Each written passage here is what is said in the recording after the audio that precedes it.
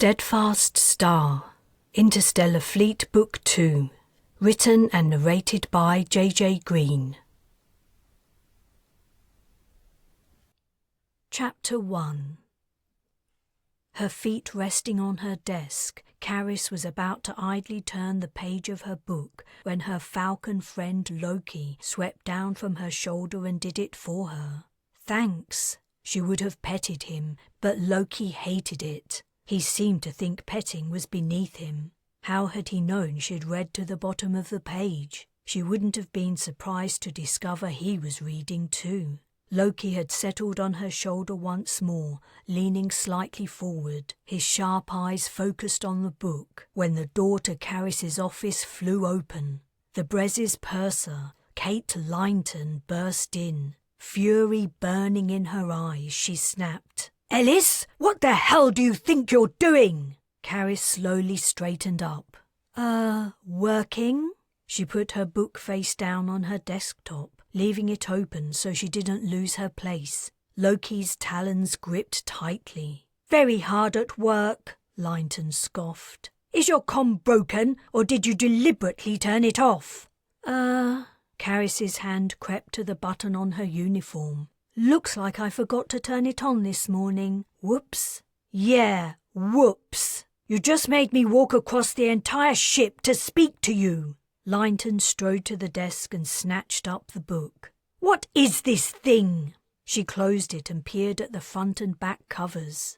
Carys gave a small sigh. "It's a book. A novel. It's a piece of old junk. I can't believe anyone would be stupid enough to waste their baggage allowance on a freaking antique. But what else should I expect from a zookeeper?" "This isn't a zoo," Carys growled softly. "It's an aviary. They're not the same." Maybe the purser had somewhat of a right to be annoyed. Carys had to admit she hadn't exactly been working, but ignorance about something so important and easy to understand as the difference between a zoo and an aviary was not forgivable. Linton tossed the book to the desk. "Zoo? Aviary? Who gives a shit?" Carys's jaw muscle twitched. "I'm assigning you new duties. Most of our passengers disembarked months ago at Prime. Your visitor count must be nearly 0.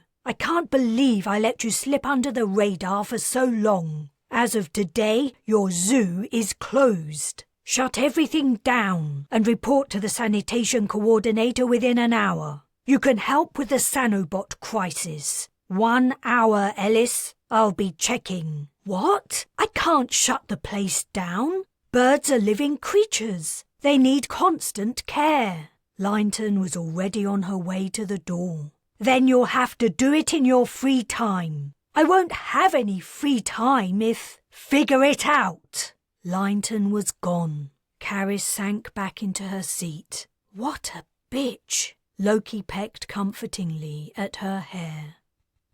Carys jerked the mop from the bucket, slopping water over the sides, and thrust it into the wringer. Cursing under her breath and imagining that the lump of sodden threads was Linton, she pressed and twisted the mop viciously. The water in the bucket was dirty, as grey and murky as her mood. The floor wouldn't be any cleaner after she'd mopped it, but she didn't care. So what if the Sanobots were breaking down left, right and centre? Why was that her problem? She was a bird expert, a raptor specialist, not a cleaner, and certainly not a cleaner of ships' heads. An idea popped into her mind. She smiled. She lifted the mop and casually tapped the bucket with her foot. The bucket wobbled. She gave it another knock, harder this time. It toppled over, and dirty water flooded out in a wave, soaking her boots. "Whoa!" a voice exclaimed. Carys looked up. Setia Aziz was at the open door, gaping at the mess. She was wearing her signature leather jacket, looking cool in dead animal skin as usual. "What the—" Her gaze rose to meet Carys's. "What are you doing?" The water was disappearing through drainage grids. Damn, she'd forgotten about those. What does it look like? What are you doing? Setia stepped gingerly across the wet deck towards one of the toilets. Isn't it obvious? So they have you cleaning now. I heard about the Sanobot emergency. Didn't know they'd roped you into dealing with it. I hate to say it, but you don't seem to be doing a very good... She halted and regarded Carys with an amused look. You knocked over that bucket on purpose, didn't you? You're hoping that if you screw up enough, they'll leave you alone, let you go back to your birds. Am I right? Carys shrugged. It's worth a try. Well, good luck. Can't say I blame you. It's not the most glamorous duty. If I'd known I'd wind up doing this, I'd never have joined the crew. Could be worse. You could be living on Talman Prime, world of endless rain, with a bunch of rich morons. True. Carys picked up the overturned bucket and set it straight. As Setia disappeared into the toilet, she asked, How's the elf doing? Have you seen her? You probably shouldn't call her that. I don't. Not to her face, anyway. Have you hung out with her recently? Wayless, a native of Prime who had decided to join the Bres' galactic journey, had been downhearted of late and complaining of homesickness. Setia replied through the closed door. This morning. She's no better.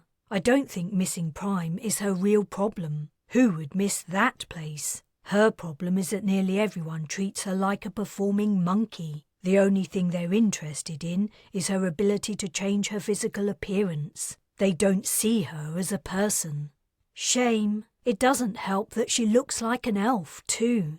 There was a sound of flushing, and the toilet door opened. Setia narrowed her eyes at Carys. What's that look about? I just told you I don't call her an elf to her face. Setia crossed to a sanitation pocket and put her hands inside it. You better not.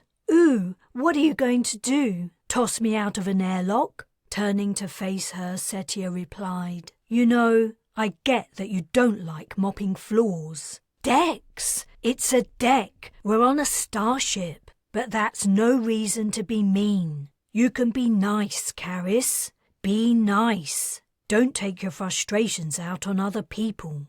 Not if you want to keep your friends. Exhaling a heavy breath, Carys returned the mop to the empty bucket. She would have to get more water. You're right. It's this damned job. They'll fix the bot soon, I'm sure. Then you can hide yourself away in your aviary again. I don't mean this job. I mean the whole belonging to the ship's crew. Back on Earth, I helped rescue and rehabilitate injured birds of prey, and the sanctuary owner left me alone mostly. She let me get on with it. I could do what I wanted, just about. Here, I'm at everyone's beck and call, and if some idiot wanders into my aviary and starts messing with the birds, I have to be polite and diplomatic. Setia lifted her eyebrows, as if she found that hard to imagine. I can be polite and diplomatic. Okay. The point is, I'm stuck. If my birds could have lived on Prime, I would have been stuck there. Now I'm stuck here. I signed up for the ride, and now I can't get off whenever I want. My contract extends indefinitely, until Captain Bujol decides she's done with me. I didn't realise the crew contracts were like that. I don't know if they all are, but mine is. At the time, I didn't think about it. I was too desperate to leave Earth and get away from my past. But if I had to make the same decision again... Her words petered out. You're not really stuck, are you? If you get a chance, you can always jump ship. If I get a chance, and if we find a planet I'd like to live on. But no matter what happens, I can't return to Earth. Not ever, as far as I can tell. My bio-parents are dead, thanks to the Crusader Wars, and I'll never see my adoptive family again. Setia's expression turned pitying. Carys snatched up the mop and bucket. Anyway, I'd better get back to work, or Linton will think up an even worse punishment for forgetting to turn on my comm. Chuckling, Setia commented, I bet that's a daily occurrence. Carys gave a small smile. Maybe. Things might look up for you soon. We're due to arrive in a few days. Maybe one of the worlds of Polaris might make the perfect home. I doubt it, but who knows? Chapter 2. Carys waited impatiently in the auditorium, anxious to return to the peace and quiet of her aviary, but the lectern on the central stage stood frustratingly empty, and the grumbles and chatter of the waiting audience grew louder. Rumours of an imminent revelation from Captain Bujold had been circulating the ship for days. The most popular theory was that it had something to do with the reason for the fleet's hasty departure from Talman Prime. As soon as the colonists were settled into their new homes, the commanders of the Bres and her sister ships, the Balor and Banba, had made embarrassingly quick farewells and virtually fled the system. The nature of the colonization could have been sufficient explanation for the fast departure. What a farce! A bunch of aging business moguls and trust fund babies had turned out to not be the ideal candidates for building a new human civilization in deep space. Who could have known? It had been a stroke of luck that Prime had been inhabited by a species suspected to be the cousins of humans, and that they had forgiven the fleet for attacking them.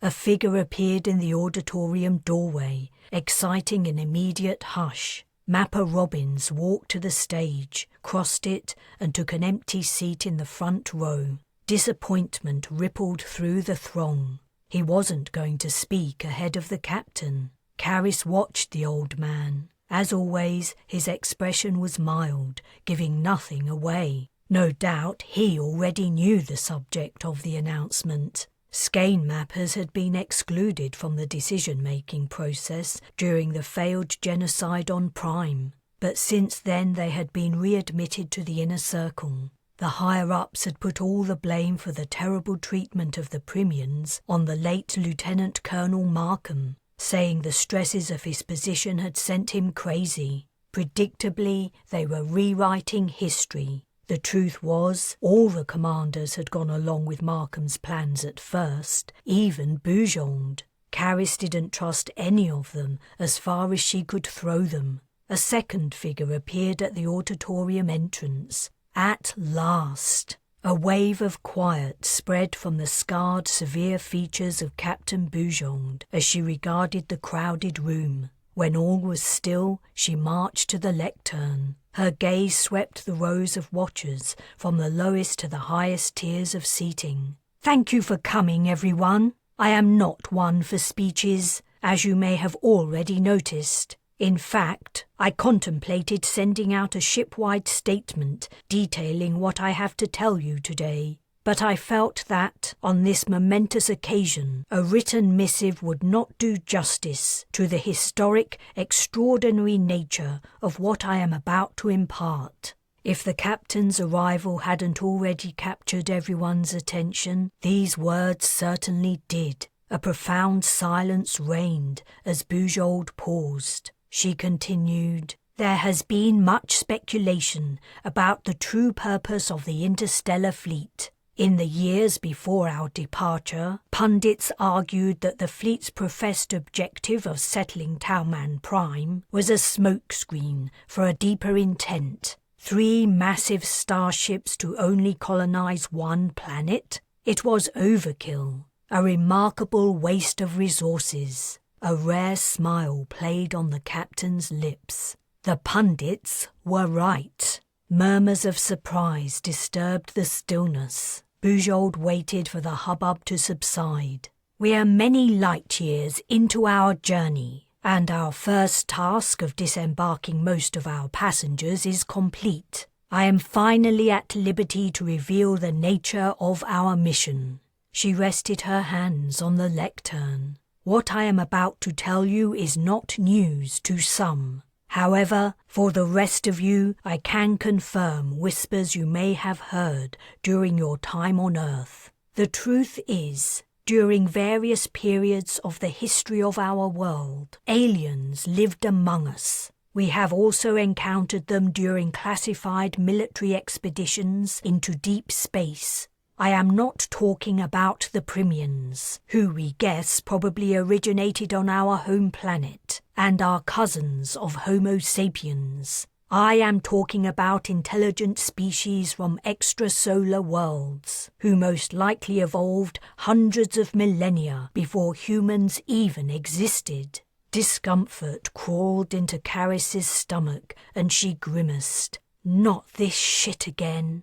In terms of technological and physical development, we are infants compared to these beings. Their capabilities are simply beyond our comprehension. There is no point in explaining those capabilities. That information isn't important today. What I can tell you is that one of these species is hostile, and another appears to be benevolent. The generosity of the latter is responsible for the advances humanity has made in recent years, including most of what surrounds you. Another thing I can tell you is, from our limited perspective, these life forms don't appear to have anything to do with each other. They are extremely advanced and ancient, yet they do not have any organized relationship. This may seem as strange to you as it does to Earth's political powers. As far as we can tell, neither these nor any other species has formed a galactic governing body. There are no mutually agreed rules or laws relating to acceptable behavior, or anything to help ensure the safety, well-being, or advancement of intelligent life. We cannot guess why neither has taken this step. It seems the obvious thing to do, but perhaps our species' habit of creating institutions and forging productive alliances is unique within the galaxy. Or maybe in the far distant past the attempt was made but failed. Regardless, what I can reveal to you today is that the goal of the Interstellar Fleet is to attempt to build this organization, to lay the foundations of a new galactic federation. Bujold's tone filled with added conviction as she went on. Our mission is to visit planets showing signs of intelligent life, contact their governing bodies, and propose that they join with similarly developed species for their mutual benefit. We will start with Polaris, and then move on to the next system and the next. It will be a long process. The galaxy is vast and may contain thousands of eligible life forms. This is a task I will not live to see completed. It is outrageously ambitious. It is perhaps halfway between ignorant and insane. Nevertheless, we will attempt it. Her hands fell to her sides, and tension left her body like a great weight falling from her shoulders. That is all I have to say. You will receive a more detailed plan, including your personal role, within the next few minutes. If you have any further questions, please address them to the relevant crew member. She stepped from behind the lectern and walked quickly from the stage. The shock permeating the space collapsed. Clamour erupted. The tidal wave of sound was too much for Carys. She rose from her seat and stepped over legs to leave her row. A galactic federation? An endless journey through space? The fleet had no final destination. Worrying about what it all meant, she trotted down the stairs, anxious to leave before getting caught in the general exodus. Setia crossed the stage, heading for Robin's. Carys kept her eyes on the two in conversation while she descended. It was impossible to hear what they were saying. Robbins looked grave as he spoke, and Setia reacted with a frown. As Carys reached the bottom of the stairs, they parted, and she arrived at the exit the same time as Setia.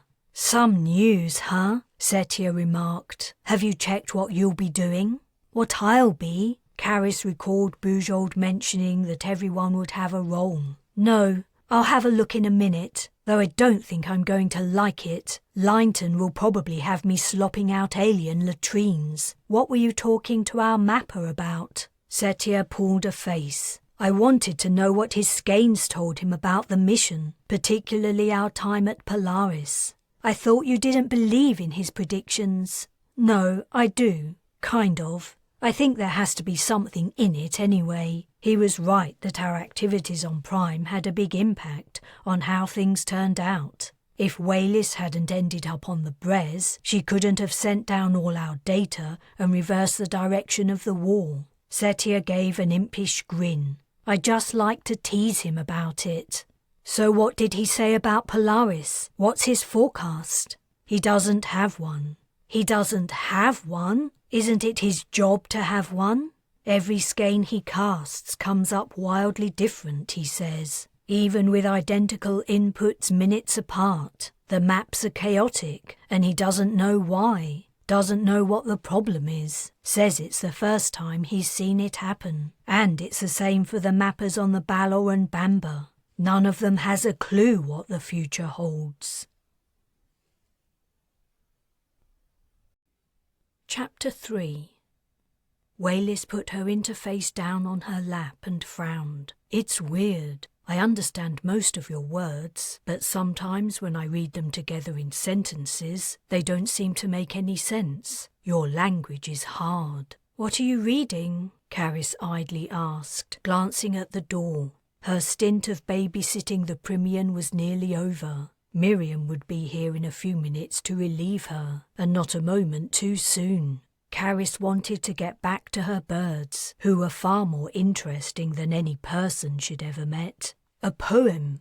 A poem? Bloody hell! I don't think I can help you with that. Why are you reading poetry? It's an old poem. I'm trying to learn more about Earth history and Polaris. Curiosity overcame Carys's boredom. I give up. What poem covers both Earth history and Polaris? Waylys tutted and shook her head in a characteristically human way. There was no question that her species was closely related to Homo sapiens, but Carys couldn't rid herself of the feeling that Waylys was distinctly other. Not in a creepy way, she was just different. Carys suspected it was this impression that stopped their shipmates from treating Waylys like one of their own, not an obsession with her strange ability, as Setia thought. Or perhaps they'd heard stories of elves, brownies, and other mythological beings as children. It couldn't be denied that Waylys looked like she'd stepped out of a fairy tale.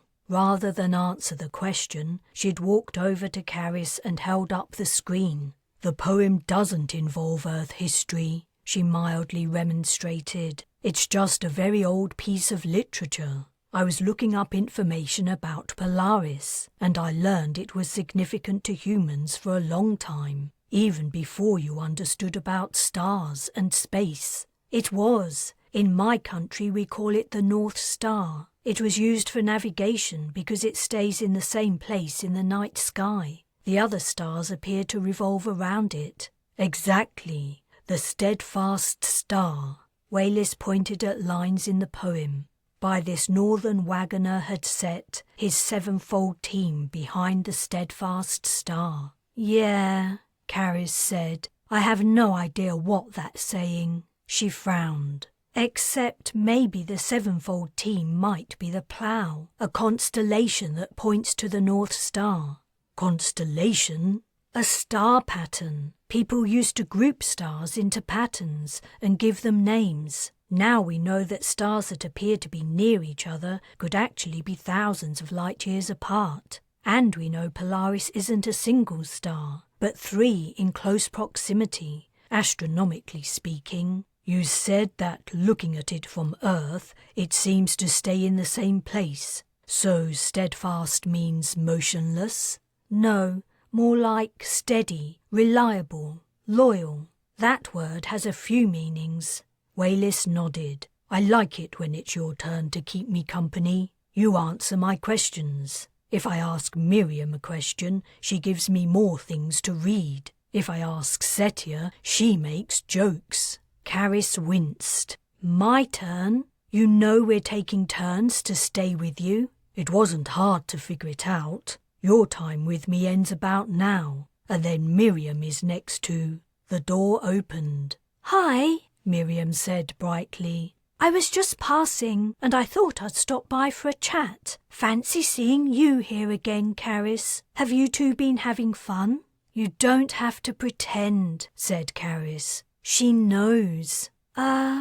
Miriam's cheerful expression faltered. "I don't mind," said Wayless. "I think you're all very kind, and I'm grateful." "It was Miriam's idea," Carys explained, uncomfortable at being included in Wayless's compliment. In truth, though Miriam had proposed babysitting Wayless, Setia had figuratively twisted Carys's arm to make her join in. "But you're here," said Wayless, "and you don't have to be. Not for much longer." Carys rose to her feet. She was beating an exit when Miriam said, "Hey, I thought I saw Sheldrake earlier." Carys halted. "You did?" The ex-corporal had become an enigmatic figure around the ship. She hadn't seen him for weeks. "Just a glimpse in the refectory. He was leaving. I was about to shout out, but decided against it. Do you think I did the right thing?" Carys bit her lip. "It's hard to say. We definitely shouldn't draw attention to him. On the other hand, he can't be having much fun sneaking about all the time, worried he's going to get caught." "Mapper Robbins must know he's aboard," said Miriam. "He can see everyone in his skeins. He'll have to let Captain Bujold know sooner or later." "I bet she already knows. She just has bigger fish to fry." Wayless giggled. "What's so funny?" Carys asked. Sheldrake's position was a difficult one. Ejected from military service due to defying orders and attacking a fellow soldier, he had no place on the ship's manifest. Somehow he'd managed to avoid being forcibly disembarked at Prime. This was probably because of the massive upset over the colonization coordinator, Ulandri, attempting the exact same thing. As far as Carys understood, he'd simply been overlooked. "What a strange saying," Wayless replied. "Bigger fish. People aren't fish, and you don't fry them." Returning to the subject," Carys went on, "arriving at Polaris is going to change everything. Assuming Bujold knows Sheldrake is a stowaway, I suppose she hasn't bothered with him while we're en route. I don't think she would actually space him, but when she has a planet handy, the obvious solution would be to get rid of him on it. I really hope it doesn't come to that. The man had a lot of qualities. It was a shame he was persona non grata." "I hope so too," Miriam said mournfully. "But I don't see a way he can return to soldiering. And what else is there for him to do?" "Maybe Setia's working on it. If she is, she hasn't let me in on her rescue plan." Loki was calling. At some point while Carys had been bringing the bird up, he had either invaded her mind or she'd become overly enmeshed with him. She'd never been able to decide, but she needed to return to her cabin. "I have to go." Leaving the two women, she set off across the ship. The minute the richest of the Bres's passengers had boarded the shuttle that would take them to Prime, there had been a mad scramble for their cabins. Now their owners would no longer be needing them, luxury suites were up for grabs. Every crew member, from third-class engineers to high-level officers like Purser Linton, had rushed to long-coveted dwellings and quickly installed their belongings. In some cases, more than one person had their eye on a particular habitation. There had been arguments. Carys had heard of punches being thrown. Her requirements were more modest. She hadn't been forced to compete for her new abode. A 2-room place, it was a decided step up from her assigned cabin, yet it wasn't particularly extravagant. There was enough room for her and Loki, and that was all she needed. When she entered her place, he flew from his perch to her shoulder. She chuckled and crossed the cabin to her countertop refrigerator. "What have you been doing while I've been gone?" Naturally, Loki didn't answer. He flexed his feet excitedly while she took out a container and opened it. After picking up a ready-prepared strip of meat, she held it between 2 fingers for Loki to grab with his beak. The little snack soon disappeared, and she fed him another couple of pieces. When she closed the lid and returned the container to the refrigerator, he complained. "Kee, kee, kee. If I feed you any more, you'll be as fat as a chicken." Loki had made a full recovery from the time he'd spent on Prime. When she'd first seen him, she'd been shocked by his thin, bedraggled state. He'd barely resembled the healthy young kestrel she'd nursed from an egg. The Primians had managed to keep him alive, but they clearly knew nothing about birds, let alone falcons. Now he was back to his usual active, curious self. She hoped that if Bujold decided one of the worlds of Polaris was suitable for bird life, which would mean the end of the voyage for the aviary keeper, it would be a good home for Loki. "I might not have my family, but at least I have you." He playfully nibbled her ear. Chapter 4. Polaris is a triple-star system comprising Polaris AA, Polaris AB, and Polaris B. Our sister ships will be visiting Polaris B. The mission of the Bres is to investigate a suspected inhabited world of Polaris AB, the smaller of the paired suns. Ancient astronomical studies indicated the planet has liquid surface water and an atmosphere that contains oxygen, carbon dioxide and methane, and therefore may harbour life. However, the Antarctic project dismissed it as a potential site of colonization. The planet's gravity is too low, 0.771 sg, for long-term survival of a human colony, and there is a high likelihood of challenging surface conditions due to the proximity of Polaris AA, a massive star. More recently, the fleet's long-range scanners have detected radio signals that seem artificially generated. We have been unable to extract any meaning from the signals so far. All we know is they are transmitting between the worlds orbiting Polaris AB and Polaris B. We may discover the radio waves are a physical phenomenon unknown to us at this time, not generated by an intelligent species, in which case we will search for evidence of life and assess and catalogue other planetary data before moving on to our next destination. Your role in this mission. Carys glanced sideways at Loki, who, as always, was giving the impression he was reading too. Here we go. The next few sentences of the document would reveal her fate, her immediate future, possibly the fate of the birds under her care too. She had put off reading the captain's message, sent directly after the announcement about the fleet's purpose, for days. Just the thought of the ongoing journey made her heart sink. She didn't want to think about the fact that she'd signed her life away. The personalized notification was a stark reminder that she had to do whatever Bujold dictated, whether that meant staying on the ship forever or living out the rest of her life on an alien planet. Neither option held any attraction anymore, yet both were inescapable. Loki hopped from her shoulder to the interface and pressed the ball of his foot to the arrow. The next page appeared. "Stars, you're clever." If he'd tapped with his beak, it might not have worked.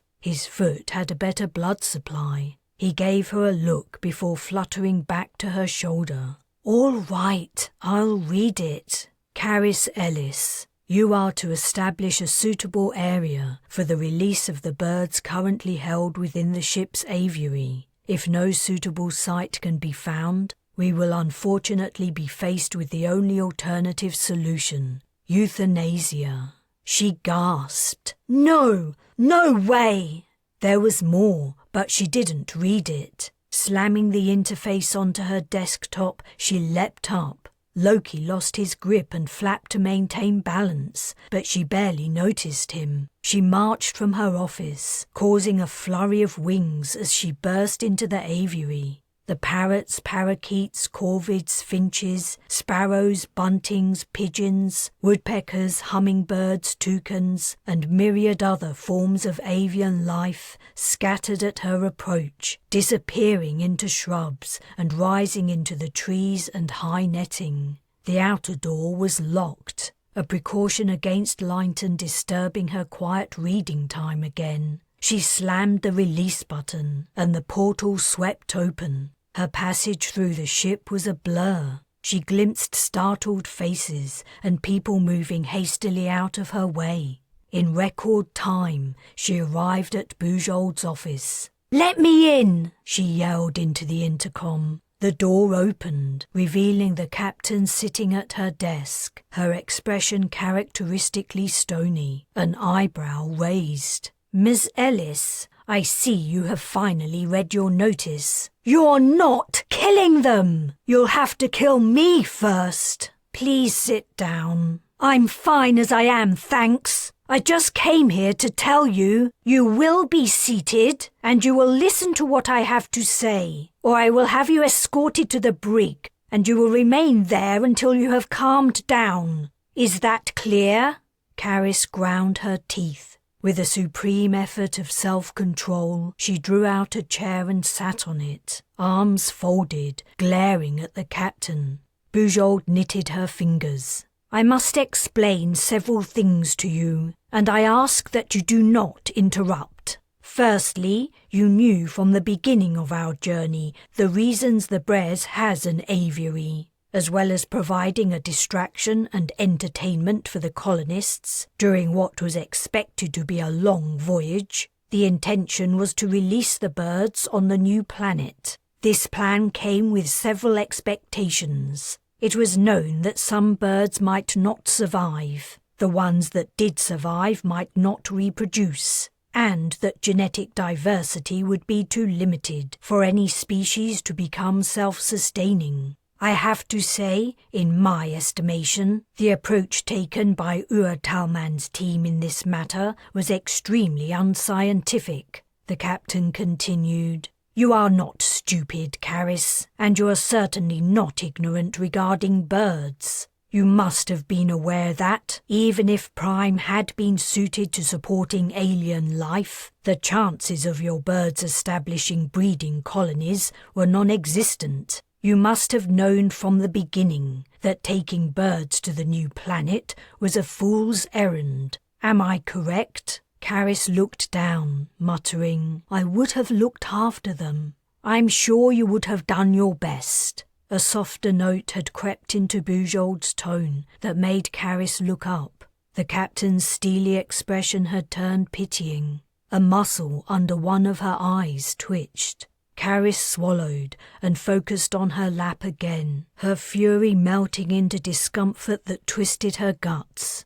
Pitying looks reminded her of the faces of her rescuers in the Australian desert years back. "What you have to accept," Bujold continued, business-like, "is that the Bres' supply of bird food is finite. You know this. You are in charge of the stocks.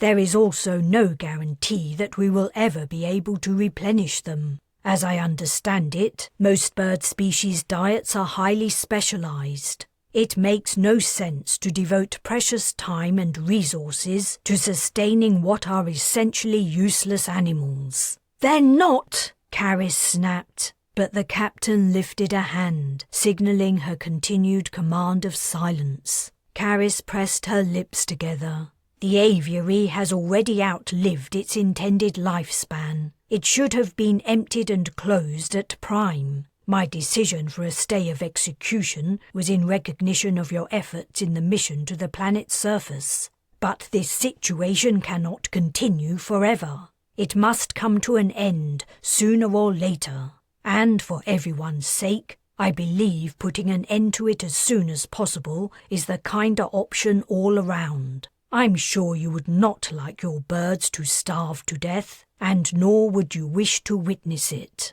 Watching her carefully, Bujold went on, "Naturally, this doesn't apply to your pet. I believe he eats meat, so there should be no problem with supplying the small amount of food he requires. And don't forget that your birds may be able to survive on the planet we are about to visit." "What happens then?" Carys challenged. Screw Bujold and her demand to be heard uninterrupted. They were talking about the lives of hundreds of living animals. Hundreds of animals who would be put to death, based on the poor judgment and whims of the bunch of idiots who founded the fleet. What happens if you transfer all the birds to the surface? Do I go with them? The captain exhaled heavily. You knew the score when you signed up. You're the bird keeper. The plan was always that you would care for the birds, whether on the ship or off it. And if you murder them all, then I have nothing to do, right?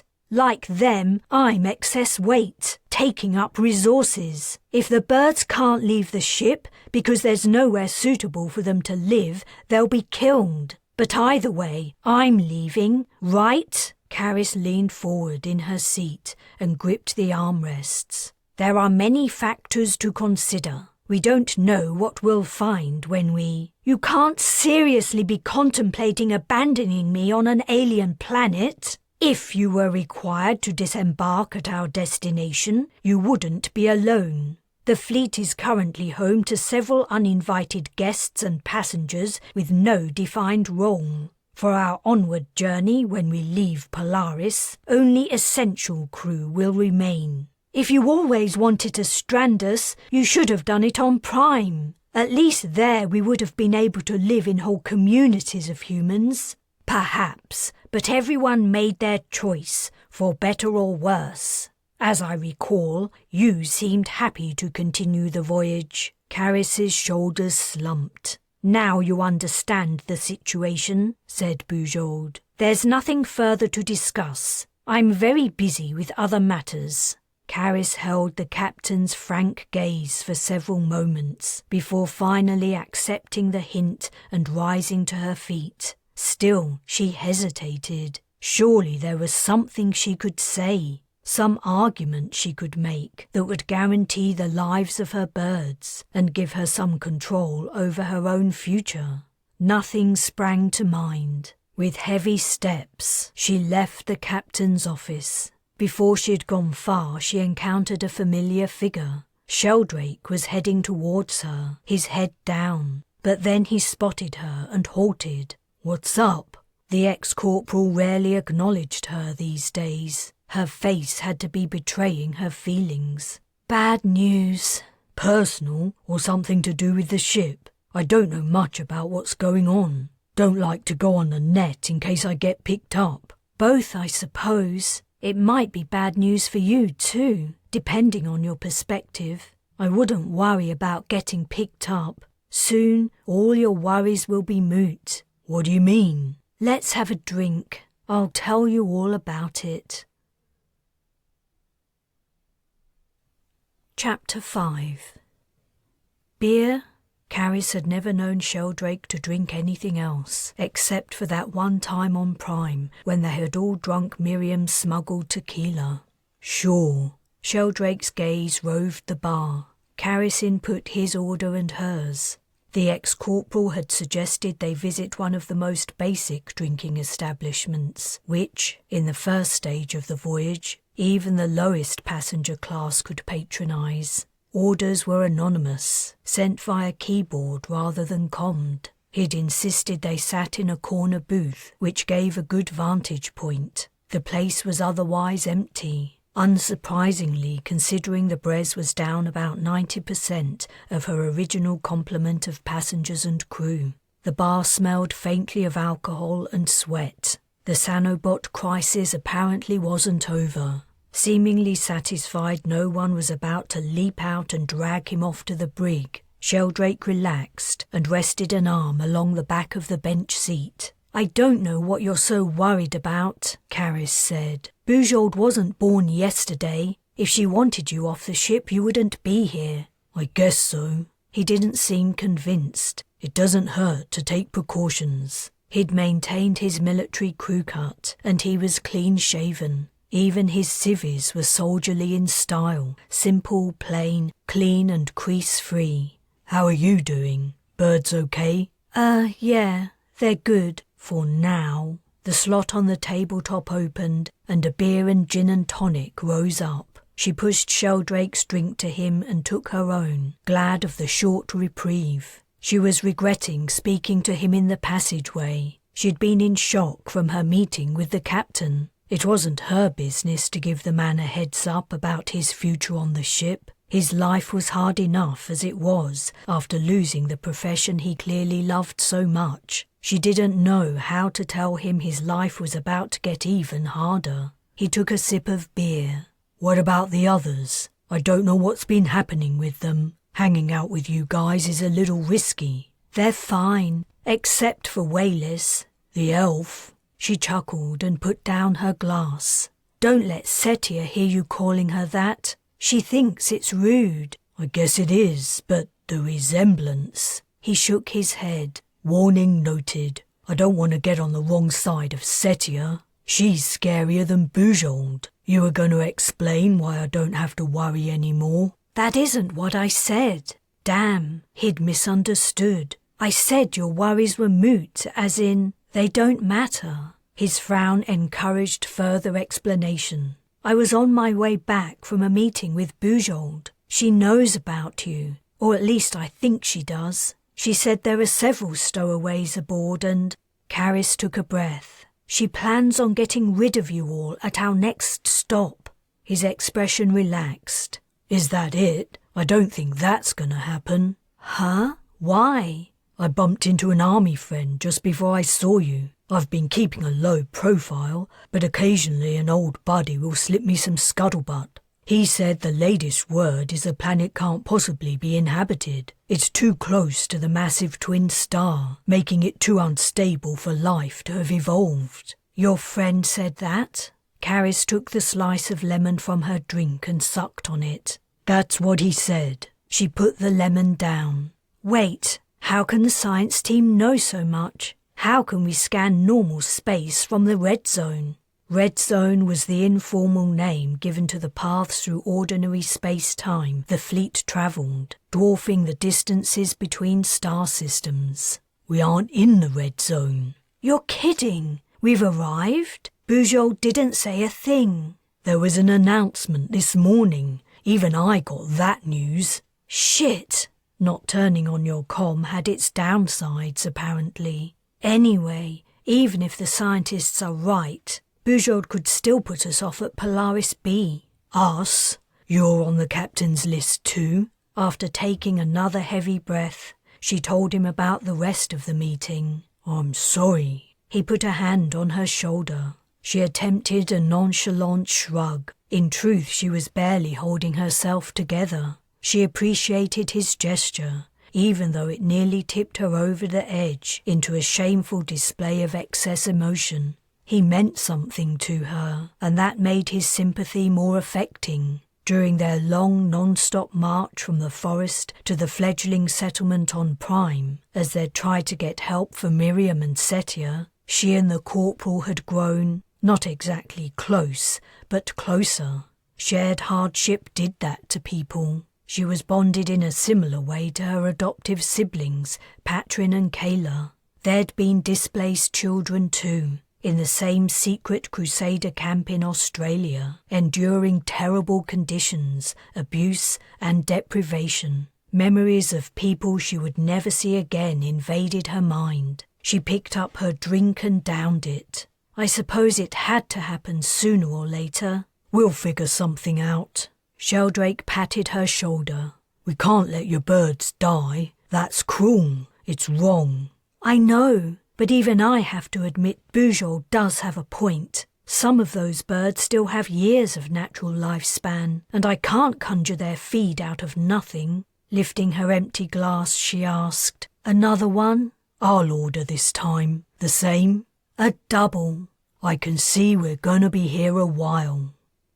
Moving around the Bres was like wandering through a honeycomb. The fleet ships were broadly structurally identical. Blocks comprising rooms of a range of dimensions slotted together around the central propulsion system. The purpose of the rooms varied according to the section. In some places the largest rooms were family suites. In others they were cafeterias, their dividing walls removed. Elsewhere they were gyms. The equivalent of Setia's former tiny cabin was a public restroom in certain parts of the ship, a single-person sim amenity in others. Carys's aviary, towering 3 decks high, was a rock-climbing facility, a ship's hold, a rainforest habitat, and she didn't know what else in other locations. The bar she and Sheldrake had been drinking at formed part of the 5th uppermost deck. Low and wide, these places were also storage facilities, and, she vaguely recalled in her inebriated state, one of them was Mapper Robin's office. Maybe he needed the space to see his skeins.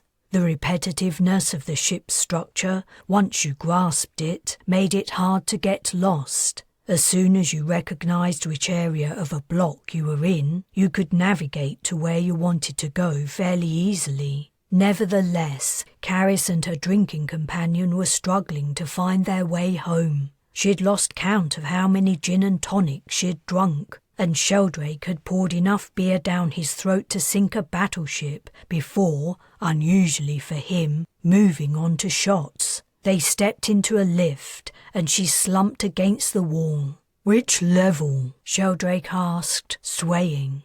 "Dunno." She thrust the heels of her hands into her eyes to clear the blurriness in her vision. The lift lurched, or perhaps she did. Either way, she found she was suddenly on the floor. Deck, she reminded herself. Or was it a floor? "Which level?" Sheldrake repeated in the same tone, as if he'd forgotten he'd already asked the question. Now she was really confused. "I think it's a deck." "Huh?"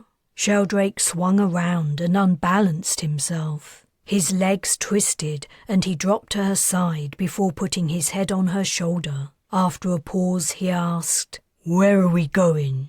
"Home." "Back to Earth?"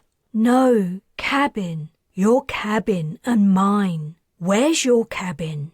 "Huh?" "Which section?" "Pretty sure this is F." "No, which section for your cabin?" "Can't remember."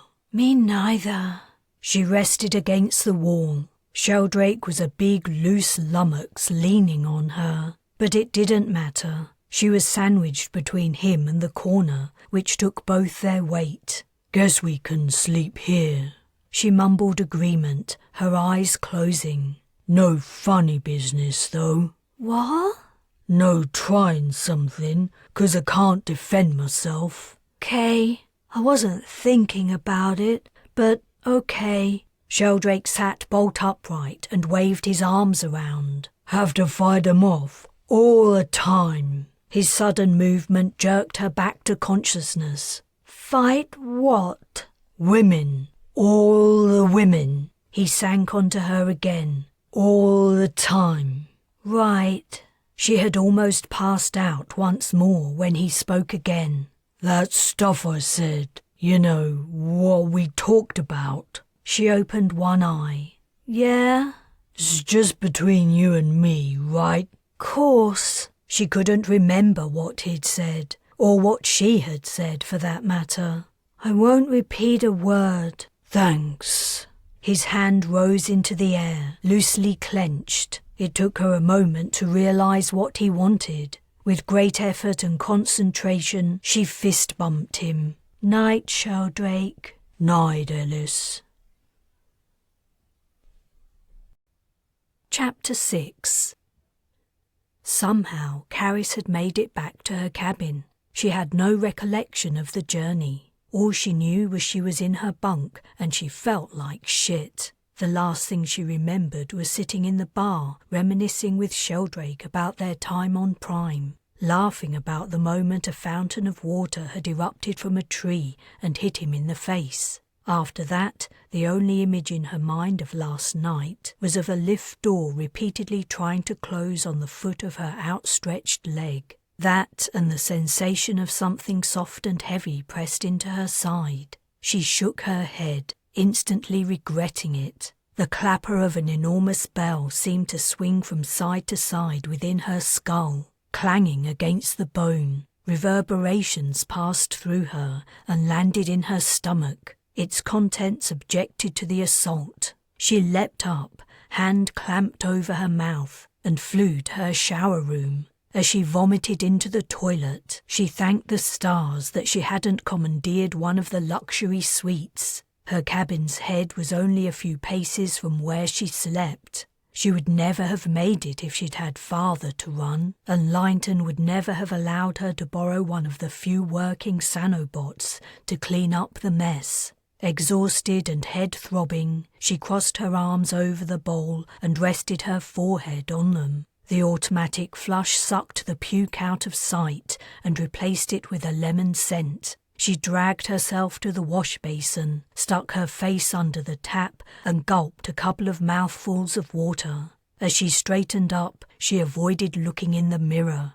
Yet she couldn't help spotting two beady eyes in the reflection. Loki's perch stood beyond the open door. Judgment was written all over his face. He was probably only hungry, but she couldn't help feeling he deeply disapproved of her behaviour. All right, she muttered. I learned my lesson. No more getting off my face. He didn't seem to believe her. He shuffled restlessly before lifting into flight. From beyond her view came the metallic scrape of talons on the refrigerator. After staggering to the kitchenette, Carys gagged as she gave Loki his breakfast. She chucked 2 headache tablets down her throat, followed them with more water, and returned to bed. The aviary could wait a couple of hours until she began to feel human again. But worries invaded her mind, the same worries that had driven her to drown her sorrows. What would happen to her birds? What would happen to her? Guilt at leaving her adoptive family without an even goodbye note, let alone an explanation, also nagged. She couldn't sleep. To take her mind off things, she picked up the book lying face downward next to her bunk and scanned the pages. She must have read this book 5 or 6 times already, yet it didn't lose its appeal. The familiarity of the story made it more of a comforting escape. Her bed seemed to suddenly dip. Her empty stomach protested and she retched. Her cabin appeared to swim before her eyes, as if she were on a plane experiencing turbulence. Shutting her eyes tightly, she prayed for the tablet she'd swallowed to work faster. She should be starting to feel better, but she felt worse. The sensation eased, and she tried to refocus on her book. It was no good. She was reading the same sentences over and over. Nothing was going in. She gave up and put the book down. As she turned onto her side, hoping to at least doze a little, her door chime sounded. She ignored it. If she pretended she wasn't here, whoever wanted to see her would go and look in the aviary and perhaps other areas of the ship. It would buy her some time before she had to live up to her responsibilities. After all, if she was going to be abandoned at Polaris and all her birds were going to be killed, what was the point of anything anymore? Said a voice through her intercom. Miss Ellis, I know you're in there. Carys was silent. How did he know? She peered into the room's corners. Were there hidden cameras? The captain insists that you come with me to the briefing room immediately. I have permission to override your door security if you refuse. Bloody hell! Wait a minute! Carys threw back her covers.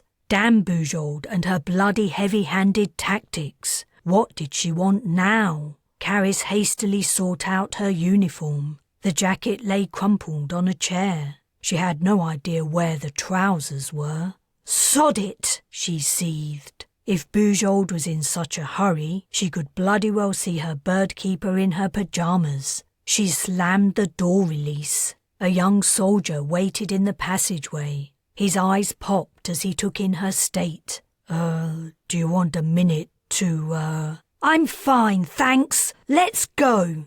Barefooted and wild-haired, Carys marched alongside the young man. The route leading to the briefing room was almost empty, but the few passers-by they did encounter took a second and third look at the strange pair, gawping and sometimes chuckling. Carys's irritation and resolve began to waver. She was cold, she felt sick, and her eyes were sore. Maybe defying Bujold by arriving in an unkempt state wasn't such a good idea. Carys began to feel like she'd scored an own goal. When she reached the briefing room, the feeling intensified tenfold. The soldier had only mentioned the captain. He hadn't said anything about anyone else. Yet, now Carys thought it through, she realised that if Captain Bujold had wanted to see her alone, she would have requested her presence at the captain's office. The location of the briefing room implied. Carys took in the 4 officials sitting around the table.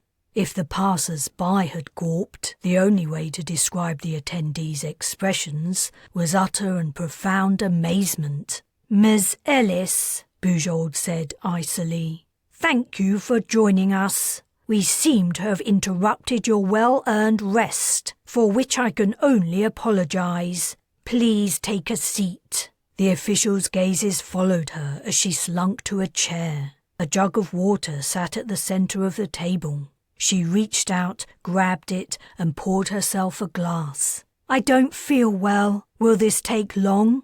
"You must already know Purser Linton," said Bujold. The purser was looking daggers at her. The captain continued, "I don't know if you've met Lieutenant Colonel Bres or Ambassador Barbier."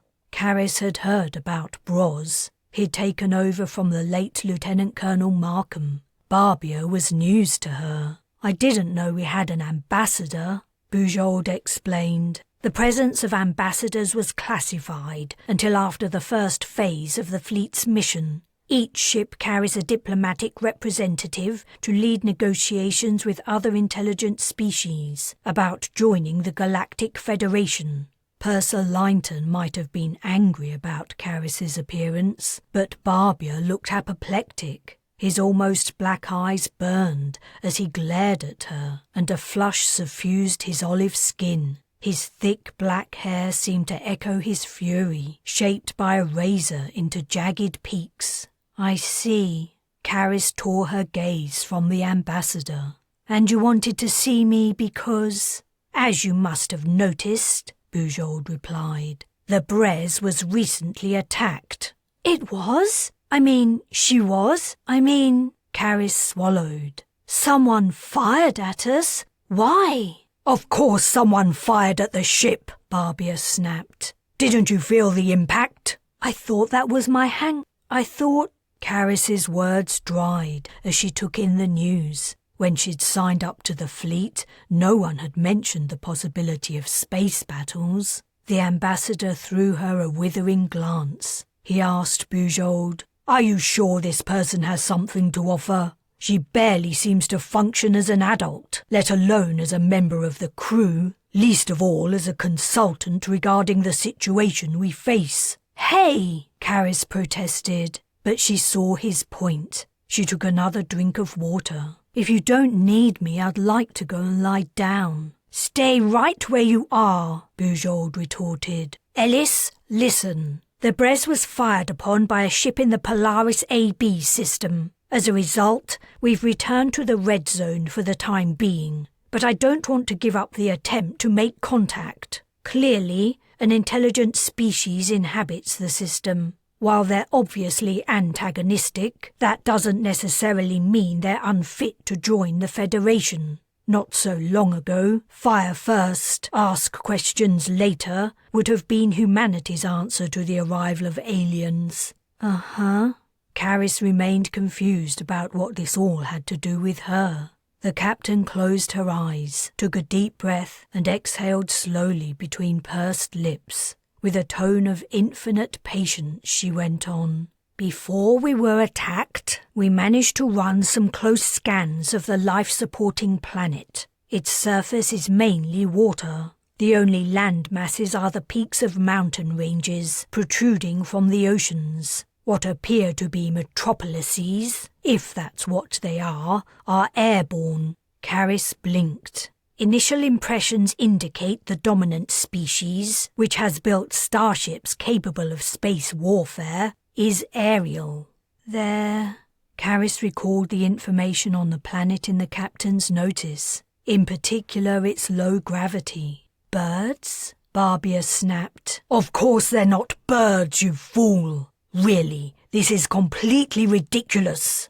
"Ellis," Bujold said, ignoring the ambassador, "we've caught you at a bad time. Return to your cabin. On your way, take a detour to a sick bay, where I've heard they have an effective cure for your illness. Take it, lie down for a couple of hours, and then come back here. In the meantime, if you're feeling up to it, think on the implications of what you've just learnt. It may be that your specialist knowledge means you have significant insights to offer.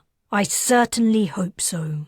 Barbia looked away in disgust. Lieutenant Colonel Bres stared without sympathy. A mocking smile garnished Linton's lips. Carys got to her feet and padded to the door. Her escort had disappeared. Her feet were cold. Significant insights to offer? What a joke. Chapter 7. Bujold, Barbia and Bres. Carys smiled. They sounded like characters in a kid's comedy show. "Is something funny?" Barbia snapped. The three had been deep in discussion, but apparently he was keeping a close eye on her. She forced a serious expression but didn't bother answering. Scowling, the ambassador returned his attention to the captain and lieutenant colonel. The triumvirate in the briefing room were clutching at straws. Did they know it? Maybe. Yet even so, they were unaware of the depth of their ignorance. She could have refused to consult on the aliens of Polaris AB, but what would have been the point? As soon as word got out, she would be a pariah. Who in their right mind would withhold specialized knowledge in the current circumstances? The success of the mission could depend on it. Everyone's lives could depend on it. But imagining she knew anything relevant to the situation was insane. Just because the aliens were aerial, it didn't mean she could predict their behavior, culture, or even their anatomy. She might know a lot about birds, but bats, insects, and plenty of other Earth organisms were aerial too. There were flying squirrels, flying fish, and flying snakes. Some species of spiders also flew, casting out their silk to catch on the wind. She didn't know a hell of a lot about any of them. She certainly knew all about creatures who evolved on a system hundreds of light years from Earth, who just happened to locomote via the atmosphere. The hangover cure from the sick bay Bujold recommended had been effective. Carys's pounding headache had quickly vanished. Her stomach didn't feel like it had been scoured with wire wool, and her mouth had lost its guano depository taste. Before returning to the meeting, she'd put on her uniform, only noticing too late that it was crumpled and grubby, and, she suspected, carried more than a whiff of the aviary. Barbia's laser gaze had travelled from her boots to her head when she'd reappeared. Now it focused on her again. "Do you have anything to add, Ms. Expert?" The three officials had been talking for so long she'd lost track of their discussion. "To what? You've covered a lot of ground." "To the subject of communication, of course. It stands to reason that if we're to get anywhere in our endeavour, we and the target species must understand each other." "Well," she considered the question. Birds' communication was primarily oral and visual, though the latter was mostly for sexual signalling, particularly male birds' colour and feather displays. There was also some utilisation of body language, again often for the purposes of selecting a mate or pair bonding. She guessed similar principles might apply to the species in the Polaris AB system, but she wasn't sure how. "This is a complete waste of time," said the ambassador tersely. "While we're waiting for her to answer, we could be actually doing something." "Give her a minute," Bujold said. "No," Carys replied. "He's right. I don't have any suggestions." The captain frowned, dissatisfied. Bres said, "I say we try transmitting their own radio broadcasts at them. Then they'll know that, A, we're listening to what they're saying, and B, we're another intelligent species. They'll know that from our massive starship, Barbier interjected. One of Bres's eyes twitched. With no other reaction, he continued, "And see that we're attempting to make contact. Naturally, anything else we might send will be entirely incomprehensible to them." An idea popped into Carys's head, but she didn't voice it. "Ellis?" Bujold asked. "Nothing," the captain said. "I can't help feeling we're missing something, but for the moment I don't have any other suggestions. So we're agreed? We shift into normal space much farther from the system this time, and approach slowly. I can see how a large, strange starship appearing from nowhere could provoke a hostile reaction. That may be the reason our first attempt to make contact failed. Hopefully this new tactic will demonstrate we mean no harm." "Hopefully," Barbier concurred. Bres said, "It's a shame there's no galaxy-wide, mutually agreed sign of peace." "That's the kind of thing we're striving for," said Bujold. "Perhaps one day we'll achieve it. In the meantime, baby steps. We'll learn as we go along. Eventually we will establish effective protocols. Ellis, come with us to the bridge." Carys couldn't fail to catch the quiet tut from the ambassador.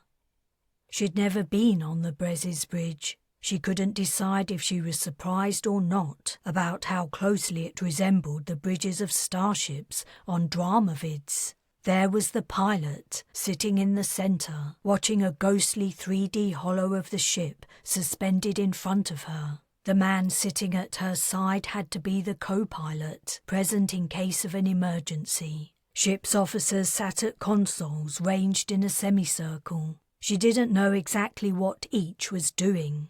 Reading scan data, monitoring comms, overseeing operations. Were weapons officers here too?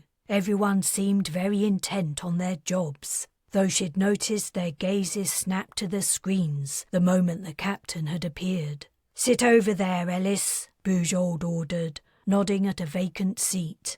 Carys took it, gripping the armrests nervously, feeling surplus to requirements. What was Bujold thinking, inviting her here? Her birds needed feeding. She hadn't been to the aviary since she'd woken up. She would be more useful there than on the bridge. She half rose to her feet. "Maybe I should—" "Stay right where you are, Ellis," said Bujold. She slumped into her seat. To ease her anxiety, she scanned the room. When her gaze alighted on the pilot again, she noticed the woman had no controls. What was more, she and her co-pilot were the only people in the place wearing helmets. The pilot's gaze was riveted to the hollow of the ship, and her hands rested on her lap. She had to be piloting via a direct brain-ship interface. Carys had heard of such things, but never seen them in real life. What if something startled the pilot? Would the Bres wobble, throwing everyone off balance? Carys restrained a nervous giggle. "Pilot, transition to normal space," Bujold ordered, following with a distance measurement Carys didn't understand. She presumed it was farther out from the target planet than the Bres had appeared the first time around. The pilot replied, "Copy, Captain." "Comms," Bujold continued. "Select 1 minute of the single-stream radio broadcasts we've been picking up and prepare to transmit it at its original frequency to the planet's surface." "Aye, aye, Captain." The comms officer bent over his console. Ambassador Barbier and Lieutenant Colonel Bres sat at the rear of the captain in apparently designated seats. They ignored Carys, but the bridge crew were giving her sidelong glances, clearly wondering who she was and what she was doing here. She squirmed with discomfort, asking herself the same questions. The pilot said, "Maneuver complete, Captain." Carys hadn't felt a thing, and without an external view there was no indication the ship had transitioned to normal space, except for the pilot's announcement. "Comms," Bujold said. "Transmit." The officer stated his compliance. Though no one moved or spoke, the atmosphere on the bridge altered. Silence stretched thin. Nothing happened. How long would it take for the aliens to react? Perhaps they wouldn't even notice the transmission, given that it was in their own language. Barbia asked, "How far out are we exactly, time-wise?" "We'll reach high orbit in around an hour," Bujold replied. "Ops, nothing to worry us yet, ma'am," the officer said. "Scan data indicate 3 starships moving in orbital patterns, including the one that attacked us previously. Plenty of satellites, and the same surface transmissions we were picking up before," Bres said. "Seems odd to have starships simply circling the planet. I guess they could be cargo or research ships, but at least one has military capabilities. I wonder why." "Exactly," Barbia commented. "They couldn't have been expecting us, yet they have defensive weaponry ready and waiting." "It isn't so strange," Bujold replied. "Not so long ago, Earth had plenty of military starships." "That was during the Crusader Wars," Bres countered. "Things have been scaled back considerably since then, though it's true the Britannic Alliance have kept a few ships active in case of a surprise attack from outer space. That could be what's going on here." Bujold drummed her fingers. "It's possible they're simply vigilant. Or there could be a civil conflict going on, and we just happen to arrive in the middle of it. Comms, repeat the same transmission." A few moments later, the operations officer said, That got a reaction. All 3 starships have altered course." "Let me guess," said Bujold. "They're heading in our direction." "You got it, ma'am." "Pilot, prepare to return us to the red zone at my order." How long would it take for the alien ships to reach firing range? Carys was dying to know, but she didn't dare ask. What was she even doing on the bridge? The 3 monkeys were carrying out their plan. She was merely a spectator. She would rather be in her cabin with Loki. He was probably wondering what had happened to her. "Now," said Bujold, "we wait." Chapter 8.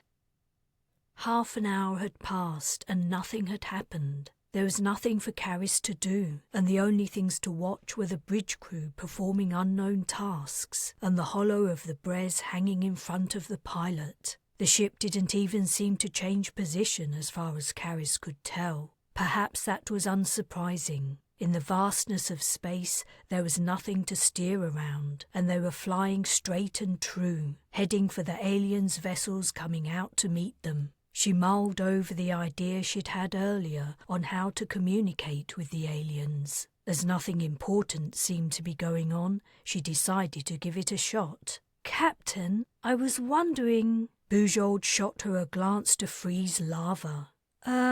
Permission to speak?" Returning her attention to the screen on her armrest, Bujold growled, "Permission granted. I was wondering if, rather than transmitting the aliens' broadcast back at them, we might try using a universal language." "Universal language?" Barbia scoffed. "Don't you mean galactic? Anyway, there are none. That's one of the points of the mission, to develop mutually comprehensible methods of communication." Without looking up, Bujold said, "Continue, Ellis." I was thinking, even though birds don't respond to other bird species' songs, they do react to their alarm calls. There are some sounds other birds make that most birds understand." "Are you suggesting we tweet at them?"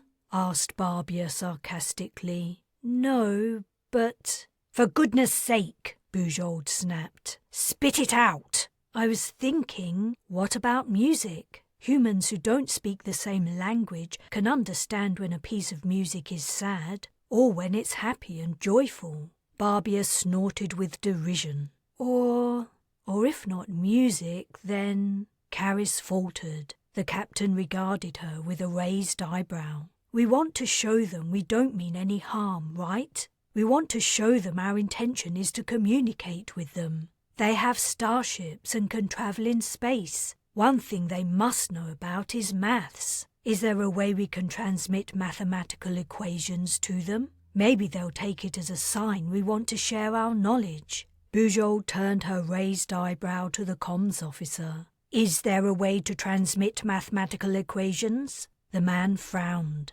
Possibly, Captain. Which ones did you have in mind?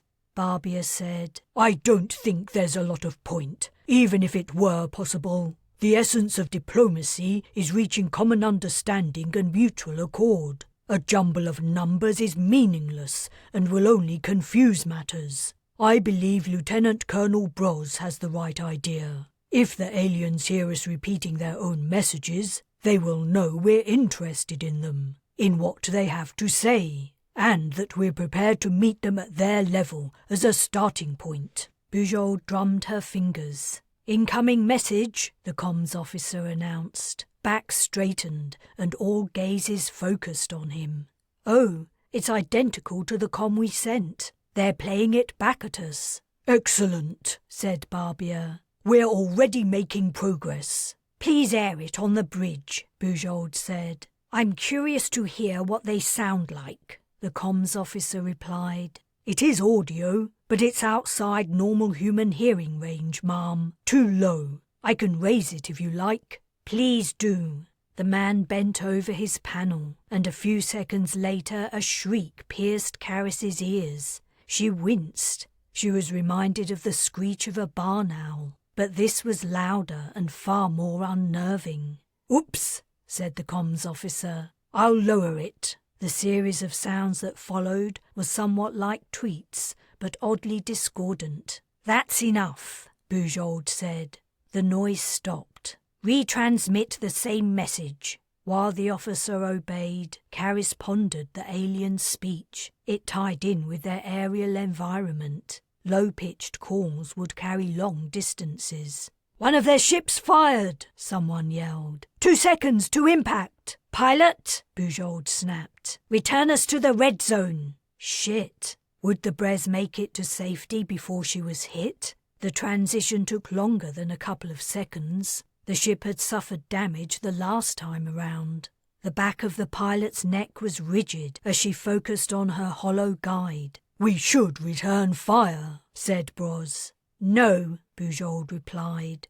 A jolt jerked Carys's seat and ran through her body. Bujold requested a damage report. Deck 4 maintenance level had been hit, casualties as yet unknown. More fire incoming, an officer announced. Captain, Bres pleaded. No, we've been over this. I will not jeopardize this mission by engaging in an armed conflict. Pilot? The woman's head swiveled to face another of the bridge crew, who was staring hopelessly at his console. Waiting for catchpole, ma'am. Navigator, Bujold demanded. Captain, I don't believe it. Navigator! The pilot seemed to need coordinates to enter the red zone. Ma'am, the navigator said helplessly. Our navigation system is down, and I have no points of reference, no gravitational data. All I know is the time and our velocity. A second jolt hit. We must fire back, Bres urged. Barbier had paled and his eyes were wide. Pilot, Bujold said. Turn onto a reciprocal heading, maximum speed. Navigator, reboot your system. While the navigator vigorously jabbed at his console, a heavy force pushed Carys to one side. She clung to the armrests. The hollow of the Bres had angled left. Then Carys was forced backward into her seat. What level of swing and acceleration was the pilot making for the compensators to be unable to cope? Fire incoming! The gap between the announcement and the jolt was shorter. Their enemies were drawing nearer. The distance between the ships would have closed as the Bres about faced. Bujold requested a damage report. The officer barely had time to make it before Bres urged, We must return fire. At this rate they'll shoot us to bits. Captain, said Barbier, while I admire your resolve, our mission is not more important than the lives of our personnel. We will not return fire, Bujold declared. But if we run away like a dog with its tail between its legs, the ambassador countered, it sends entirely the wrong message.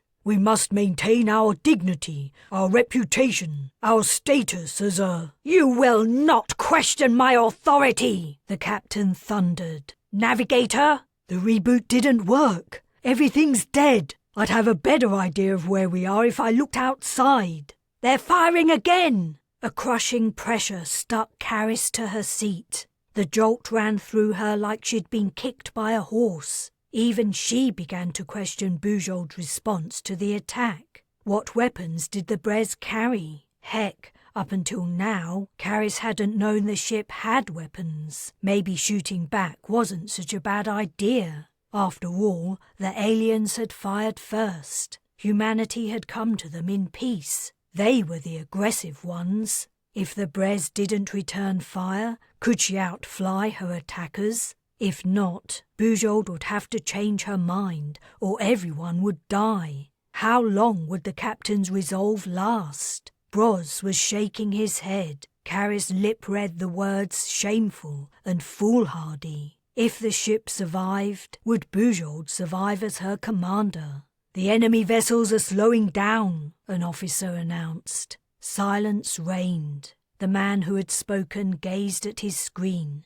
They're turning, heading back to their planet. A collective breath exhaled. The navigator spluttered. My system's working again. They must have been jamming it. It seems so, said Bujold. Pilot, take us into the red zone at the earliest opportunity. Chapter 9.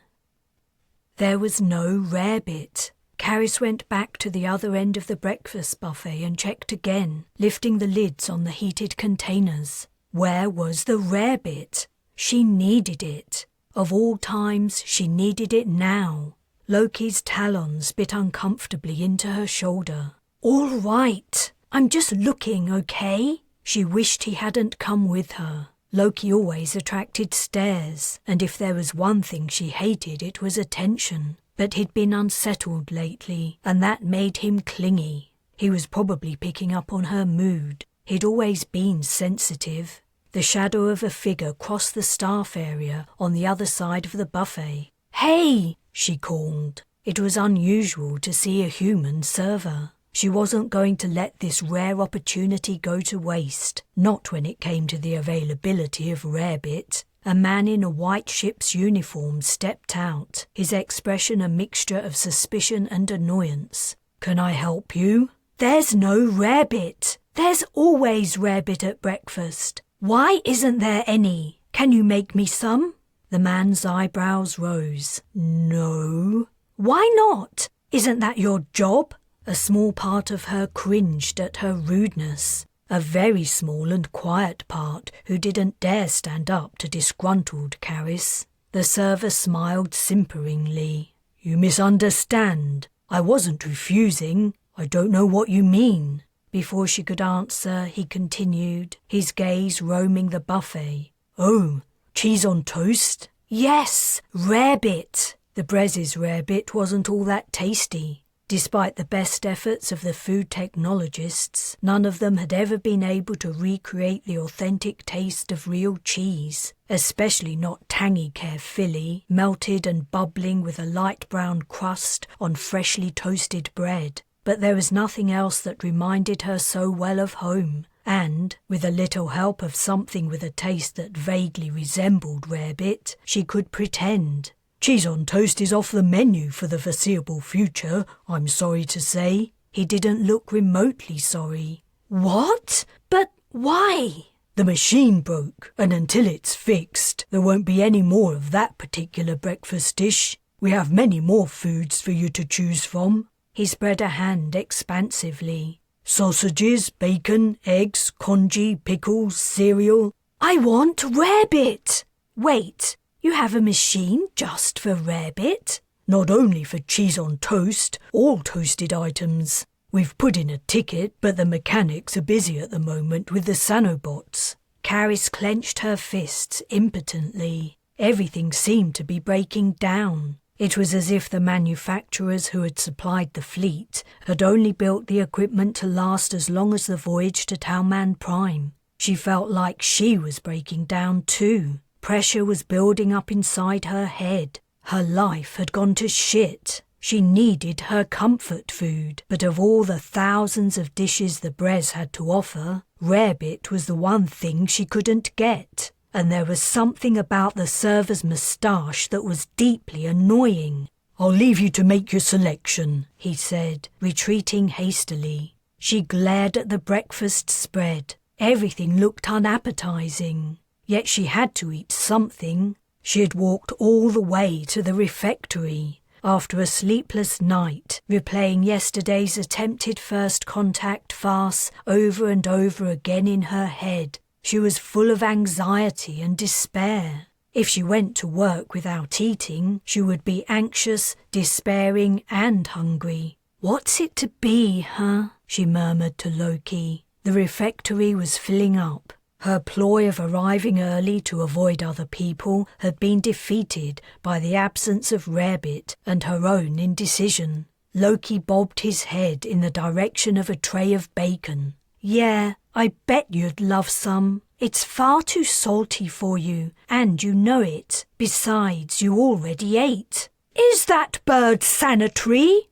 Another crew member had appeared beside her. The woman was so tall, Carys could see right up her capacious nose. Not dignifying the query with an answer, Carys grabbed the spoon for the scrambled eggs and piled them on her plate. The woman's gaze followed her as she walked quickly to an empty table in the corner. Carys felt the stare burning into her back the entire journey. As she sat down, she stared back, her expression defying the hawk-nosed bitch to report Loki's presence. The woman turned her considerable organ upwards and then focused on the breakfast items. Carys ate fast. Loki was not, in fact, supposed to be here, and she didn't want either of them to get in trouble, considering her tenuous position on the ship. Her only way of, possibly, raising her status was by advising on how to deal with the aerial aliens. That was going badly wrong. As well as having little to no idea on what to suggest, it looked like they would never even get the opportunity to make contact with the beings. They were too busy chasing the Bres away.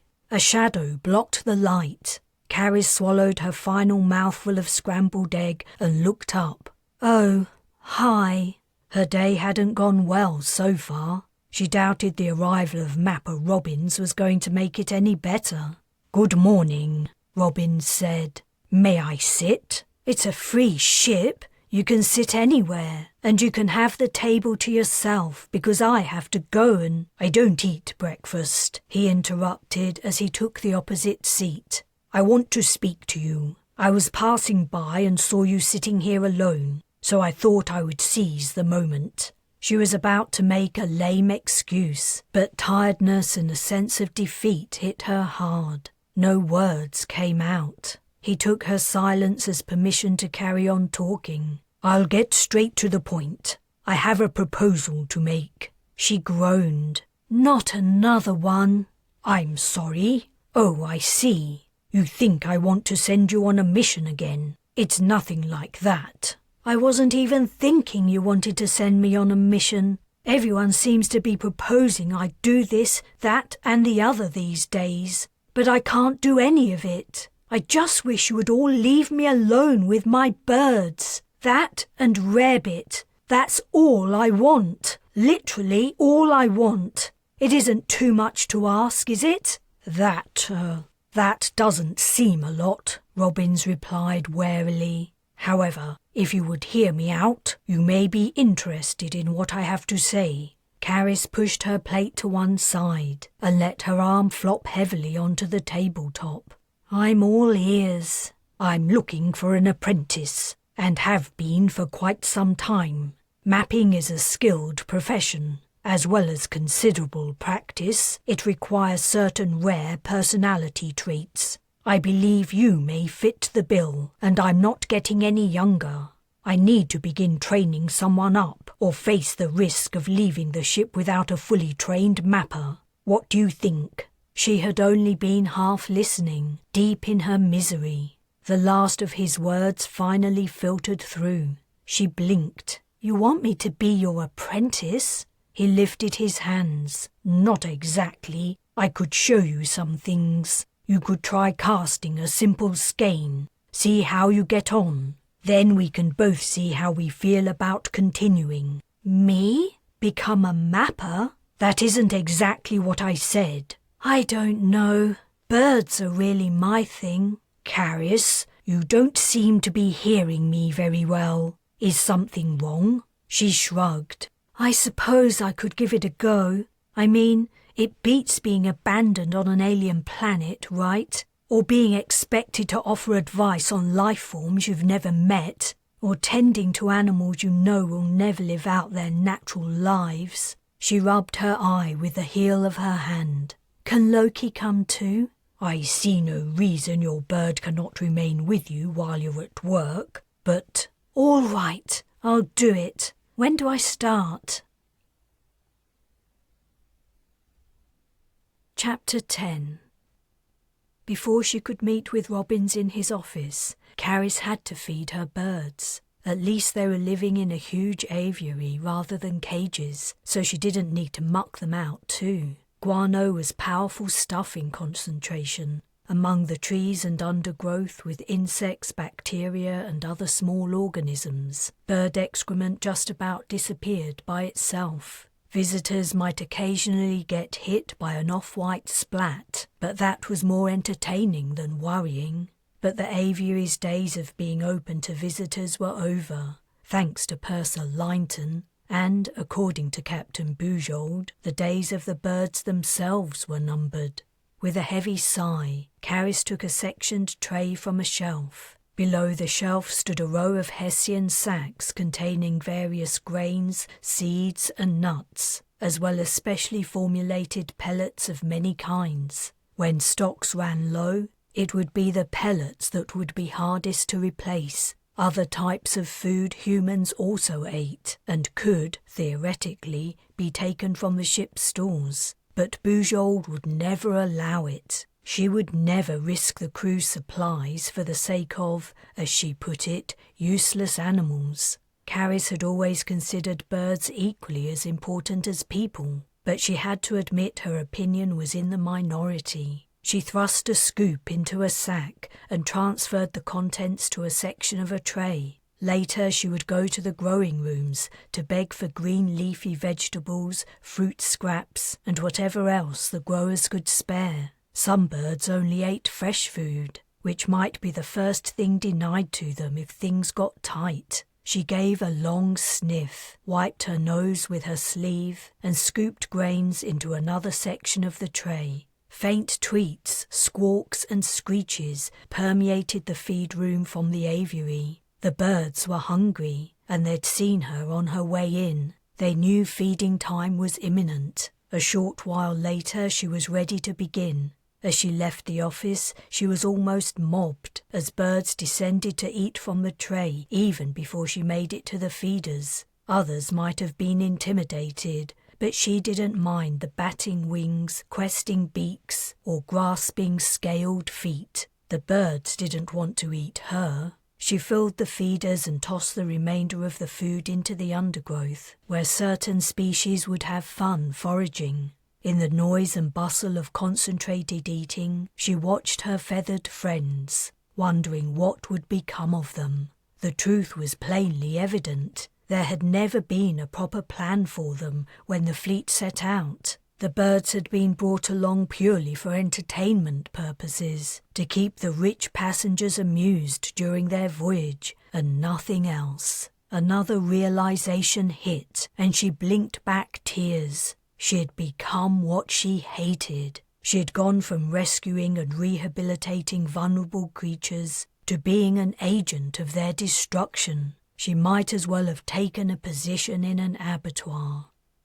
Robbins beckoned when Carys walked into his office, inviting her to sit down beside him. "This is the first time I've ever tried to teach someone my craft," he explained, "so it'll be a learning experience for both of us." She settled uncomfortably into her seat. "You never had to tutor anyone before? I thought you were an expert. Don't the good mappers get saddled with teaching duties?" The subject was broached, but in the end the higher-ups decided my time was best spent actually mapping. Then, after I signed up to the fleet, the focus was even more on predictions, not passing on my knowledge. So, he knitted his fingers and gazed intently into her eyes. "How are you feeling?" She was about to answer, "Like absolute fucking shit." But then the oddness of the question struck. "Why? Does it matter?" "It does indeed, very much so. In the refectory you seemed distracted. Casting a skein requires concentration, but that is only a small part of the process. In order to interpret the results accurately, one must have a clear mind, uncluttered by personal concerns or heightened emotions. When we were speaking earlier, you indicated you had rather a lot on your plate at the moment, and, if you don't mind me saying, you appear to be rather agitated and unhappy." Agitated and unhappy? That was one way of putting it, but Robbins's plan to train her up might provide a way out of some of her problems. She didn't want to put him off by admitting she wasn't in the best state right now. As a mapper, she might have some control of her future. In fact, she frowned as the germ of an idea began to form. "I'm fine. I mean, some things are bothering me, but isn't that true for everyone? We're attempting to make contact with a species that wants to blow us out of the sky. Wouldn't that make the calmest person agitated and unhappy?" Fair point. The crew is definitely experiencing a dip in morale. However, if you were to become a mapper, you would have to learn to put personal concerns aside. You see, mapping is as much an art as a science, and as such, it's deeply susceptible to prejudices, biases, and other subjective influences. I thought you might make a suitable apprentice because you are level-headed, rational, and intelligent, and you tend to keep to yourself. Close relationships are generally unwise in this profession. They can complicate matters exceedingly. It's a solitary calling. As he'd been talking, his intense gaze hadn't wavered. When he broke eye contact, Carys felt a sense of relief, as if she was a fly that had broken free from a spider's web. "Well, I prefer spending time by myself. As long as I have Loki in my books, I'm pretty happy." Those penetrating eyes swept towards her face again. "You read books? The paper kind?" "I do. I like the... She swallowed, feeling stupid. Had she jeopardized what might be her only chance for a viable future? "It's the feeling of turning the pages and their smell, right?" She nodded. "Something like that." "Better and better," Robbins murmured. "Now then," he went on in a business-like tone, "to work." He swept the wide desktop with his fingertips, and it sparked to life. Hundreds of buttons covered it. When she peered closer, she saw each button was marked by a tiny name. She recognized a few. All of them were aboard the Bres, but there were many names she didn't recognize. Who are these people? Some are crew on the Balor and Banba. Some are former passengers of the Bres. Some are people we left behind on Earth. A few are deceased. He pointed to a button. Carys read, Lieutenant Colonel Markham. "Why do you include people who aren't even around anymore?" "I don't always, but the repercussions of lives lived echo down the years, do they not? Markham's unfortunate decisions will impact what happens within the fleet for a long time to come. We have hopefully learned from his mistakes. However, selecting who to include and who to leave out is part of the process. I will be honest with you, Carys. Mapping is insanely complicated. To learn how to do it will require an enormous commitment. If you feel you aren't up to the task, you should tell me now. I have other potential candidates I can approach." "I want to do it." She had to do it. Was she coming across as overconfident? "I mean, I want to try." She noticed an anomaly on the console. Whose is the red button? It was too far away for her to read the name. That's me. Is it red so you make sure you always include yourself? It's to make sure I exclude myself. Huh? But isn't what you do integral to what happens? Aren't you advising Bujold and the other captains about possible outcomes? I am, but you must understand that what I do is predictive, and one of the easiest aspects of a skein to read is the sign of a possible demise. Oh, so you knew what would happen to Markham? I knew that many futures included his death, yes. Naturally, I didn't inform him. Because he was an asshole? Robin smiled. Because it would have almost certainly triggered a train of events leading to even more deaths. Markham was the type to go to great lengths to continue to live, sacrificing others in the hope of avoiding his fate, almost certainly to no avail. Her attention returned to the red button. But you're not like that. You exclude yourself because you don't want to know when you might die. He relaxed in his chair and folded his hands on his lap. Have you heard the tale of the traveller who tried to defeat death? She shook her head. He was at the beginning of a long journey, and on his first night he stopped at a tavern.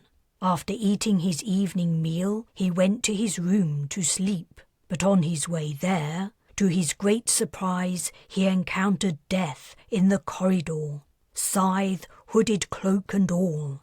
Death appeared equally surprised to see him and froze. The man saw his chance to get away and flew out of the tavern, abandoning his journey and his belongings, leapt onto his horse and rode overnight back to his hometown. Arriving at sunrise, he returned to his house, relieved to have evaded death. He congratulated himself on his quick thinking and opened his front door, only to discover death awaiting him. "But," he stammered, "what are you doing here? I have ridden 30 miles to escape you." "Ah," Death replied, "that explains why I saw you at the tavern last night." Carys softly snorted and said, "By trying to avoid dying, he ran right into Death's arms." "Exactly. It's an old story, but one with extreme significance for mappers. When it comes to oneself, it's best for one's mental health to let things take their natural course. Which reminds me." He sought out a button and held a finger on it, causing it to turn red. "That's you. I would strongly advise excluding yourself as you learn how to cast skeins." "Noted. Let's begin with some earlier castings." He swiped the desktop again, and a simple time and date display appeared. "The system is set to ship time here on the Bres. As the fleet voyages through the galaxy and red zone, time passes differently elsewhere, including aboard the Balor and Banba." He set the date to several months ago. "That was when we were orbiting Talman Prime. Now we pick some names." Returning to the main screen, he selected several buttons. "And now we cast."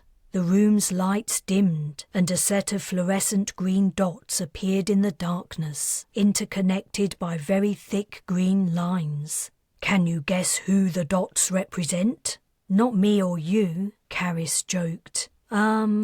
Markham, Bujold, Purser Linton, Coordinator Ulandri. Captain Bujold and Markham are there, but think again. Whose actions were instrumental in the outcome of events back then? Her eyebrows shot up. "It's Setia, Miriam, Sheldrake, Waylis and a few others." "Not Waylis. No Primians were programmed into the system at the time. I've added her since. See the connections? Try to focus on them while I add the entire ship's complement. An array of thousands of dots and crossing lines of various lengths and thickness shone brilliantly." Carys lifted a hand to her eyes. "How the hell do you interpret anything from that? It looks like utter chaos." "It does, but it isn't. Look deeper if you can. Can you still spot Setia and the others' connections now?" She squinted as she searched the mess of filaments. After some moments she replied, "I think so." She wasn't really sure, but she didn't want Robbins to think she was too stupid to be a mapper. "It becomes easier with practice." The skein vanished and the room's lights resumed their usual brightness. "That's it?" Carys asked. "That's far from it, but it's a beginning. There's a reason we don't use computers to interpret skeins. Even now, with their vast processing capacities, they cannot function like a human mind. When I read a skein, I am doing it with a knowledge of what has gone before, somewhat of an understanding of individual personalities and experiences, the potentialities of future events, my own correct or incorrect interpretations of previous skeins, and a host of other factors. If I were to be whimsical, I might say there's an element of necromancy about mapping, an otherness that's hard to put into words. Some mappers go so far as to state they feel their way through a skein, allowing understanding to filter through from their subconscious. Certainly, I find it helpful to enter a trance-like state when attempting an interpretation. Her shoulders slumped. It all sounded like gobbledygook. How could she ever hope to grasp the process? For a short while she'd forgotten her problems, distracted by curiosity about skein mapping. But this was just as pie in the sky as Bujold's proposal that she should advise on how to deal with the aerial aliens. It was hopeless. She was useless, and all her birds were going to die. Robbins patted her back. "Perhaps that's enough for today. You don't need to decide now whether to enter apprenticeship. Go away and think about it. If you want to know more before coming to a decision, ask me. But once you begin, I would prefer that you don't back out. I must demand your complete commitment, nothing less." "All right, I'll think about it." Carys left Robbins's office with a heavy heart. Chapter 11. Days had passed since a second failed attempt to contact the aliens in the Polaris AB system. Tensions had mounted aboard the Bres. Everyone had discovered how close the ship had come to being destroyed, and no one seemed to know what might happen next. Even Carys, in her role as consultant on the aerial species, was in the dark. She assumed more discussions had gone on with the Holy Trinity, but she hadn't received an invitation to join them. In the meantime, she'd taken Robbins up on his offer to become a mapper's apprentice. Her understanding of what mapping entailed was very much in its early stages, consisting mostly of a lot of nodding and of a growing appreciation of the massive task she'd undertaken. Between sessions with the mapper and caring for her doomed birds, she had little free time. Nevertheless, Miriam had roped her into spending some of it with Wayless. It wasn't that she disliked the Primian. In fact, she liked her quite a lot, preferring her to many humans she knew. It was just, unable to define the source of her discomfort, she squared her shoulders and pressed Wayless's door chime.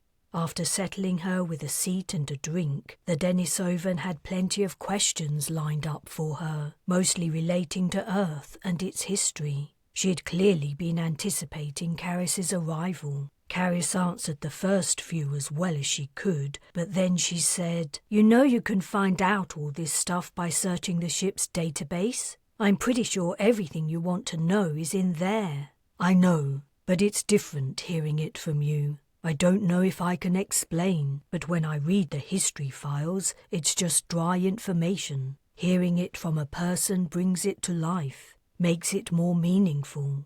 Does that make sense?" "I suppose so."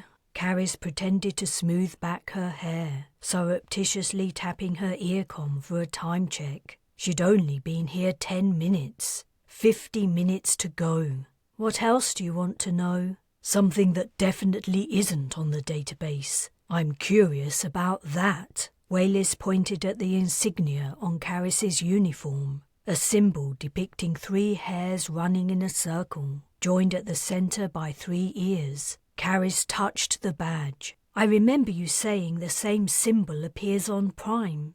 It does. It's carved into rocks in several places, but no one understands where it comes from or what it means. What's its significance on Earth? Well, the animals are hares, a smallish creature, and the symbol is a visual puzzle. Hares have 2 ears, but though these appear to have 2 ears, they only share 3 ears between them. The symbol is old on Earth, too, and it appears in a range of places that historians don't think were connected when the symbols were carved. So that's another puzzle. In some countries, the hares are thought to represent peace and tranquility. In my country, it's said they represent 3 versions of the Christian God. Christianity is a religion.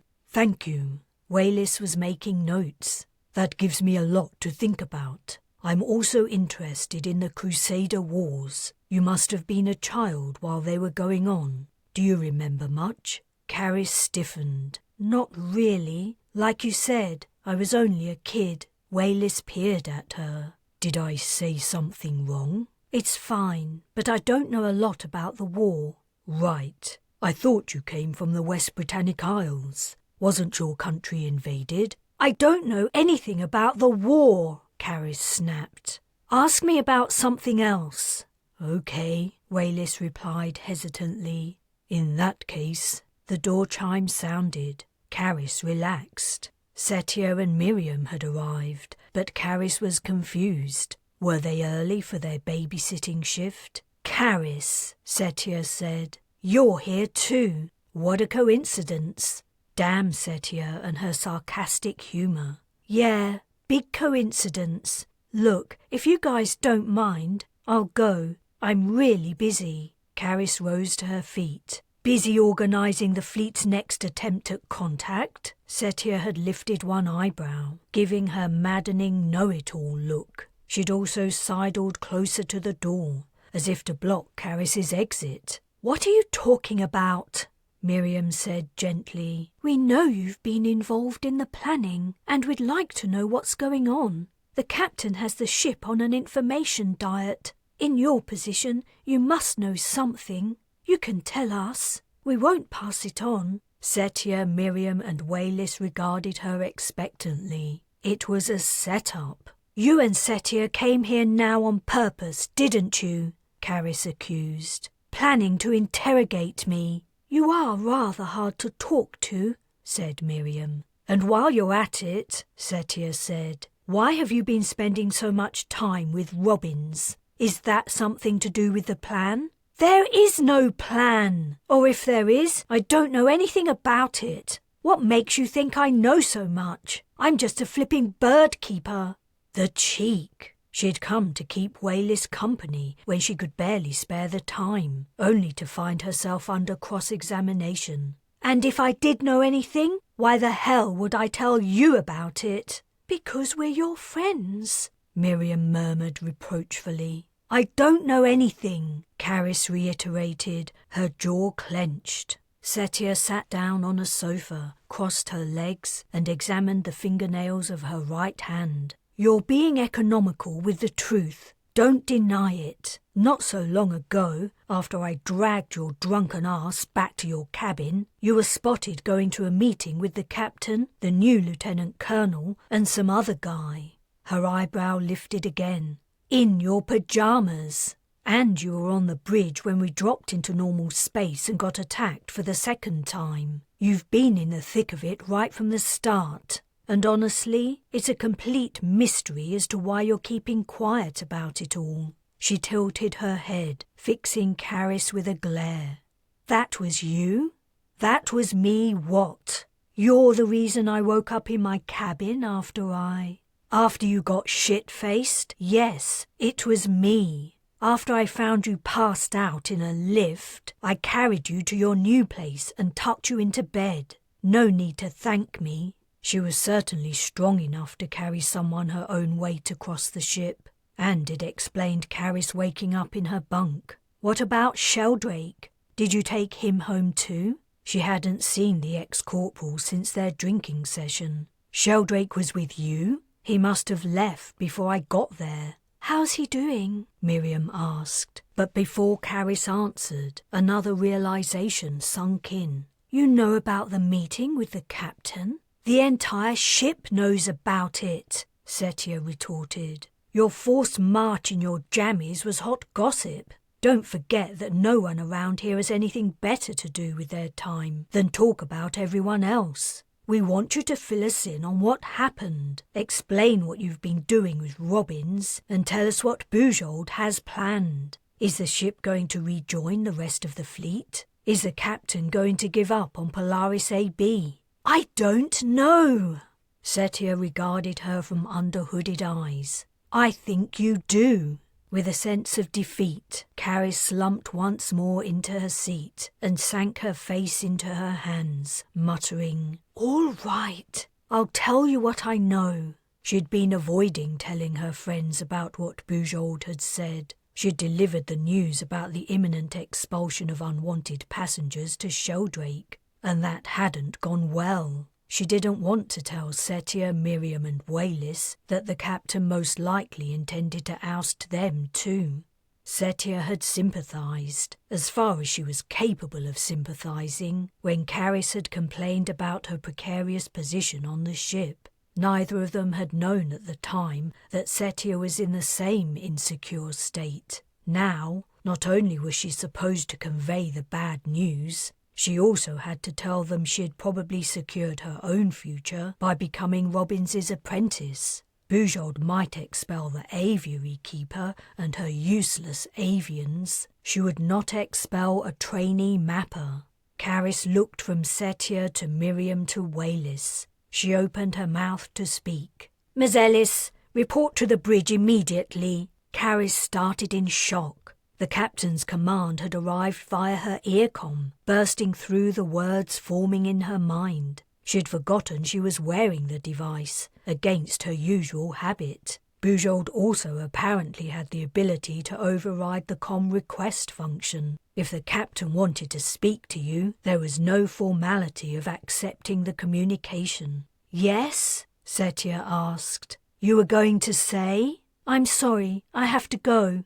Carys jumped up. What? You can't just leave, Setia protested. Why are you in such a hurry? What's going on? I can't tell you. Or maybe I can, but it'll have to wait until another time. She hurried out. If there was another time. It seemed the captain and her cronies had come up with a fresh strategy for approaching the intelligent aliens of Polaris AB. Carys hoped it was a good one. Chapter 12. The captain's orders for all non-active personnel to move to the ship's interior echoed through the passageways.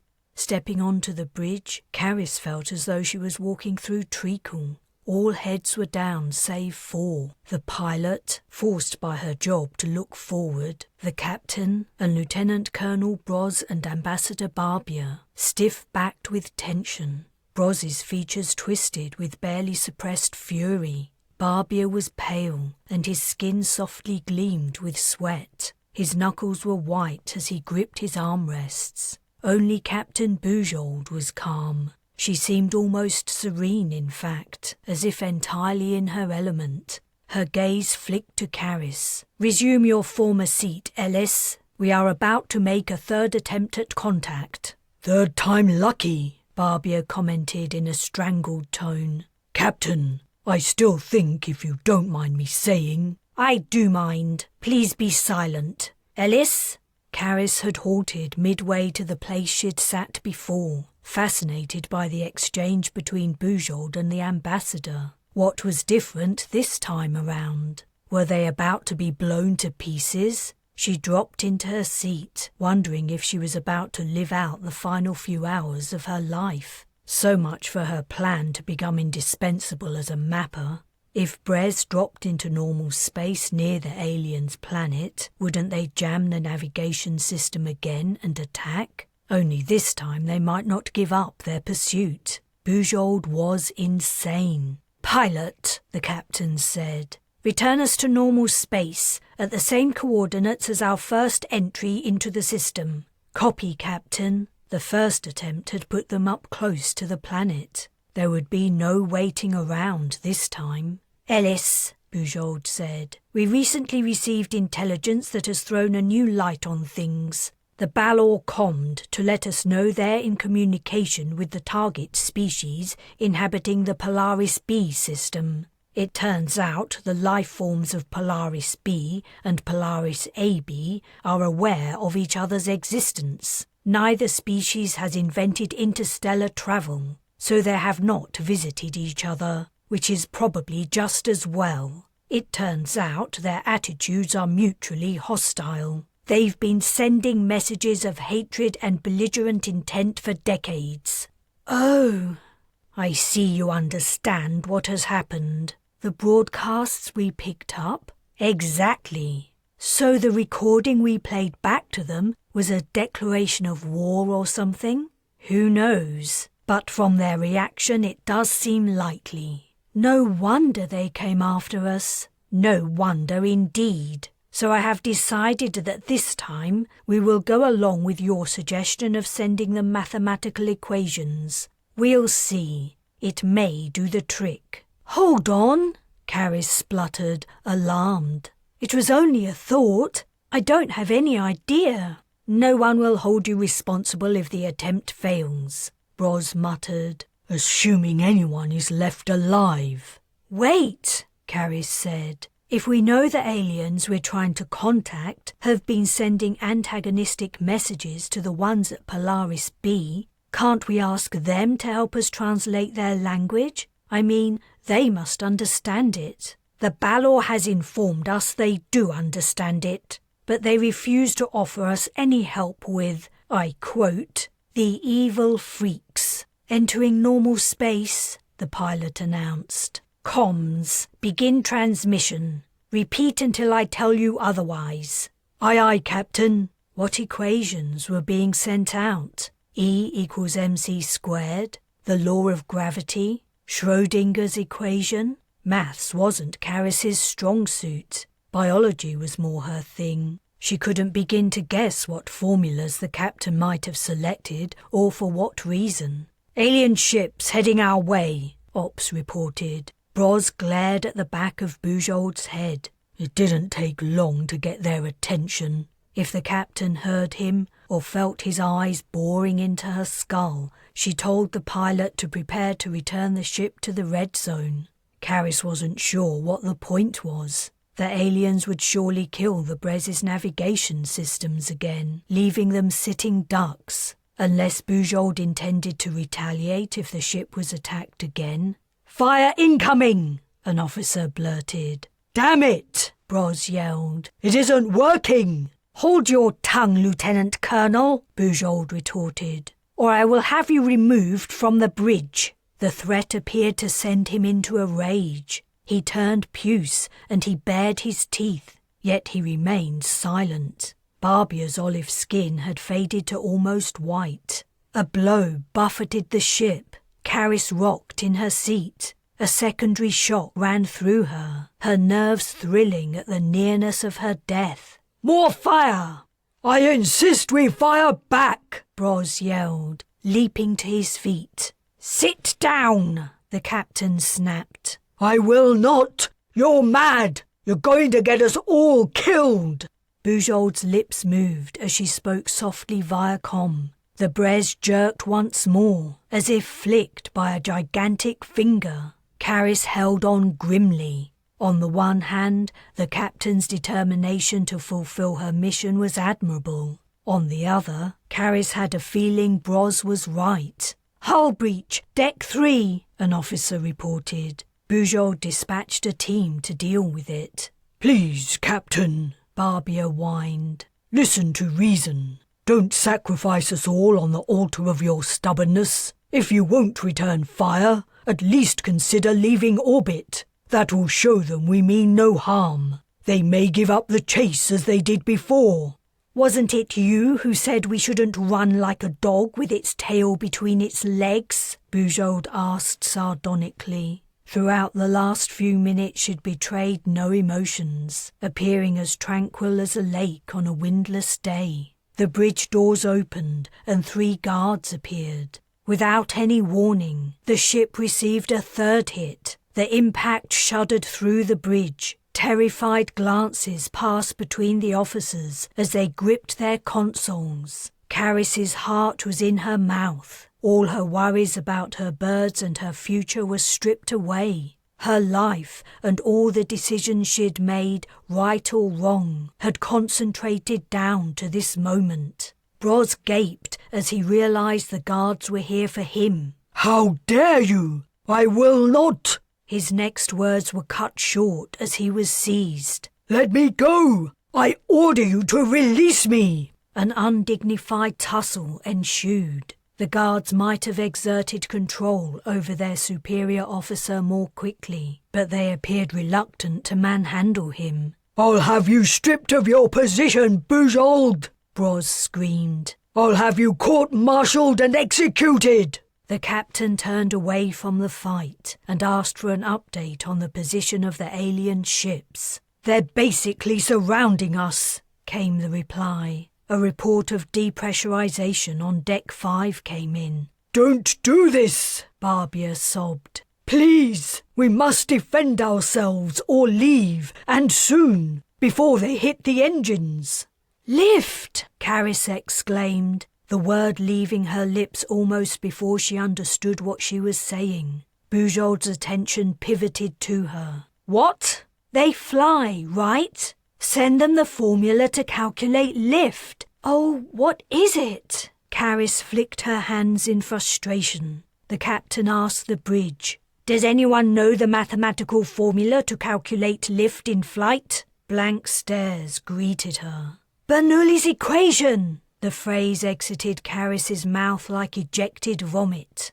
"I don't know what it is, but you could look it up." Every single officer frantically consulted their interfaces. The first to find it shouted out his discovery, and the comms officer hastily converted the information into a message. While this was going on, the Bres received her 5th hit. Barbia slid from his seat and fell to his knees. The guards had subdued Bres, and the lieutenant colonel was on his way out of the bridge, slumped between his captors, head hanging in defeat. His short tenure leading the ship's military was over. But no one was paying much attention to the disgraced officer or pathetic ambassador. A pregnant pause swelled as everyone awaited the results of the most recent transmission. The pause stretched out, tight as piano wire. Carys began to feel faint. She realized she'd been holding her breath. She purposefully exhaled. Still, no answer came. Yet the firing had stopped. The new equation had had an effect. What that effect might be remained unknown, as seconds and then minutes passed. Barbia seemed to come to his senses. He got to his feet, adjusted his clothing, and resumed his seat, acting as though he hadn't fallen to the deck in terror just moments ago. Bujold gave Carys a look that spoke of gratitude and approval. Carys's attitude towards the captain warmed, but then she remembered this was the woman who wanted to kill all the aviary birds. Carys looked away. "Something's emerging from one of the ships," an officer announced. "It's heading right for us." "A missile?" the captain asked. "No, it's travelling too slowly. I think it might be a shuttle." "They're sending out a delegation," said Barbia. "Excellent. I will prepare to meet them." He stood up. "Your plan appears to have worked, Captain. Congratulations. I have to confess I had my doubts for a short while." Bujold threw him a derogatory glance. "Sit down, Ambassador. It will take some time before the shuttle arrives, and then several checks and procedures must be completed before alien life forms may come aboard. You have a long wait before you can meet our visitors." Deflated, Barbia sank into his seat. Chapter 13. Sensing that Bujold would want to involve her in interactions with the aliens, Carys waited to make her move. A while later, when the captain was facing away, deep in conversation with Barbier, Carys rose to her feet and strolled casually in the direction of the exit. "Return to your seat, Ellis," Bujold said calmly. She hadn't even looked around. Did the captain have a brain-net interface like the pilot and a visual feed from the ship's security cameras? Carys slunk back. Disconsolate, she twiddled her thumbs. Loki was calling to her again. She hadn't seen him for ages, and he was probably lonely as well as hungry. Bujold concluded her chat with the ambassador, who left, and then she walked to Carys's side. Looking down, she said without rancour, "Until I dismiss you, assume your presence is required. Is that clear?" Carys nodded. "Good. You may not be one of the ship's military, but you are nevertheless a crew member and under my command at all times." "I get it." Bujold's eyebrows lifted. "I understand, Captain. The suggestion you made earlier may have been integral to the success of the first stage of our mission. That was quick thinking. My estimation that you had a unique insight to offer was correct. But here it is. Your involvement is far from over. I'm guessing you were trying to sneak away just now because you don't want to help me. Is that correct?" The discussion was becoming far too close to the knuckle for Carys's liking. She glanced around the bridge. The officers were pretending they were very busy and couldn't hear a word of what was being said. Sod it. If Bujold wanted a frank answer, she was going to get it. "Why should I help someone who wants to kill my birds?" "Ah, that's it." The captain's features cleared. "I did explain the situation." "Yeah, very well, thanks. I see you continue to struggle to accept the inevitability of their fate." Carys scowled, repeating the captain's words in her head in a mocking tone. "Never mind," Bujold continued brusquely. "I'm sure you will understand eventually. In the meantime, I expect you to take a lead role in communications with the aliens. Ambassador Barbier will be your immediate superior. You must advise him as he establishes a relationship. Naturally, exactly what bumps he may hit on the road are nebulous as yet. I have instructed him to pay careful attention to what you say. If you believe he is acting contrary to your advice, you must—" The captain's words faded as Carys's mind drifted to Loki and then the aviary birds. How much time would her new role as Barbier's advisor take up? Though she was curious to meet the flying aliens, the thought of spending long periods in the ambassador's company set her teeth on edge. More importantly, it would take her away from caring for her birds. No one else had the knowledge or expertise to fill in for a long period, and there was no time to train anyone. A realization hit. "I can't help you," she blurted. "Robbins is teaching me to be a mapper." This got the attention of the bridge crew. They stopped pretending, and all heads turned to her and the captain. "Is he indeed?" Bujold asked, a crease of annoyance forming between her eyebrows. "This is the first I've heard of it.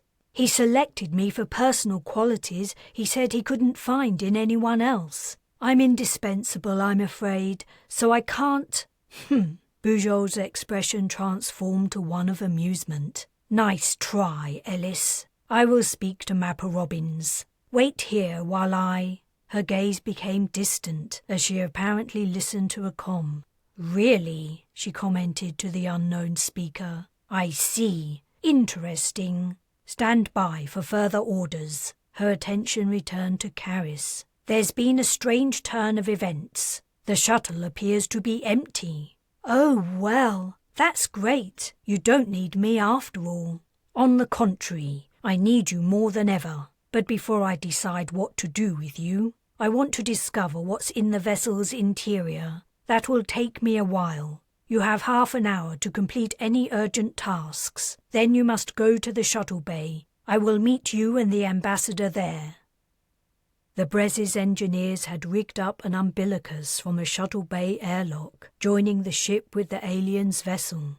Carys was impressed at the speed with which they'd completed the task. Then she realised they must have prepared for exactly this eventuality. Shuttles built by other life forms wouldn't necessarily be able to enter a human-made shuttle bay. Either their dimensions could be wrong or... "It's too big," Barbier commented, noticing her appraising the umbilicus entrance. "The shuttle is vast. Lord knows what size the creatures are." "Have you seen what's in it?" Bujold was busy talking with a group of 7 or 8 soldiers. She hadn't mentioned anything about the shuttle. "Surprisingly," the ambassador replied, "the area open to inspection is comparatively small, considering the overall size of the thing. Most of the volume must be taken up by the engine, unless the drones missed something."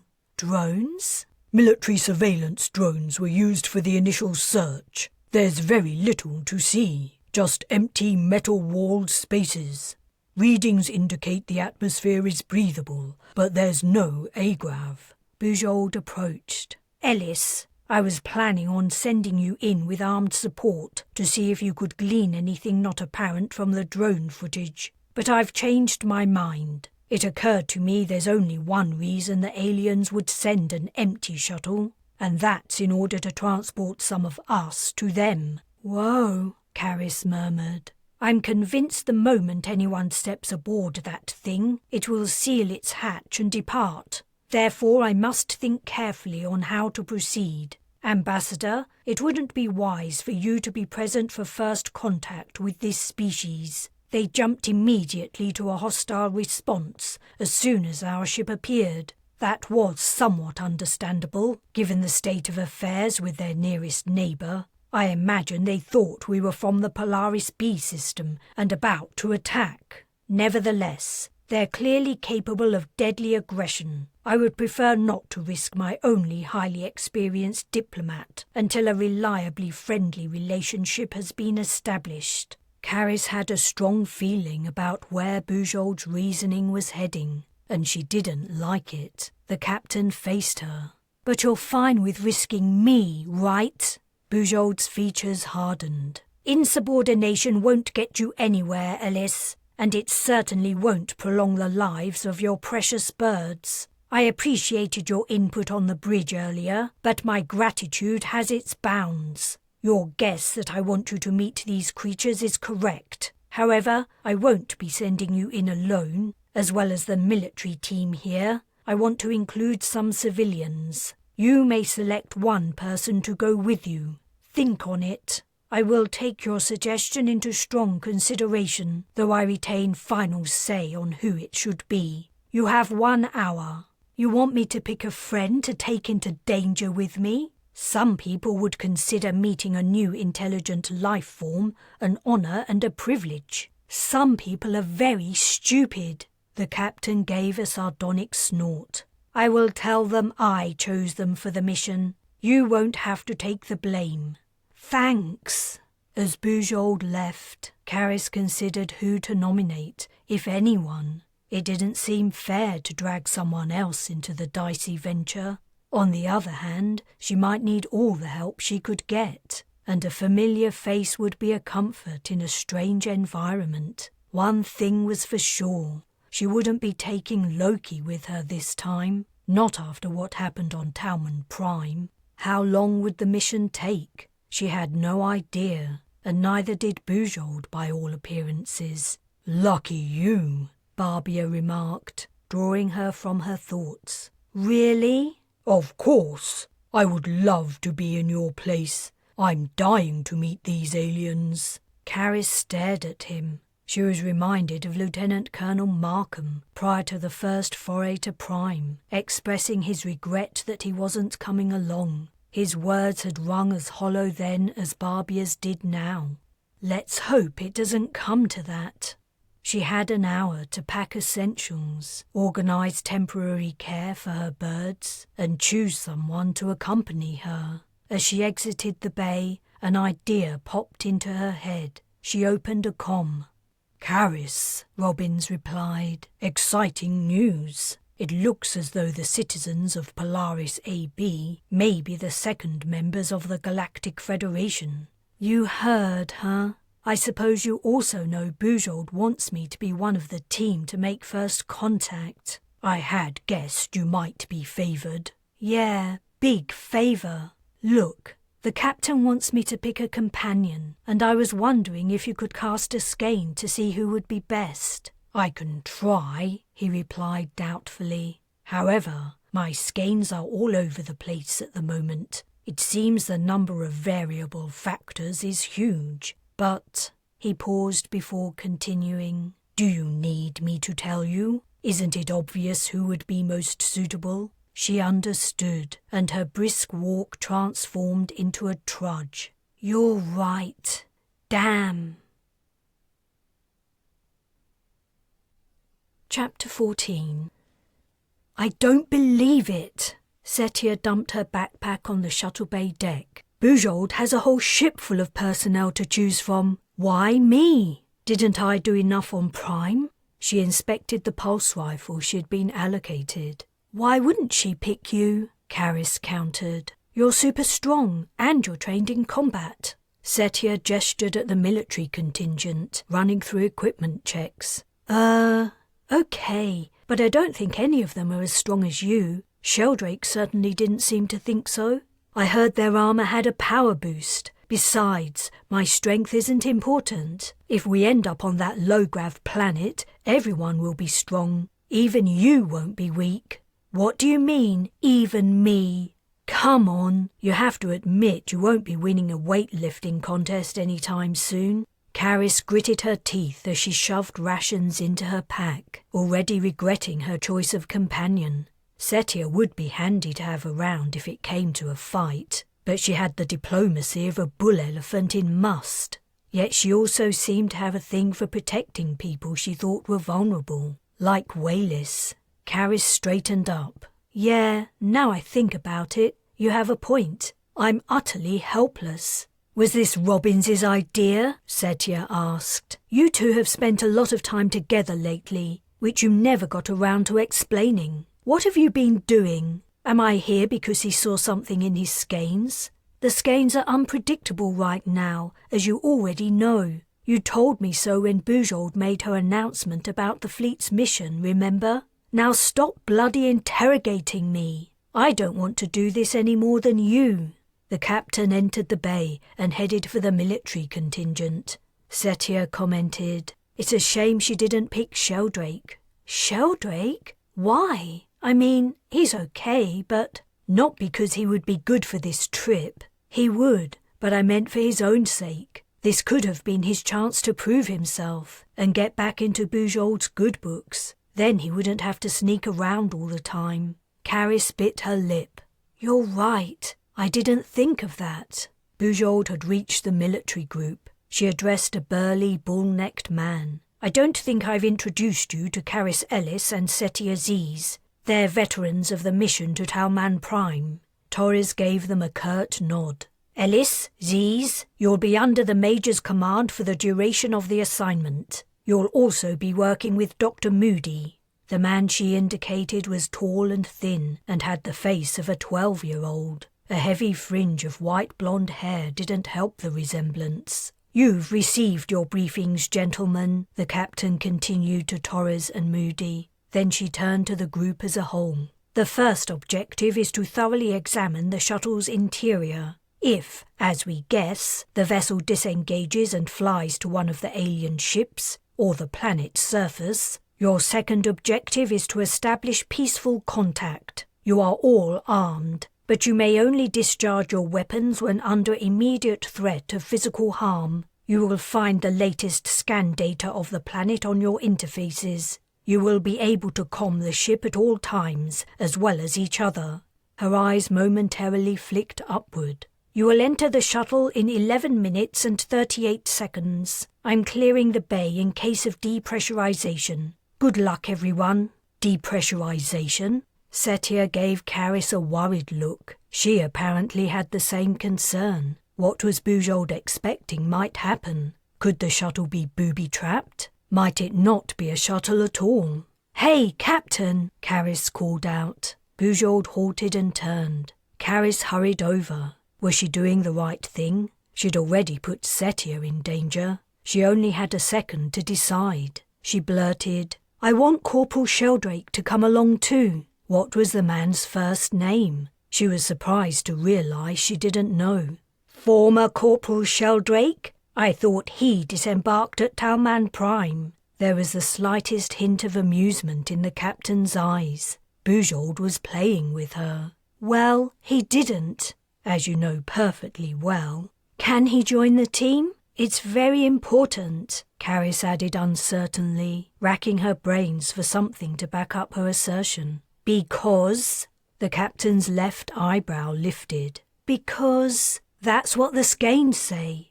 "Really?" Disbelief leadened Bujold's words. "Really? Robin's commed me just now. You know I'm his apprentice. He tells me everything. I'm sure you'll hear from him in a minute." Shaking her head, Bujold walked away. Carys's heart sank. Setia had been right. This could have been Sheldrake's opportunity to redeem himself. If only she'd realised it in time. On the other hand, if the mission went south, she might have saved his life. "You can have him," the captain called over her shoulder, "if he can get here in the next 10 minutes. Sheldrake made it just in time, bursting through the shuttle bay entrance a few seconds before the door was due to be locked, clutching a duffel bag. He looked unusually dishevelled. Had he been drinking again, drowning his sorrows now he knew he'd discovered the rumours were wrong, that the target planet was not only habitable, but inhabited, and he might be permanently put off the ship after all? His features displayed a mixture of gratitude and fear, as if he were already regretting his last-minute decision to come along. Then his face disappeared. The silver liquid metal alloy of his Eva suit had slid over his body, up his neck and over his head, creating a dark visor. His suit was a civilian's like Carys, Setia and Moody's. "My team will go in first," Major Torres announced over comm. "No one else is to take a step closer to the umbilicus until I give the all clear. Is that understood?" Carys's murmur of assent joined the others. The military men and women, also suited up, filed into the airlock. With a sense of leaden finality, the hatch shut and heavy bolts slid home. "We might end up not going anywhere," Setia commented. "That thing could depart as soon as Torres and his grunts board." "I certainly hope not," Moody replied. "How extremely disappointing." "Or it might explode," Setia continued sourly. "I thought the same," Carys said, "that the aliens might have sent it here to blow a massive hole in the hull. But if they want to destroy our ship, they don't need to go to so much trouble. Before they stopped firing, we were taking a beating, and the Bres couldn't disappear into the red zone. The aliens jammed our navigation like the last time we were here. The captain took a huge risk to try to make contact again." "But we could have fired back, right?" said Setia. Carys shrugged. "I don't know the Bres' military capabilities, and the only person who might be able to tell us is in there." She nodded at the closed hatch. "The ship has pulse emitters," said Sheldrake. "She can defend herself if attacked, but I don't know much more than that." While they'd been talking, Moody had crossed to the umbilicus entrance. "What's taking so long?" He peered into the tiny window. "I wouldn't stand so close if I were you," Setia warned. "If the alien ship blows," Sheldrake said, "it won't make a hell of a lot of difference where we're standing." "I can't see a thing," Moody complained. "Just the—" "All clear," Torres announced over comm. A beat later, the hatch locks gave metallic clunks, and it opened. "At last!" Moody exclaimed. The military team had only been gone a minute or so. The scientist stepped through the opening. "I suppose it's our turn." Carys followed, hold all on one shoulder and pulse rifle on the other. A couple of meters into the umbilicus, her feet left the floor, and she floated in mid-air. She grabbed one of the metal bars on the wall and began hauling herself along in Moody's wake. Her luggage and weapon became encumbrances in the 0G, alternately bumping her and the umbilicus. A tremor ran through the handholds. Torres must have remotely shut the shuttle bay hatch. They were sealed inside, the portal to the alien ship their only exit. Setia passed opposite Carys, moving effortlessly from bar to bar. Show off! Carys traversed a wide curve, and a dark hole came into sight, lit by the beams from the soldiers' helmets. Moody disappeared into it. Setia was waiting outside, holding a bar lightly. She tapped her visor.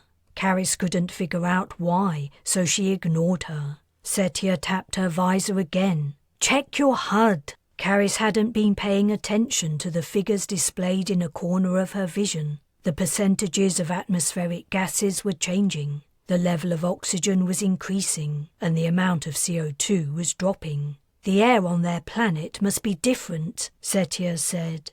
But still breathable. Let's hope so. We might not even go there. Carys floated past Setia into the alien shuttle, entering a simple metal box a few meters square and crowded with bodies. Here there was nothing to hold on to. She collided with someone. Hey, watch where you're going, her victim complained. Carys hadn't mastered the art of calming strangers, and she didn't feel like apologizing anyway. Sheldrake cursed. This place is tiny. His form blocked the light from the umbilicus. Everyone move inside, Torres ordered. There was a general jumble as bodies bumped and jostled. Absent of gravity, it was free season on locations in the small chamber. There's something in here, Moody announced. All movement ceased.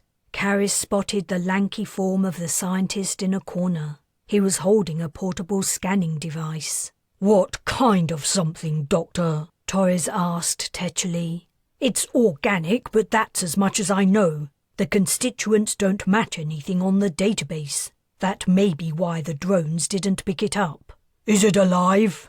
Impossible to say, sorry. Why can't we see it? Perhaps because the light is too low?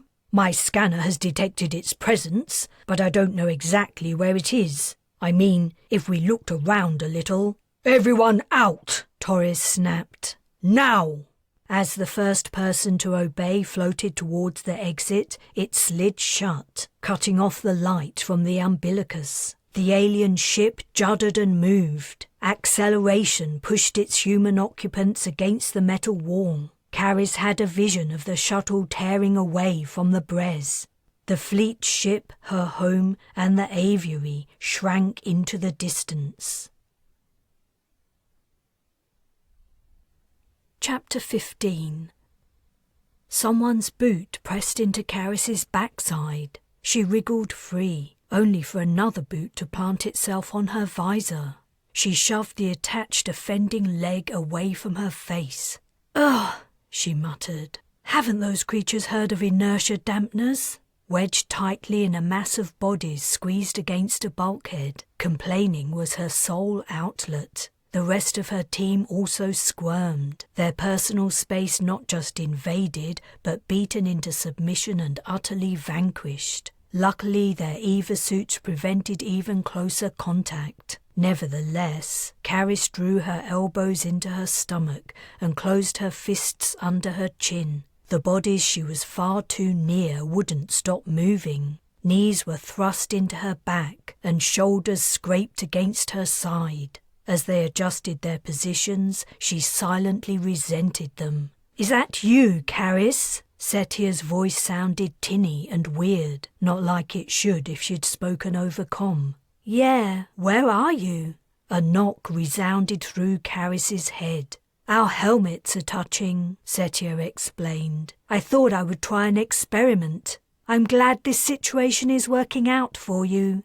Helps to pass the time. Several minutes had gone by as the alien shuttle conveyed them to their unknown destination. The only words Major Torres had uttered was to advise everyone to stay calm and take care not to accidentally deactivate their weapons' safeties. The second piece of advice had introduced a potential scenario of which, up until then, Carys had been blissfully ignorant. How long would the journey last? Where were they going? Would they ever be able to look each other in the eyes again?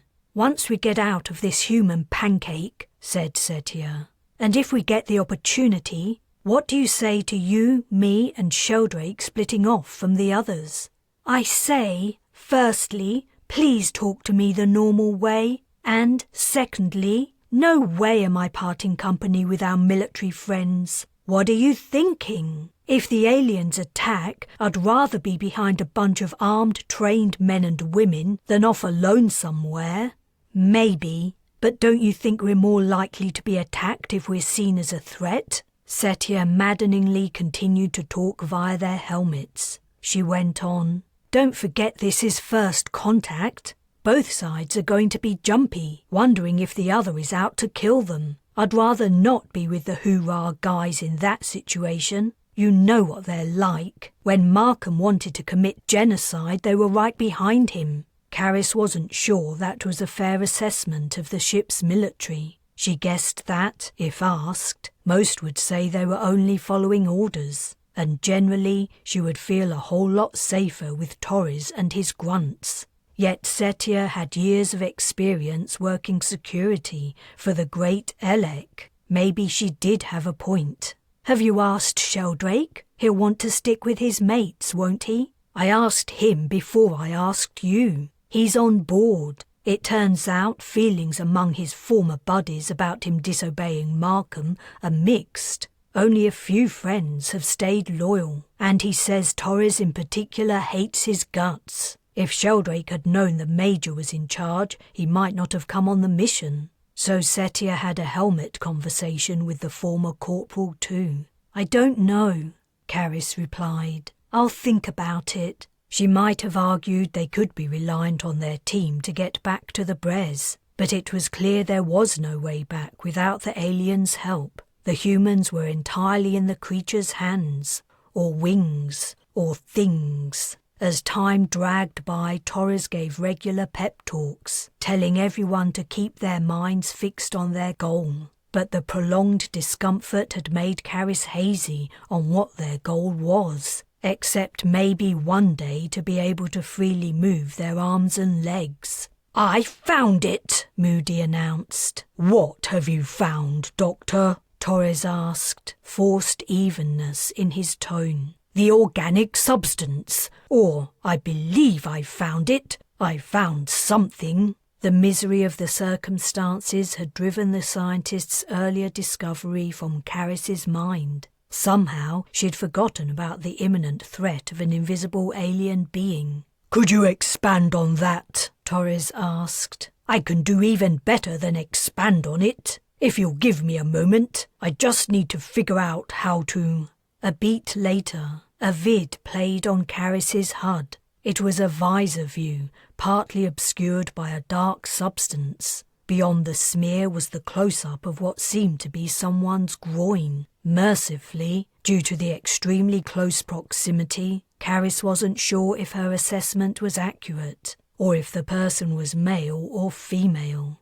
Torres said, You're referring to the mark on your visor rather than the... Oh yes, Moody replied. Not that, that. A gloved finger appeared on the vid and traced a line through the substance. I've been wondering all this time what it might be, Moody explained. I originally thought someone's Eva-suit must be dirty, but I don't think that's possible, is it? It isn't, Torres confirmed. You're right. That stuff must be from inside the shuttle.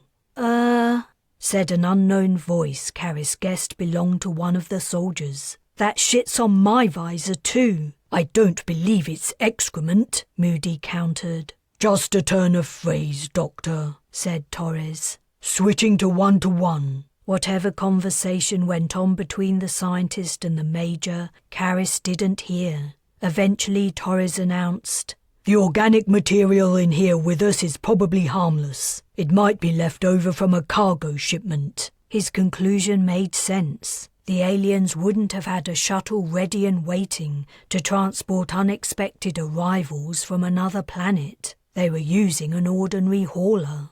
The journey continued on in cramped, awkward silence. The seconds and minutes displayed on Carys's HUD increased at a crawling pace, as if time dilation were playing out before her eyes. She began to worry about Loki and her other birds. She had given Miriam thorough instructions, but the woman knew next to nothing about caring for avian life. She was a beginner, and good intentions could only take you so far. If only she could calm her. She could calm her. Bujold had said they would be able to maintain contact with the ship. Just as Carys was about to try, the alien vessel gave a sudden jerk, and the passengers were flung across the chamber violently. Carys smashed into someone, and her head knocked against the inside of her helmet. Torres repeated his command for everyone to stay calm, and asked if anyone had been seriously injured. Whether anyone had, Carys didn't immediately find out. A scraping noise sounded from her external comm, and a soft glow lit up the chamber. The hatch had opened. Chapter 16. All civilians remain here until I say you can exit, Torres ordered, adding, "That includes you, Sheldrake." As far as Carys knew, it was the first time the Major had spoken directly to the former corporal. The disgust in his tone was evident. Once more she debated the wisdom of inviting Sheldrake onto the team, but what was done was done. The soldiers floated through the hatch in single file, rifles at the ready. Nothing seemed to be happening to them outside, but she couldn't be sure. Not being able to see more than the backs of their evasuits, or hear any dialogue between them and Torres was maddening. All she could make out was an ethereal glow, and nothing else. No indication of the nature of the place they'd arrived at, or what was here to greet them. At least there was no flash of weapon fire. The atmosphere readings on her HUD had altered, but only marginally, and the lack of gravity implied they remained in space. But that was as much as she could tell. The last grunt had left, and Major Torres, waiting next to the hatch, swung around to launch himself through the opening. It slammed shut. The door had passed within a millimetre of the Major's visor. He reared backwards as the portal closed, narrowly avoiding a horrible accident. The impetus of his movement carried him across the chamber and into Dr. Moody, who cradled him like a child. Torres wriggled free and roughly pushed the doctor away. Sudden acceleration pushed all the remaining passengers into a bulkhead. The shuttle was on the move again. "Just when I thought our trip was over," Setia said sardonically. "Shut it, Z's!" Torres snapped. "I wonder why they split us up," Moody mused. "Makes us easier to control," Sheldrake replied. "Keep quiet, everyone," Torres ordered. "I'm trying to calm my team." Carys hung suspended by acceleration force against the side of the alien shuttle, consoling herself that at least this time she was sharing the confined space with fewer bodies. On the other hand, what had happened to Torres's men and women? They'd disappeared into the soft illumination outside the hatch. Thinking about it, the image was disconcertingly like stepping into heaven. Torres suddenly jerked around and slammed his fist into the bulkhead. If he made a sound, it wasn't broadcast over comm. His blow left a shallow dent. Moody asked with concern, "Major, has something happened?"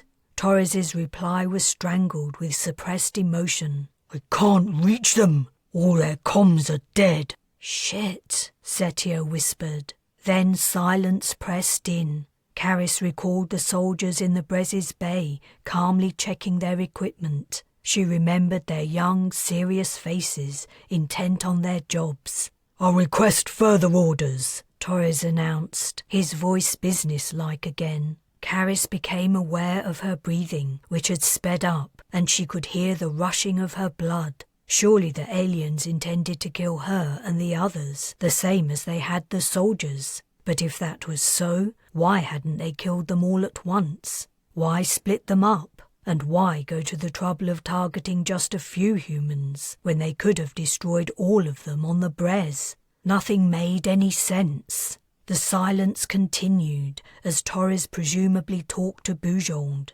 Carys hung in position, frozen with apprehension, going over her life choices of the last few years and regretting every one. "We seem to be en route to a second alien vessel," Torres announced. "How do you know?" Setia asked. But before the Major could answer, she said, "Trackers in our EVA suits, right?" "Of course," was Torres's terse reply.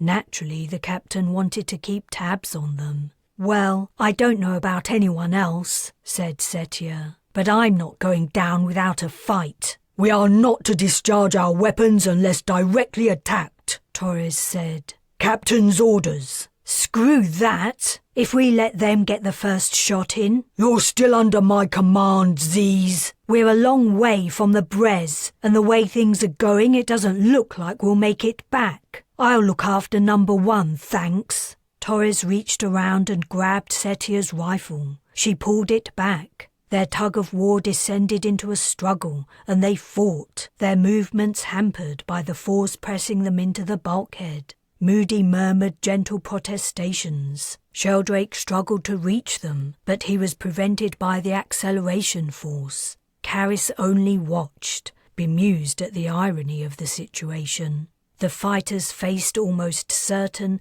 imminent murder by aliens. What was the point of trying to kill each other? She was also mildly curious about whether Setia's strength was greater than the Major's powered armor. The two seemed evenly matched. Then the Major managed to get his weapon across Setia's throat, but she successfully held it off, while also attempting to knee him in a vulnerable spot. The acceleration pressure shifted. The ship had changed direction. Sheldrake launched himself at the struggling couple. Carys had a split second to wonder whose side he was on before he barreled into the Major, knocking him away from his opponent. Torres slammed into the closed hatch. He kicked hard and flew at Sheldrake. Moody hastily got out of the men's way. A second fight ensued. The men held against the side of the shuttle. "Cut it out!" Setia yelled. "This is dumb!" When the men ignored her, she thrust the butt of her rifle between them and attempted to lever them apart.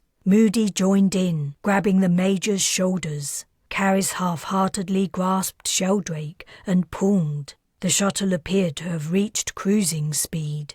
The tussling group floated free in the center of the chamber. "Stop it!" shouted Setia. "Stop fighting! We're going to..." They shot across the space, and the impact of hitting the bulkhead broke them apart. "Die soon, anyway," Setia finished. Plastered to the wall, no one seemed of a mind to resume the brawl. Deceleration had begun, presumably bringing their fate nearer. "I would like to point out," said Moody, "that you, Ms. Z's, were an instigator of the altercation." "Me? I didn't start anything. I'm just not going to let those bastards take me lying down." "I repeat," Torres stated between his teeth, "you will follow my orders." Setia didn't reply. If the months of getting to know her were anything to go by, Carys felt confident that Setia would do whatever she damned well pleased. As they approached their destination, dread grew in Carys's throat, tightening like a stricture, strangling her with fear of what was to come. The feeling spread across her body, freezing her to the spot. Even during her mission on Prime, death had not felt so present, so almost palpable. A hand took hers and held it tightly. She turned to see Sheldrake's dark visor. Recalling Setia's trick, she leaned over so their helmets touched. "We had fun in the bar that night, remember?" "Yeah, we did, though I don't remember most of it, except I think I told you my deepest, darkest secrets." "Don't worry, I forgot them all." "Maybe you're just saying that to make me feel better." "If I am, does it really matter?" "I guess not." The shuttle continued to slow. Sheldrake briefly squeezed her hand, then released it to grasp his rifle. It looked like he planned on going down fighting too. Carys didn't know what to do. She was not naturally feisty like Setia. She liked to think things through before acting. But what was there to think about? The choice appeared to be simple. Attack the aliens at the first chance, or allow whatever they had planned to happen. There would be no time to judge the situation. Gingerly she touched her weapon. Torres's head flicked towards her, but then he refocused his attention on the hatch. The shuttle came to an abrupt stop. Metallic clunks sounded. Torres motioned everyone to a position opposite the exit. As they waited, Setia lifted her rifle to her shoulder, and Sheldrake did the same. Torres offered no objection. After a moment's hesitation, he copied them. Carys followed suit. Lastly, even Moody prepared to fire. When the hatch opened, the same ethereal glow as before shone in from the alien ship. This time, Torres gave no orders to exit. Carys squinted into the empty space, but she couldn't make anything out. Seconds dragged past in an agony of waiting. She checked her HUD. Less than half a minute had gone by since the shuttle's portal had opened. She'd thought it was 5 minutes at least. Her gaze moved back to the glow, then to the time display. The glow. The time. A minute had passed and still nothing had happened. Her eyes growing tired, Carys blinked, and then they were upon them. Creatures swarmed the hatch, flooding in too fast to even register their appearance. All she knew was that great numbers of dark things had arrived. Pulse fire flashed. She fired too, aiming randomly into the heaving mob. Whether her shots had any effect, she couldn't tell. She had a vague impression of things bursting apart. Bits exploded into air. She was taken. The things had overrun her, gripping her arms, her legs, her torso. Something was on her visor and had wrapped around her head. Her rifle was torn from her hands. She could not see, could not move. Where were the others? What had happened to Setia, Sheldrake, Torres and Moody? The things enclosed her like a shroud. Chapter 17. Agony lanced from Carys's ankle and she screamed. The things had carried her from the shuttle as she struggled and fought. They had torn her weapon from her grasp easily, like a hawk ripping the head off a pigeon. They covered her visor. They covered her whole body, and she was blinded. Rustling filled her external comm as the creatures swarmed over her. If her companions were alive, they were saying nothing. She was saying nothing. Setia? Sheldrake? A groaning voice echoed in her helmet, but then cut off. Setia? Is that you? Sheldrake? Where are you guys? Are you okay? She hoped that, since she remained alive, so did her friends. The things were manipulating her, pulling her arms and her legs, turning her around and around, front to back, head to toe. A second jab of pain arrived. She flinched, but the grip of the things meant she couldn't move a centimetre. They'd hurt her arm this time. She was confused. How were they getting through her suit? It wasn't military grade, but it was tough. Yet the attacks had felt like the thrusts of a knife. Her head was gripped, hard. All she could see was an artificial surface, pale beige and rough-grained like sandpaper.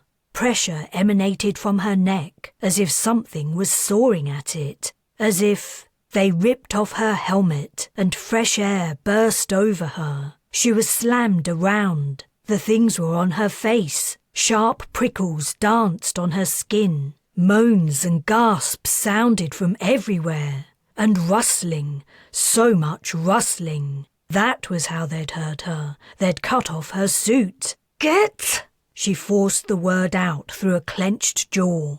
Off! Her muscles bunched as she made a monumental effort to writhe free. Me!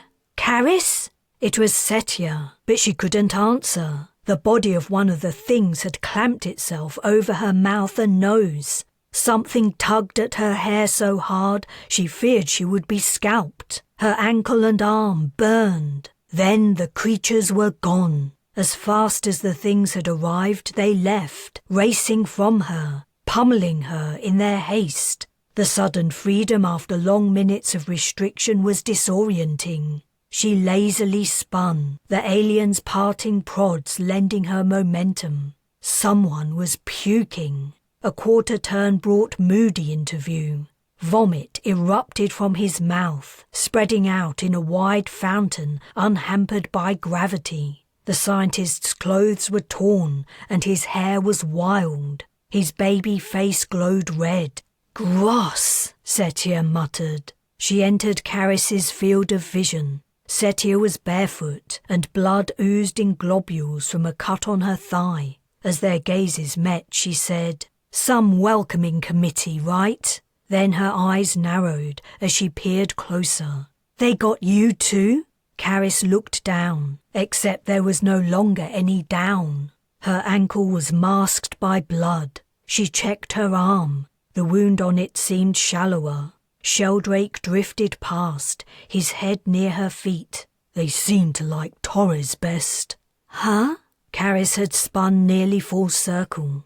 She caught sight of a heaving mass of the things, obscuring something within their midst. She assumed it was Major Torres. The exit leading to the shuttle had passed her gaze early on. Another hatchway opened from the round-edged chamber. Things exited from it, crawling, hauling pieces of Eva-suit. The weapons they'd taken were nowhere to be seen.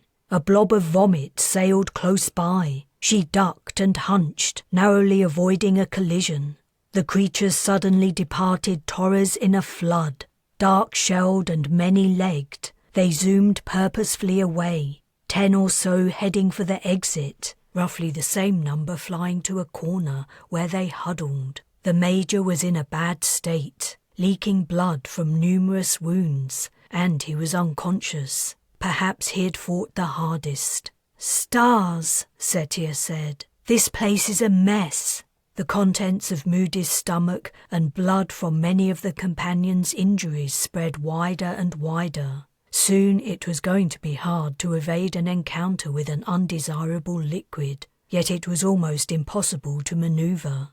Unable to reach a surface, Carys had to twist and turn vigorously to edge herself in any direction, the cuts on her arm and ankle painfully protesting. "At least we're alive. I really thought we'd had it." "Alive for now," said Setia. "I thought I was the pessimistic one." Sheldrake had managed to arrive at a bulkhead. He halted his motion, resting a hand on the flat surface. "You're both as bad as each other."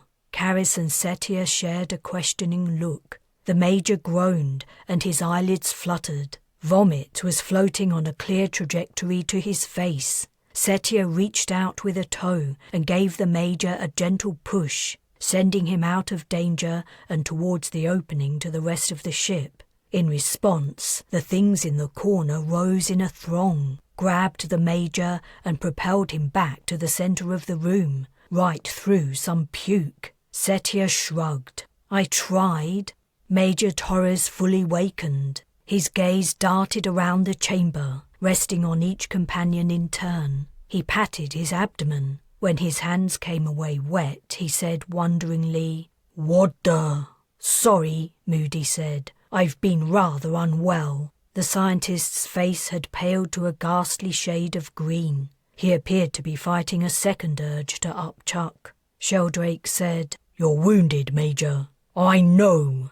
Torres grimaced as he assessed his cuts. "Only superficially, I think. Took a knock to my head when they removed my helmet." He squinted at the others. "Sit rep. Anyone seriously hurt?" "We all seem to be okay-ish," Setia replied. "Apart from the doc." Moody was gagging, a hand clamped over his mouth. "Carys and Setia were cut too," said Sheldrake. Torres nodded ruefully, eyeing them. "Our alien hosts weren't too careful with their slicing." His gaze moved to the things in the corner. Moody shook his head vigorously and mumbled something, but his hand remained over his mouth, blocking his words. "What's that, Doctor?" Torres asked.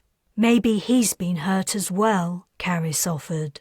Moody's head shook from side to side more vigorously as he denied her assertion. His hand moved a fraction. They're not. He slapped his hand back into place. His pallor deepened and his torso bucked. Might as well let it out, Torres said dryly. No! Setia was closest to the scientist. Her arms and legs windmilled as she tried to move away. Moody let loose. Shit, Sheldrake commented. I feel like I'm going to see my breakfast again too. Don't you dare! Setia had been hit, but it was mostly bile. Moody apologised, wiping his sleeve over his mouth. A sweaty sheen shone on his forehead. So sorry. What I wanted to say was, our captors aren't aliens. I mean, I don't think they're alive. They're robots.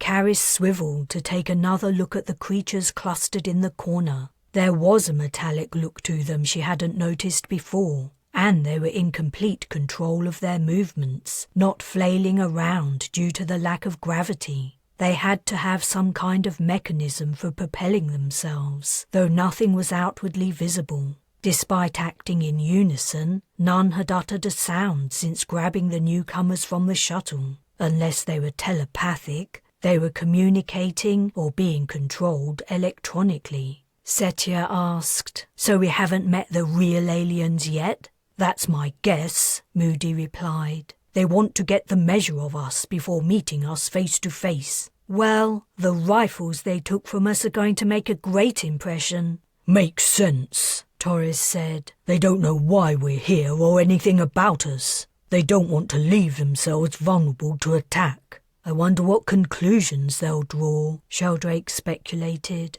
The crowd of bots in the corner jostled each other. Were they observing their human captives or guarding them? "What now?" Carys asked. "Do we just wait for our assessment results and hope we passed?"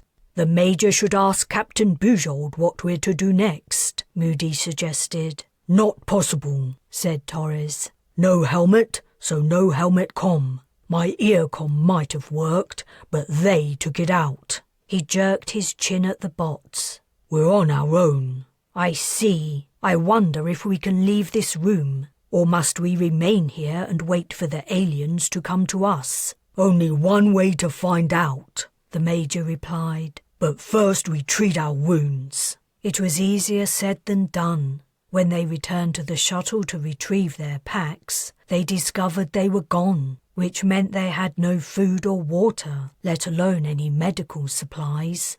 They had nothing except the clothes they were wearing, sliced up by the bots' inaccurate cutting.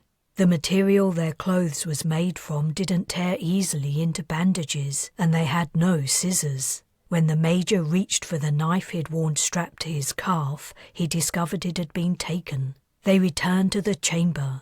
Carys had one sock left after the bot's assault. The other one had gone the same route as her boots, wherever they were. She pulled off the sock and tied it around the cut on her ankle. Her arm wound was shallower, and the blood oozing from it had begun to congeal. Sheldrake helped Torres, doing the best he could to staunch the Major's blood loss. Torres accepted his help, but neither met the other's gaze, and their expressions were set and hard. By the time everything possible had been done to treat their wounds, the chamber was a mess of beads of vomit and droplets of blood. The liquids would occasionally meet, the surface tension would break, and larger combined globules would form. All the while, the bots carefully followed the humans' movements, angling their metallic bodies and, presumably, cameras relaying images and audio to their masters. No sounds except those the humans or bots generated reached Carys's ears while the medical care went on. If the alien ship's engines were engaged, they operated silently. "Time to move out," Torres announced. "If we're allowed," said Moody. The Major ordered everyone away from the exit leading to the rest of the ship. With some difficulty they complied. The trick to moving in 0G, Carys had discovered, was to never be out of reach of a solid surface. It also helped to make only gentle movements to avoid the risk of zooming into empty space. Most of the group had unconsciously agreed on which ways were up and down, and all except Moody floated on roughly similar axes. The doctor had ended up resting against the overhead. "If the bots don't stop me as I go out," Torres continued, "check the passageway and then follow in single file." "How?" Setia asked. "This isn't exactly easy." "Do your best." With this unhelpful reply, the Major touched a toe to the deck and slowly drifted towards the hatchway. The bots turned, focusing their attention on him, but they didn't otherwise react. Torres disappeared through the opening. "I suppose it's our turn," Carys said. "I suppose it is," said Setia. "You first." Chapter 18.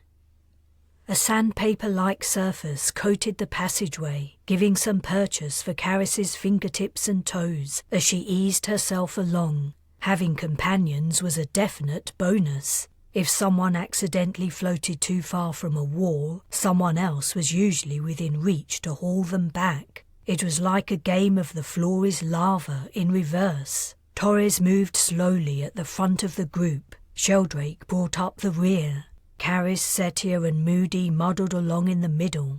The place was barely lit, which didn't help matters. The atmosphere was evidently breathable, but it smelled stale, and there didn't seem to be a circulation system. The faint sensation of air currents Carys had grown used to on the Bres was absent. A rustling sound caught her attention, and she searched for its source. "It's the bots," Setia said.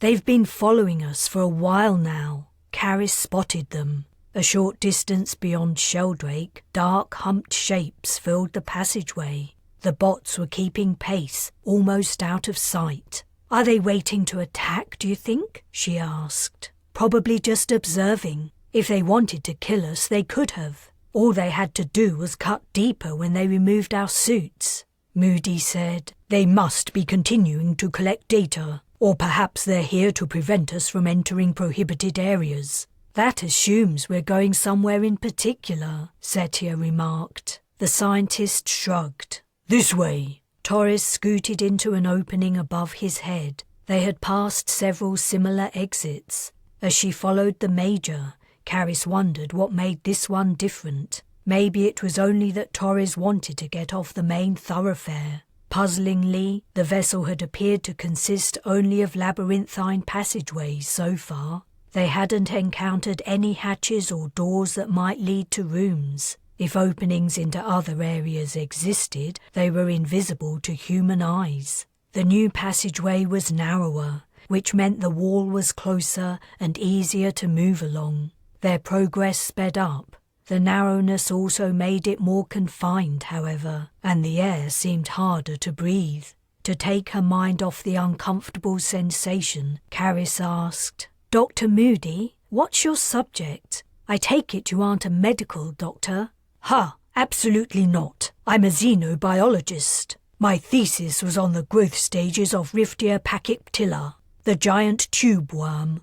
"But xenobiologists study aliens, don't they?" She'd heard of tube worms. They lived in oceans, Earth oceans. "They do indeed, yet without aliens to study, one must make do. Giant tube worms live near hydrothermal vents, which are thought to be where life first evolved on Earth. I was interested in them because they have a fascinating process for generating energy. At a certain stage of development, they acquire symbiotic bacteria through a process somewhat akin to an infection. Then they..." Setia gave a loud fake yawn and patted her gaping mouth. Moody took the hint and stopped speaking. "Go on," said Carys. She'd been interested. "Another time, perhaps."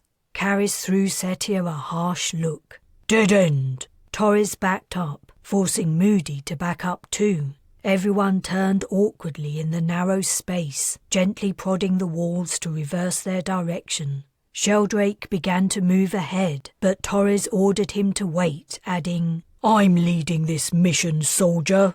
The Major squeezed past his team members. The bots had halted, hovering in the dim space beyond Sheldrake like a swarm of dark, lazy bees. As Torres approached, they moved erratically backward, as if trying to figure out what he was doing. The Major floated into their midst, one hand reaching out in front. Undeterred by this gesture, the bots didn't react, and Torres had to push a few aside to make progress. They bumped into the others, rustling. "Out of my way, machines," Torres grumbled. "I don't think they understand English," Setia said. Yet after the Major's complaint, the bots did move. They swept ahead, almost out of sight. "Something's controlling them," said Carys. "They just received an order to let us through." As they returned to the main passageway, they caught up to the bots again. The devices hung motionless, their pincer-like legs drooping. Sheldrake was first to spot why the bots had stopped. "The bulkhead's opening." To Torres's left, a rectangular line a couple of meters wide and a meter tall had appeared in the featureless curved surface. One side of the rectangle had opened a slit, and the gap was growing larger. Torres moved to the opposite wall. The bots started into motion again, and their legs drew up into their carapaces. As the hole widened, the leading bot disappeared into the darkness. The others quickly followed. Just as the last made it to the gap, Torres reached out. Whether he'd intended to grab it or do something else, Carys wasn't sure, but his hand must have made contact. A flash lit up the tunnel, and a crack of discharged electricity sounded. Torres swore and snatched his hand away. The opening snapped shut. All the bots were gone. "Are you hurt, Major?" Moody asked. "Not badly." Torres was holding his hand to his chest. Using his non-dominant one, he pushed himself forward. "Let's go."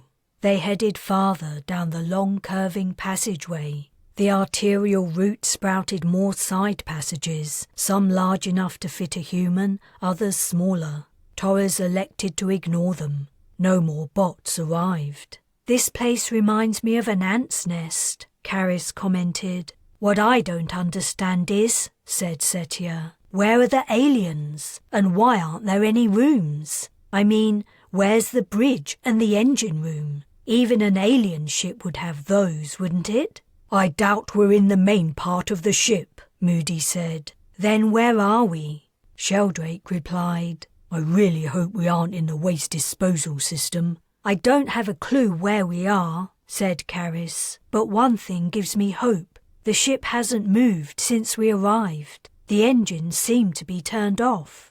That must mean the aliens have continued to suspend their attack on the Bres." "We are here for a reason," Moody declared. "And the bots left us for a reason. We just have to figure it all out. Then we can make progress." "The only progress we'll make is if our friendly jailers show themselves," said Setia. "If we ever get back to the Bres, someone remind me to ask Bujold why I was picked for this bullshit again." "Bots are on our tail," Sheldrake announced. He managed to add, "approaching fast," before the devices were upon them. Something sharp pricked the sole of Carys's bare foot, causing her to yelp and jerk her knee up protectively. Bots had suddenly filled the immediate space. One jabbed her back, another poked her wrist. The attacks weren't life-threatening, only painful. It was like she'd disturbed a hornet's nest. She flailed, trying to get away. Gasps and curses came from her companions as they suffered the same assault. "What are they doing?" Setia exclaimed. "And why?"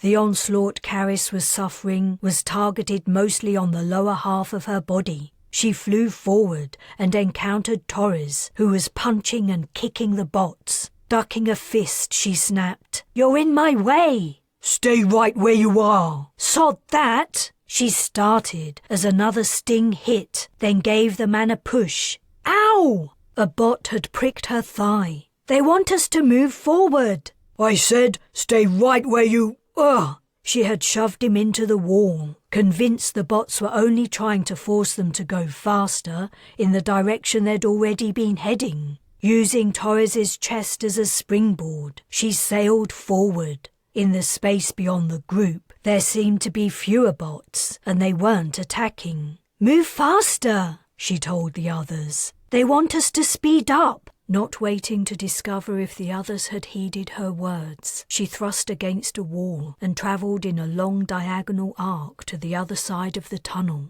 Halting, she looked back. A cloud of bots, punctuated by the occasional thrashing arm or leg, floated in the passageway. "I said," she bellowed, "they want us to hurry up." Moody was the first to emerge. Swooping through the confined space, he joined her. Blood trickled from a wound under his eye. Setia flew out next. Carys didn't wait for the rest. She set off again quickly, before the bots had a chance to catch up and deliver more enticements to move. The sounds from behind told her Setia and Moody were keeping up. After a minute or so's progress, she risked a glance over her shoulder. Sheldrake was rapidly closing the distance between them, and Torres could be seen too, though bots continued to plague him. "Uh-oh," said Setia. Carys turned forward. Like a crowd of angry rioters, more bots filled the space ahead. There were so many they entirely obscured the rest of the passageway. "Oh dear," Moody muttered. "What now? What now indeed?" Carys rested a hand on the wall, hesitating. What was the bots' plan? They were about to enclose the humans on both sides. Was it a scheme to finish them off? She couldn't imagine many worse ways to go than to be slowly stabbed to death by a million needle jabs. "That way!" Setia pointed at an opening that, in her anxious state, Carys hadn't noticed. She flew towards it, barely registering the pain from her injured ankle. Before she could take in the new place, Setia had joined her. Then Moody came flying in, his blonde hair a fuzzy halo. "I'm getting a sense of déjà vu." Sheldrake arrived, and Carys took in their new situation. Well, great. They were back at the shuttle entrance. Somehow they'd travelled in a circle and arrived back where they'd started. The blood they'd shed here and Moody's stomach contents had amalgamated into large blobs. She covered her mouth and nose. 2 bloody hands gripped the sides of the entrance portal, and Torres pulled himself in. The Major looked a mess. He'd lost some of his improvised bandages, and his wounds continued to ooze blood. His remaining bandages were soaked. The bots had hurt him further. Red marks of needle pricks dotted his exposed skin. Noticing they were all staring, he growled, "We rest now." "Are you okay, Major?" Moody tentatively asked. The man's eyelids were drooping. He seemed about to pass out. "We should get back in the shuttle," said Setia. "That's what they want, right? Or else why did they force us to come here?" "Makes sense to me," said Sheldrake. "Major Torres, I'll help you." But when he approached the Major, Torres angrily slapped his hand away. In a weak voice he said, "Yeah, everyone into the shuttle. Move it." The moment the hatch shut, metallic clunks sounded. The vessel was disengaging from the main ship. Carys floated free for a few heartbeats. Then she was slammed into the bulkhead, and bodies piled on top of her. With a great effort, she squirmed out from under them. The acceleration increased, and soon the only movement she could make was to breathe. The force pinned her arms and legs and pressed down on her stomach and face. "Are they sending us back express delivery?" Setia asked, her voice strangely muffled. Carys was amazed anyone could speak. From the corners of her eyes she spied Setia. She was on her front, her face crushed at an angle. "You should turn over," Carys managed to squeak. "Good advice. Hard to follow." Time dragged past. As each excruciating minute stretched into the next, Carys had to consciously expand her chest to draw in air. As she relaxed, pressure instantly pushed air out in a fast exhale. Was this the last part? Were the aliens sending them back to the Bres? Was the mission nearly over? She hoped the aliens had only wanted to get a closer look at this new species that had turned up on their doorstep, and now the examination was finished, they were sending them home. Bujold could take over now. The captain could begin the task of establishing the civilization of Polaris AB as a member of the Galactic Council, or whatever the new organization would be called. Carys hoped her part was over. Quiet murmurings came from her left. She strained to turn her head. Torres and Sheldrake lay close together, and the ex-corporal was speaking to the major, who looked entirely out of it. The man's skin was chalky, and his lips were blue. Sheldrake appeared to be exhorting him to wake up, or stay conscious, or something like that, but his appeals were useless. Grimacing with physical strain, Sheldrake slid a hand closer to Torres's shoulder and jiggled it. The movement didn't register in the rest of the Major's leaden body. Carys said, "There's no point. He won't come around while we're like this." "I have to try. I think he's..." Sheldrake's expression was stricken. She peered closer at the Major. Could he be dying? He'd certainly lost a lot of blood, and he'd said earlier he'd taken a hit to the head. In the best of circumstances, his condition could be precarious. In this situation, where it took deliberate effort to breathe, he wouldn't be getting the oxygen he needed. "Torres!" She attempted to yell and snap the Major awake, though the words came out barely louder than normal volume. She held Sheldrake's gaze for a moment, but then looked away. There wasn't anything she could do to help, and there wasn't anything she could say to ease Sheldrake's distress. No one could do anything until this terrible journey was over. She took another breath, and this time the effort seemed even harder. Was the pressure increasing? To her right, someone groaned. "Can't," Moody said. "Take much." He was silent. The edges of Carys's vision turned black. She strained to inhale. "Carys," said Setia. "Carys, you have to." She awoke. How long had she been out? There was no telling. She'd been dreaming she was falling into a deep black hole from which she knew she would never emerge. She could breathe freely again. She drew in a couple of deep lungfuls, relief flooding her. The painful sensation of pressure was gone. Their journey was over, or at the very least the shuttle had stopped accelerating. She sat up, rejoicing in the freedom of movement. Then she realized gravity had returned. They had to be back at the Bres.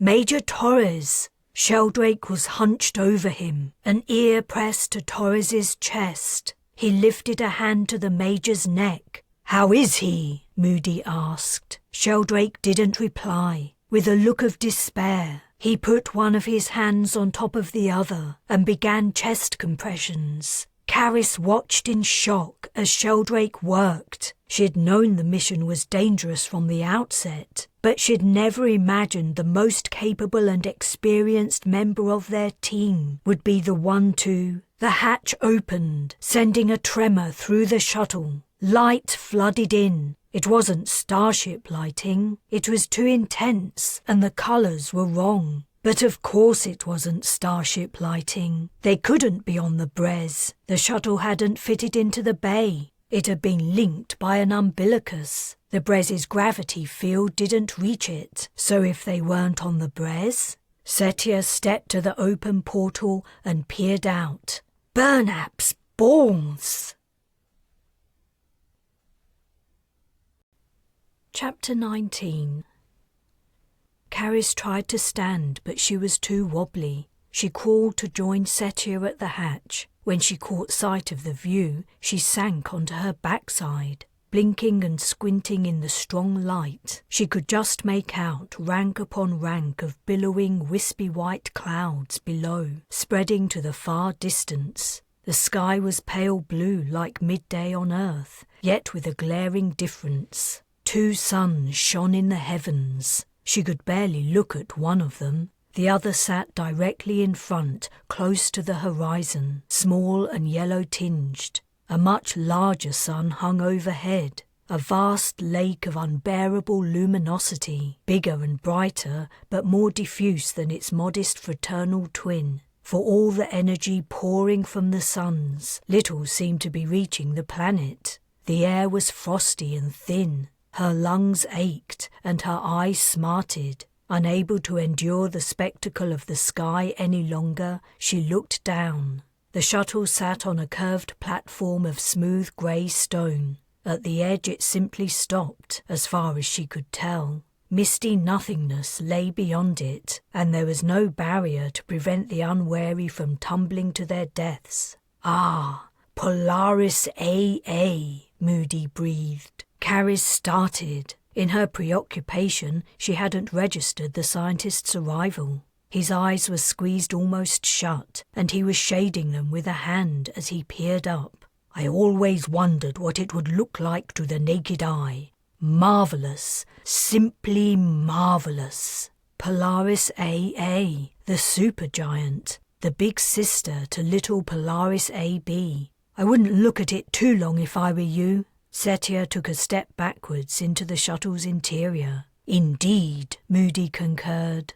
"I appreciate the sight, but I wouldn't like it seared on my retinas." He gazed in rapt wonder at their surroundings. "Goodness gracious! How high up are we? It must be thousands of meters. I wish I still had my interface. I can remember some information about this planet, but not the details." "Did we even have the details?" Setia asked. "Quite a few. The scan data told us a fair amount. I'm not surprised we appear to be on a mountainside. All the land masses are mountainous. Oceans comprise 86% of the surface." His brow furrowed. "Where are our alien friends? We seem to be alone. I'm going to take a look around." "Be careful," Setia said. Moody stepped out onto the platform. Carys recalled Bujol telling her something similar about the planet to what the scientist had said. The captain had also mentioned that the aliens were aerial and their cities were airborne.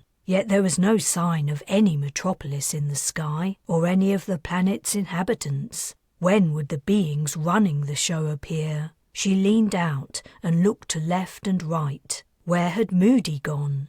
All she could see was the platform curving out of view, and all she could hear was the wind. No, there was another sound, a huffing, puffing noise coming from behind. Torres! In her wonder at the new world, she'd forgotten about Sheldrake's efforts to save the Major's life. After turning from the brilliance of the exterior, it took a moment for her eyes to adjust. Major Torres lay in the same position, and Sheldrake continued to pump his chest. Sweat gleamed on the ex-corporal's face. Setia stood over him, her eyes full of concern, as she watched with her hands on her hips. Sheldrake stopped what he was doing in order to press an ear against Torres's sternum. Then he resumed the compressions. Setia turned to Carys with a pitying look. "Sheldrake," Carys said. He didn't seem to hear her. "Sheldrake," she repeated. "I think he's gone." If they had medical facilities, blood, a defibrillator, if they had anything, there might be a chance to save the Major's life. But they were far from these things, far from help. Not even their alien captors seemed to be around. Setia held Carys's gaze as if suggesting she should be the one to do something. She stepped closer and put a hand on Sheldrake's shoulder. He didn't seem to notice her. His skin was hot and his shirt was soaked. His sweat dripped onto Torres's body. "Stop," she said quietly. Still, Sheldrake didn't react. "He's gone. There's nothing you can do." The ex-corporal worked on, gasps escaping his tightened lips. "Sheldrake! He's dead!" She felt bad about snapping at her friend, but there seemed to be no other way to get through to him. It worked. Sheldrake's hands fell to his sides and he straightened up, though his shoulders slumped. His chest heaved as he fought his emotions. Abruptly, he rose to his feet and strode to the hatchway. Grabbing the frame with one hand, he leaned out. His head hung low. Torres's eyes and mouth were open. He appeared mildly surprised, as if he hadn't imagined his end would come so soon. But, on the other hand, he'd kind of expected something like this would happen. Moody reappeared. He joined them and looked down at the body sorrowfully. I didn't realize he'd lost so much blood. Or perhaps it was that head trauma he suffered when the bots removed his helmet. Setia said, whatever was wrong with him, the high G's probably finished him off. Stars, this is awful. Do we have anything to cover him? But unless one of them donated an item of clothing, or they used the corpse's own, there was nothing to blanket the dead man's face. We could turn him over, Carys suggested. Setia grimaced. Maybe, but... Don't touch him! Sheldrake had returned. He stood over Torres protectively. Don't put a finger on him, right? Leave him alone! Okay, Setia said. It's not like I was looking forward to it, Moody said. I'm afraid we must leave him here. Leave him here? Carys asked. Are we going somewhere? We must. There's no one outside. We're alone in this place. Our hosts haven't arrived, though they must know where we are. They brought us here after all. If they were planning on meeting us, they would have done so by now. Therefore, we must leave. Because that's what they expect? Setia had the defiant look she always wore when she suspected she was being pushed around. I have no idea what they suspect, Moody retorted. However, if we wish to eat and drink, we must go and find food and water. We have to take the Major with us, said Sheldrake, his voice cracking. Or those bastards will get him. They'll cut him up to take a look at his insides. He won't get the decent burial he deserves. He does deserve a decent burial, Moody concurred. But unfortunately, we cannot give it to him. And as to carrying him around, well, that just isn't sensible for obvious reasons. A sombre silence fell. Carys, who had been focusing on the floor next to Torres's head, turned her attention to his face once more. She hadn't liked the man. He'd been typical military, bossy and rigid thinking. But then again, she hadn't liked Sheldrake at first either, and for the same reasons. It wasn't until she'd grown to know him better she'd seen a different side to him, a side she could like. She'd only ever seen him acting in his professional role. The man himself could have been quite different. Now she would never know. She said quietly, We could bury him here.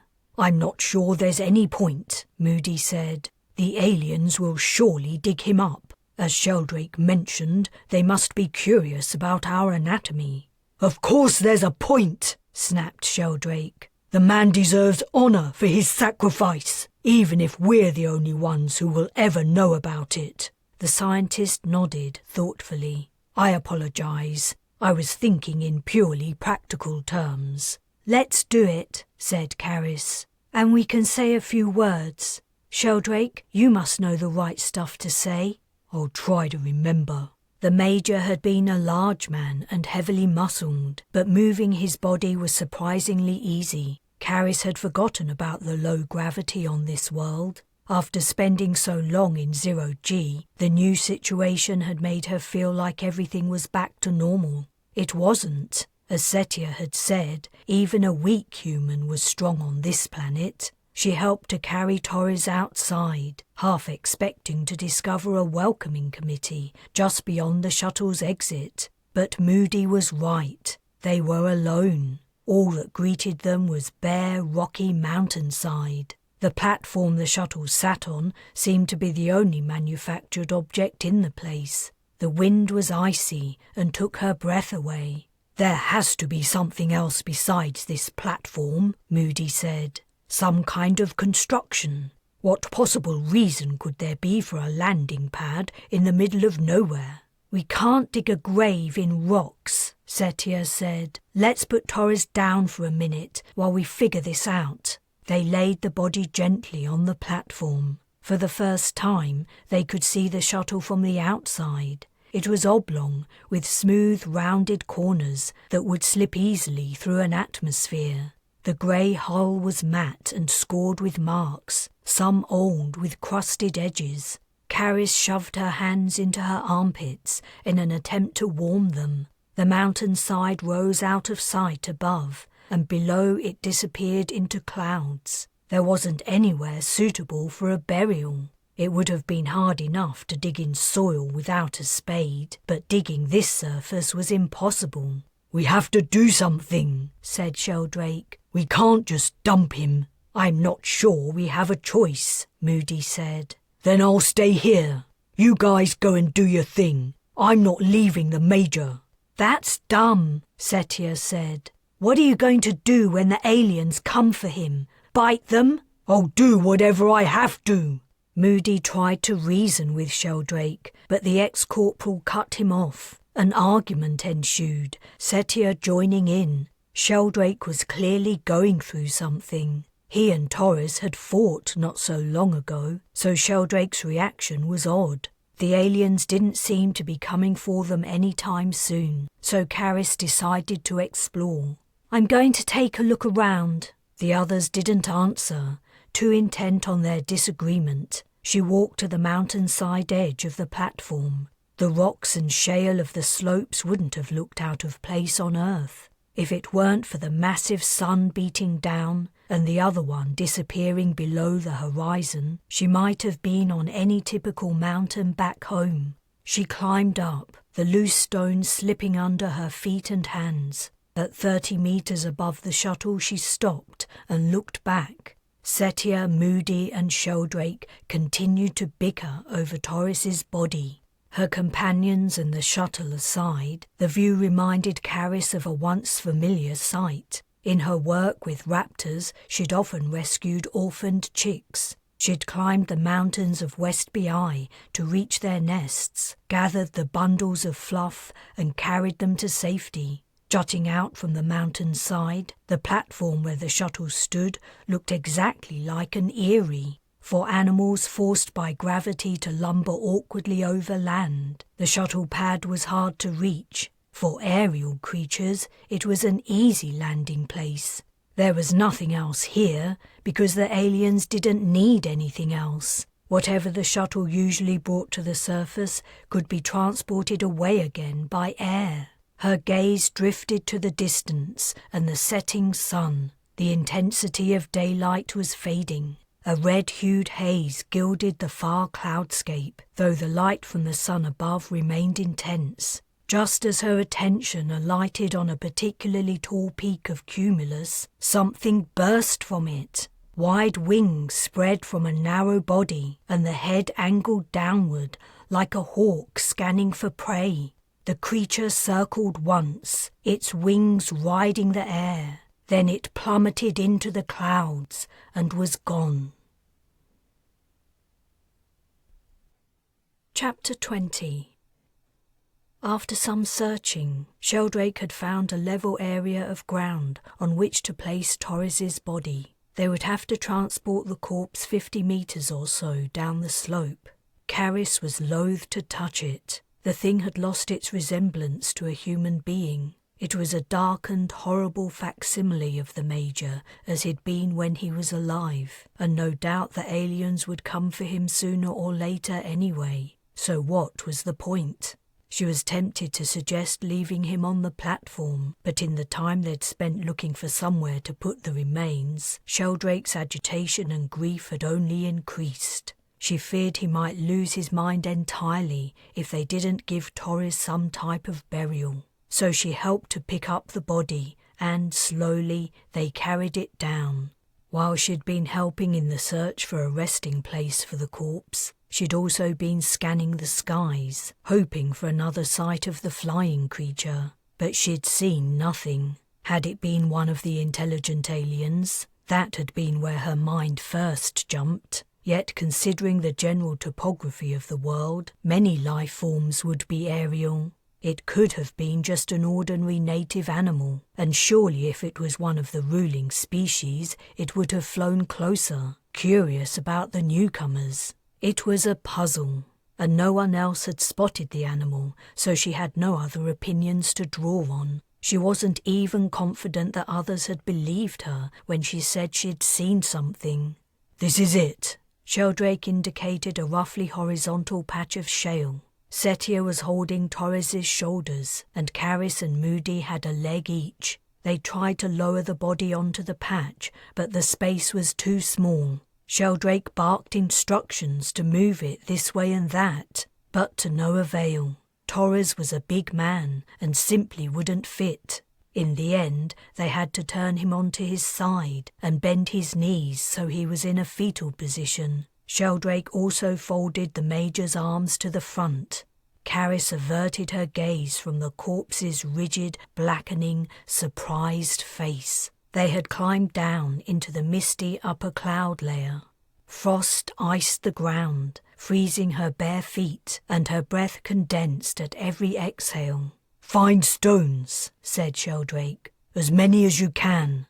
If there was one thing they didn't lack, it was stones. As she was collecting some, Setia came up to her and said softly, "He'll calm down soon. He just needs to get it out of his system." "Maybe. I hope so." There was no doubt who Setia was talking about. Carys glanced at Sheldrake. He was working with maniacal effort, filling his arms with pebbles and rocks. As she watched, he carried them over to the body and placed them gently and with reverence upon it. Carys added her stones to the pile and collected more. The others did the same. Eventually they erected a cairn. "That's enough, right?" said Setia. "He's well covered now. We need to finish up here and move on before we all die of exposure." Carys silently agreed. Her teeth were chattering with cold despite the exercise. Sheldrake seemed to battle with himself before nodding. His voice cracking, he said, "I don't know what religion he was, and even if I did, I can't remember what's said at any of the burials." Moody patted his shoulder. "I'm sure Major Torres wouldn't mind. Just thank him for his service. Setia is correct. It's time to go." Sheldrake murmured a few words over the remains, while everyone else stood in respectful silence. The obvious direction for them to go next was to continue downwards. They would find nothing to eat on these barren slopes, and any water would be frozen. They began the descent. The incline became so steep they were forced to face the mountainside as they lowered themselves, clinging to rocks. Carys took a final look at the lonely pile of stones they were leaving behind, already disappearing into the mist. Had Torres been married? Had he any children? He'd known and accepted the risks of his job, yet it seemed cruel that he'd died so far from home. She returned her attention to the rock she was gripping, reminding herself that her fate might not be so different from the Major's if she were not careful. The mist grew thicker until she couldn't see much more than her hands and feet. She and her companions had to call out regularly to avoid becoming separated. Her extremities were gradually warming up as she toiled, either due to exertion or because the ambient temperature was rising. Better blood circulation brought the realization that her feet and hands were sore, her feet in particular. The rough ground was taking its toll on her soft-skinned soles and toes. She paused and lifted a foot to inspect it. Her skin was pink and chafed, and pinpricks of blood dotted her heels and toes. There was nothing to be done about it. Her boots were long gone, carried away along with her Eva-suit by the robots on the alien ship. She resumed her descent, but at the same time an explosion of sliding, crashing stones came from her left, quickly muffled by the dead air. Moody's loud and vehement curses sounded out, followed by, "I took a tumble, but I'm fine. No broken bones." "Take it easy, Doc," said Sheldrake. He sounded calmer. Carys was relieved to note. After Moody's accident, her descent took on a more careful rhythmic pattern. She would reach down with her left foot, questing for a firm rock or patch of dusty soil. Then she would push the fingertips of her right hand into a crack and grip firmly. Next she would lower her right foot and then move her left hand downwards, grasping for something to hold on to. Step by slow step, she moved through the cloud layer. Her mind drifted. The events that had taken place since leaving the Bres took on a dreamlike quality, as if they might never have happened.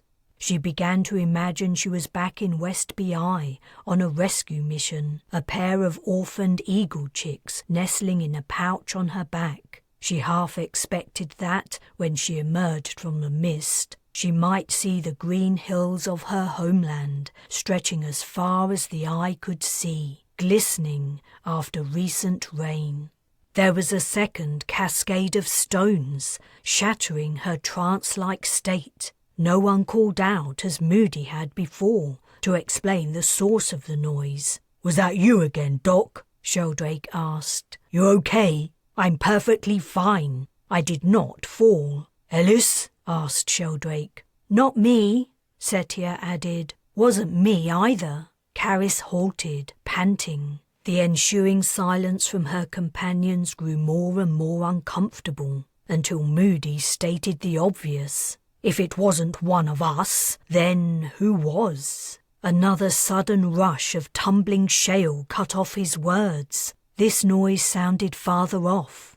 As it tailed away, Setia's muttered curses drifted through the mist. "It could be nothing," Carys said. "The surface is probably slipping all the time." "All the more reason to get off it as soon as we can," said Moody. That seemed to be the general agreement. Carys resumed her steady descent. She wasn't going to hurry, not when a single misstep or loose rock could send her to their destination faster than she would like. What was their destination? What lay below?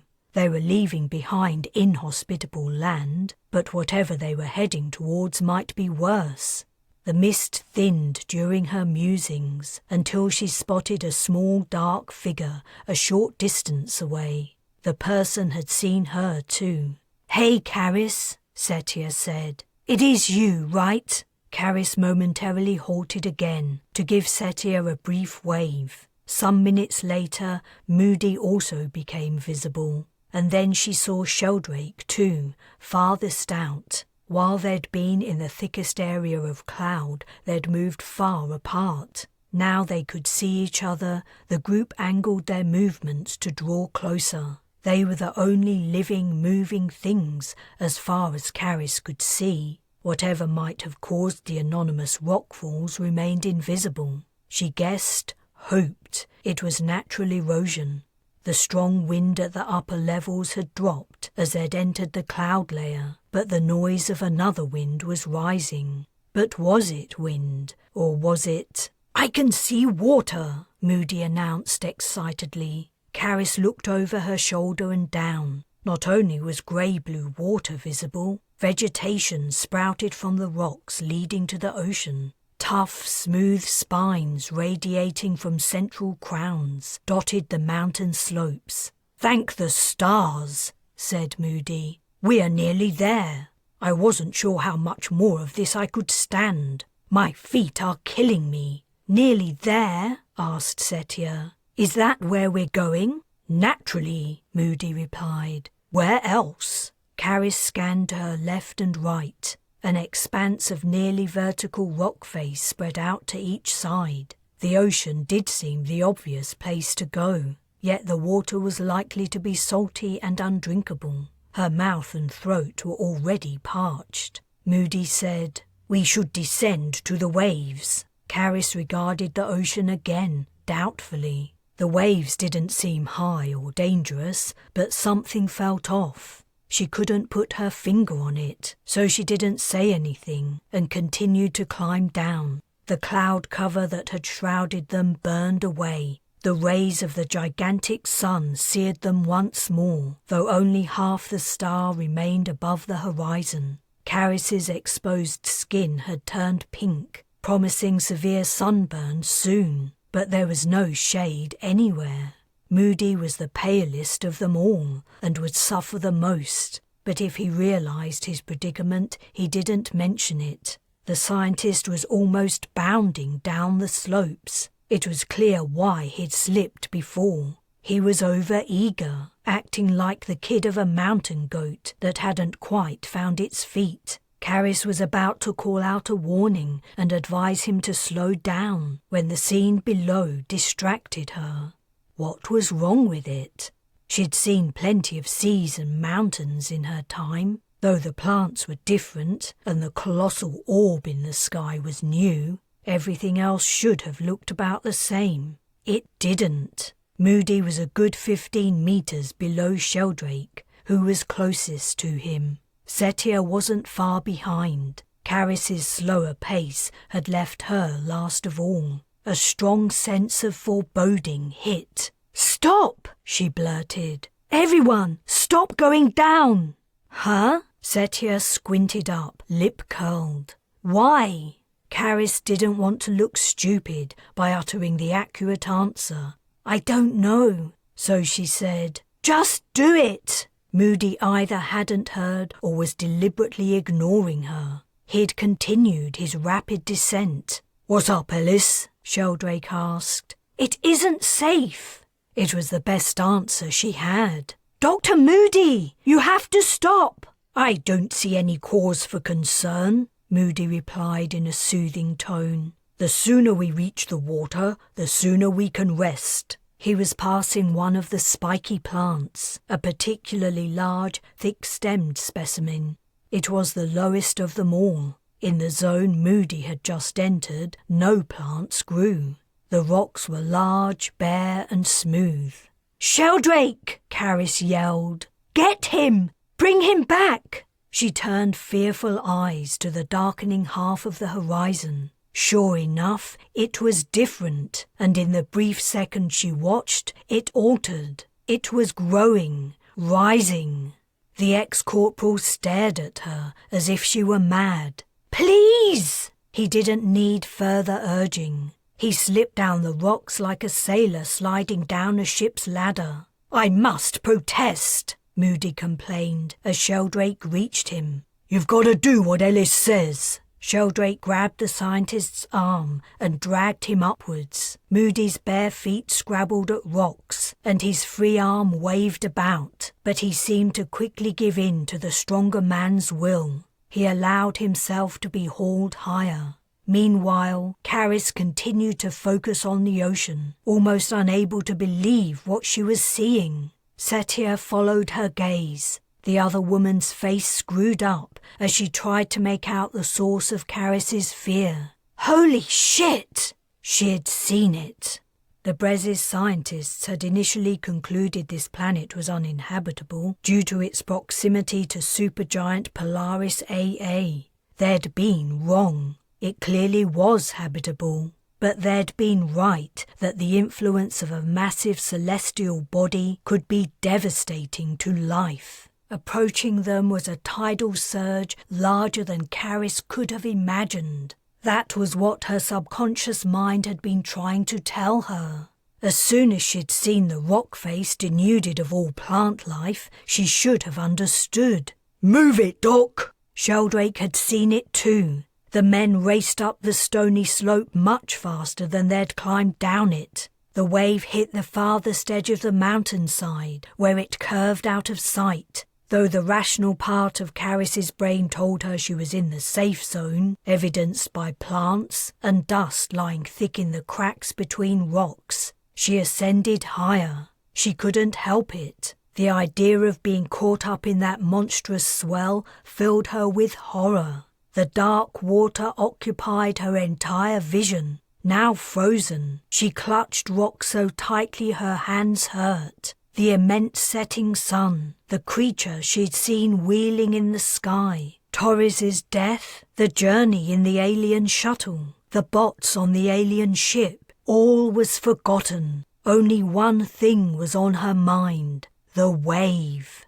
It had nearly reached them. Her gaze snapped downwards. Sheldrake and Moody were gripping the mountainside like their lives depended on it.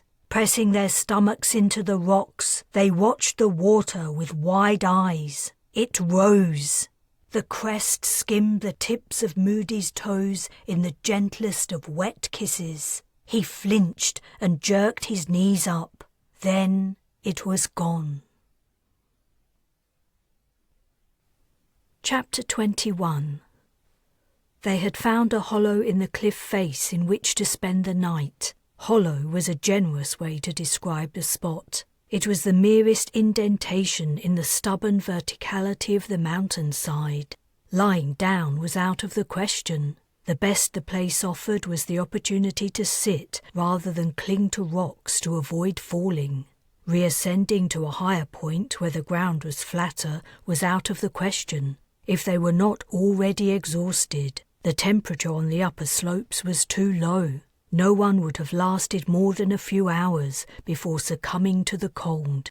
Here, perched like puffins on a scrap of semi-level shale, they might see another day. However, along with their survival would come increased hunger, thirst and weariness. To Carys, the prospect felt better than death for the time being. If things continued as they were, she wasn't sure how long she would feel the same way. "If we prop ourselves back to back," Moody suggested, "we may be able to get a little sleep. I don't know about you guys, but I could certainly use 40 winks. It's fascinating how a brush with certain death takes it out of you." "Fascinating," Setia said wryly. She went on, "Carys, how did you know that wave would hit? You started yelling before it even approached. I didn't know it would hit right then. And it wasn't a wave as such, it was the tide." "The tide?" Setia shook her head. "When I was a kid, I used to play in the storm outflow on the local beach.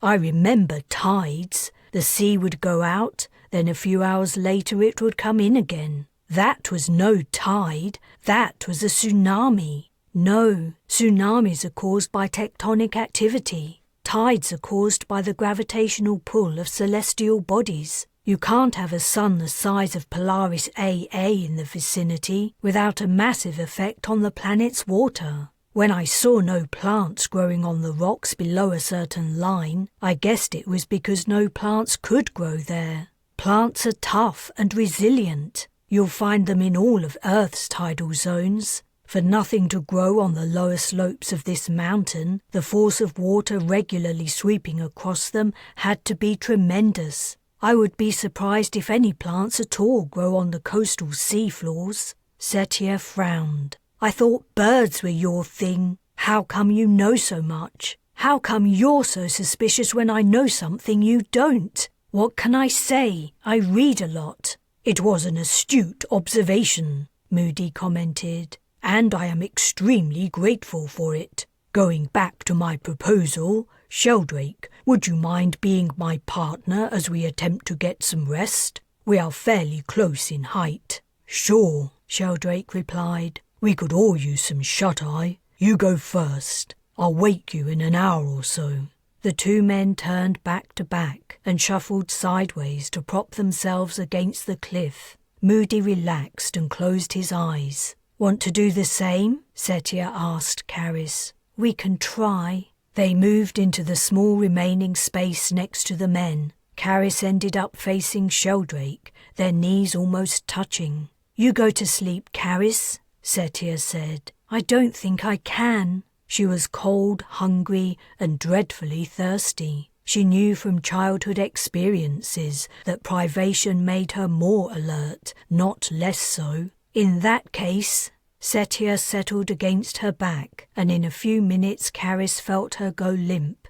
The night was not dark. Though Polaris AA had sunk out of sight, its rays continued to shine around the planet, turning the sky deep red and allowing the glimmer of only a few stars. Was that why the aliens were so insular? They'd developed space travel, yet they hadn't tried to venture beyond the confines of their star system, or not as far as she knew. They'd made contact with the intelligent life forms in the Polaris B system, but only declared hostilities. Was it because, to them, the universe consisted of few other suns? The arrival of the Bres must have been a huge surprise. "Have you figured out what's going on?" Sheldrake whispered. "With Setia? Don't worry, she's always like that." "Not Z's. I mean what's happening here. What do you think the aliens are trying to do with us?" "I can't figure it out. If they want to kill us, this is an elaborate way of going about it. But they're an extraterrestrial species, so who knows what they're trying to do. We have to survive as long as we can and hope it all becomes clear eventually." "You're right. We don't have a choice, but—" Sheldrake's features turned pensive in the dim red glow of the night sky. "What?" "I really want this mission to succeed. I want to make sure these aliens join the Federation the fleet is setting up. For me, it's about more than survival." "Why?" "It just is." There was a conviction in his tone stronger than Carys had ever heard from him, not even on Prime, when he'd been deep in his military mindset. Sheldrake had always been a principled kind of guy, but this was something else. Desperation seemed to underlie his words. She replied, "First, we survive. Then we can tackle the whole Federation thing." She hoped his need to fulfill the mission's purpose wouldn't lead him into doing something stupid. He would risk all their lives. His head had sunk low as he brooded. "Sheldrake," Carys said, "I'm sorry." His gaze met hers. "For what? None of this is your fault." She heaved a heavy sigh. Setia began to slip sideways, heading for a nasty drop into the ocean. Carys reached around and pushed her against the rock face. Setia snorted and shifted, settling again. "I'm the reason you're here." Carys told him how she'd asked for him to join the team, in the mistaken belief she was helping him. "If it weren't for me, you would be safe on the Bres." "Don't beat yourself up, Ellis. You didn't know this would happen. I appreciate the favor. Doesn't matter how it's turned out. Have you thought up a plan yet?" No. Not die. How about you?" "Nope, nothing. But we need to think of something before the others wake up." "Do we? Maybe we should all decide on a plan together." "It's better if one person takes the lead, makes the decisions. We lost Torres, so someone needs to step into his boots. It's better this way, believe me." "Is that what being in the military has taught you?" "There's a reason it's set up like it is. In life or death situations, you need a hierarchy of command. That's what works, not democracy. We can't get mired in decision-making, second-guessing everything. It wastes time, and we'll end up fighting amongst ourselves. Look, Z's is a loner at heart. She isn't a team player. It's not her fault, but that's how it is with her. If it comes down to it, she'll put herself first. Dr. Moody's too much in his head. I don't think he even realizes the trouble we're in yet. When he does, he might go to pieces. You and me, we're different. We're steady, and we look out for other people." "Didn't Setia save your life on Prime when you fell into a fissure?" "She did, and I'm grateful. But she didn't have to put herself in danger to do it. She pulled me out of that hole like a magician pulling a rabbit out of a hat. It was easy for her. If things get tough—" He shrugged. Carys thought he was underestimating Setia's capacity for caring for her fellow human beings, but he didn't know her very well. He hadn't spent much time around her after the Bres had departed Prime. "I don't have any ideas. But if you want to run something by me, I'm happy to hear it." "These aliens are like birds, right? Maybe you can guess how they might be thinking." "Don't start. That's what Bujold thought too. But I know sod all about those creatures. I can't guess the first thing about how they might think." "You said you saw one earlier. What did it look like?" "I saw something flying. I don't even know if it was one of them." "Come on, Ellis. You've got to try harder." "How about you try harder?" She was seething. Why was he putting all the responsibility on her shoulders? Didn't she have enough to do just keeping herself alive? Calm down. I know you can do it. I have faith in you. And don't worry, whatever plan you think up, I'll back you 100%. Gee, thanks. Silence fell between them, broken only by the sough of waves on the rocks far below.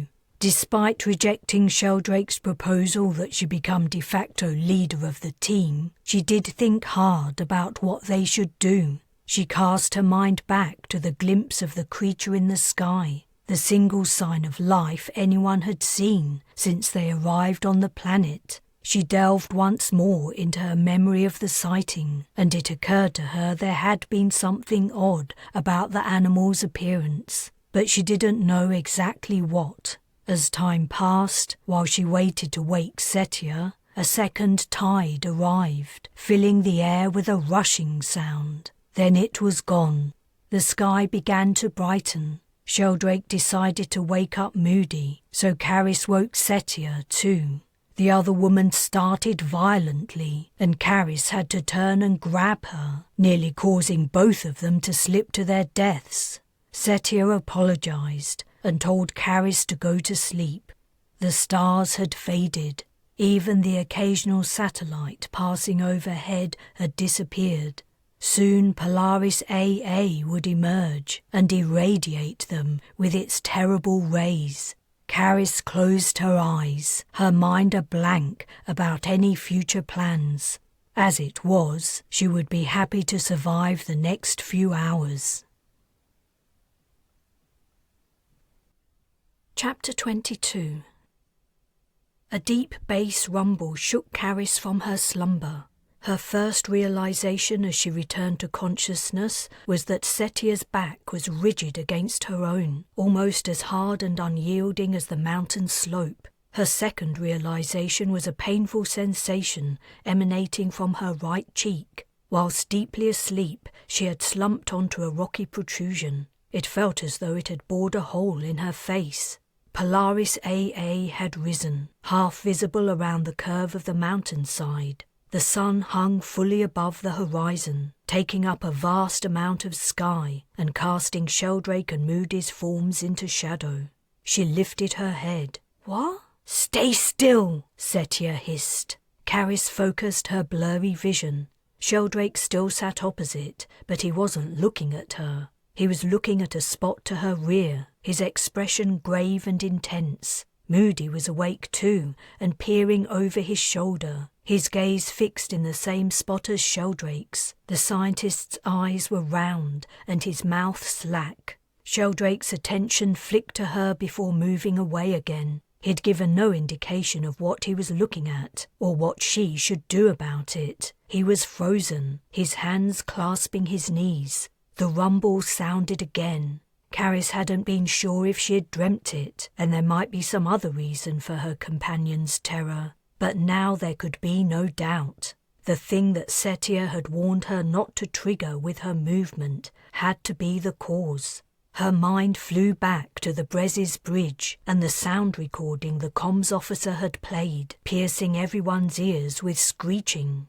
The officer had explained he'd over-adjusted the pitch of the alien speech, which was below human hearing range. Yet she could clearly hear this thing she couldn't see. Or had she sensed vibrations in the air and rock? Maybe the creature was only a wild animal attracted by the sight of new, strange arrivals in its territory. "We have a visitor?" she softly asked. Sheldrake glared at her and gave an almost imperceptible shake of his head. Somewhere behind her, rocks scraped together. Some broke loose and bounced heavily down the cliff. Distant splashes sounded from below. The thing had moved, and, whatever it was big. The mission team had scrambled over nearly vertical slopes for hours yesterday without dislodging much more than small rocks and shale. Anything larger had already been weathered away, until this animal happened along. Carys's chest tightened over her hammering heart. Her companion's fear was infectious, regardless of the fact that she couldn't even see what was provoking it. "Setia," she whispered. "You have to scare it off." "Shh! Don't shush me," she murmured. "That thing might think we're new, tasty prey that suddenly appeared in its habitat. It might try its luck and attack. You have to frighten it away." In truth, she wasn't sure she was giving good advice. All her knowledge was based on Earth species. The animals on this planet might behave entirely differently, but she had a hunch she was right. The thing had moved closer. It was interested in them and probably wouldn't leave until it had investigated further. Even if it didn't intentionally hurt them, something so big could easily prod or poke them from their precarious positions. But Setia remained still. There was another crunch and rattle as more rocks were scraped by the passage of a large animal. "Setia!" Carys urged. "If we don't move, it might not think we're edible." "Nice theory. That doesn't work for birds, so maybe not in this case either." All right, Ms. Know-it-all. What do I do?" "Jump up without falling off. Shout as loud as you can and wave your arms around," Sheldrake said. "I'll do it." "No, Setia has to. She's closest. If you scare it, it might decide to bite only the nearest non-scary thing. In other words, her." "Okay," Setia muttered. "Here goes." Carys braced herself against the cliff, stiffening with tension, terrified that she was wrong. A split second later, the support of Setia's body was gone. Her friend had leapt up. Carys turned. At first, all she could see was the back of Setia's legs, trousers cut to shreds by the alien's bots, skin scraped and grazed by rocks. Then she saw it. The creature was even bigger than she'd imagined. Perched awkwardly on the steep slope, its higher leg was tightly bent, the lower one fully extended, both supporting huge, taloned feet. Small, smooth, dun-coloured feathers clothed the legs and extended up the bulbous body, washed pale by the intense sunlight. And the wings! "Shout!" she yelled. But Setia was silent. Carys clambered upright, twisting to face the creature. She lifted her arms, though the movement felt slow and cumbersome. Something about the alien wasn't right. Its body didn't conform with anything in her imagination. She registered limbs where there should be none. Extra limbs? She opened her mouth to scream, but her throat constricted and nothing came out. Feebly she waved her arms. They felt weak and heavy, and they sank to her sides. A roar erupted from behind her. Sheldrake was up and shouting. Expletives exploded from his mouth as he bellowed at the creature. It didn't have any effect. The monstrous head tilted one way and then the other, as the alien appeared to try to make sense of what it was seeing. It stepped forward. A stone broke loose beneath its foot, unbalancing it. The spreading, impossibly large wings beat as it briefly lifted from its position. The draft hit Carys. "Back up," Sheldrake ordered. Was he talking to the alien, or did he mean they should back up? But she couldn't move, and neither, it seemed, could Setia. "Ellis, Z's, move!" Sheldrake grabbed Carys's shoulders. His touch snapped her from her trance. "Setia!" She took her friend's arm and shook it. At the same time, the creature lunged and grabbed Setia around the waist. It had hands. How? How did it have wings and hands? Setia shrieked and punched upwards, her fist smacking into the bottom of the creature's throat. Unfazed, it raised her up, pulling Carys upwards too. She tightened her grip on Setia's arm. Setia punched again and again, her free fist hammering the animal's chest and neck. She viciously kicked it. Had it been an earth creature, her blows might have killed it. But this thing seemed indestructible. Her reaction only seemed to fuel its curiosity as it lifted her higher and peered closer. Carys was being lifted as well. Her feet left the rocks and she dangled, swinging free. "Let go!" Setia called out, jiggling and jerking her arm to loosen Carys's grip. "Let go of me!" "No!" Carys grunted as she clung on, fastening her other hand on Setia's wrist. "Hit it with everything you have!" But Setia had to be already hitting the creature as hard as she could. Carys felt a hand grasp her, sending a shudder of pain up her leg. Sheldrake had grabbed her wounded ankle. "It's no good, Carys," Setia panted. "Let go of me, you idiot! Save yourself! Get away while it's distracted!" "No!"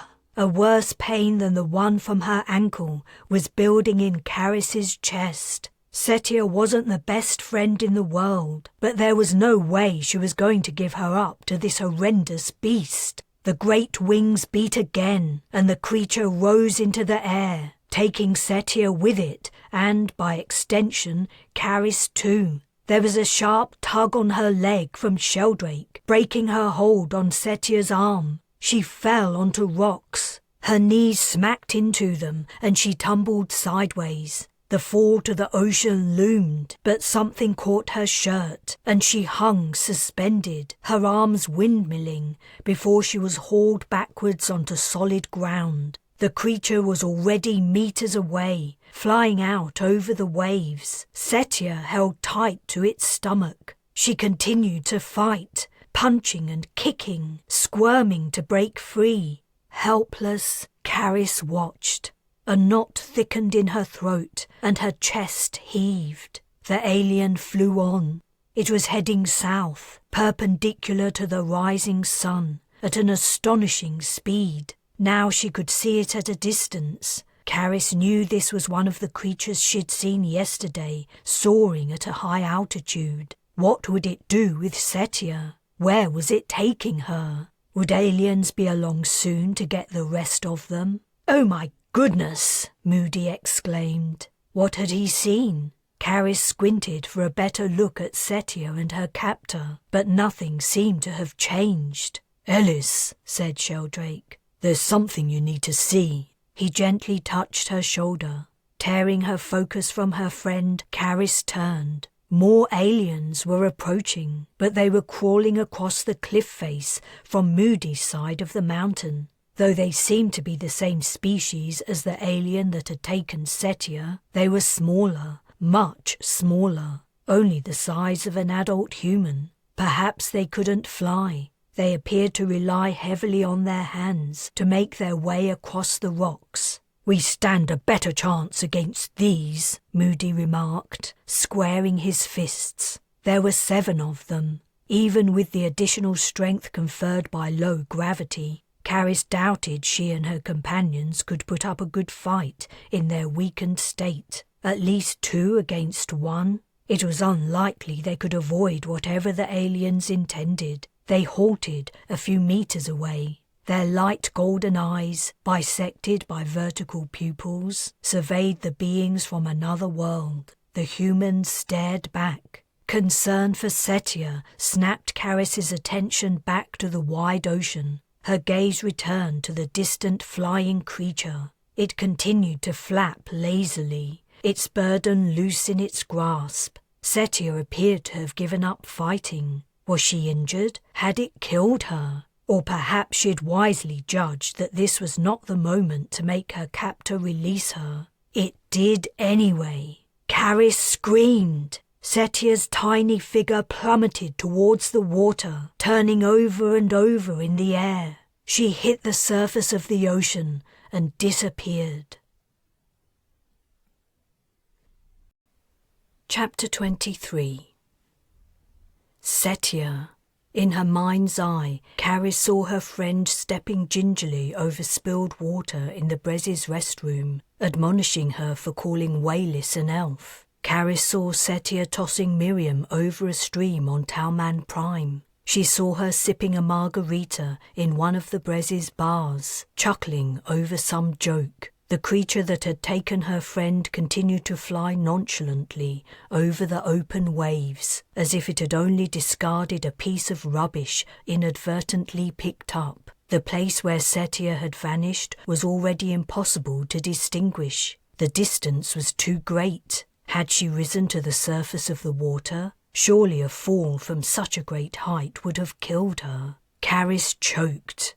"What?" Sheldrake asked. "What's wrong? What were you screaming about? Did you see something?" He shaded his eyes as he peered out to sea. Carys squeezed out, "Dropped her." "Are you sure?" She swallowed. "I'm sure."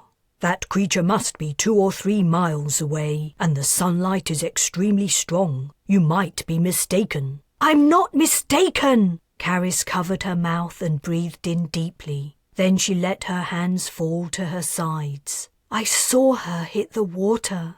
"Then," Sheldrake murmured. Nothing further needed to be said.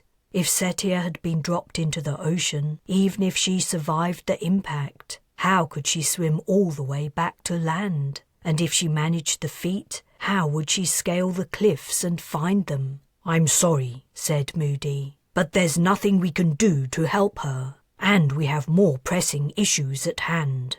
The human-sized aliens remained clinging to the rocks a few meters away, watching with their strange golden eyes. As soon as they saw that they had the newcomer's attention once more, they crawled forward. Carys backed up to the edge of the small hollow. Now she was less distracted. She could take a good look at them. What had at first appeared to be extra limbs were, in fact, only their arms. The confusing thing about their anatomy was that their legs formed the framework for their wings. Coated in fine feathers, the wings were attached to the creature's armpits, stretched out to their knees, then more wing material covered the space between half of their long prehensile tails and the inner section of their lower legs. It was the weirdest body form Carys had ever seen. No earth animal had it, as far as she was aware. Not flying squirrels, sugar gliders, flying lizards, nor any other non-avian aerial species. The advantage of the alien's anatomy was obvious. These creatures could hold tools, and they could grip rocks to traverse the steep slopes of their planet's landmasses, and yet also glide across the oceans. If any form of life on this world could evolve high intelligence and become dominant, it was this one. Had a similar species ever appeared in Earth's evolutionary history? Maybe it had, but one of the mass extinctions had wiped it out. Humankind had been fortunate to not encounter this competitor. "What do you think they want?" Sheldrake asked. "Who knows?" Moody replied. The one at the front of the group spoke. The sound it made was like the rumble of its bigger cousin, but higher pitched. "They seem to want to talk," Moody commented. Carys blurted, "They can tell us how to save Setia. Maybe they have a boat or something."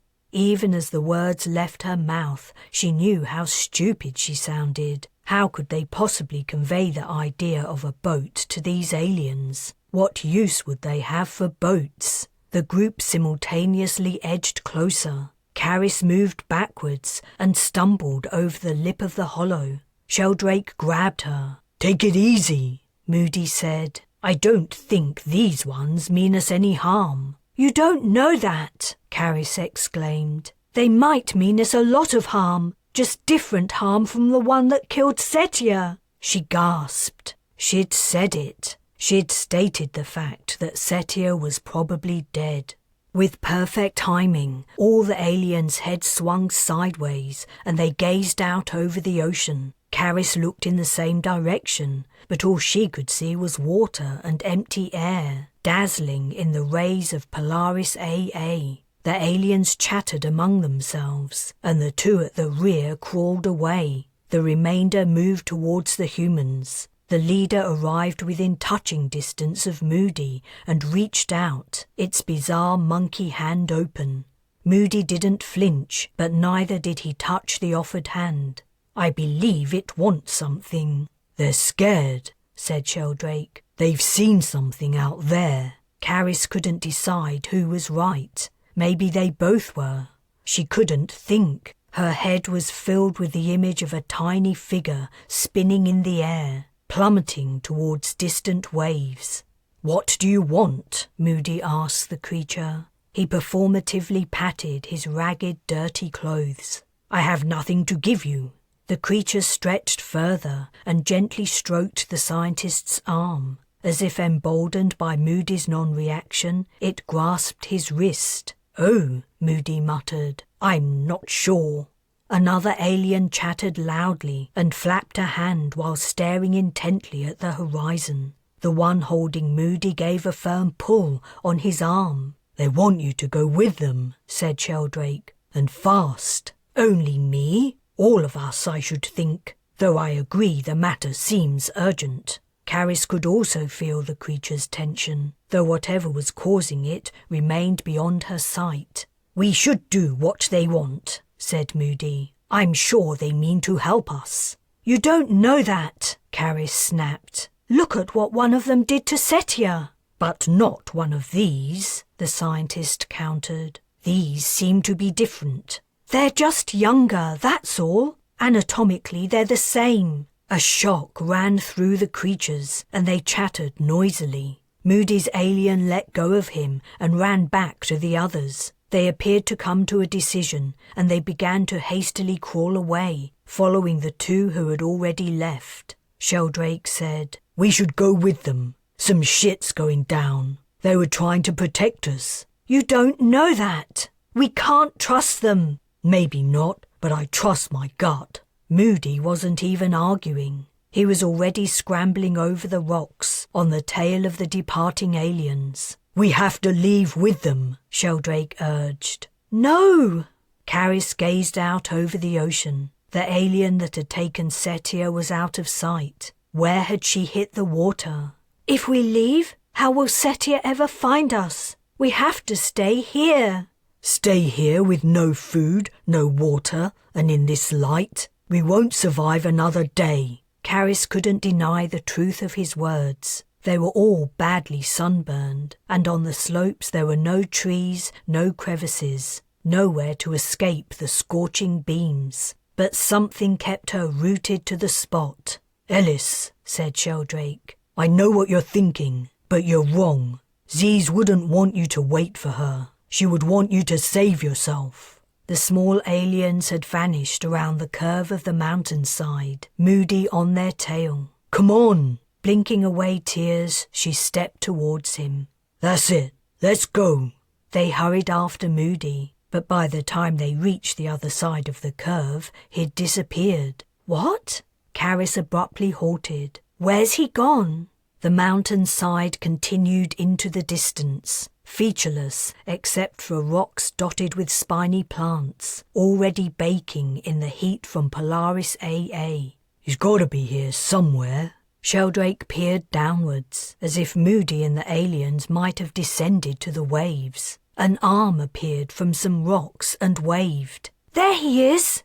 As they neared the arm, Moody's head joined it. He was standing in a cleft between two boulders, one protruding over the other, hiding a gap in the slope. As they approached, the scientist dipped inside, making room for them to enter. Chapter 24. The relief at being out of the sun was enormous. Carys halted, blinking, basking in the cool shade and moist air. She was standing in a large bare chamber, its walls and ceiling patterned in brilliant shades. "Who could have imagined it?" Moody remarked. "All that time we were struggling on the exposed mountainside, this was beneath our feet." Carys wasn't sure what this was yet. Circular openings, flattened at the bases, led from room to room. Only 4 of the original aliens remained. Now they were indoors, they held their wings close to their bodies. Rather than holding their tails aloft as they had outside, they allowed them to flop passively on the floor. "Yeah," Sheldrake said. "Looks like that shuttle platform wasn't in the middle of nowhere after all." Carys cast a glance at the cleft through which they'd entered. It was the only irregular shape in the place, a gash in the chamber wall. She stepped over to it and peered out. This provoked immediate chattering among their alien hosts. She glimpsed the distant form of another of the large beasts heading closer before she was dragged away by their hosts. "Hey!" She shrugged off their clinging hands. "Don't touch me," Moody said. "They're trying to keep all of us safe. That's why they brought us here." "You don't know that. You don't know anything about them." For a scientist, Moody was jumping to an awful lot of conclusions from scant evidence. His excitement about meeting real aliens seemed to have gone to his head. Nothing else mattered, not the loss of Setia or Torres, nor the fact that they were stranded with no way to contact the ship. The two aliens she'd rebuffed remained too close for comfort. She moved away, but as she did so, one grabbed her shirt. It rubbed the cloth between its 3 fingers and opposing thumb. "Let go of me!" With a shudder, she attempted to unfasten the fingers. The alien's hand felt bony, cool and slippery as silk. It released her shirt, but immediately transferred its touch to her face, prodding her cheek. She slapped the hand away. The alien backed off, chattering to its friend. Moody began, "I believe they're only Curie." "I don't care what you believe. What's wrong with you? Have you gone crazy? Why do you trust them?" "It seems obvious they're curious about your clothes. They don't wear any, so they must be wondering what are our bodies and what are coverings." The aliens moved to an opening and clustered there, watching the humans. "I think they want us to go with them," said Moody. "That doesn't mean we should." Carys looked wistfully at the gap in the external wall. "You need to forget about Setia," Sheldrake said. "I know it's hard, but she's most likely dead, and if she is alive, there's nothing we can do to help her." They were led to another room. This one had furniture, of a kind. A low bar ran around the perimeter, and a number of raised flat surfaces stood in front of it. Carys and her companions hesitated in the doorway. The aliens waited in the center of the room and watched them expectantly. "What are we supposed to do?" Sheldrake asked. As if in answer, one of the creatures approached him and gently took his arm. He was guided to the low bar. "Oh," said Carys, as recognition struck. Before she could explain, the alien with Sheldrake delicately climbed onto the bar and squatted on it, wings closely folded. Carys said, "They want us to sit down." "Sit?" Sheldrake asked, eyeing the bar. "On that thing?" "Well, not exactly. They want us to perch. They can't sit like we do." Sheldrake shrugged and then lowered himself onto the bar. His perplexed, uncomfortable look was so comical, Carys almost chuckled, despite her sadness over the loss of Setia. "I see," said Moody. "Makes absolute sense." He sat down next to Sheldrake. "I must say, however, it is rather uncomfortable." The humans' actions provoked a great deal of discussion among the aliens. The one who had brought Sheldrake to the bar bent down to stare at the man's lower half. Carys had no option except to join Sheldrake and Moody. The rounded surface was hard and unyielding, and she was forced to bend her knees up to her chest to squat on it. More aliens appeared in the doorway, carrying wide bowls. They brought them in and placed them in front of the humans. "Water!" Moody exclaimed. "At last! Thank goodness!" The central bowl contained what did seem to be water. Bowls on each side of it held different liquids. One was brown and opaque like river water filled with sediment. The other was pale green and steamed. "I don't think we should drink anything except water," Carys said.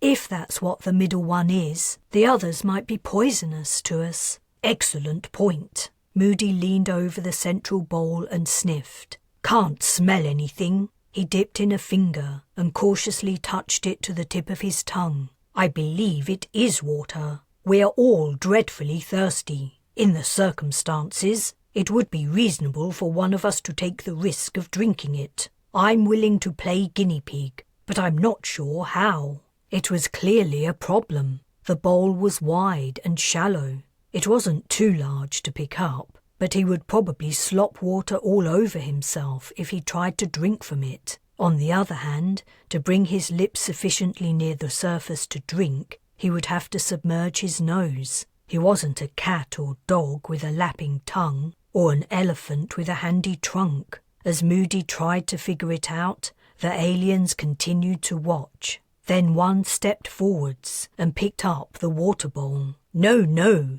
Moody protested. "Don't take it away. We want it." Carys ran her tongue over her dry lips. "You'll just have to try." She hoped that fresh water wasn't a precious commodity around here. Whatever Moody did, it seemed bound to result in spillage. The scientist awkwardly lowered himself to the edge of the bowl and tipped it towards his waiting lips. Water dripped out onto the table, but he did a reasonable job of minimizing it. He gasped, "Tastes wonderful. I'm sure it's water. It would be wise to be cautious and only drink a little, but to hell with it." He tipped the bowl up again and drank long draughts as the liquid spilled out on each side of his mouth. "Hey, buddy," said Sheldrake, tapping Moody's shoulder. "Leave some for the rest of us." The scientist sat up and wiped his lips. "I do apologize. I got carried away. Please, help yourselves." "You first, Ellis." "No, you're bigger than me. You must be thirstier." It was testament to how thirsty Sheldrake was that he didn't need further urging. He drank deeply before raising his head. "If it isn't water, that's two of us poisoned." Carys was similarly unable to resist the chance to slake her thirst. The water was cool, and it tasted clean and sweet, as if from a mountain stream. By the time she'd finished, the bowl was sitting in a puddle. While she'd been drinking, more bowl bearers had arrived. The drinks were removed and replaced with food. "Gross," Sheldrake commented. He was probably referring to the inches-deep container of live maggots. Other foods included raw grains, a green mess, and stems covered in tough brown nodules. "Can we risk eating this?" Carys poked the green stuff. It was cold and jelly-like. Though she was hungry, her stomach churned with disgust. "Food from this planet could kill us." "We have no choice," said Moody. "Yet everything is..." He appeared to struggle for words. "Quite unappetizing." It was the understatement of the century. "We can't eat this shit," said Sheldrake. That was more like what Carys was thinking. "We can't eat this," Sheldrake repeated, addressing the aliens. "They don't understand." Moody pointed at the bowl of maggots and shook his head firmly. "No good for us, I'm afraid." "They won't understand you either." "I know, but perhaps they'll guess my meaning." "I doubt any of it is safe for us to eat anyway." "We may be stuck here a long time. We must eat, or we'll starve to death before rescue arrives, assuming we're ever rescued." The prospect of never returning to the ship was appalling. Carys already missed Loki desperately, and she was concerned about the aviary birds. Miriam could do the basics, but she couldn't attend to their long-term needs, and Bujold already had plans for their destruction. How long would the captain wait before giving up hope for the mission members' return? How much longer would she continue to allow the ship's resources to be wasted on birds? Even if the remaining members of the team eventually made it back to the Bres, it might be too late. "I know what they'll understand." Sheldrake picked up some of the green slop between his fingers, pretended to eat it, and then mimed vomiting. Carys said. "I don't think that's going to work." "Why not?" Moody asked. "It seems pretty clear to me." "Well done, Sheldrake. Smart thinking." The aliens immediately cleared the bowls, apparently concluding something from Sheldrake's actions. "You see," Moody said, "they do understand. They're going to bring us different foods that may be more palatable to us." Carys agreed that the aliens would probably try other dishes, but Moody clearly didn't know much about the nutritional strategies of birds. The first foods the aliens had brought appeared to conform to Earth avians' diets, and though it would be wrong to assume the aliens were like birds in every way, there were similarities that were hard to ignore. She hoped she was wrong about what was coming next, but she feared she was right. They waited several minutes. "I can't wait to see more offerings," Moody commented. "I'm absolutely famished."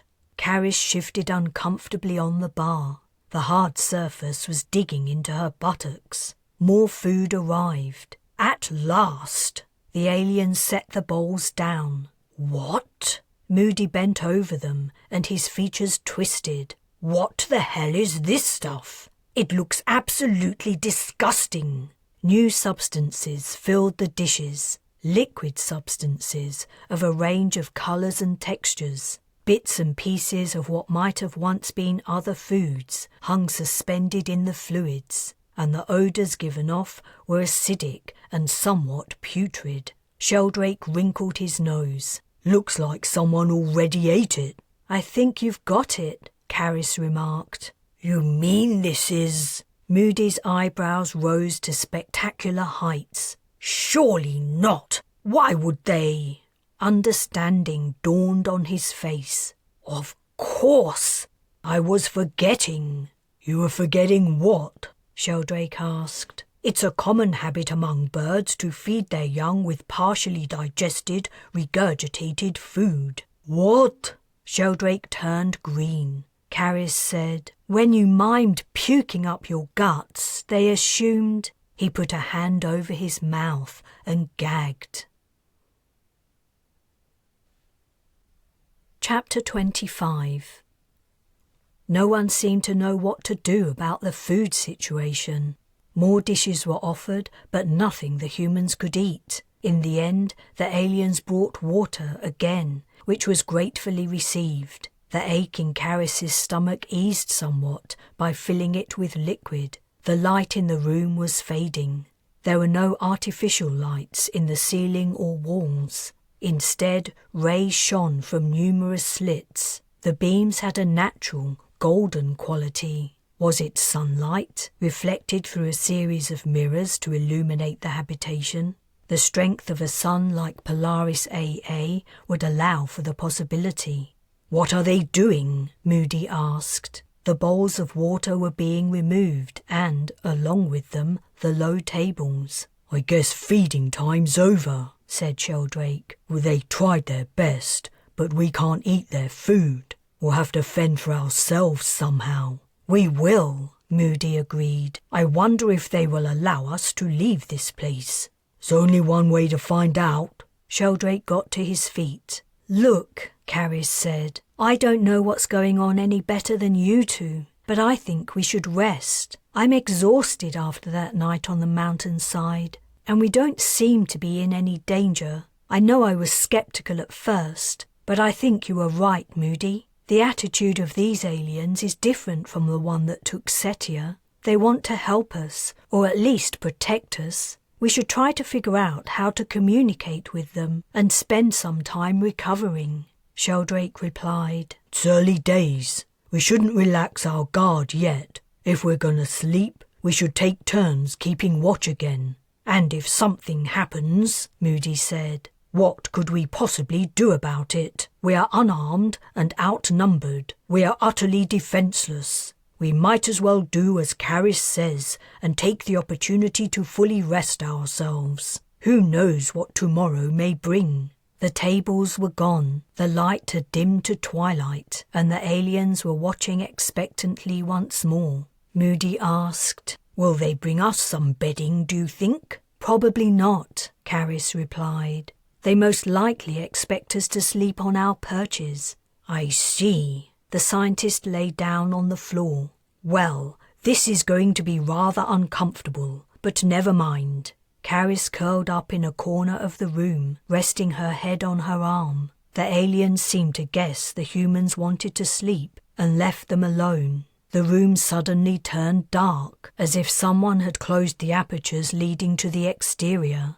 In the anonymity of darkness, Carys silently wept. She wept for Loki and her birds, who would die if she couldn't make it back to the Bres, and she wept for Setia. It was only now her friend was gone that Carys realized how much the woman had meant to her.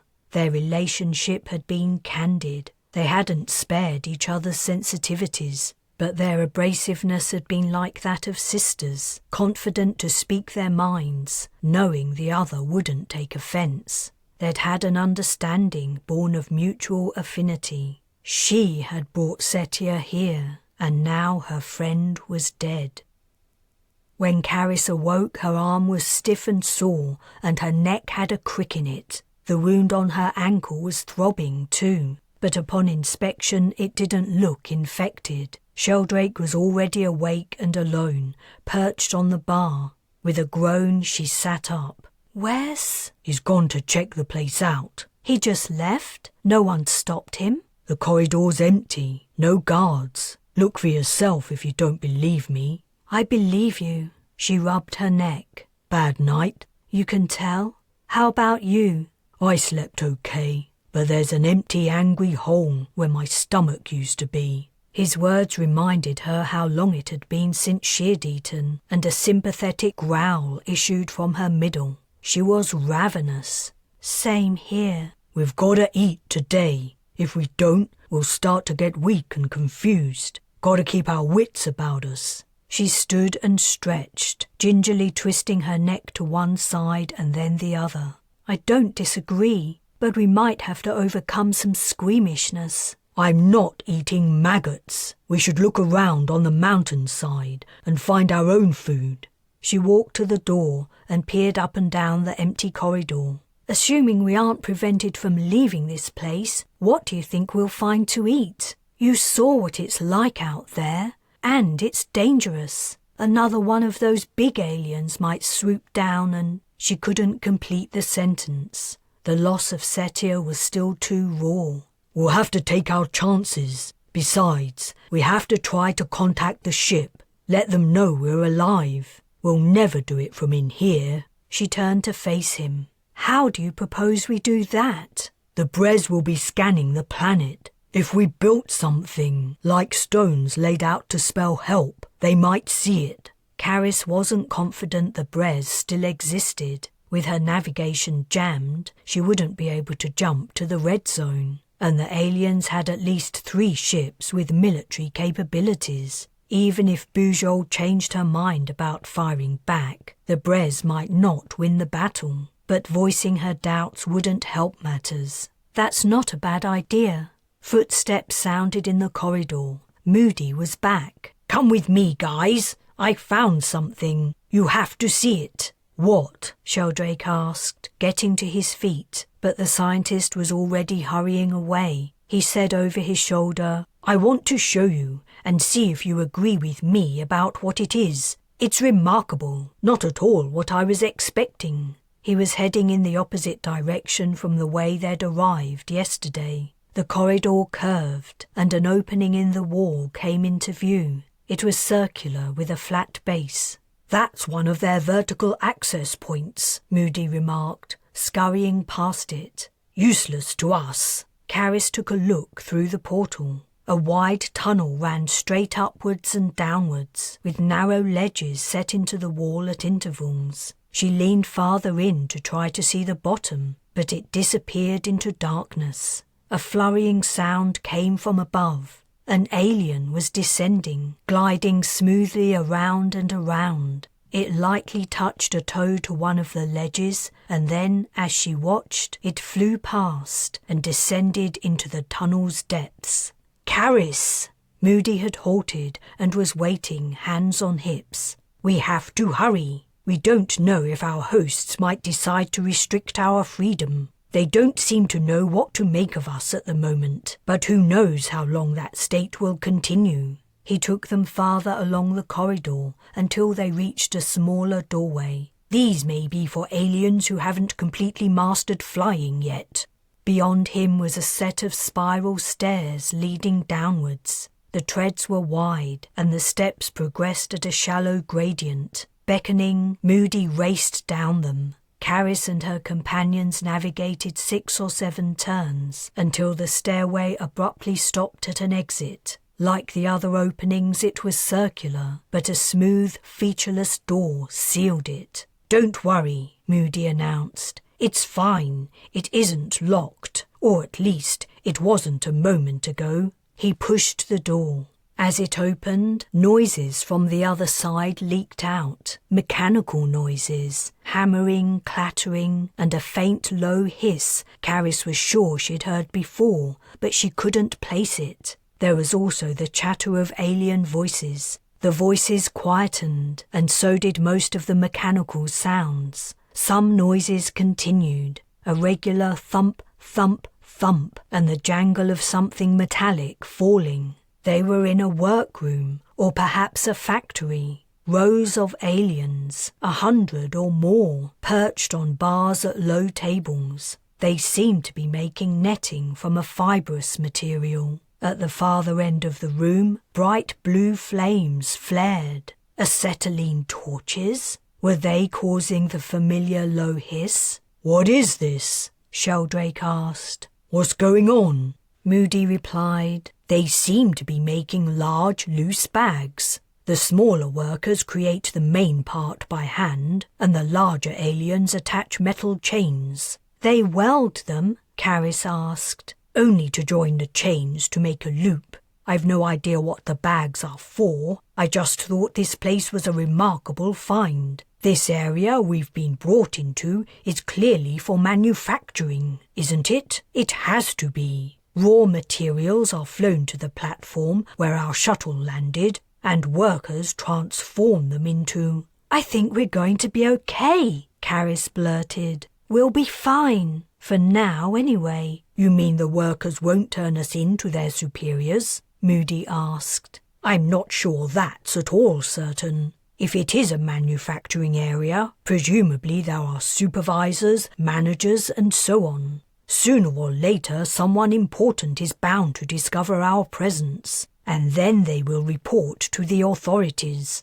"No," said Carys. "I meant if they'll lend us a welding torch and one of those metal containers, we can eat."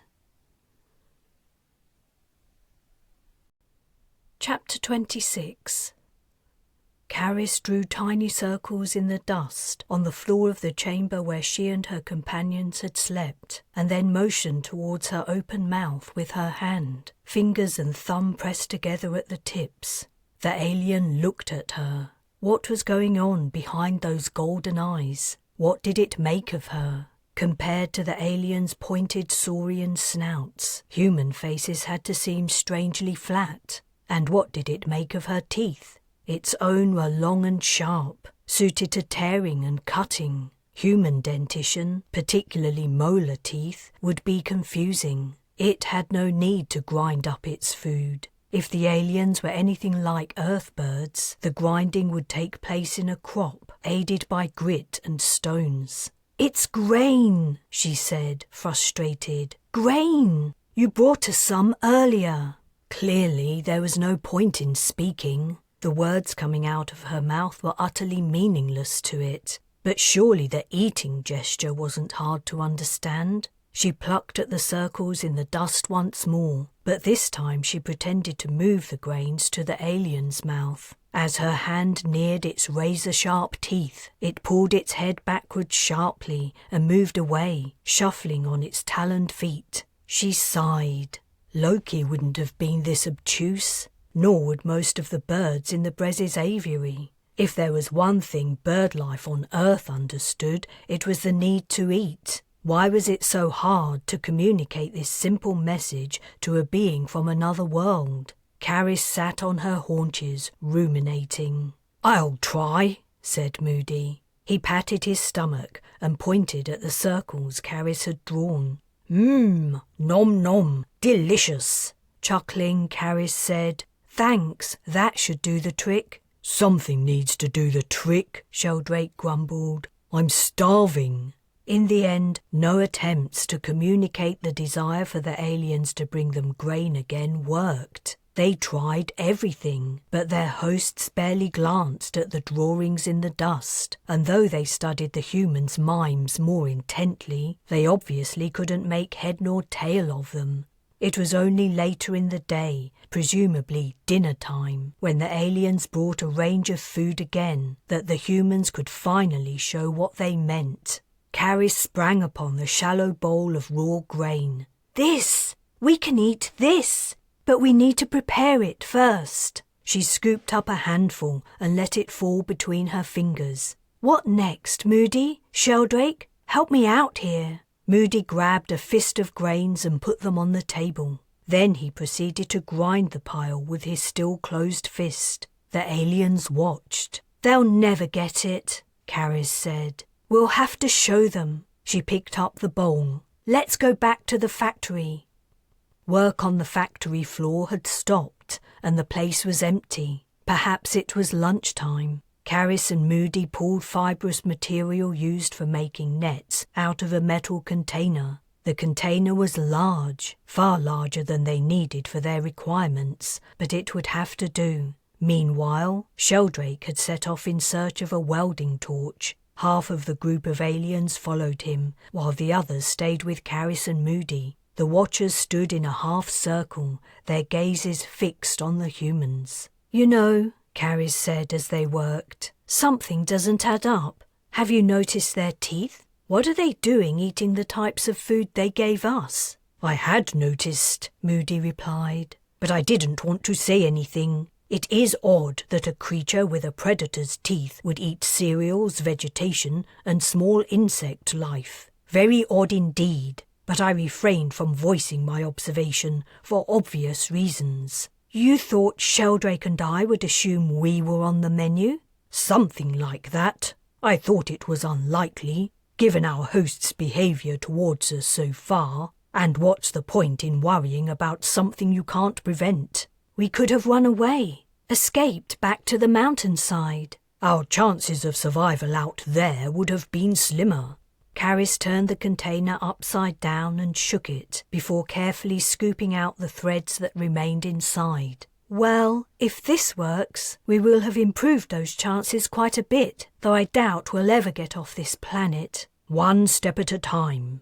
Sheldrake was back. I've found one, but I can't move it without detaching the gas supply. It's fed from a pipe that runs into the wall. Then the mountain must go to Mohammed, Moody announced. Sheldrake gave Carys a puzzled look. He means we have to carry the container to the torch. Before they picked it up, she poured half the bowl of grains into it, creating a layer 1 grain deep on the bottom. Sheldrake brought the bowl, while she and Moody carried the container between them. The aliens followed like a crowd of locals, fascinated by the strange antics of tourists. The implement Sheldrake had found clearly was one of the torches they'd seen being used earlier, but they couldn't figure out how to make it work. They also had nothing to use as a cover for the container. Their shirts were all too small, as well as full of holes, and there was the risk of setting the cloth alight. The plan seemed doomed to fail.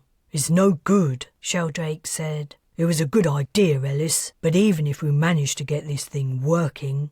His features dropped into an expression full of despair, and Carys wondered how much he'd really come to terms with Torres's death, and how much he'd only been putting on a brave face. We can do this. We can, Moody agreed. Fear not. We'll figure it out. We must.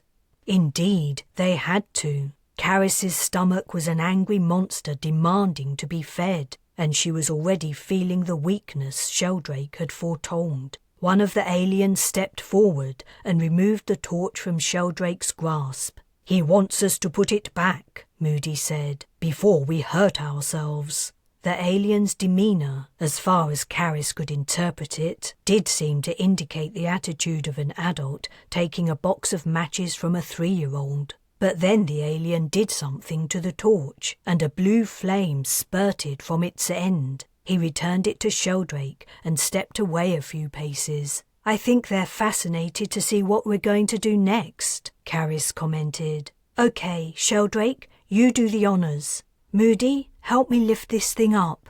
Along with the scientist, she hoisted the container into the air, giving Sheldrake plenty of room to work. The ex-corporal leaned under the container's base, angling the torch at it. Whatever metal the container was made from, it was highly conductive.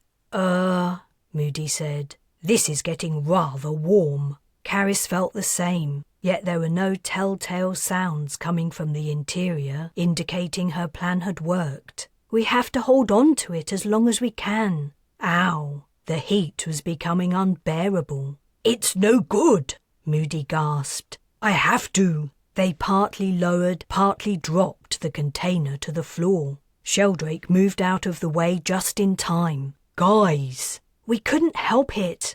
Carys shoved her burned fingers into her armpits. Their actions had provoked intense interest among the aliens. A loud chatter arose, and several examined the container and its contents. One gingerly touched it with a taloned toe, pushing it across the floor before staring at the place it had landed. Luckily, the surface didn't appear scorched. We have to try again. Carys took a peek inside the container. I don't know how much longer they're going to let us mess around. She pulled her shirt down to cover a finger and prodded the grains. Some had changed colour to a deep brown. Her hope that she'd found a solution to the food problem began to slip away. If the grains only cooked, they would be even less edible. We need the equivalent of oven gloves, Moody said. That will do the trick, Sheldrake said. You can use my... yeah, that'll work too. An alien had appeared,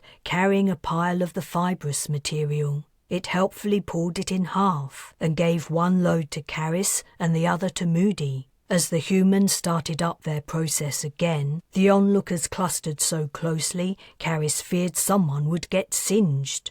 An unbearable amount of time seemed to pass, though in reality it was probably less than a minute. A cooking odour emanated from the suspended pot. Then she smelled the acrid scent of burning. Damn! It wasn't going to work. She couldn't see Moody, but she felt his side of the container sag. He appeared to be coming to a similar conclusion. A puffed grain flew out of the container. She barely registered it before she lost sight of it. She had no clue where it had landed. "Ha!" Moody exclaimed. He said something else, but his words were drowned out by a cacophony of pops. After nearly reaching burning point, the grains were finally bursting. The explosion of grains caused the container to rattle and shake, and numerous projectiles flew out, showering everyone present. Carys hoped some would remain inside. The aliens drew away in alarm.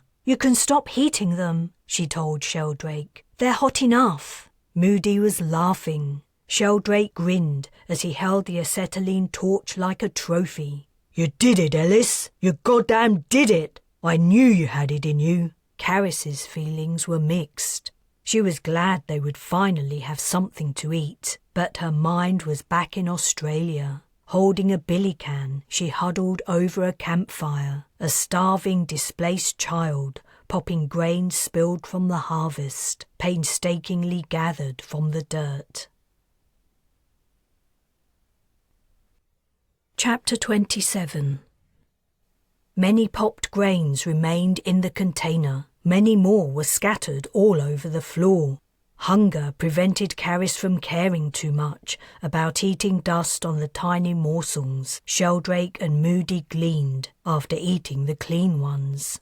At first the aliens watched. Their silence seemed to indicate they were surprised by the humans' behaviour. There was no way of telling for sure, but even to other humans, people picking up dirty popped grains from the ground and eating them would have been surprising. The aliens began to help, finding grains in nooks and crannies and handing them over. Carys accepted them gracefully, but she couldn't help feeling like a pet goat being fed treats by children. When no one could find any more grains, she and her companions prepared to pop the rest of the raw ones. But before they started, one of the aliens ran up with a flimsy metal sheet. "A lid," said Moody. "Excellent. I knew accepting help from these creatures was the right decision. We would have died of thirst, or been picked off the mountainside by their older cousins if we hadn't." "You think they're the same species?" Carys had come to the same conclusion. "They may be different sizes, but they're the same in every visible respect, as far as I can tell. In fact, I would say there are more differences between human children and adults than I've observed in our hosts, Sheldrake said. Let's do some more popping. I don't know about you guys, but that handful of popcorn barely scratched my itch. It isn't corn, Moody corrected. I know, but I don't know what else to call it, Moody continued. You know, we may have fatally poisoned ourselves. We have no idea whether the alien grain is edible for humans. I'm pretty sure we already had this conversation, Sheldrake retorted. If we don't eat, we're gonna starve. He waved the lighted acetylene torch. Lift that thing up.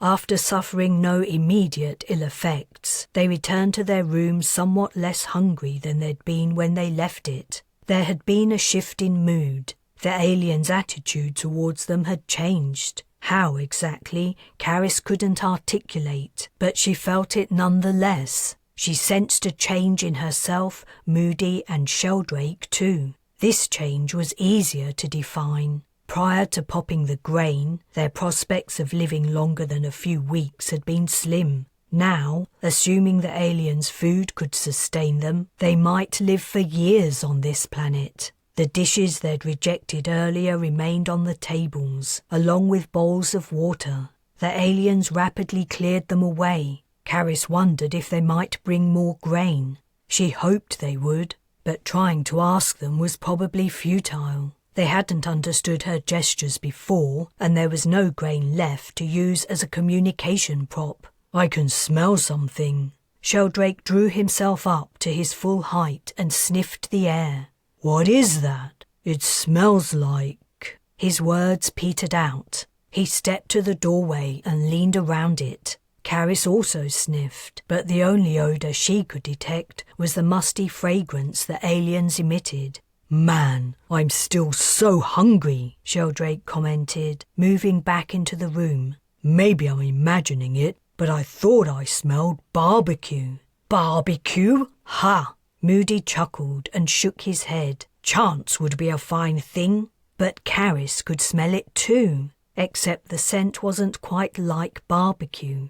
Fishiness underlay it. You're not imagining it, Sheldrake. The aliens were chattering. Gently they pushed Carys and the others to the seating. As they sat down, a new dish arrived. Several aliens carrying a long platter carefully manoeuvred into the room and placed the dish on the table. Is that... Sheldrake gawped. Is that, a snake? It's cooked, Moody exclaimed. Whatever it is, it's cooked. Perhaps they understood from us popping the grain that we can't eat raw food. To Carys's eyes, the long, slim, roasted animal lying on the platter looked like an eel. The crisped skin had once been black, and the flesh appeared dense and meaty. The similarity to an eel disappeared when it came to the creature's head, comprising a third of its length and tapering to a point. The cooked eyes protruded from the skull in a grotesque caricature of the grain recently popped. One of the waiting aliens stooped low and took a bite. Its pointed teeth sliced easily through the flesh. Watching the humans expectantly, it chewed. It's showing us how to eat it, said Moody. Carys said, or maybe that it's safe to eat. Except maybe it wasn't safe, not for humans. Heaving a sigh, she dug her fingertips into the meat. It was hot, but didn't burn. She worked a small piece loose and lifted it to her lips. Good luck, said Sheldrake. She nibbled at the edge of the morsel. It was sweet and salty, but that was as far as her assessment went. The food tasted like nothing she'd ever eaten. What's it like? Moody asked. Not bad. It's hard to describe. Is there any bitterness? Do your lips feel numb? Carys shook her head. Here goes. She put the whole thing in her mouth. Moody said, I'm not sure that's wise. It would be better to wait after consuming just a little and assess the effects. She swallowed. Some poisonous mushrooms take days to kill people. Even if I feel fine tomorrow, that doesn't mean this thing is edible. And we already ate the grain, so how would we tell which one made us sick? Makes sense to me. Sheldrake plunged his fingers into the meat and tore off a large handful before doing his best to cram all of it into his mouth. He nearly succeeded. He said something that might have been, "It's delicious," but it was hard to tell. After a few chews, he finished what remained in his hand and tore more meat off the bones. "Oh well," said Moody. "If you two are throwing caution to the wind, I suppose I should do the same." Once they began to eat, the long days of deprivation sparked a gorging frenzy. Within 15 minutes, there was little left of their meal, and their hands and faces were covered in grease. Carys felt uncomfortably full and nauseated. She also felt mildly embarrassed. Dinner etiquette had never been a big thing while she was growing up, but she'd crossed the line into acting like a complete pig. She wiped her sleeve over her mouth and across her cheeks. Sheldrake leaned back against the wall and rubbed his stomach. "If we're all gonna die, that was a fabulous last meal." Moody prodded the skeleton. "This seems to be cartilage. What do you think, Carys?" She peered at the bones. They were translucent, and after picking one up, she discovered they were flexible. Who knows? Maybe they're made from a substance we don't... Oh! A couple of aliens had snatched up the remains of the creature. They swiftly broke the skeleton into fragments and passed them out to the others. Even the head was dismantled. One of the eyes plopped to the floor, but was swiftly retrieved. They ate the leftovers, crunching them loudly with their strong jaws and sharp teeth. "Waste not, want not, I guess," said Sheldrake. The aliens seemed to relish eating the parts the humans could not, blinking rapidly as they chewed, nodding in apparent appreciation. Had they given their human guests a precious, hard-to-procure dish? Maybe eating meat or fish was rare.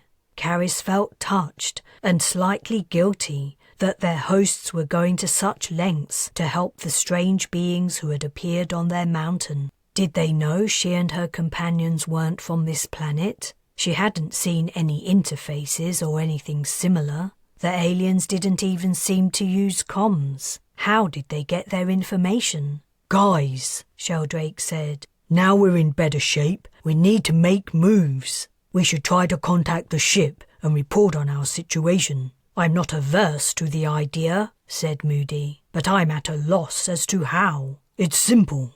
We go out onto the surface and create a big sign with rocks. The Bres' scanners will detect it and Captain Bujold will know we're here. She can send down a shuttle to pick us up. Forgive me, but that sounds rather optimistic. Or she can start negotiations for our return. Whatever, doesn't matter. The point is, we've got to try. We're on a mission, remember? We've got a job to do, and we're not done yet."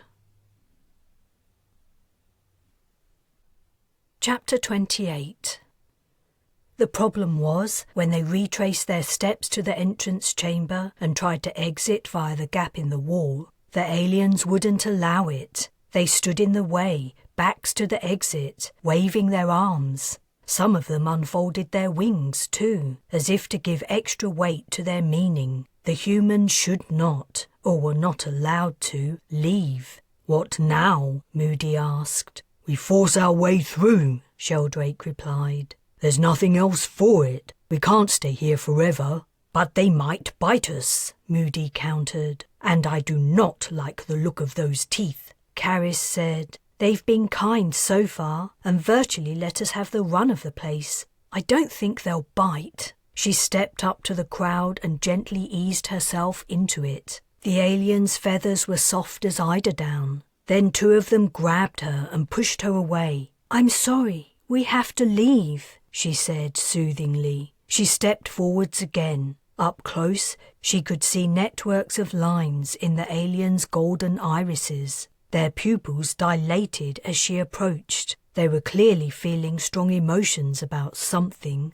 "Maybe this isn't such a good idea," Moody said. "What if we manage to leave and they don't allow us to return?" "We have to take that chance," Sheldrake retorted. "We have to leave." Carys pushed with more effort into the crowd. When the alien's strange bony hands touched her again, She disengaged their fingers and stood her ground. "We have to go." She turned to Sheldrake and Moody. "You two, get over here. Don't make me do this all by myself." "Shit, you're right." Sheldrake strode over and grabbed one of the aliens by its shoulders. It let out a shriek and gabbled to its fellows. "Don't hurt them," Carys protested.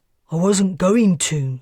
He released the creature, but his aggressiveness had done the trick. The ex-corporal stood taller than everyone, and on this low-G planet he was much stronger. The alien shrank away fearfully. "Great," Moody muttered. "Now they definitely won't let us in again." The path to the exit was clear. Carys walked the remaining steps and peered out. Morning cloud mercifully obscured Polaris AA. The immediate area dropped steeply down to the ocean, which churned, battleship grey. In her short time within the mountain, she'd forgotten the steepness of the slope. After quickly scanning the clouds, she climbed through the gap. The coarse stones were rough under her feet. She'd also grown used to the smooth floors of the alien's habitation. She climbed away from the cleft in the mountain and then straightened up. Moody and Sheldrake emerged. The aliens didn't follow them out. "We have to go high," said Sheldrake. "Above the clouds, or the scanners might not register our signal." Carys was sceptical the scanners would pick up anything, clouds or not, or that the Bres was even scanning the planet, assuming the ship still existed. But she didn't have any better ideas. If it hadn't been for her lighter weight, she didn't think she could have managed climbing back up the mountain. Within 10 minutes she was puffing. Within half an hour she was gasping for breath. Months aboard a starship had taken its toll on her fitness. They ascended through the mist to the chilly upper regions, staying close to avoid losing each other. Moody remarked, "It's a shame our alien friends don't have clothes to lend us." "Yeah," Sheldrake said. "I wouldn't mind a few feathers right now." After an hour, unable to go any farther, Carys halted to catch her breath. She was feeling lightheaded, and despite her exertion, the cold was really beginning to bite. Her feet and hands were freezing, and the rest of her wasn't much warmer. Feathers would certainly have helped. A thick layer of fluffy down was a great insulator. Moody and Sheldrake rested too, their exhalations steaming from their mouths. Sheldrake put his hands on his hips, one knee bent, the other locked, as he propped himself on the precipitous incline. Looking downwards, he announced, "Clouds cleared." They had already entered the zone only relieved of Polaris AA's burning beams during the red twilight that passed for night here. Now the sun blazed across the entire landscape, fading the hues of the rocky mountainside and sparkling the distant ocean waves. Carys was reminded of Setia plummeting from the skies, released from the clutches of the monstrous alien bird. A sudden sob caught in her throat. She swallowed it. "We should make the sign. I can't see any reason to go higher."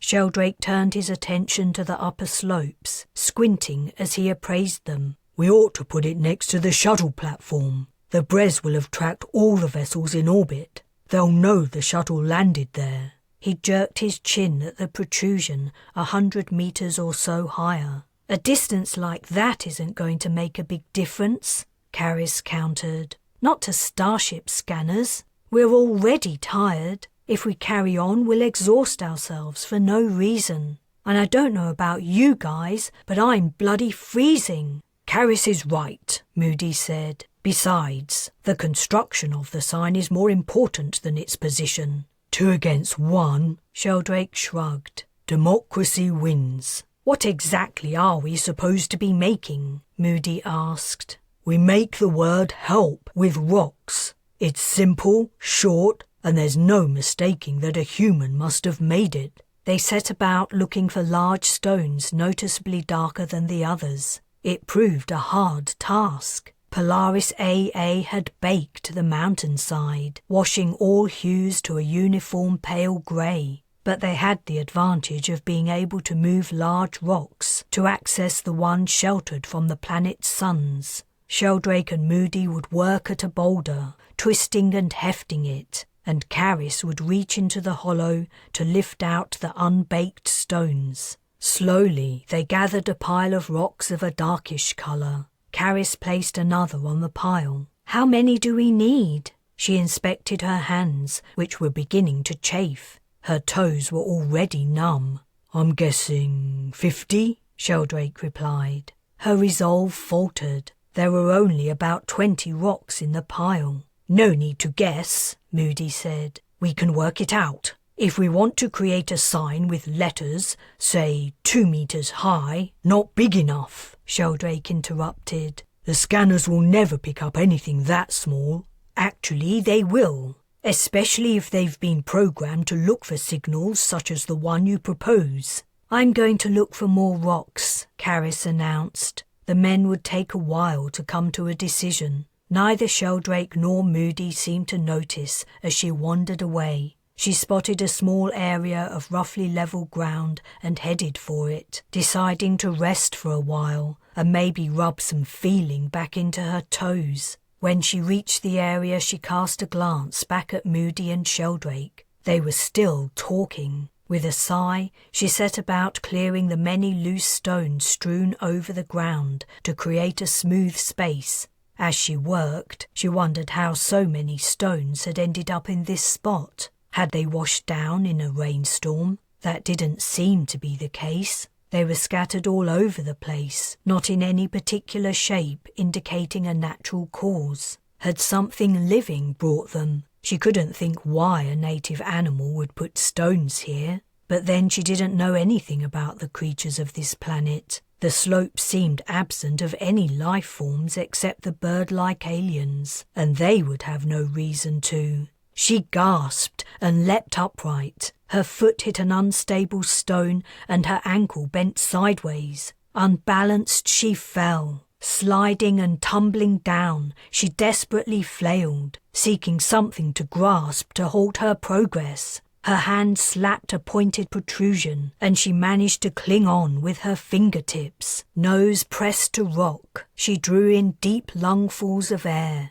Relieved she'd stopped. She shifted her position and blindly sought with her other hand for something to hold. When she felt secure, she'd only fallen a short distance. Sheldrake and Moody were scrambling towards her. "You okay?" Sheldrake called out. She nodded. Her breathing had eased, but she didn't trust her voice. What she'd found had been a shock, but to Sheldrake her discovery would be devastating. Should she tell him? She would have to. It would take hours to complete their task, if they even managed to finish it today. Sheldrake was bound to figure out the meaning of many scattered stones on flat ground. He helped her to her feet. "Are you hurt?" She began to shake her head, but then she put her weight on her twisted ankle. Pain shot up her leg and she winced, grabbing his arm for support. The ankle was the same one the alien's bots had sliced as they removed her Eva suit. It had been healing, and now it was fucked up again. "You are hurt." Moody had reached them too. "It wouldn't be wise for you to continue working. Not here, where a false step could lead to a nasty accident. We'll help you to go back. Sheldrake and I can manage without you." "Yeah, we can do it between us. We've figured it all out," Carys replied. "I'll find my own way back. I hate to leave you to it, but you're right. I'm no good to you like this. I just hope the aliens will let me in again. They might not like the fact that we forced our way out." She had something more important to say, but she didn't know how to put it. "Only one way to find out," said Sheldrake. "Wait," she said. "Before I go." "What?" "That place up there, where I fell from." He looked up the slope. "What about it?" I think—" "Spit it out, Ellis. We haven't got all day." "I think when we predicted that the aliens would come for Torres's body, we were right." Sheldrake's features drooped and his arms hung at his sides. His head low, he clambered off without another word. Chapter 29. Carys's progress down the mountainside was slow and awkward. Her ankle was already swelling, and whenever she accidentally put her full weight on it, a sharp spike of pain shot up her leg. She'd wanted to wait with Moody until Sheldrake came back, but the scientist had assured her she might as well leave. "He'll return soon," Moody had said. "He just needs a few minutes." "Torres's death hit him so hard. I don't get it. He told me the Major hated him for disobeying orders and standing up for Setia against Markham." "I don't understand his reaction either, but he's a good man." Carys couldn't help but agree, and she was in no fit state to be of any use to her companions. So she left. Making her way downwards, she mostly had to sit facing the ocean and using her hands and good leg to bump from rock to rock. Her palms and fingers were already sore, and the new method of locomotion wasn't helping. She was often forced to stop and rest. Once, when she looked back up the slopes, she spotted Moody and Sheldrake working. She made progress, and she grew warmer as she entered lower altitudes, though now the spiky plants made another obstacle to her efforts. When she had reached the area of the entrance to the aliens' habitation, she rose gingerly to her feet.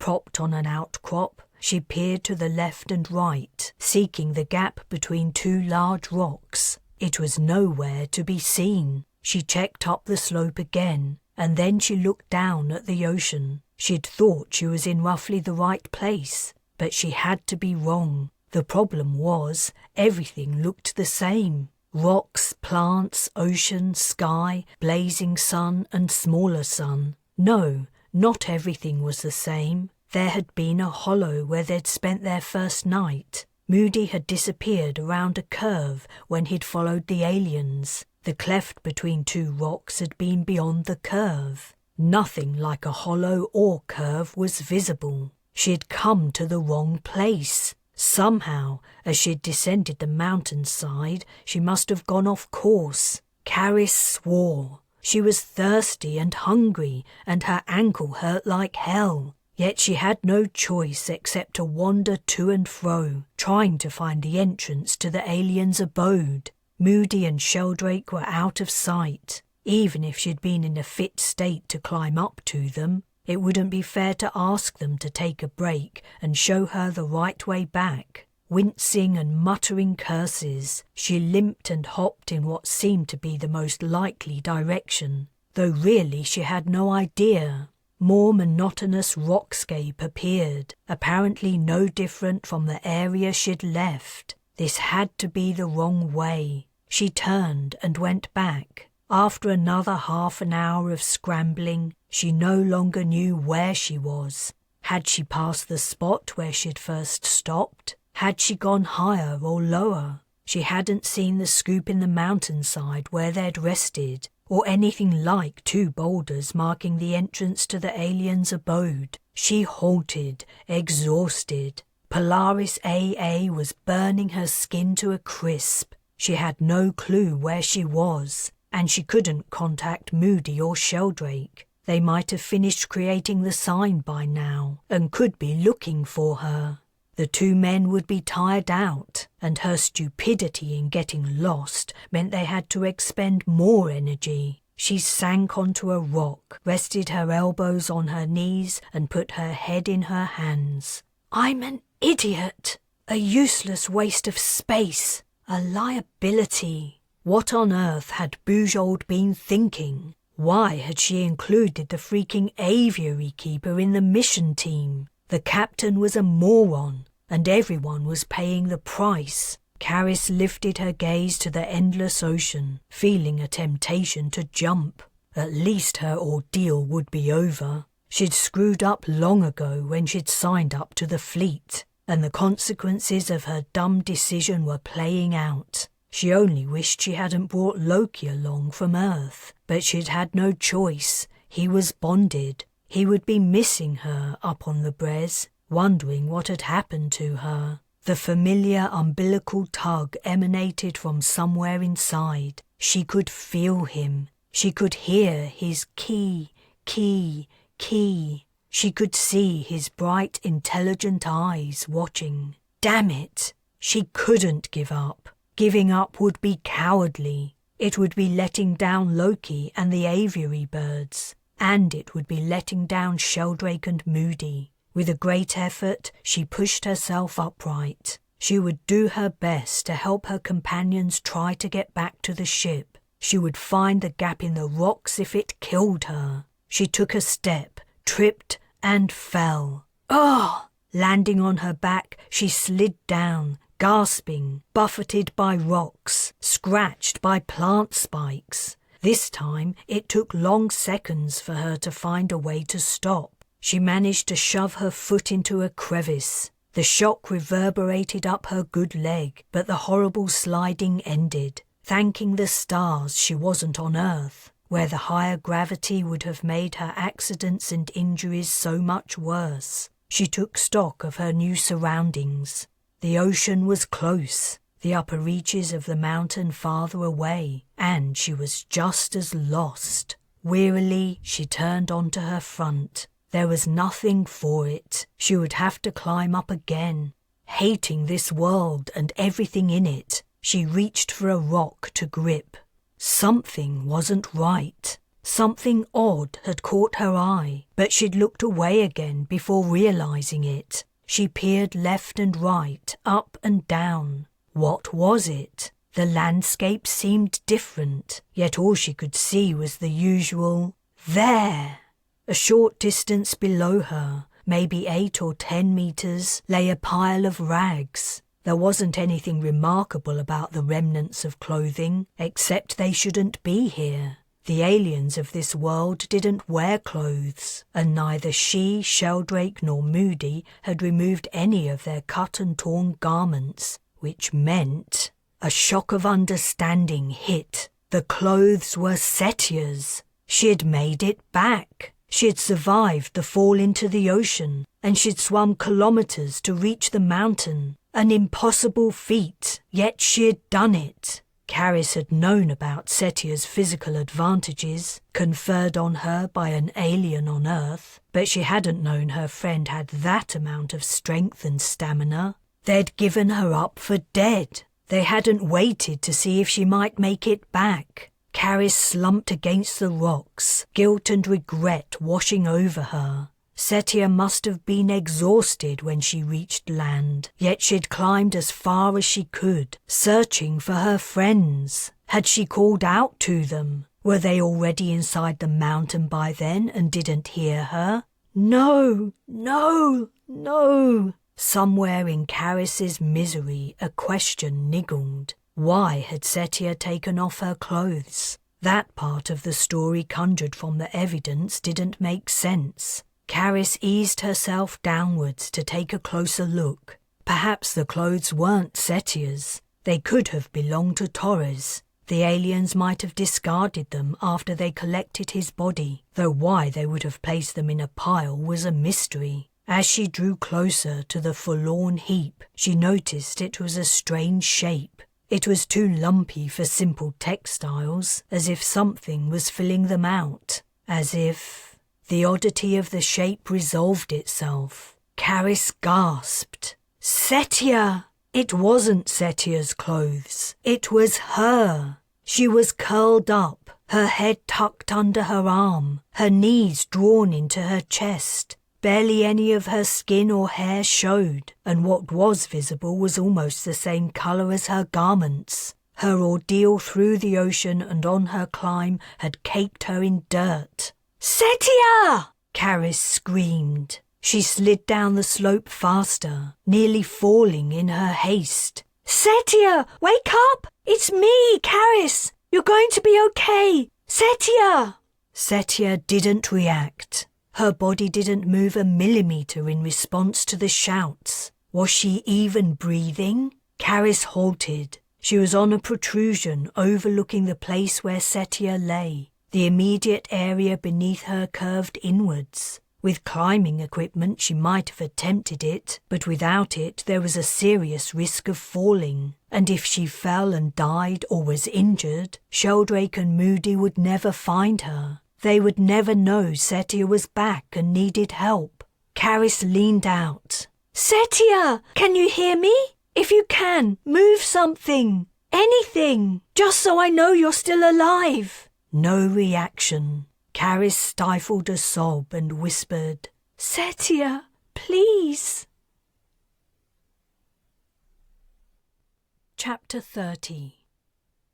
"She's right there, just a little farther." Carys scurried down the mountain. This time the route was embedded in her mind like a branding. As she'd scaled the slopes to find Sheldrake and Moody, ignoring the agony in her ankle, she had been aware that if she forgot her way, her friend would die. She couldn't allow that to happen. "Slow down," Sheldrake called. "You'll have an accident." "Hurry up!" Setia could be on the verge of death. She must have exerted herself nearly beyond the point of exhaustion to swim back to shore. She'd been without water and food for days. She'd been exposed on the mountainside for 2 nights and under the beams of an immense sun for 2 days. She might only have a short while before her body would give out, and if that happened, Carys could never forgive herself. Her throat was raw from screaming for Sheldrake and Moody.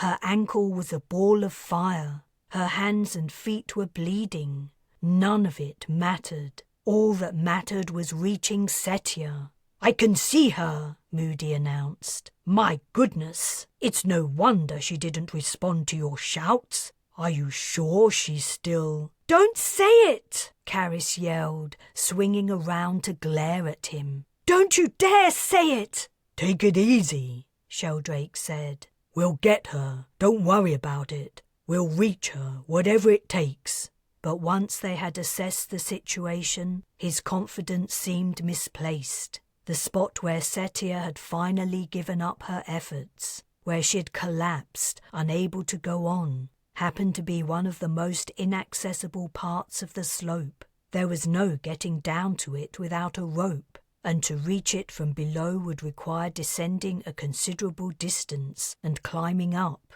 The effort might not have been impossible for Sheldrake, the only one among them with some strength left, but he would have to carry Setia back along the same route. That would require at least one hand, even if he slung her over his shoulder. 2 hands were needed to complete the climb. After discussing the possibilities, their words petered to silence. Carys stared down at her friend, unable to accept the facts. Setia was just a few meters away, but she might as well have been on the other side of the ocean. "There has to be a way," Carys said.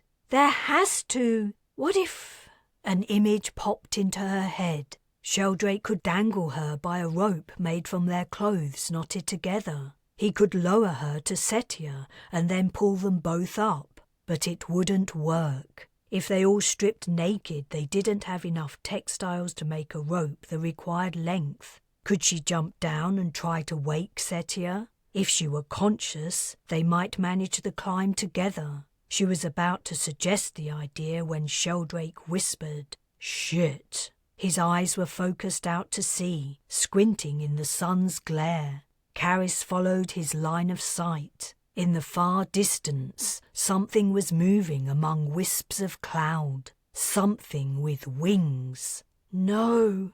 "We have to leave," Moody urged. "If we're fast, we'll make it inside the mountain before it arrives." Carys retorted hotly, "You can do what you like, but I'm not going anywhere without Setia." "There's no point," snapped Moody. "I hate to say it, but she's clearly dead. We were too late, and if we don't go now, that thing will drop another one of us in the ocean." He began to ascend the slope. "Fine, go." She turned to Sheldrake. "You'll help me get her, won't you?" He peered at the approaching alien.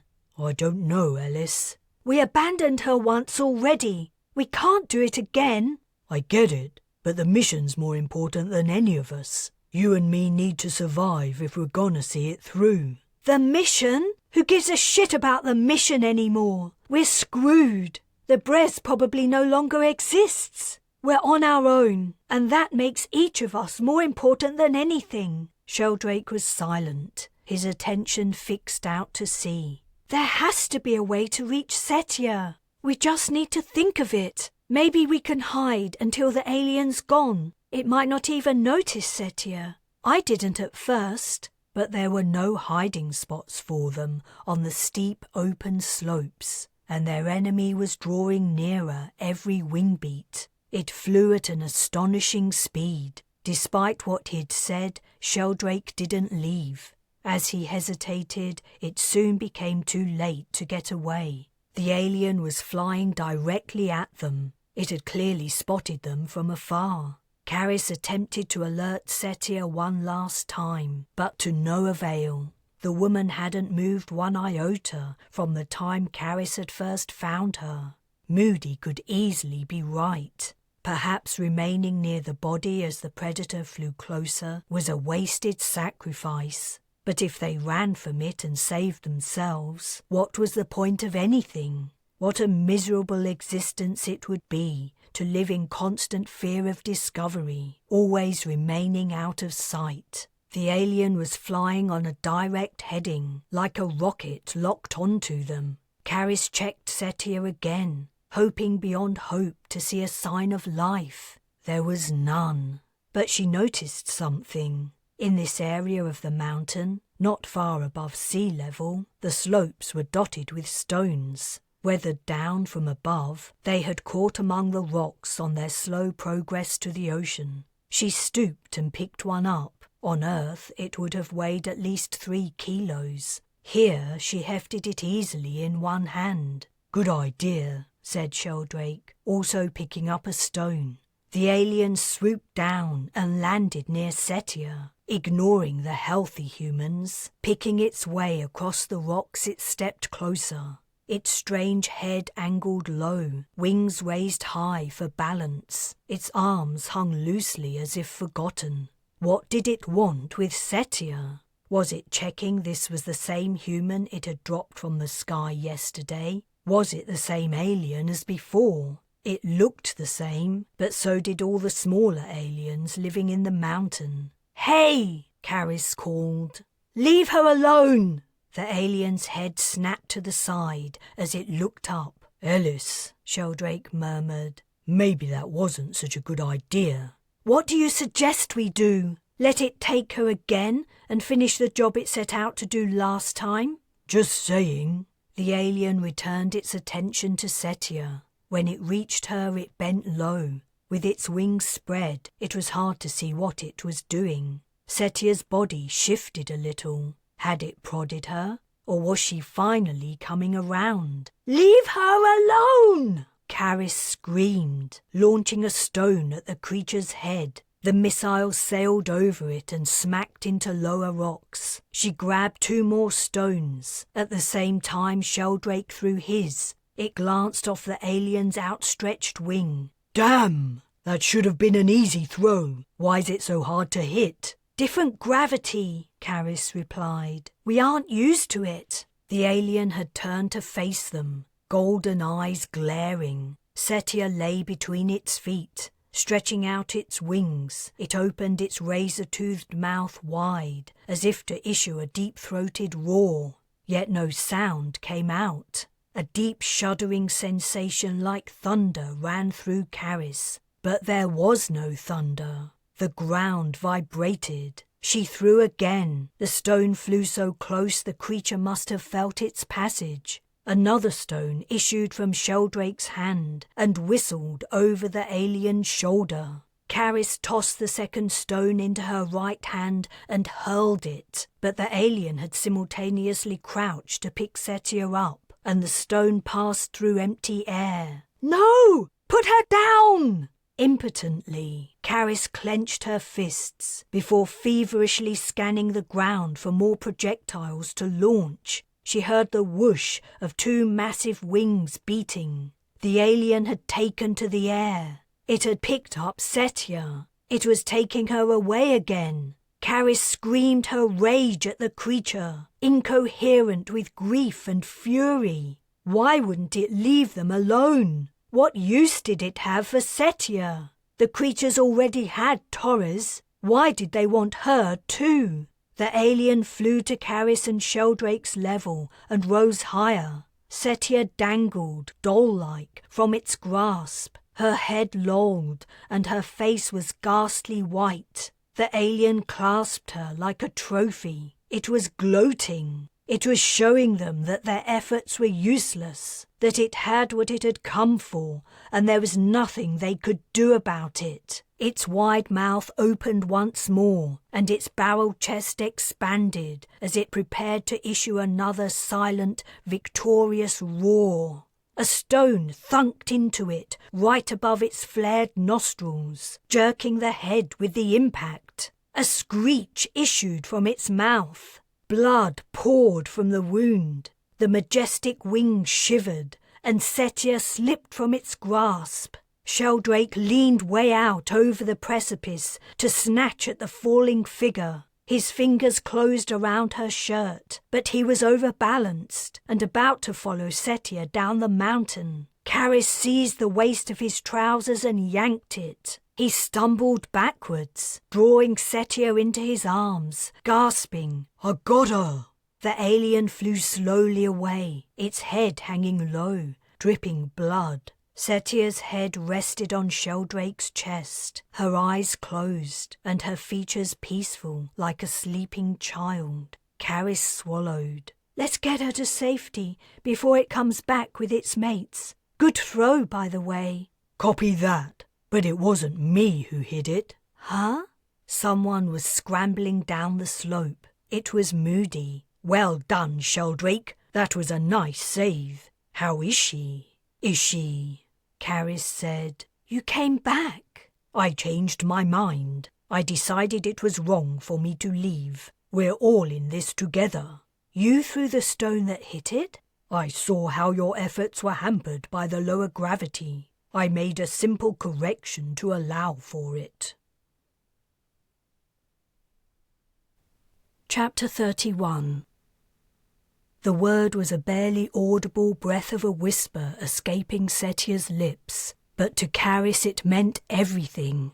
She collapsed over her friend and wept with relief. Thank the stars! Setia was alive. She was alive. Somehow she'd survived the fall into the ocean, a grueling long-distance swim, and extreme dehydration, hunger, and exposure to Polaris AA's merciless rays. You'd, Sheldrake murmured. "You'd better give her some room, Ellis." His gentle chiding brought Carys back to reality, and she sat up. Her friend's body had felt painfully emaciated. She was also deeply sunburned, though her skin was cool to the touch. She lived, but she might be on the edge of death. "Yes," Moody concurred. "Our friends seem keen to take a look at her. Perhaps they might help." Despite the humans' aggressive exit from the aliens' abode, no one and nothing had prevented them from returning, which was just as well.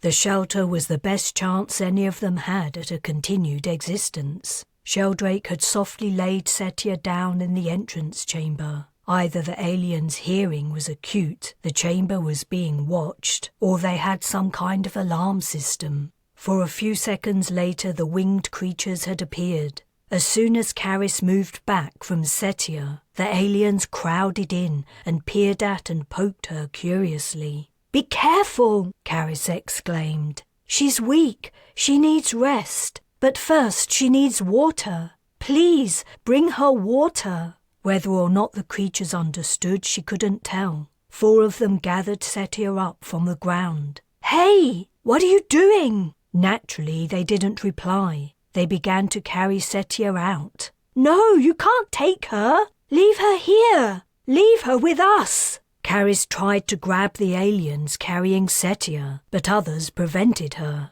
"I wouldn't stop them if I were you," said Moody. "I'm sure they mean to help her." "But they don't know what they're doing. We're the first humans they've ever met. They don't know anything about our anatomy or physical requirements. Their help could kill her." "There is something in what you say.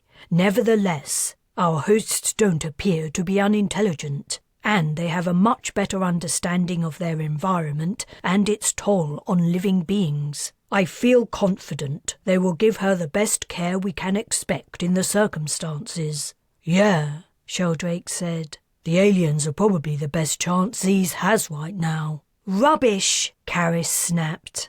"I'm going too. I'm not leaving her alone with them. Who knows what they might do to her?"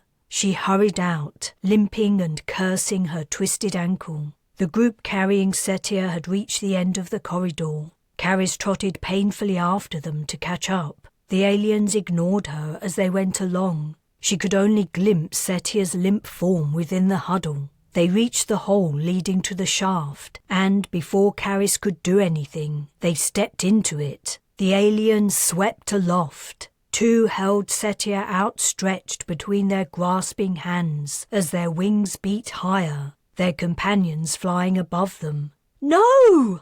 Carys leaned out, squinting upwards. The walls of the shaft were smooth, save for jutting ledges spaced too far apart for her to climb between them. "Damn!" She hobbled to the end of the corridor using the wall as a prop, and then went down another and another, seeking stairs to the upper levels. She couldn't find any. She became lost, wandering the maze of passages until she was reduced to slowly hopping along. More by luck than design, she suddenly found herself looking into the room with the bar around the perimeter and low tables.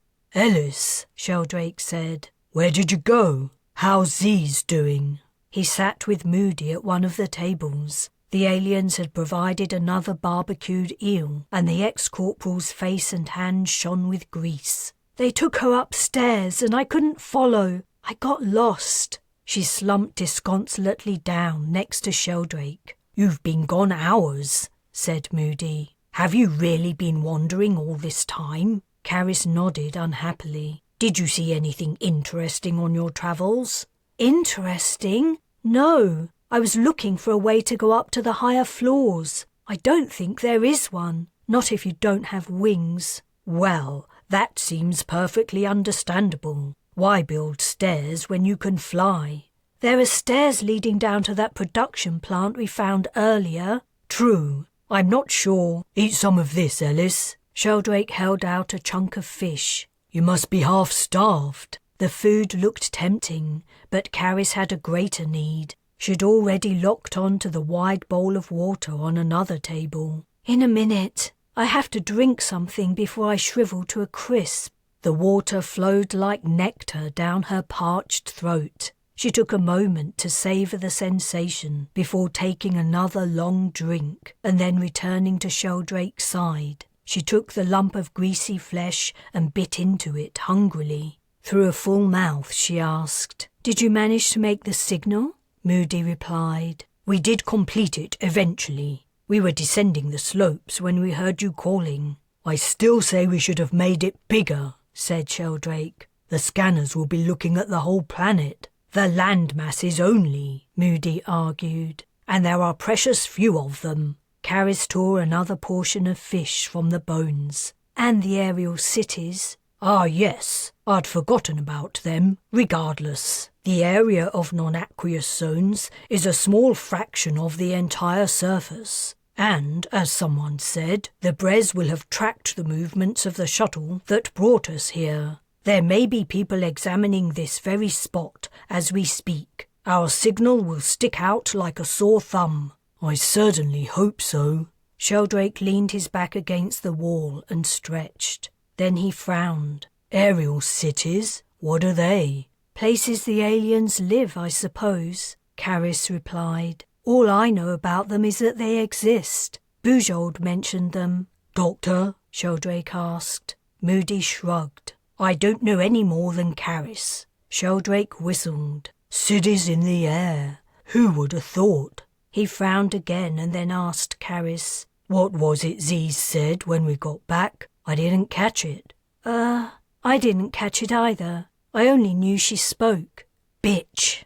Setia had said the word bitch, and Carys was pretty sure it was meant for her, though why exactly her friend had called her that she didn't know. Setia was the type of person who spoke her mind and worried about it. Rarely, probably. Later. Why did Setia suddenly hate her so much? It didn't matter.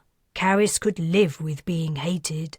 The Crusaders who had held her captive in the Australian desert had made their hatred of the kidnapped children clear on a daily basis. What she couldn't have lived with was the guilt of causing Setia's death. Several aliens crowded into the room and gathered around the remains of the meal. Moody said, "I think they want to..." Carys barely had time to snatch the last handful of fish before the aliens descended on the dish.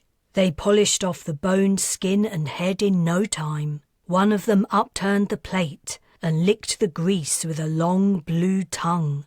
"Clear the table," Moody finished. "They love that thing," Sheldrake commented. "It's cool they share it with us." It certainly is. While all this had been going on, Carys had been thinking, and she'd come to a conclusion. "We have to find Setia. Who knows what's happening to her? They could be doing anything. They might even plan on giving her back to one of their bigger cousins." "That's unlikely," Moody said. "But anyhow, what you propose is impossible. You said yourself, we can't reach the upper levels where they've taken her without the benefit of wings." "I thought of a way. We go back to the shuttle platform and search for another entrance to the mountain. There has to be one. The aliens have to get the materials to make whatever it is they make from somewhere. My guess is that shipments arrive by air and they carry them inside. There has to be a way to access the upper floors somewhere around there. We just didn't notice it. We thought the place was deserted, so we didn't look." Moody put a finger to his sunburned lips. The man's formerly pale skin was the colour of a cooked lobster. Carys guessed she didn't look much better, and going outside would mean subjecting them all to the devastating rays of Polaris AA once more. But it couldn't be avoided, not if they were going to find Setia. "You're forgetting something." Sheldrake prodded her ankle. Though his touch was gentle, she winced. The joint resembled a small pink melon. "You can't go anywhere till you're healed up, not unless you want to do permanent damage. I'm no medic, but even I can tell you that." "Also," said Moody, "you may not be correct. The production materials might arrive by boat." "No way! Not with those tides. There's no shipping on this planet. I guarantee it." Yet she couldn't deny that Sheldrake had made a good point. No matter how much she might want to, she wasn't capable of scaling the mountain any time soon. It would be days before she could put any serious weight on her ankle. "Maybe tomorrow you two could..." A look passed between Sheldrake and Moody, and her words petered out. It was a lot to ask of the men, who were already exhausted from the day's labour and deeply sunburned. "I would be happy to try," Moody said, "if I thought Setia was in danger of serious harm. But I'm sure that, wherever she is, she's receiving better care than we can provide in our current circumstances." "You can't be sure of that. Even if the aliens are friendly, they know hardly anything about human anatomy. Besides," she added as another thought occurred, "we're forgetting what happened today. You hit one of the big aliens with a stone. We hurt one of the rulers. It's obvious they're in charge on this planet, and the ones looking after us are their slaves or something. There are bound to be repercussions. It might not be safe for us or Setia to stay here any longer." "Maybe so," said Sheldrake, "but the same applies. We have to take our chances. You're going nowhere with that busted ankle, and this place is our best option right now. So let's forget about leaving, okay? We sit tight and wait for the Bres to spot the signal." "I agree," Moody said. "Sorry, Carys, but it's 2 against 1. Chapter 32. A high-pitched whistle ringing in her ears, Carys woke and sat up. Blinking, she took in the dull red twilight surrounding her. She was in the small alien's abode. Setia was alive. What was going on? Carys vaguely recalled feeling a deep vibration or shock. Dark shapes moved beside her. Sheldrake and Moody were sitting up, also woken from sleep. Sheldrake turned to her and spoke, but she heard nothing, only the whistling. He put his hands over his ears and shook his head. Moody was speaking too. He got up and walked to the open doorway. The room should have been completely dark. At night time, the aliens did something to block out the weird light cast by Polaris AA from the other side of the planet. The sombre maroon hue of night was only visible outside. What was going on? And why couldn't they hear anything? The whistle didn't seem to be external. It was inside her head. Sheldrake was speaking again. Carys' lip read, "Where's Moody?" She looked at the doorway. It was empty. Why had Moody wandered off when it was clear something strange was happening? "How would I know?" she replied irritably, her voice muffled and indistinct. She got up unsteadily and limped across the room. As she reached the doorway, 6 or 7 aliens ran in and lifted her from her feet. She barely managed to utter an exclamation of surprise before she was swiftly carried out. Twisting and turning, she tried to prise off the bony fingers grasping her, to no avail. She called out for Sheldrake, but it was too late. The aliens rushed down the passageway, racing through the shadowy habitation. Almost before she realized it, they reached the opening to the vertical shaft and, without slowing down or any kind of discussion, they leapt through it. Carys yelled in fright, instinct telling her she was about to fall to her death. But in perfect synchrony, her bearers beat their wings and ascended. Cool air wafted over her as they went up.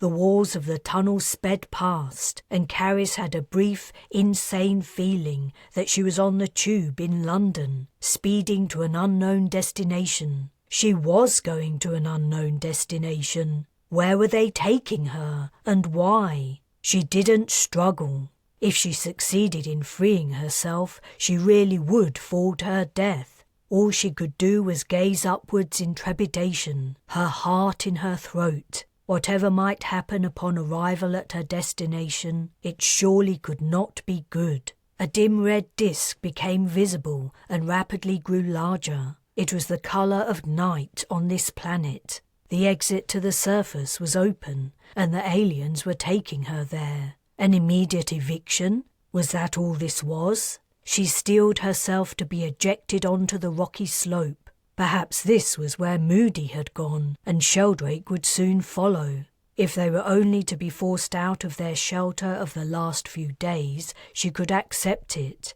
But she was worried about Setia. Whether the aliens ejected her too or not, Setia would be in danger.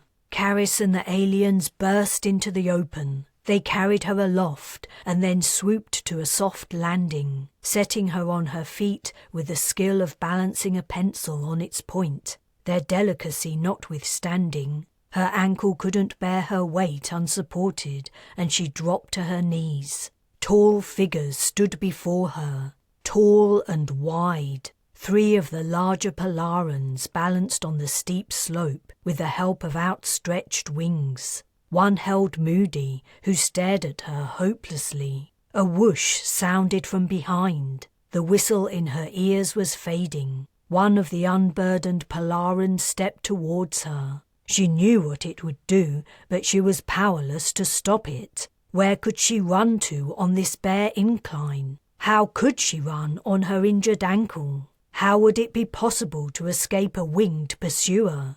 Limply, she allowed it to take her in its grasp and walk back to its companions. The whoosh had been Sheldrake's arrival, borne to the spot by smaller Polarans. Naturally, he was taken captive too. He also did not resist, and a heavy weight settled on Carys. If Sheldrake didn't fight back, if he had lost hope of escaping their fate, that had to mean it was over. She might have heard him if he'd spoken. She could hear the wind now, blowing in from the ocean.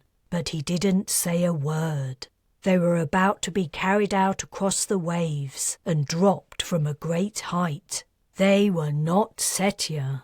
None of them possessed her supernatural strength and fortitude. They would not be swimming back. The alien holding her sprang into the air, its massive wings working powerfully to drive upwards into the sombre red sky. As it swerved, Carys dully noticed a dark hulking machine on the mountainside. 2 long legs propped it upright. 2 short legs supported the end nearest the rocks. The front of the machine was hidden within an opening. The second entrance at the upper levels she'd wanted to find.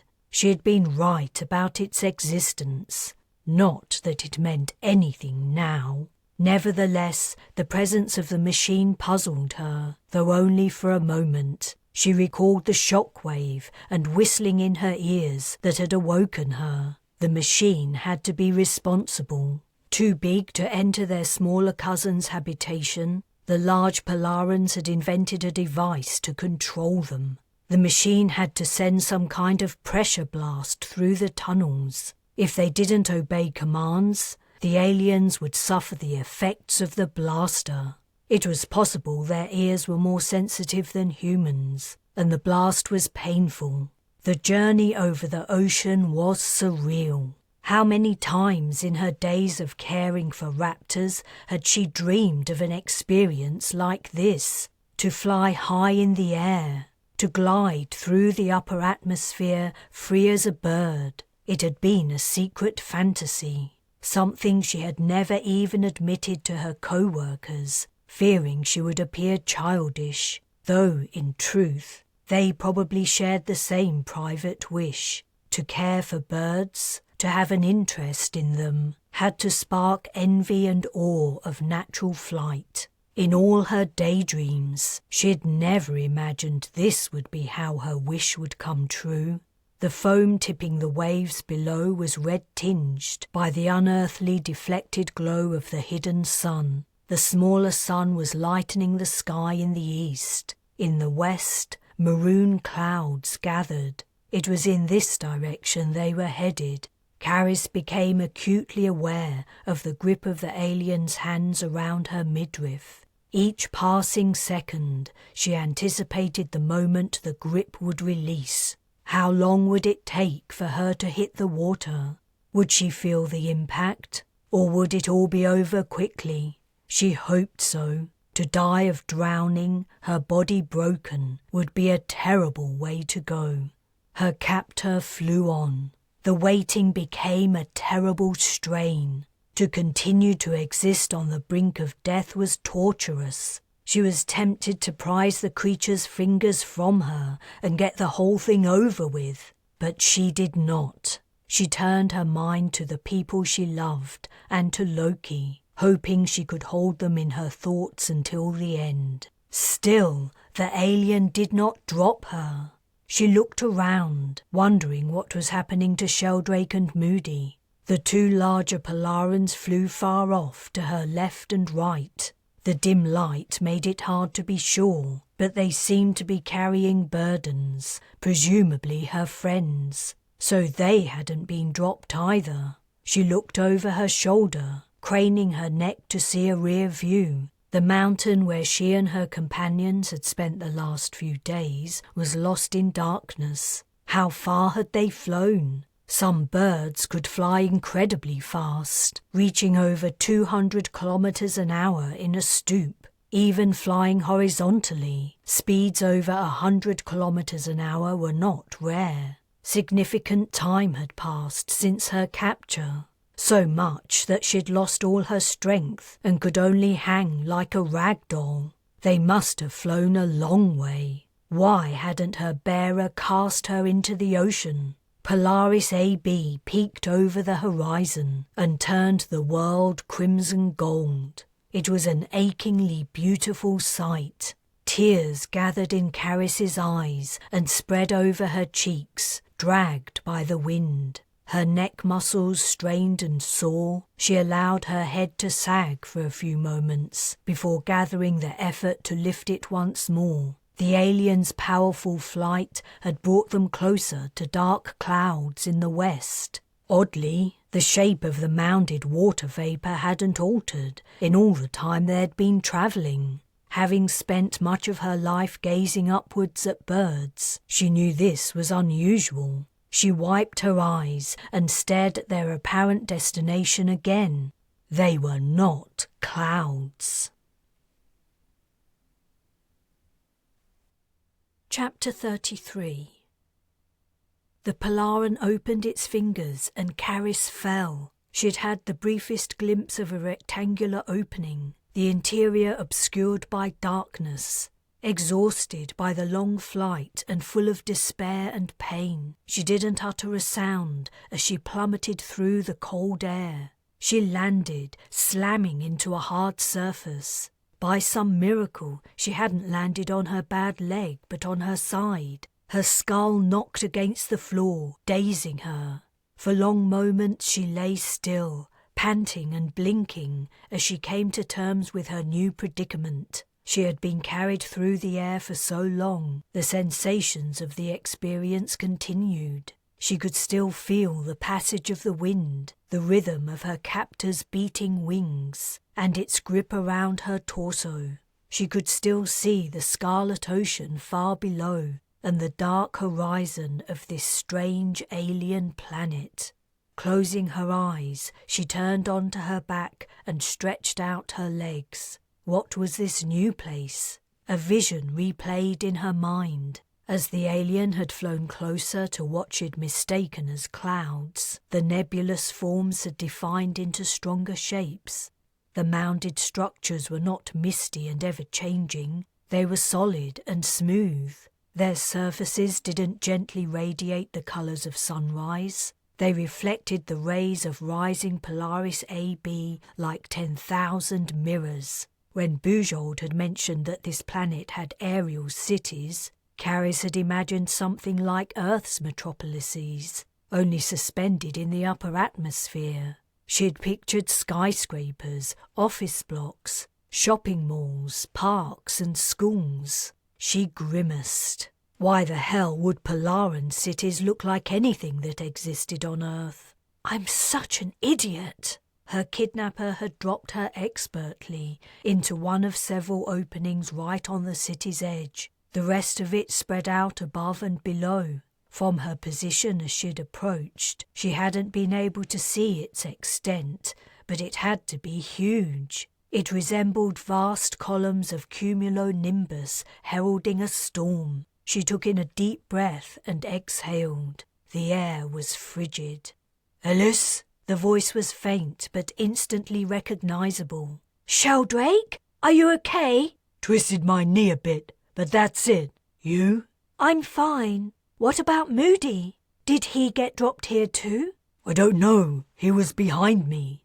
They both called the scientist's name several times, but received no reply. I guess he's too far away to hear us, or they took him somewhere else. Their voices didn't seem to carry far in the thin air, and the cell walls were another impediment. "I think you're right. Do you know what happened to Setia?" She harboured a hope that Sheldrake might have seen her friend being brought here too. No idea. While they'd been talking, Carys had climbed to her feet and leaned on a wall for support. She slid down to the floor and rested her back. I wonder what happens now. "Your guess is as good as mine, but one thing strikes me. These cells were built for us." Huh? What makes you think that? "Because any Polaran could just fly right out of them." Right. They've been busy while we were on the mountain. "Yeah." Carys turned her gaze upwards. The ethereal red of the night sky was fading. Soon Polaris AA would rise. As the star passed overhead, it would shine directly into the open-roofed prison, heating it up. They could shelter from the worst of the sunshine by moving with the shadows cast by the cell walls, but they would still be slowly cooked. She decided to not inform Sheldrake of her prediction. Knowing what was coming wouldn't help him avoid it. They had survived the night, something she hadn't expected, but that was as much as could be said. She recalled Sheldrake's blind faith in her when they'd first arrived at the planet, Bujold's decision to make her an advisor on the aliens, and Robbins's invitation to become an apprentice mapper. She curled her lip. How mistaken they'd all been. "Carys," Sheldrake called. "You still awake?" Uh-huh. "Just wanted you to know I'm going to try and get some shut-eye. Feeling pretty beat. So if you want to speak to me and I don't answer, that's why." "Thanks. I might try to sleep too." "You don't have any ideas on what they plan to do with us?" "How would I know?" "No, sorry. I haven't been much use, have I?" "What are you talking about? You figured out a way for us to eat and, well, you found Z's." "And lost her again." "Quit beating yourself up. You're smarter than you think. I have faith in you. Night, Ellis." "Good night, Sheldrake." She squinted at the sky. It was lighter above one of the cell walls. That had to be the direction where Polaris AA would shortly rise. She crawled to the wall and lay down at the edge, pillowing her head with her bent arm. Watching the brightening heavens, she fell asleep. She was in hell.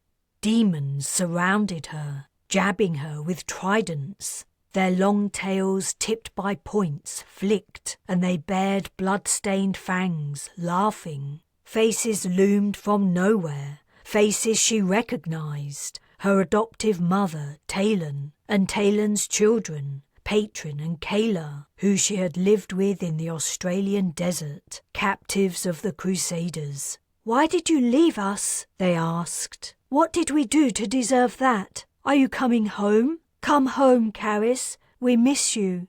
She tried to reply, to apologize, but her lips were stuck together. She couldn't open them. "I'm sorry." Her closed mouth made only incoherent sounds. "I'm so sorry. I miss you too. I would come back if I could." Aching sorrow gripped her chest. The friendly faces faded and the demons returned. Their tridents drew closer. They jabbed at her, and there was nothing she could do to get away. The points pricked her skin painfully. "Stop! Please stop!" She couldn't lift her hands to ward off the attack. She couldn't move. Carys opened her eyes. Immediately, she shut them again. A brilliant glare had dazzled her. She could still see the glow, stained blood red by her closed eyelids. Her skin was on fire. She'd slept for hours, and Polaris AA had risen and crossed the sky. Now it shone on her, turning her already burned skin crispy. She was also uncomfortably hot. Gasping in pain, she turned away from the rays and felt for the wall. She was right up against it. She had to crawl in the opposite direction. Hopefully, on the other side of the cell she might find shade. Keeping her head down, she set off. Her hair hung low, casting a shadow over her face. When had her ponytail band fallen off? She couldn't remember. It must have been days ago. At least now she could open her eyes without being blinded. She shuffled slowly forwards, keeping her injured ankle raised and putting all her weight on her knees. The sun's glare cut out. She'd reached the other side of the cell faster than she'd anticipated. But there was something wrong with the shade. It wasn't steady. It moved, allowing flashes of light. She looked up. A Polaran perched on top of her cell wall, wings outstretched. She froze. As she watched, it folded its wings and tilted its head, fixing her with its golden-eyed gaze. "Fuck off," she muttered. "Fuck off, you creep." Naturally, the Polaran didn't reply. "Sheldrake? Sheldrake? Are you there?" No answer came. He was either asleep and slowly roasting in his cell as she had been, or he'd been taken somewhere else. "Is that what you want?" she asked the alien. "Have you come to collect me? Or am I only something interesting for you to look at?" The Polaran leapt down, opening its wings to slow its descent, and landed a couple of meters away. She moved to a sitting position. The alien didn't seem to be carrying any weapons, and it was alone. She might do it some harm, if she tried hard enough. It walked closer. She scooted backwards on her behind. "What do you want? Why are you here?" What if she had been wrong about why she was in this cell? What if she wasn't in a prison? What if she was in a larder? Was that what had happened to Sheldrake? Was that why Moody hadn't answered when they'd shouted his name? "Get away from me!" She retreated into a corner. The alien reached into its middle and pulled something out. Her jaw dropped. The Polaran appeared to have a pouch. "Half bird, half kangaroo?" she spluttered. "What a bloody freak!" The wall behind her was unremitting. There was no getting away. The creature pointed a knife at her. The meaning of the gesture was clear. "I get it. What do you want me to do?" Using the wall for support, she clambered upright. The alien tucked the weapon among its feathers and stepped closer. She allowed it to pick her up and fly with her out of the cell. Chapter 34. There was no sign of Sheldrake in the honeycomb of cells. Each of the 20 or so receptacles seemed empty. It was hard to be certain. The harsh glare of Polaris AA cast deep shadows, but Carys felt sure he wasn't in any of them. That was why he hadn't answered. He was gone. Perhaps Moody had never been in a cell either, carried to another place, or even dropped in the ocean. She braced herself for another grueling flight, this time exposed to destructive sunbeams. Her sunburn was so sore, every movement brought pain, and as her already ragged clothes fell apart, more of her skin was exposed to light. She was also dreadfully thirsty. She dully scanned the heights of billowing clouds as her bearer carried her upwards. The shell of the alien's metropolis was pearlescent, effectively repelling the harsh sunlight, yet it was also translucent. Shadows of flying creatures passed to and fro behind the walls. She was flown so close to the structure it occupied her entire vision. It was vast. She had read that a storm cloud could grow up to 12 kilometers tall, and this city could easily be that size. It even had the characteristic anvil shape at the top, spreading out over a huge distance. Why hadn't the Polarans brought the mission team here when they'd first arrived? Why had they dropped their human captives on a small mountainous island, nearly devoid of life? It made no sense. Nothing that had happened since she'd left the Bres made any sense. Almost before she knew it, she was out of the sun's glare and passing through an opening the shape of an elongated egg. There was a floor, but it was a dizzying distance below. Galleries surrounded them, tall passageways separated by barriers filled with arched openings, everything made from the same pearlescent substance as the exterior. And aliens, so many aliens, and all of the larger kind. They flew in every direction, like a flock of seabirds disturbed at their nesting site. Only the flight of the Polarans was not startled or chaotic. It was as smooth as the glide of an albatross or an eagle riding an updraft. A strange realization struck. None of the Polarans they passed, as they navigated a passage through the constantly moving bodies, took a blind bit of notice of her.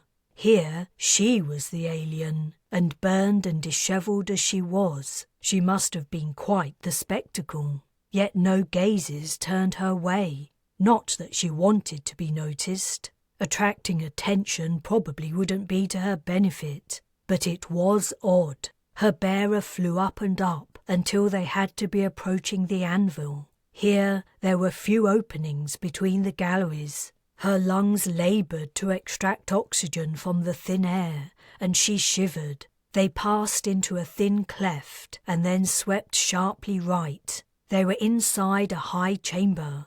Tall, open-topped columns dotted the space, some linked by narrow bridges. Several bridges led to exits. The rays of Polaris AA pierced the opalescent outer shell and lit the space. Atop the central column perched 3 monstrous Polarans. Carys's carrier flew her up to an adjacent column and dropped her onto the flat surface below the bar surmounting it. She gasped as she landed. Rising gingerly to her feet, she held onto the bar for support and warily regarded the 3 Polarans. But then, from the corners of her eyes, she saw movement. Turning her head, she was just in time to see 2 people at the end of the bridge, leaving through an oval portal.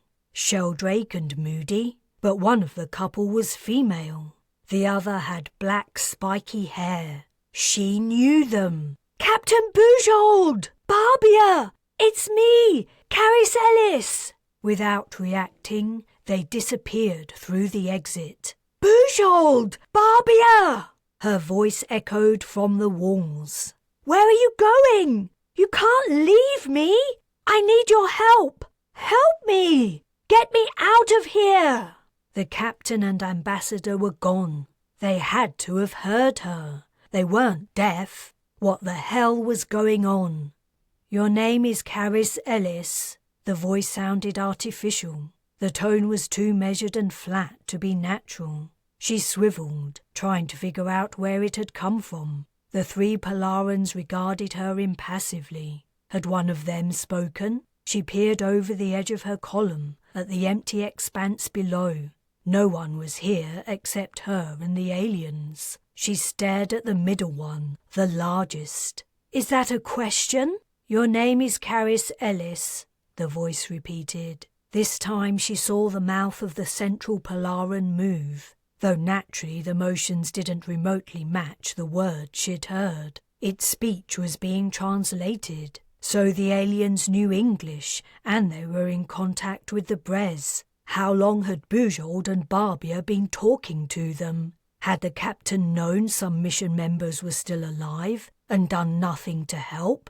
Why hadn't she moved heaven and earth to get her people off the planet? Carys recalled Bujold's stubborn refusal to fire back when the Bres was attacked. The captain had to be holding on with an iron grip to the protocol of avoiding conflict at all costs, even to the extent of sacrificing her crew. "Yes, my name is Carys Ellis. Who the fuck are you? I demand to be returned to my ship, along with my companions. What have you done with them? Where are they?" "Carys Ellis, you will reside with my colleague." A sound followed that the system didn't even attempt to translate. She heard a low, breathy hush. The alien to the speaker's right ruffled his feathers. Carys was reminded of Loki when something had made him uncomfortable. "I'm not going to reside with anyone. I want to go back to my ship. Call my captain back right now. I demand to speak to her." "You will obey, and you will learn. If you fail, you and the rest of your ship's crew will die ignobly." "We'll what?" "Die ignobly?" What did that even mean? "You can't kill us. If you do, the Interstellar Fleet will retaliate. You might think you can take on the Bres, but you're wrong. Our captain didn't return fire when you attacked because she wants you to join an alliance. But if you hurt any more of us, she won't be so nice. And our ship isn't the only one you'll have to deal with. We have 2 more powerful battleships. They're probably already on their way here and—" She paused. She'd run out of bluffs. Had any of it had an effect? Reading the Polarans' faces was impossible. "We are aware of the other ships in your fleet. They are currently collaborating with our enemy. Your lies do not count in your favor." The central alien turned to its neighbor and said something in deep bass tones. With a shake of his head, it seemed to be an angry gesture. The neighbor opened his wings and stepped into the air. As he swept across the abyss, Carys braced herself, guessing what was coming next. She was grabbed neatly around her middle and carried aloft. She muttered, "I'm getting really bloody tired of this." but she didn't fight or resist. Anger was melting out of her, giving way to sadness and despair. You will obey, and you will learn. She understood the first part, but not the second. Learn what? And for how long? How much time did she have until the Polarans would kill her and her friends ignobly, like it made a difference? She closed her eyes, nauseated by the constant to and froing in the air, clutched by a monstrous alien.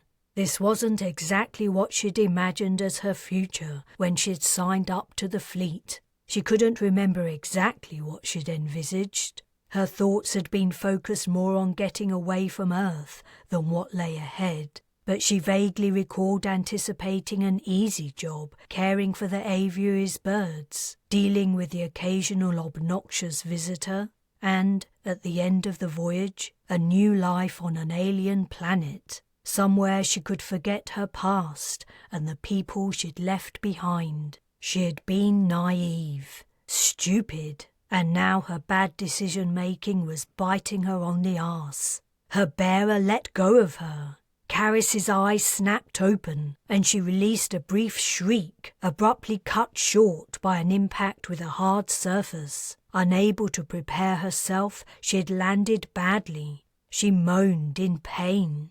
Through clenched teeth she growled, "Thanks for the warning." "You are ridiculously heavy," said Hush. "Listen, you will serve me. I will assess and report on your behavior. Understand, we do not desire acquaintance with your species. We have no need for the alliance your captain proposes. Your existence is irrelevant to us." Carys awkwardly pushed herself to a sitting position and squinted up at the creature towering over her. Okay. Chapter 35. Hush lived somewhere on the outer rim of the cloud metropolis. One side of the dwelling protruded over the ocean. The other faced inwards to a wide, busy corridor where Polarans flew past day and night. Carys could not access either place. The oceanside exit led to a precipitous drop into the water, and while the corridor did contain a floor, it was 20 meters down. The distance was no impediment to a Polaran, but for her it could mean serious injury or death, despite the planet's low gravity. Her new home was a prison cell without bars. The only way she would leave it was if a Polaran carried her out, and Hush was in no hurry to do that. What he did expect took a while to become clear. At first he ignored her completely. After his short explanation of the state of things between them, he didn't utter another word.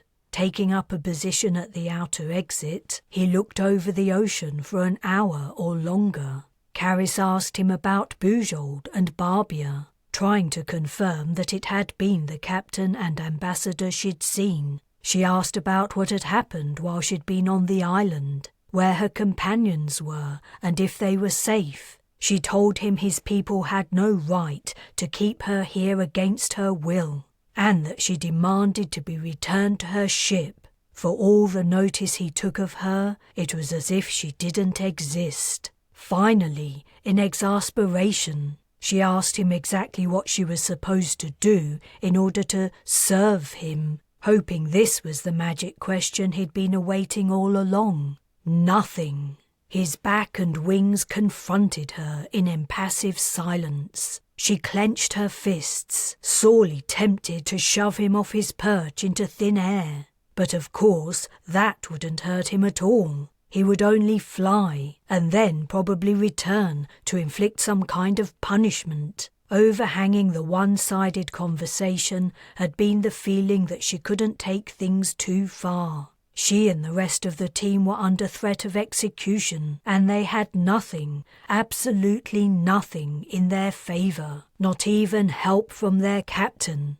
While Carys had been talking to Hush, she'd stood behind him. When she gave up trying to get an answer, she slumped to the ground in a corner of the dwelling.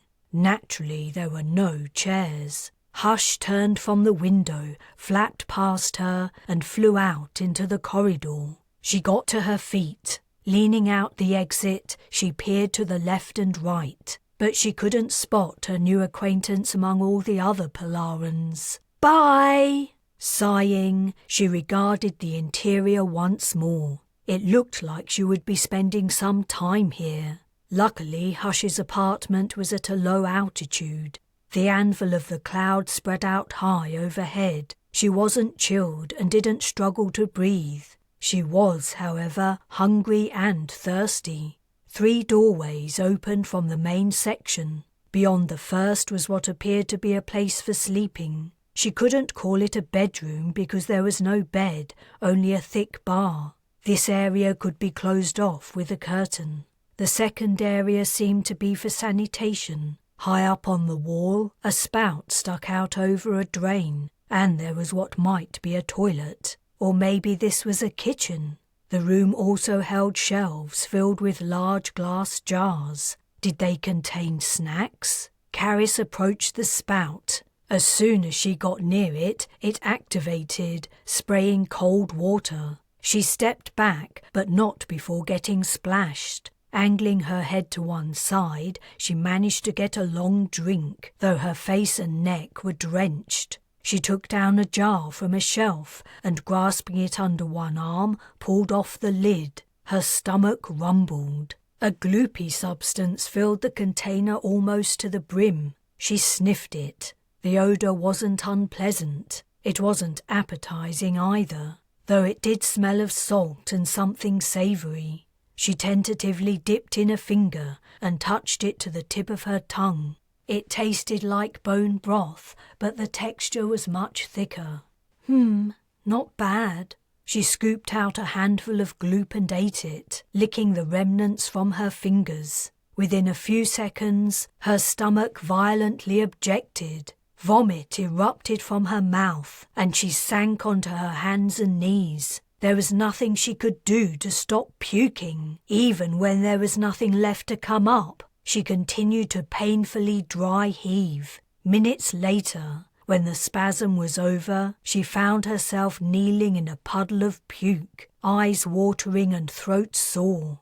It took a while to clean everything up. Scooping the puddle into the drain and washing it away almost started her off again. Then she had to rinse off the splashes on her clothes, leaving her damp and cold. The event had left her even hungrier, but she didn't dare try to eat anything else. Hopefully, Hush would order her one of the barbecued eels, or another food suitable for humans. Or maybe not. Carys wandered into the third room. This one contained the now familiar bar for perching, but there was also a wall screen that looked suspiciously like an interface. She touched it. The screen didn't respond, and there were no buttons or anything else to activate it. A scraping sound from the main room distracted her. When she looked out, a box had appeared next to the door. After crossing the room, she peered out into the corridor. 20 meters below, a Polaran was walking, towing a trailer stacked with boxes. As she watched, it halted, picked up a box, and flew it up to deliver at the neighbouring portal before returning to the trailer. The Polaran continued to haul its trailer down the corridor. Carys returned her attention to Hush's box, picking it up.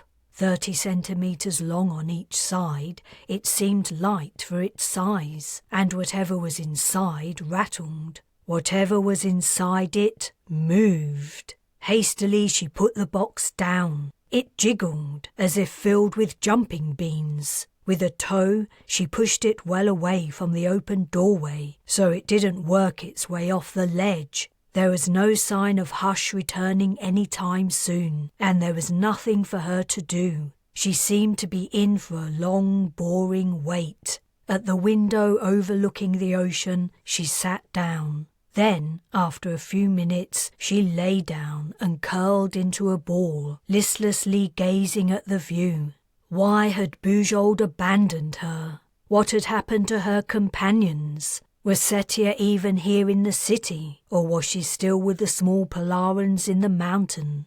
Was she still alive? Why had she called her a bitch? The light was rapidly falling. Polaris AA had to be sinking beneath the horizon, somewhere out of sight. Soon the dull red glow of night would cover the landscape. So many days had passed since Carys had left the Bres, and things had only gone from bad to terrible. Her chances of escaping this living hell were non-existent. Chapter 36. You do not sleep before me. Carys opened her eyes a slit. She shivered. Every part of her body ached. Her skin was raw. Her ankle throbbed. She had bruises all over. And she was very, very hungry. It was deepest night, and Hush's apartment was bathed in a maroon ethereal glow. The dark shape of the alien loomed menacingly. Were you contemplating casting yourself into the abyss? Hush asked. What? No, I was tired. I fell asleep. Good, you do not deserve such a death. I think I'll decide the death I deserve. A box arrived for you. I am aware. It is an opportunity for you to begin your servitude. Bring it to me. Carys took a quick look out into the night. Sighing, she got to her feet and limped across the room. Hush said or did something to activate the lighting. The box had moved from the place she'd left it. She picked it up. What's inside? Open it and serve me. Hush had settled onto his perch. Carys cursed under her breath as she searched for a way into the box. She ran her fingers along the seams, trying to prise them open. She inspected it carefully for any kind of lock, but the surfaces were solid and uniform. Your species is very unintelligent, Hush remarked. Give it to me. When she handed it over, he pressed a section identical to the rest. The lid popped open. He handed the box back. You will feed me. Carys almost dropped it. The box was filled to the brim with larvae. The length of her hand, the off-white, thin-shelled creatures squirmed, and their pale orange legs wriggled. She lifted her gaze to Hush, who had opened his mouth expectantly. He looked so ridiculous she stifled a giggle. Can't you feed yourself? His mouth snapped closed and he glared at her. You will obey immediately, or your ship and all your people will be destroyed. All right, all right. Keep your hair on. He didn't have hair. He reminded her of a cross between a feathered T-Rex and a vain old man with a bad comb-over. She gingerly picked up a larva. Holding it in the tips of her fingers and thumb, she reached up to the tall alien's mouth. After she popped it in, he swallowed it whole. Another. She fed him larva after larva until the box was empty. That's all there is. You've eaten a lot. Place the box next to the door for collection. I will wash before I rest. You will help me. But what about my food? When do I eat? Her stomach growled painfully. Your needs are not my concern. Hey, you can't just keep me here without feeding me. I haven't eaten properly in days. I'll starve to death if I don't get food. Is that the plan? Kill me with starvation, and then tell everyone I failed at whatever stupid thing it is I'm supposed to be learning. Then you'll blow up the Bres? Is that what you have in mind? Hush's steely gaze fixed on her. Your species talks too much. There is food. It is not my responsibility to acquire it for you. You mean the stuff in your bathroom? I can't eat that. It makes me sick. The stuff in my... Hush's mouth opened wide, his head tipped backwards, and he made a deep-throated sound so low it was barely audible. A vibration ran through Carys. Was he angry? Would he attack her? If he did, she didn't stand a chance. The Polaran regarded her once more. The substances in my bathroom are unguents to soften my feathers and give them luster.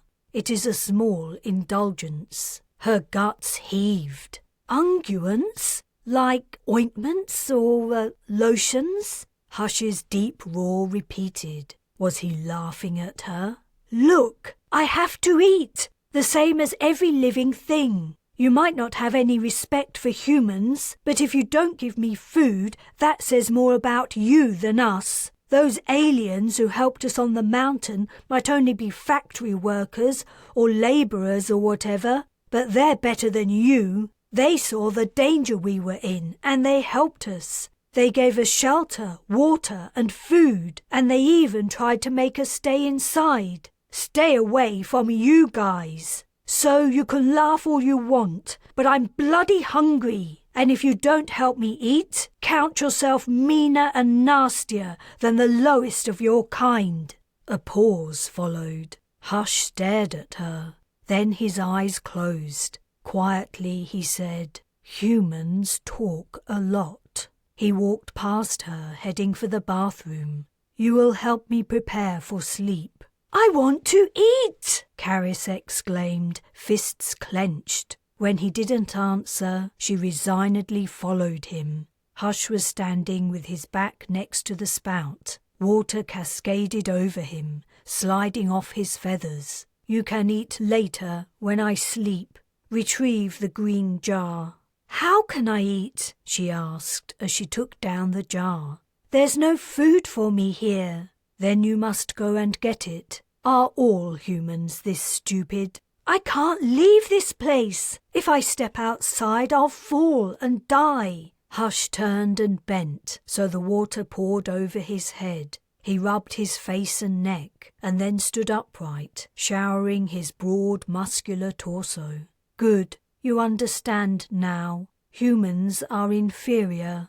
They crawl upon the land, unable to leave it, trapped by gravity. Your species is lesser even than the creatures I ate tonight. They, at least, have the capacity to change. If uneaten, they would have mutated into another winged form. We have gathered information on your anatomy. Humans lack this ability. You remain as you are, simple, two-legged animals, virtually immobile. Are you not ashamed?" "No, I'm not Carys closed her mouth and took a breath. Losing her temper wouldn't help her. Through clenched teeth she said, "So I learned something. Do I get some food now?"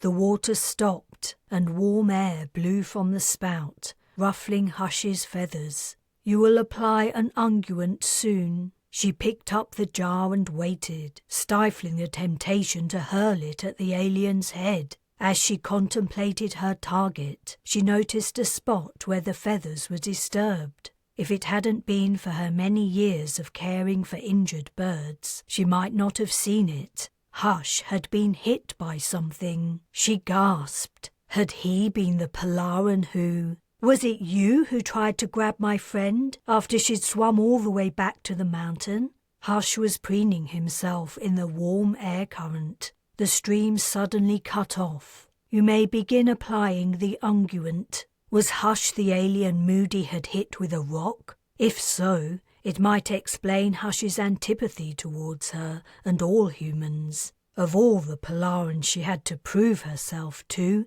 this one was the worst. She dipped her fingers into the green jar.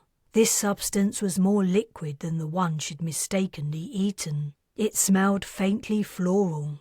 Approaching the alien, she asked, "Where do I start? And why can't you do this yourself, you stuck-up bastard?" "Shoulders, wings, the usual." The usual? Feeling bizarrely like she was working in a car wash or a massage parlour, Carys began to smooth the ointment onto Hush's feathers. While she had the opportunity, she took a closer look at the wound on his head. Despite it being doused in water, flakes of dried blood clung to the spot. She was sure he had been the alien who had plucked unconscious Setia from the rocks, nearly dead from her ordeal. Carys ran the soft feathers gently between her fingertips. "Can I ask you something?" No reply came. Why did you want to take my friend away from us again? She didn't pose a threat. She would have died if I hadn't found her. You do not understand the principle of 3, I see. That is unfortunate and will count against you. The principle of 3? What do you mean? He did not explain. Did you only want 3 of us on the mountain? Torres died, leaving 4, so you tried to kill one of us. When that failed, you tried again. The one I initially removed was anomalous. The service robots on our ship established that her physical capabilities were not representative of your species' normal range. Therefore, she had to be eliminated from the study. Study? Is that why you put us on the island? The first test was to establish if humans had the fortitude to survive alone. Unfortunately, our workers interfered by helping you, making the result void. Carys was silently grateful there were apparently no uninhabited islands for the Polarans to conduct their experiment. Without help, the mission team wouldn't have made it. She carefully spread the ointment along Hush's wing. The human you tried to kill, is she still alive? Hush appeared to consider his words before replying. The one you mentioned still lives, but understand this. All human lives within our territory are forfeit. The captain of your ship was asked to nominate one representative of your kind to demonstrate humanity's fitness to achieve our recognition. She chose you. You must demonstrate your species' worthiness. Up until this point, we remain unimpressed. Perhaps our opinion may improve. That is your responsibility. I warn you, my people are impatient to put an end to your presence. Chapter 37. Hush was sleeping. After his wash and brush up, he'd gone to his bedroom. He hadn't said another word to Carys following his nasty little speech. She'd waited a short while before peeking into the room to see what he was doing, only to find him sitting upright, fast asleep. He hadn't tucked his head under a wing, as she might have predicted. Both wings were closed on his back, and his arms hung loosely down. His head had sunk onto his heavily muscled chest, which rhythmically expanded and contracted. She swore under her breath, softly cursing Bujold. If it was anyone's sole responsibility to get the Bres' crew out of this mess, it was the captain's, not that of a lowly aviary keeper. Bujold was taking her delusion too far. Just because someone was experienced with birds, it didn't mean they had any insight into other flying creatures, especially not freaking aliens. The information Hush had divulged weighed down on Carys. She felt sympathy for Atlas, who had carried the world on his shoulders. She only had a starship and crew to save, and that was way more than she could handle. Somehow she had to convince the Polarans that humans were worthy allies. She didn't know where to start. She couldn't even feed herself, let alone persuade her new friend of anything. Carys sat with her back to the wall. Where was she supposed to sleep?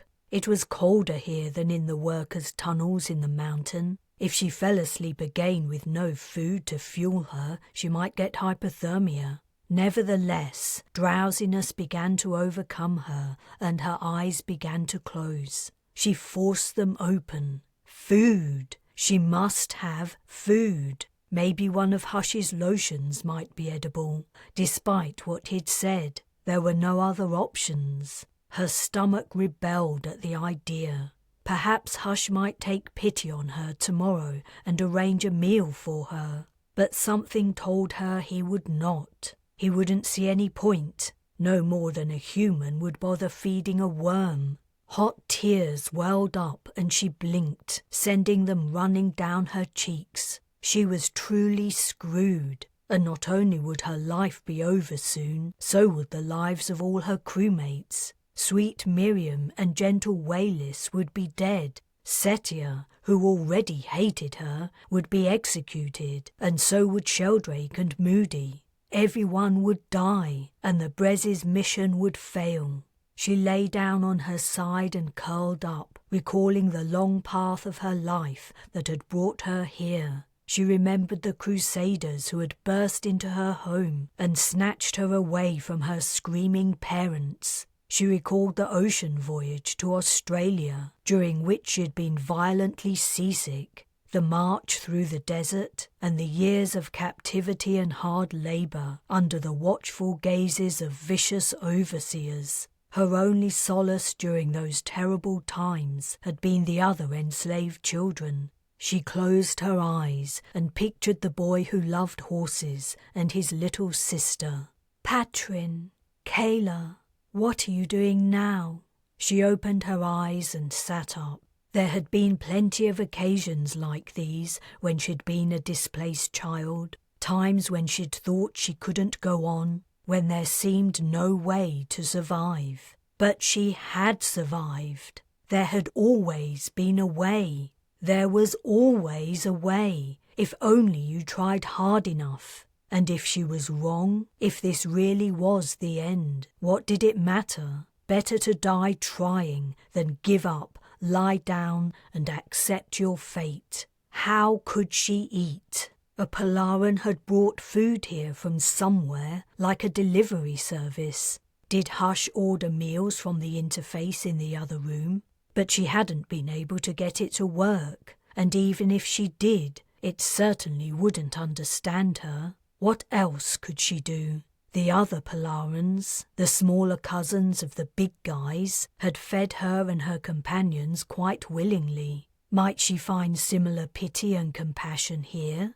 It seemed unlikely, but she might as well try. She had nothing to lose. Carys limped to the exit to the corridor and, gripping the frame, leaned out. Fewer Polarans flew past now than before, but there was still some traffic. She waved at the creatures, amusing even herself at the bizarreness of the situation. What a sight she must look! Barely decent in ragged clothing, hair dirty and knotted, gaunt with hunger. What a representative of humanity she was. The Polarans ignored her. They had no curiosity about the small, strange, wingless creature flapping an arm at them. Sedately and serenely, they flew along the corridor, slow, regular wing beats keeping them aloft. If waving didn't capture their attention, what else could she do? "Hello!" she yelled, doubling up her waving efforts. "Hello! Can someone help? I need food. Can someone take me to get food?" A few aliens' gazes flicked in her direction, but none of them missed a beat in their flight. "Please, if I don't eat, I'll starve. Please!" She watched the unconcerned Polarans pass by. "Fine," she snapped. "Let me die, you ignorant, arrogant assholes. You think you're so bloody superior, so much better than humans, so advanced, but you don't even have interstellar travel. You fly around like flipping oversized vultures, so far up your own arses you can see out of your gullets. But you don't have the first idea about what's happening in the rest of the galaxy, or how far other civilizations have advanced. You're a bunch of self-satisfied, useless morons. And," she added, waggling a finger satisfyingly, "one day your insularity is going to catch up with you. Another intelligent species will find this planet, and they won't be friendly like we humans. No, you'll be caught with your trousers down, even though you don't wear trousers. And then what'll you do? I'll tell you. You're going to regret not helping me when you had the chance. You'll regret not listening to us and joining the Alliance. You'll look around, and there will be no one there to help you. No one." Her word vomit made her feel a smidgen better, but it hadn't made the slightest difference to the attitude of the Polarans. Despairingly, she looked at the floor of the corridor many meters below. If she could just get down to the floor, she could make her own way around, to an extent. Who knew what she might find if she could only safely make it to ground level? The more she looked at the floor, the more it seemed possible she might be able to get there without hurting herself too badly. The wall leading up to Hush's habitation sloped very slightly outward. It wasn't an entirely vertical drop, so she would slide rather than fall, and if she hung from the edge of the opening by her fingertips before dropping, she would have a little less far to go. She decided to try. What did she have to lose? Hush had made it clear he would not support her in any way. If she was to survive her time in the Polaran metropolis, that was up to her. She was on her own. Carys turned her back to the corridor and knelt down. She lowered herself onto her stomach and eased backwards, dangling her legs over the edge of the doorway. A tremor of fear passed through her as her feet lost contact with a solid surface. Holding on tightly to the edge, she slid farther back until her stomach rested on the hard corner. The surface was smooth, offering no purchase. Her palms were sweaty too, which didn't help. Resisting the urge to check over her shoulder, she already knew how far she had to go. She wriggled the final distance, turning her hands so they cupped the edge. She was hanging free. Her breaths came fast and shallow, and her muscles tensed as she anticipated the pain that seemed bound to follow. She had been stupid to think she could do this without hurting herself. Deluded by hunger. Damn! It would have been better to plead her case with Hush when he woke up. This was perhaps the most idiotic idea she'd ever had. But now she was here, she found she couldn't quite pull herself up. Despite the lower gravity, she wouldn't have been able to manage it even if not weakened by lack of food. She was no gym rat. Within minutes, her grip was weakening. With a sense of unfounded hope, she looked up. Maybe Hush would wake and come looking for her. Maybe he would find her within the next 30 seconds. He would laugh and mock as he rescued her, but she could bear it. Hush didn't appear. With horrible inevitability, her fingers slowly opened. She sank another few centimeters. She fell. A shriek of dismay and dread escaped her lips as she plummeted down the wall. Where was the slope? She wasn't sliding. She had lost contact with any surface and was dropping freely. This was going to hurt. She lifted her knees, preparing for impact, but a pair of strong hands grabbed her under her armpits. She caught a glimpse of the floor directly below, and then she was swept upwards. Chapter 38.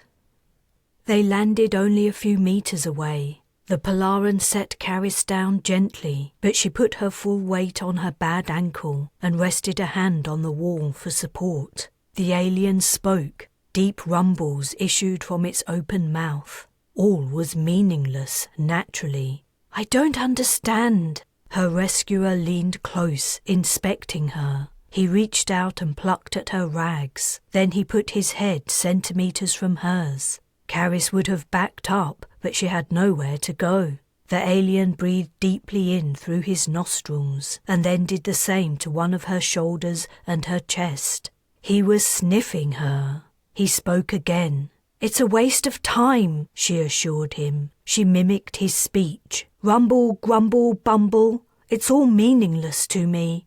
The Polaran did the same thing Hush had when he'd learned she'd eaten his ointments, lifting his head and opening his mouth wide while making a bass noise she could only just hear. She grew more sure this was a laugh. "But," she continued, "thank you. Thanks for saving me. I was a millisecond from a nasty impact." She reached up and put a hand on the stranger's shoulder. He looked at it and then at her. He put a hand on her shoulder.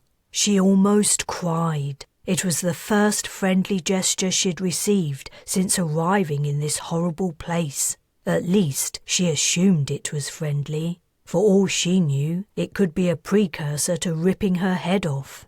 But she was determined to be positive. "I'm really hungry." She patted her stomach and mimed putting food into her mouth. Can you help me get something to eat? The alien's head tilted. Eat! I need to eat! Please! Carys placed her hands together in a praying gesture. He copied her. No, no, no! She flapped her hands in frustration.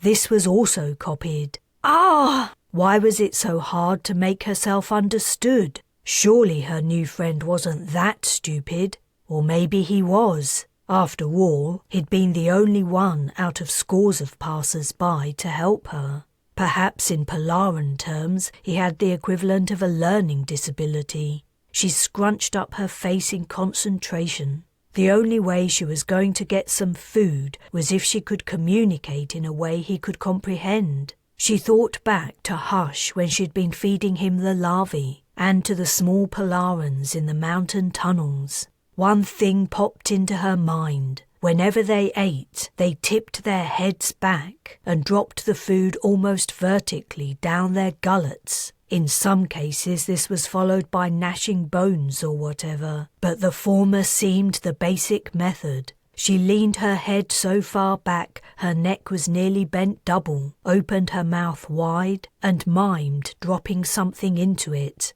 Understanding seemed to immediately light the Polaran's eyes. But then he turned and leapt into the air, soaring aloft. Huh? Where are you going? In puzzlement, she watched him fly away. Was he going to get something for her to eat and bring it back? When he'd gone some distance, he looked over his shoulder and then twisted around to scan the corridor, his massive wings beating hard to hover. This appeared to upset some of the other flyers, who silently roared at him. Zooming below the main traffic, he flew back and picked her up. His arms folded tightly around her torso, he held her close to his chest and resumed his journey. Had he forgotten she couldn't fly and expected her to follow? That seemed to be the case, but she doubted she would ever find out. Without a translation device like the one Hush used, their communication would be confined to miming and gestures.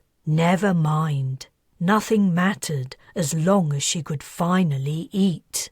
They flew lower and lower within the metropolis. Her new friend swooped into side passages and main thoroughfares, but all led down. He flew so quickly Carys saw little of what they passed, and the lateness of the hour probably meant that activity was reduced. The galleried corridors grew narrower and dirtier, and suddenly she realized the passers-by were smaller too. They began to resemble the creatures who had helped her and her companions. These aliens fluttered along, rather than beating their wings strongly and confidently. When the passageways had become so narrow, her rescuer struggled to navigate them, and she felt sure they must have reached the very bottom of the city. They glided through a wide open doorway, and she was finally put down. She stared in wonder.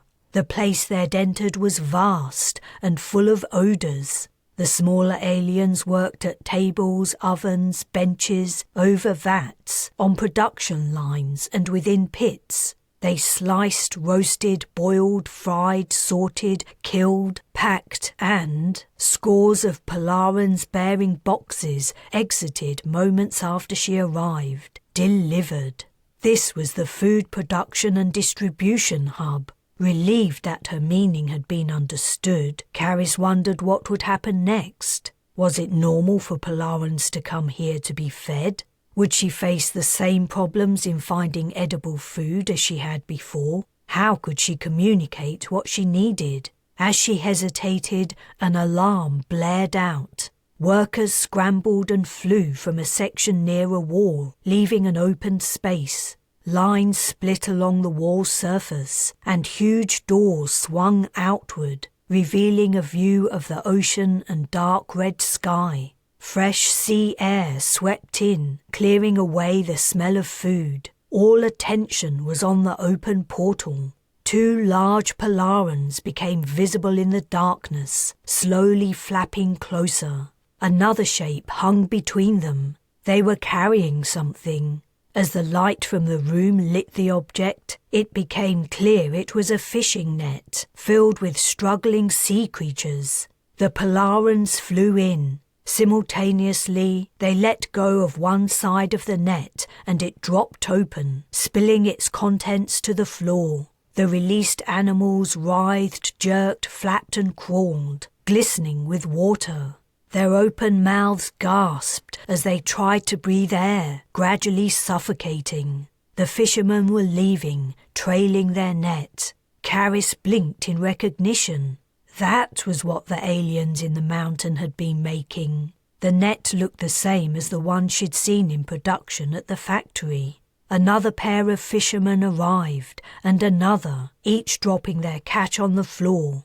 Some lucky escapees slithered from the open doorway, perhaps surviving the drop to their watery home. The processors had already begun to gather the creatures at the edges of the pile, sorting them and killing the annoyingly vigorous survivors with swift, hard blows. The skinning and chopping started, and the doors swung closed, shutting out the night. Carys's arrival hadn't provoked much of a reaction. Once more, she was puzzled by the nonchalance the Polarans exhibited towards her. Had an alien turned up anywhere on Earth, there would have been a riot. Police and governments would have been involved. On this world, it was just another Tuesday. What little interest there had been in her existence was gone, now the workers had to process tonight's catch. If Carys was going to eat, she would have to figure that out herself. She wandered deeper into the room, seeking out something tastier and less emetic than Hush's unguents. Encountering a smell that seemed familiar, she followed her nose. There it was. Someone was taking a roasted eel-like creature out of an oven. The dish was placed on a metal table. Another alien prepared to slice it up and put the pieces in waiting boxes. Carys tentatively picked up an empty box and held it out. Without missing a beat, the alien gave her a slice. Her mouth watered and her stomach rumbled in anticipation, but she wanted to see what else she could get. She didn't know if she was allowed to be here or how long she could stay. Hush might demand her return any minute. She set off to seek out other food. The rest of the workers were similarly generous.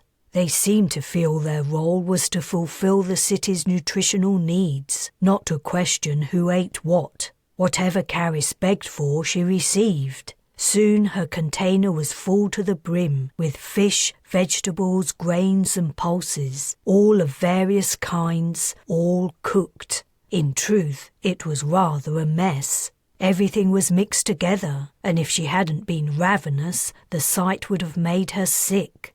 But it didn't. Carys found a quiet corner and sat down. She began to eat, dipping her fingers into the box and retrieving pieces of this and that before popping them into her mouth.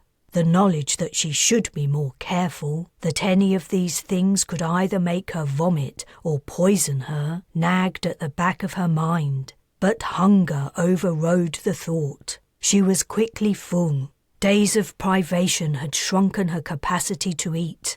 Carys carefully closed the box. She didn't know when she might be able to come here again. The food might have to last her days. It was time to return to Hush's quarters. She didn't know if she was allowed to leave, and if she was quick, she might make it back before he woke up. She didn't want to jeopardize the safety of the Bres's crew. Now she'd eaten, she could tackle the task of convincing the Polarans that humanity deserved their regard. She stood up and looked for the Polaran who had helped her. All around, the smaller aliens continued to work, processing food for the city's inhabitants. The exit from the room was empty. The Polaran who had brought her here was nowhere to be seen. Chapter 39. Cradling her precious container, Carys left the food prep section. As she exited, she was overtaken by a convoy of aliens pulling trailers. She moved to the side of the passageway, and the burdened food deliverers marched stoically past, ropes over their shoulders. For a species that had invented space travel, it was a remarkably archaic system for feeding the city. She recalled the arrival of Hush's meal. A small Polaran had flown it up to the dwelling from a similar trailer. These simple vehicles couldn't travel by air, which meant there had to be another method for moving them between floors, presumably a lift of some kind, and she could use it. The end of the convoy approached. Carys followed, relief flooding her. Not only did she have food, she would be able to make it back to Hush. If he was still asleep, he might not even know she'd left, though explaining how she'd managed to acquire food would be hard. She shook her head. She would cross that bridge when she came to it. Maybe he would be impressed by her ingenuity, and his estimation of humanity would go up a notch. The line of aliens pulling trainers went a different route than the one Carys had arrived by.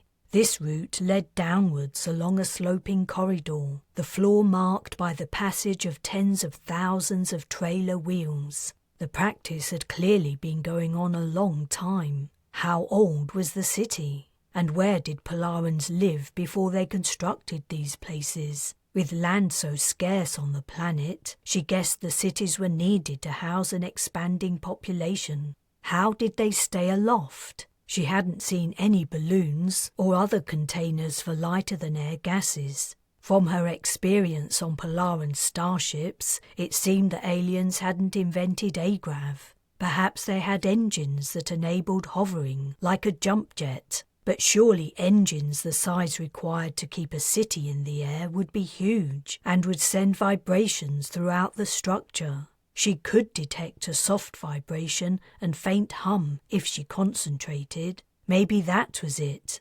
Coupled with the planet's low gravity, she guessed it might be possible. A couple of aliens had thrown worried glances at her as the troop walked along. She wasn't being entirely ignored. When she paid attention, she noticed the furtive looks and chatter that seemed to be about her.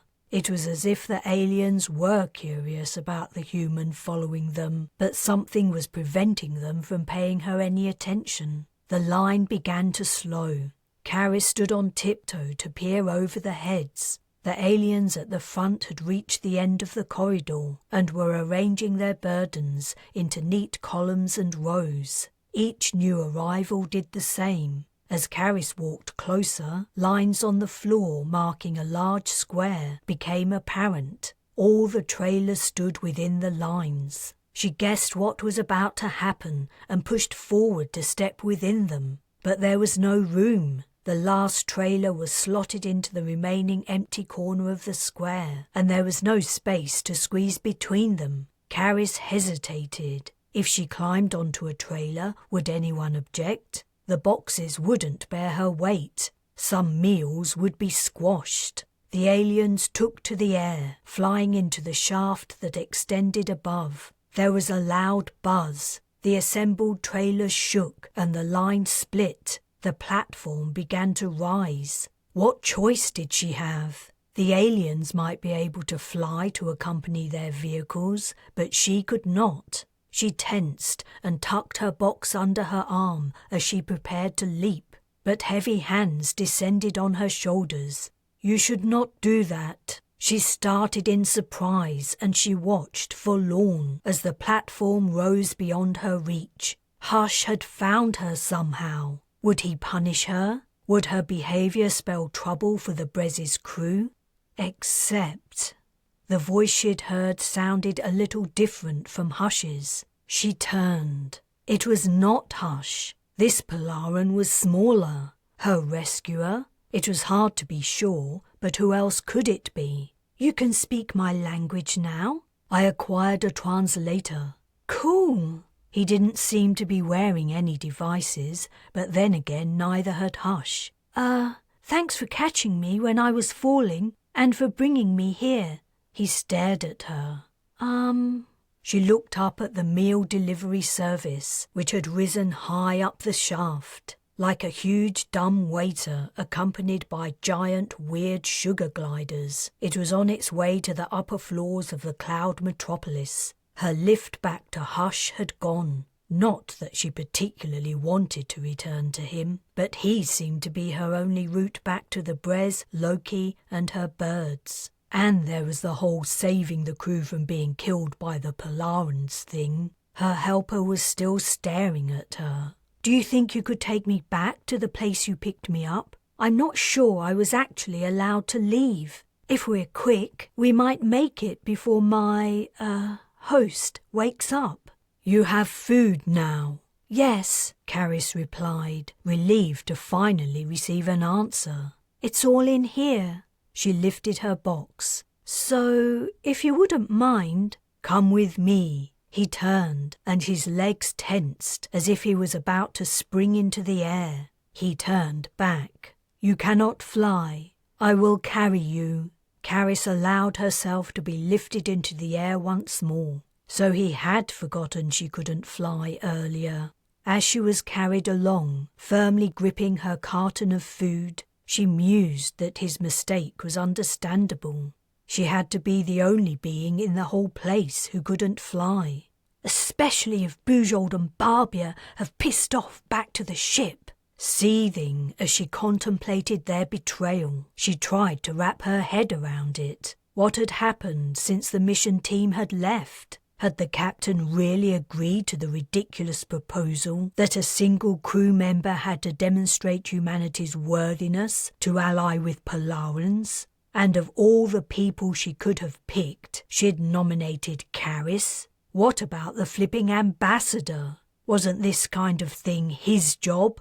Deep in thought, Carys hadn't been taking much notice of her surroundings, but she suddenly realised she didn't recognise them. She hadn't thought she would be able to tell where she was going. The architecture seemed broadly similar throughout the city, but this section was different. It was older. Fine particles of grime coated the walls, and it was darker.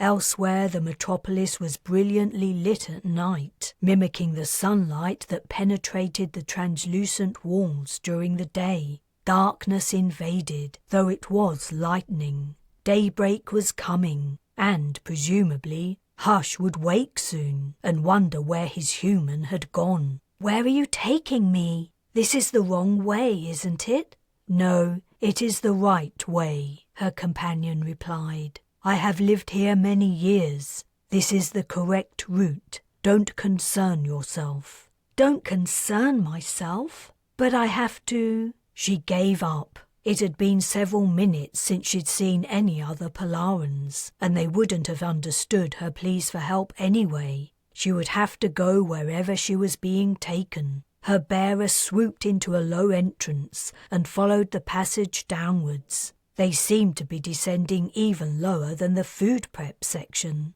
"Where are we?" "We are—" He banked left and entered an open doorway. "Home." He landed and put her down. They were standing in the only available floor space. Home was very small, perhaps a quarter of the size of Hush's dwelling, which hadn't been large by Earth standards. But the petiteness of the habitation wasn't the only cause of the lack of standing room. The place was crammed, utterly cluttered with objects. Shelves protruded from every wall, and they were filled to overflowing. Piles of items rose from the floor to the ceiling, polished stones in brilliant colours or with interesting patterns, odd pieces of dried vegetation, jars filled with mysterious contents, boxes of many sizes, long tail feathers, carvings, and many things she didn't recognise filled the space. Carys turned a circle. "Wow, you have a lot of stuff. You may examine anything. I will explain it if you wish." "Thanks for the offer, but I should go back."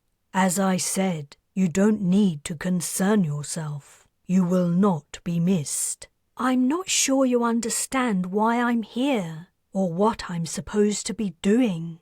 "I know. Everyone knows. Don't worry. You have time. or you may not. Regardless, it will not make any difference." "I think it might." The creature tilted his head. "You aren't one of us. You don't understand." "You can say that again." "Why do you need me to repeat my statement? Was the translation faulty?" "It's just a saying." "I see. We have sayings too. What did you mean?" "I was agreeing with you. I don't understand." "What exactly don't you understand?" "Everything, really." "Maybe I can answer your questions." "I certainly hope so." Chapter 40.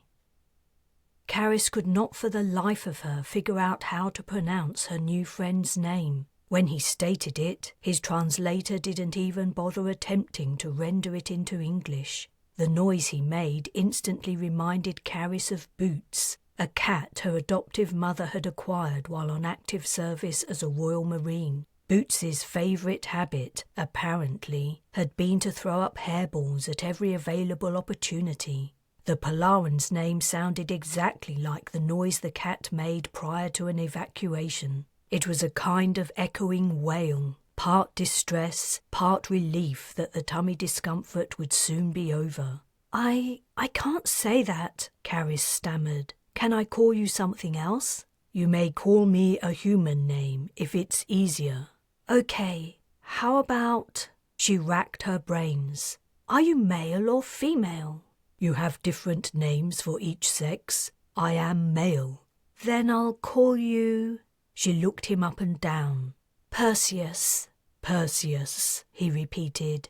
At the same time that his translator stated the name, her acquaintance attempted to pronounce it, his lipless mouth forming the word carefully. "I like it. Does it have any significance?" "He's a character from ancient history who rescued someone." "Interesting. I would like to hear the story." "You really would? I thought—" She recalled Hush telling her that Polarans weren't interested in humans, but she brushed the memory aside. She had more important considerations. "Never mind. I'll tell you the story another time. You said before that Hush won't care if I don't go back, and that whatever I do, it won't make any difference. Can you explain?" "Who is—" "Oh, I understand." Perseus made the hush sound Carys had heard in the Polaran's great chamber. "She has already made up her mind about you and about humans generally. If she is awake and has noticed you left, she can easily discover where you are if she wants to. I made no secret of bringing you here. If she wants you to return, she will send a summons. Most likely she will not." "Her mind is made up about humans?" Carys swallowed. "It doesn't matter what I do or say? Your people will destroy the Bres?" "Most likely." "But—" Carys's legs weakened, and she found herself sitting on a spiky object. She pulled the thing aside and sat on the floor. She looked up at Perseus. "There has to be something I can do." "I don't think so. Hush, as you call her, is notoriously stubborn, and unfortunately the Triad has left the final decision to her."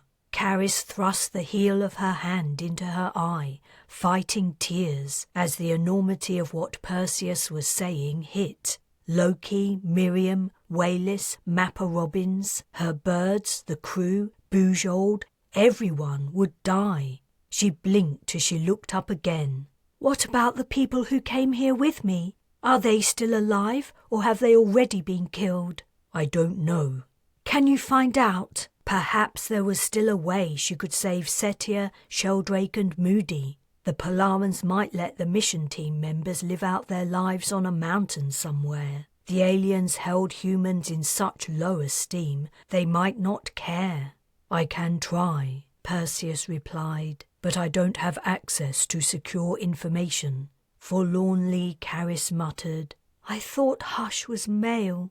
"My translator didn't pick that up. Please speak louder." "It doesn't matter." Perseus slid some of his collection to one side to make room and squatted down next to Carys. "I am sorry. It may be possible for you to stay here." I can order food for you if you tell me what you can eat. I don't want to stay here. I'm not a pet, not another one of your... She glanced around the cluttered room. Hush's dwelling had been almost empty, and Carys had assumed that was the Polaran way. What is all this stuff? Perseus proudly straightened up. My collections, I have many interests. He picked up a carving. These are made by juveniles on... His translator was silent, and Perseus's voice took over, saying a word Carys couldn't hope to remember or repeat. I think they're beautiful, but they're usually tossed into the ocean after a few years. Their makers grow to hate them as they mature. I was lucky to retrieve these before they were discarded. As he'd spoken, he'd held out the artifact, motioning Carys to take it. She accepted it without interest, miserable with fear and guilt, and idly inspected the object in her hands. The smooth stone seemed to be something like brown jade, and it had been shaped into the form of a Polaran diving, wings back, body straight, arms at its sides. The level of detail was incredible. If the carving hadn't been cold and rigid to the touch, Carys could have imagined it coming to life and plunging headlong into waves. Juveniles carved it? Yes, on. Again, an impossible Polaran name. That's one of the mountains? What is a mountain? A very high area of land, usually rising to a summit. Isn't all land high? Her shoulders slumped. Here it is. But not on your planet. No, on Earth we have mountains too, but many parts of the world are only hilly or flat. Some areas are even lower than sea level, but they're inland, or we protect them from flooding. Flat land. That seems very strange. Imagine if your oceans were much lower and the seabeds were exposed. At some point you would see the bottoms of all the mountains and the surrounding land. What a fascinating concept. Perseus's gaze became distant. Carys returned her attention to the carving. Why do these get thrown out? They must take months to make, and years to learn how to make them. I agree it is a great pity, but as a juvenile grows older, he or she begins to understand these things have no value. No value? Carys looked up. I don't get it. You collect them. You appreciate them. I do, but I am different. Some of my acquaintances say I never grew up. Perseus did the thing Hush had done when she'd learned that Carys had eaten her ointments. He was laughing, but presumably at himself. I love to collect many things that everyone believes have no value, but my collections please me. The juveniles. Some things were beginning to add up in Carys's mind. I think it was juveniles who looked after me and my friends when we arrived on your planet. Is that right? I don't know. It was only through gossip I found you were here. There was no formal announcement. You were in another place before you were brought to this city? I was. She told him everything that had happened since leaving the Bres.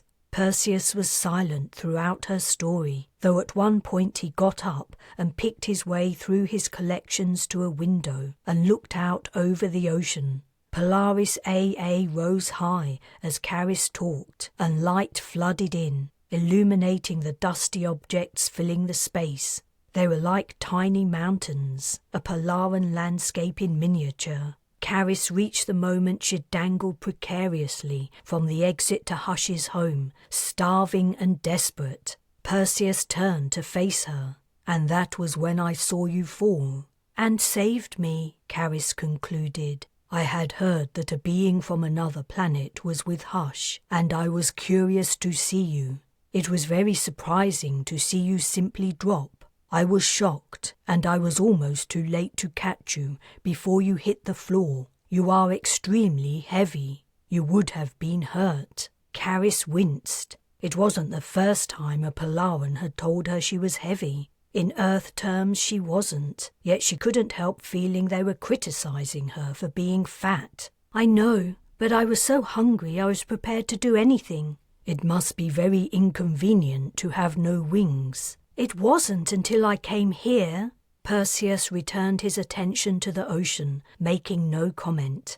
Carys was silent too. It seemed that Polaran society was set up so that the young of the species did most of the work, manufacturing objects, processing and serving food, and so on. Then as they grew older, they did less practical work, probably managing and governing. And then finally, they attained the high status of creatures like Hush and had the privilege of making major decisions. Somewhere along the way, they lost interest in just about anything except themselves.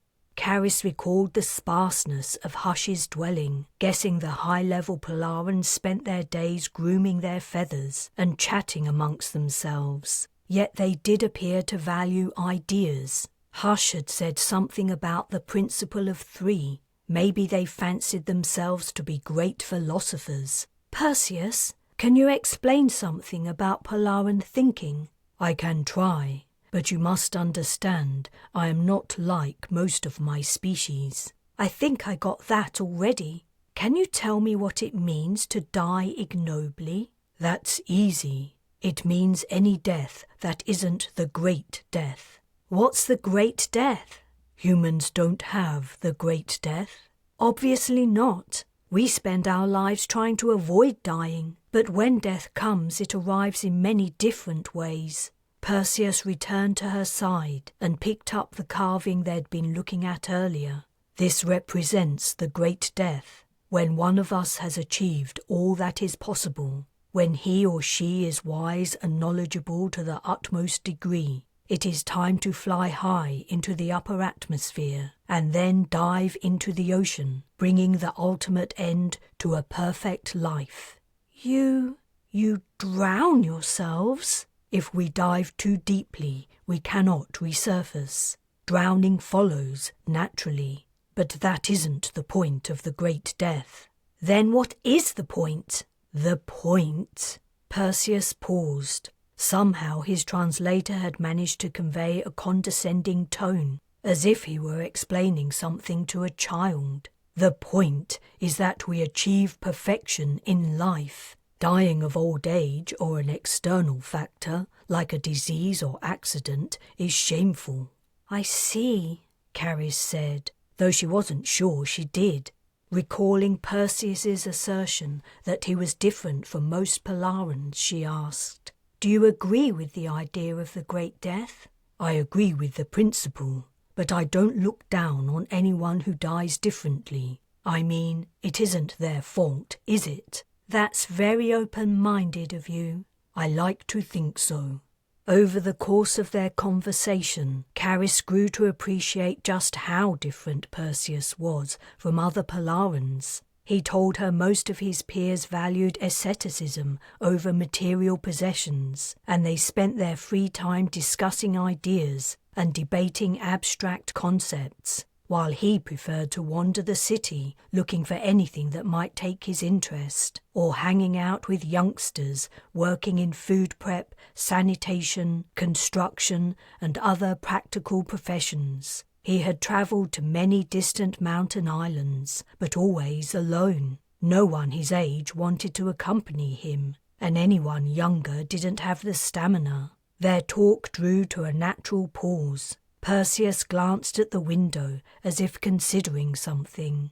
"I have another question." "Ask it, but I don't have time for a long explanation. I must leave soon to go to work." "You work? I thought Polarans your age spent their days pontificating." Perseus's reaction was delayed a beat, but then he did that thing Carys assumed was laughing.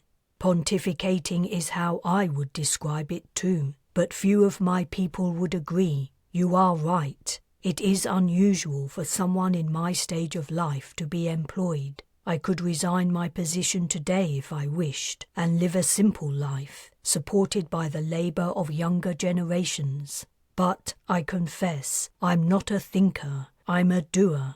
I would soon grow tired of endless rhetoric, discussion and debate. I need activity." "What do you do?" "I'm an engineering supervisor. I coordinate the teams that maintain this city's altitude." Carys perked up. You do?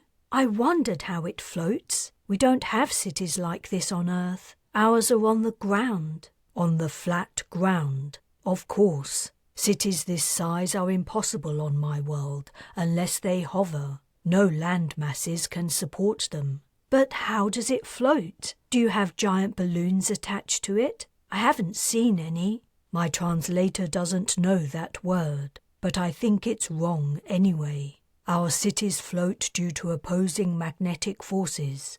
Magnetism! Whoa, that didn't even occur to me. The lower surface of the city is made of a magnetic compound, and corresponding slabs of the same material lie beneath the water directly below us in a shallow sea. But how the hell do you create magnetic fields strong enough to suspend entire cities in the air? That must take massive amounts of power. Perseus gestured outside, where Polaris AA's powerful beams had washed the colour from the sky. Also, he went on, the construction material we use is very light. Furthermore, if you are representative of Earth organisms, I suspect that we are very light too, in comparison. Your gravity is lower than Earth's too. Carys whistled. Still, magnetism. She had a sudden yearning to share her interesting discovery with another human being, but she didn't know where her companions were, or even if they were still alive. In a more subdued tone, she said, "The question I wanted to ask was, how are we communicating? You don't seem to have a translator, and I certainly don't have one." Perseus retched. Carys scooted backwards, eager to avoid anything he might bring up. She hadn't forgotten the food the young Polarans had offered her and her companions after Sheldrake's unfortunate mime. She couldn't scoot far due to the piles of items stacked behind her. Perseus retched again. Something shot out of his mouth, and he caught it neatly in one hand. He said something. My translator, the translator translated. He popped the device back into his mouth and swallowed it. Thanks for clearing that up. Look, I have so many questions for you, but you said you have to go to work. That's right. I must leave, but I will return later. I have many questions for you too. Are you sure Hush won't order the destruction of my ship because I came here? Your location within the city is the least of her considerations. In truth, it may benefit your cause to stay out of her way. She is notoriously easy to anger and hard to please. I think I already found that out. One last thing. I understand that Polarans look down on humans. We can't fly. We don't know the principle of three, or whatever the hell that is. But if a being from another world landed anywhere on Earth, we would be fascinated. It would be the event of a lifetime. International news for years to come. But your people are utterly uninterested in me. I've travelled through your city a few times and never attracted any attention. To me, that's bizarre. I think I can explain. To be Polaran is to be interested only in one's inner self, the process of learning, so that one may achieve the great death. I think I'm getting it. I would guess that the workers in the food preparation section were very curious about you, but they would not want to display their curiosity to their co-workers. It would have been shameful. As we age, I believe that we really do turn inward, losing concern for the external world. But I must leave now. Do you have sufficient food to last you the day? Carys scanned the dwelling. Do you have any, unguents? Naturally. Can I use them? Only my skin is really badly sunburnt. I think an ointment might help. You aren't usually red in colour. Normally I'm pretty pale. You are welcome to use any of my things. Perseus left. Chapter 41.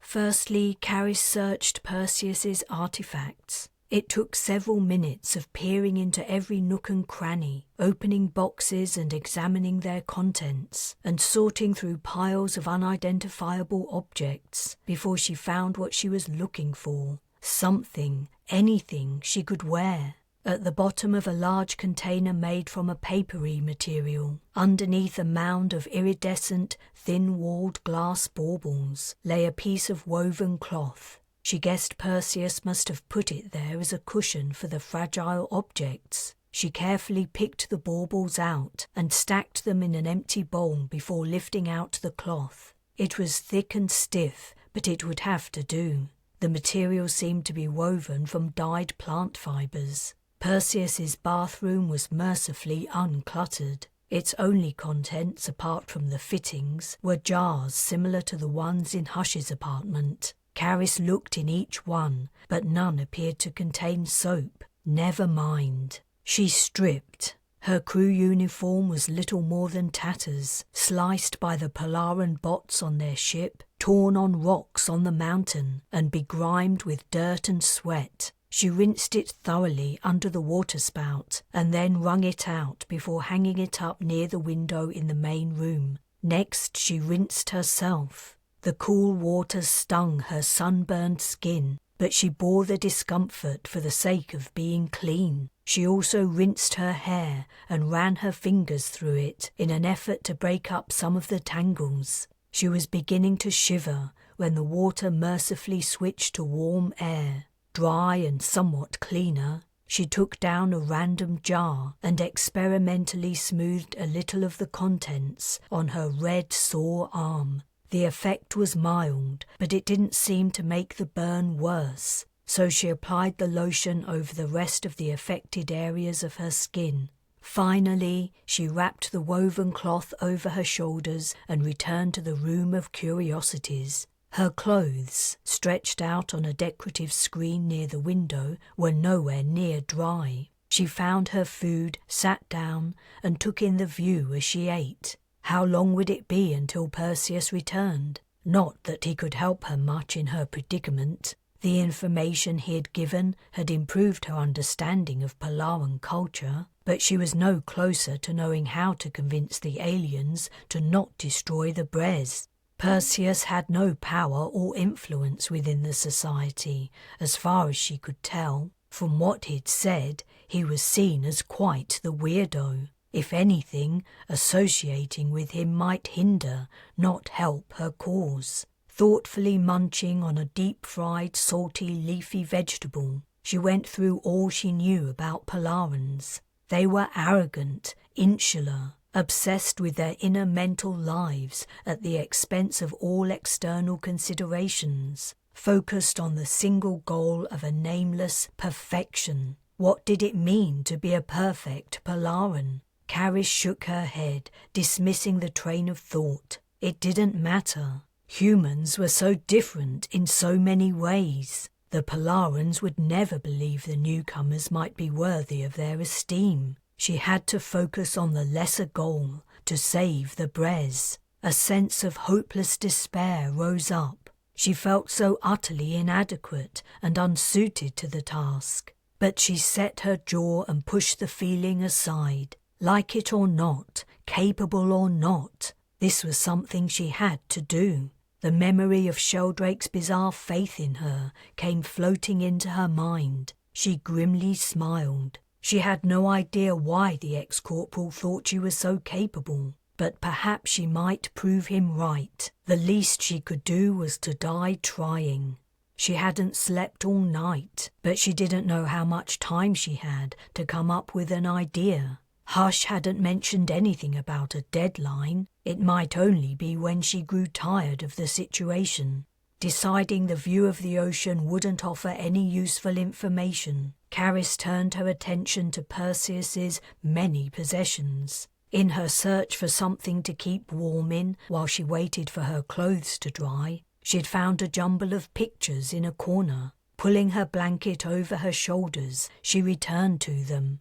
The canvases were crude and uneven, but they enhanced the effect of the drawings and paintings, mostly landscapes and seascapes. Polaris AA figured heavily in many depictions of the world, unsurprisingly. The smaller, closer sun seemed like an afterthought. The young Polarans had also painted each other. Some subjects had adopted what appeared to be cheeky poses, holding their arms akimbo, their knees apart, and their tails curved aloft. One picture in particular captured Carys's attention. A massive, shallow bowl filled most of the scene. The bowl was full of gigantic eggs, and several had hatched. New Polarans lifted their bald heads on scrawny necks, their eyes still unopened. Tiny arms reached up from the broken shells. 2 baby aliens were entirely visible. She looked closer. Though the creatures had wings, they were undeveloped, extremely thin, featherless skins stretching between tail, knees and armpits. It was no wonder that the makers of the fishing nets had felt protective of the humans who had appeared on their island. To Polarans, humans looked like big babies. Carys returned the picture to the others and heaved a sigh. The image had reminded her of her impossible task, and made it seem even more impossible. What was it Hush had said? Humans crawled on the land like bugs, unable to go up or down unassisted, lower even than the creatures in the ocean, or something like that. What was worse, Hush was right. Without their technology, human beings were confined to the horizontal plane. Carys's ankle ached with the memory of falling and twisting it. Even in this world's lower gravity, her species was hampered by its physical limitations. As she sat, disconsolate, staring listlessly at the pile of Polaran art, a hum invaded her distracted mind. She looked up, wondering where the noise was coming from. The sound seemed to be floating in from the window. Carys rose and stepped over to it. Resting a hand on the frame, she peered out. The noise was louder here, but she couldn't see its source. It was coming from all around. Polaris AA hung high in the sky, washing the colour from the scene. Though she stood in shade, she could feel the sun's warmth radiating in. The sound's pitch lowered, and then she couldn't hear it any more. It had to be coming from the city's inhabitants. They were singing, and their voices had gone too low for human hearing. The deep hum resounded once more and rose higher. It vibrated the air. How many were singing? It had to be thousands. The noise grew louder and louder until it threatened to burst her eardrums. She covered her ears and winced. Why were they singing? Was it some kind of celebration? A horrible thought struck. Had the Polarans made their decision about the Bres? Had she failed? But if she'd learned anything about the aliens, it was that they were profoundly uninterested in anything outside themselves and their world. They couldn't be rejoicing about the destruction of the human starship. Then she saw it. A single Polaran was flying slowly upwards. It was a large one, at least as large as Hush, though it wasn't possible to be sure at the distance. Carys squinted to follow the figure as it rose into the sky and Polaris AA's glare. The alien beat its wings rhythmically. As was usual when Polarans weren't carrying anything, its arms hung down. Its head was lifted to the sun. "Oh!" Carys exclaimed aloud as she realized what was going on. Her hands dropped from her ears. The city's inhabitants were singing softly now, their voices full of emotion. Despite her terrible predicament, despite the weight of responsibility for so many human lives on her shoulders, Carys couldn't help being moved.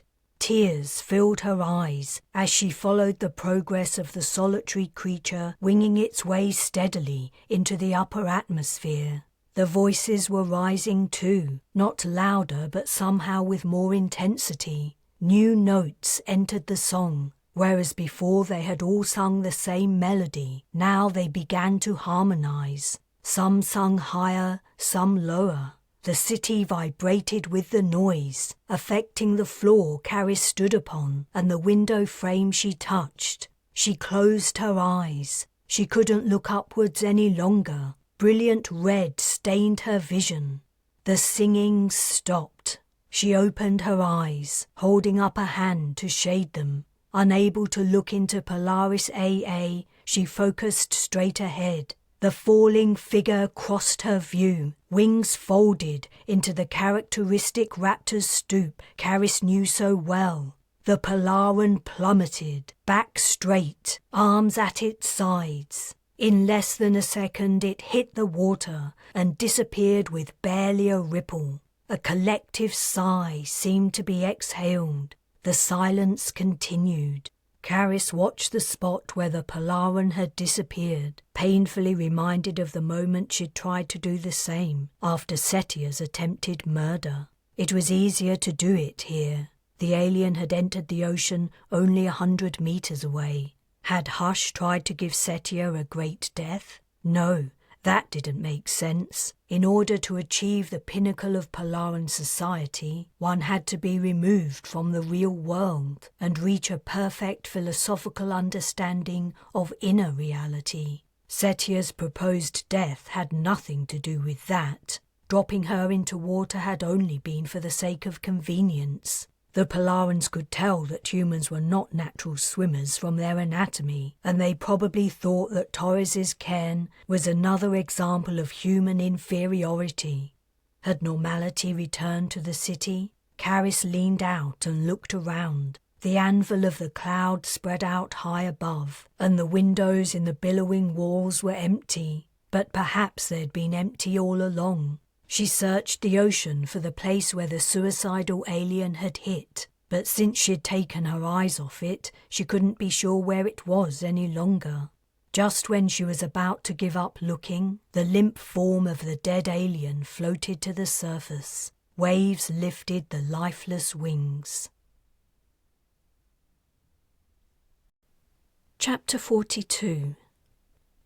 Something Carys had discovered over the course of her life was that to persuade another person or being to do something, it helped to think from their perspective. When she had lived as a displaced child, a captive of the cultish crusaders, in order to survive she'd tried to think like a crusader would think. They were arrogant and entirely convinced of the truth of their beliefs. Central to the Earth Awareness Crusade doctrine was another plane of existence that underlay the physical universe, a more real reality. She guessed it was their go-to justification for their terrible treatment of the kidnapped children. Whenever a crusader's conscience was twinged, they would tell themselves that exhaustion, starvation and sickness didn't really hurt the kids. It was only their excessive ties to the immediate world that made it seem so. Not that any crusader had ever subjected themselves to starvation, exhaustion or sickness if they could help it. So she knew that complaining about being tired or hungry wouldn't result in being allowed to rest or given more food. If anything, it would show the crusader that the complainer was wedded to a false reality. Instead, she would pay rapt attention during lessons, pretending to absorb all the nonsense she was taught. Even now, she could recite several prayers by heart. This behaviour had resulted in crusaders paying little attention to what she said, thinking she was a compliant convert. Her insight had helped her survive, and she'd helped other children. Sadly, it also meant that when the crisis point came and the crusaders had to flee, her prediction about what they would do with the kids too small to run had come true. She had tried to save as many as she could, but only a few had made it. She applied similar ideas about thinking from the other's perspective when it came to rehabilitating injured birds of prey. They thought primarily through their vision. If you put a bag over the head of a human, it would make them panic. But the same action made a bird of prey docile, almost as if you'd turned off their mind. And nearly everything in a raptor's life revolved around hunting and eating. Associating food with a desired behavior was the best way to train a bird. Most humans were a little more complicated. Polarans? She already had an inkling of the way they thought. Perhaps if she understood them better, she would find an answer. And though Perseus didn't have any power to sway Hush's decision, he was a portal into the Polaran mind. Comforting herself with this knowledge, Carys lay down and curled up, covering herself with her makeshift blanket. She could rest while waiting for her portal to finish work. "Perseus, can I pick your brains?" The alien's head jerked up and he stared at her. "I mean, can I ask you something?" "Of course." He continued eating the meal that had arrived not long after him. Clearly no Polaran above a certain status ever cooked for themselves. "I thought you meant—" "I know. Translation's a complete pain in the arse, isn't it?" I don't think that translated well either." "Probably not. I wanted to talk to you about the war you have going on with the nearest inhabited planet." "War? There is no war." "Maybe that isn't the right way to describe it, but you hate each other, right?" "Polarans do not hate other species. We don't hate humans. We simply have no interest in anyone else and want to be left alone." This didn't sound correct. Carys recalled what Bujold had told her on the Bres's bridge during the third attempt to make contact. The captain had said the two sides had been sending hostile messages for decades. But then Carys remembered that the information had come from the Balor, which was in contact with the other aliens. They'd called the Polarans evil freaks and refused to help the fleet establish a relationship. The conflict was hearsay. "We cannot achieve perfection if distracted," Perseus continued. "The Triad fear that if they don't send a clear message to your species, more humans will arrive and divert us from our primary goal in life. They could, just tell us." "As I understand it, we sent a clear signal twice. Both times we allowed your ship to escape, yet you still returned. It was undeniable." Carys replayed the contact attempts in her mind. "So when we rebroadcast your own message back at you, we weren't sending you a threat?" "That message is a warning, not a threat. It tells the aliens in the next system to stay away or suffer the consequences." Carys imagined the Bres approaching the Polaran's world, transmitting their own warning in their own language. It was no wonder they had a low opinion of humans. "But what about when we transmitted the mathematical formula for lift in flight? Are you saying it didn't make any difference?" "Some Polarans working in the field of mathematics understood it, but it was not instrumental in the decision to cease firing on your ship."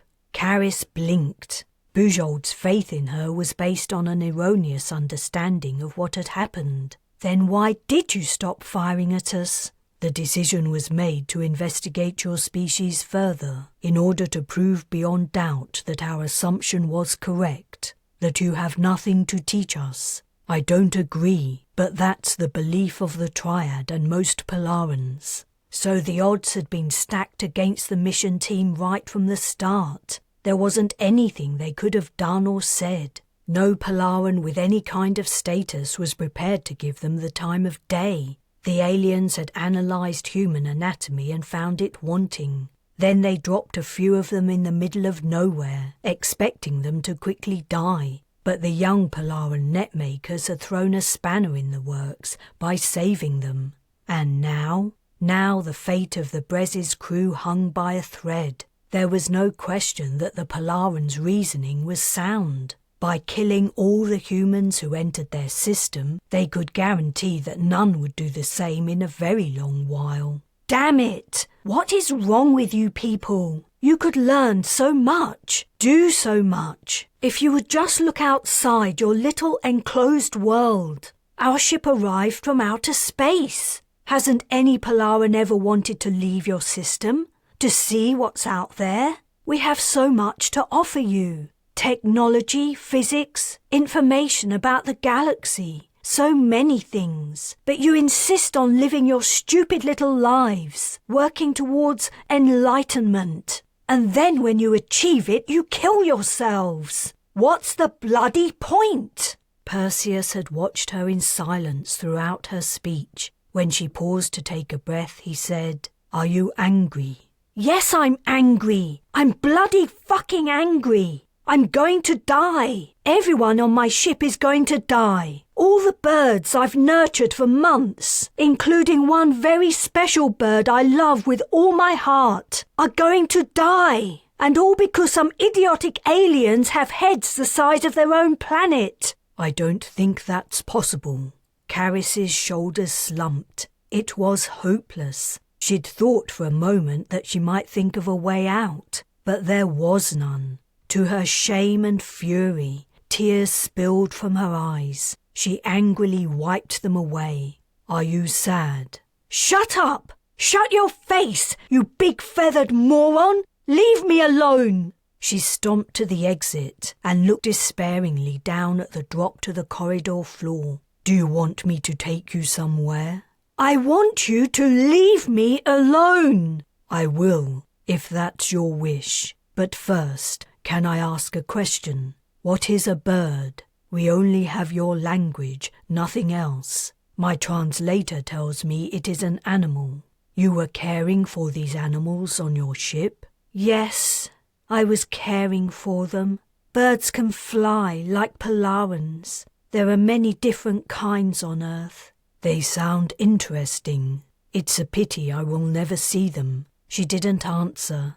Then, in the silence, the thinnest, most fragile thread of hope appeared. "Perseus, if you really want to see the birds, is there anything you can do to help me? You know Polarans. What can I say or do to save us?" "I am willing to help, but I fear that your task is impossible to achieve. You cannot demonstrate the worth of your species because humans are vastly inferior to Polarans. You have shown me so." What? How?" "Your behavior just now was like that of a very young Polaran. Even the workers who initially helped you would never have behaved so." "But I'm under threat of death. It's normal to get emotional about it." "Everyone dies. The only sorrow is to die before you have achieved all that you want from life. Even then, showing anger, sadness, or other strong emotions, and allowing them to influence your actions and state of mind is fruitless and shows a lack of maturity." Carys replied through her teeth, "You're beginning to sound a lot like Hush." "I don't deny it. I am, after all, representative of my species. Are you representative of humans?" "My captain seems to think so." "Then—" Perseus didn't complete his sentence, but his meaning rang clear as a bell. Chapter 43.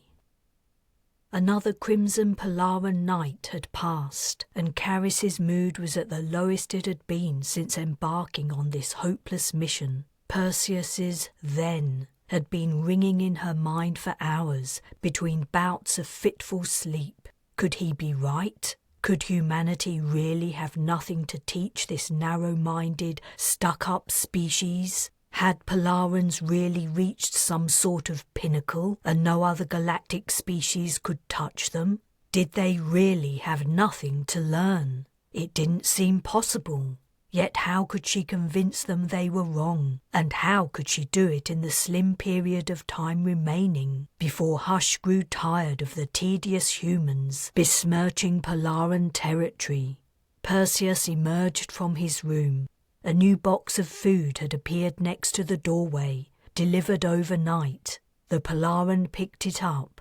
"Are you hungry?" Carys sorrowfully shook her head. Perseus hesitated. "No, I'm not hungry."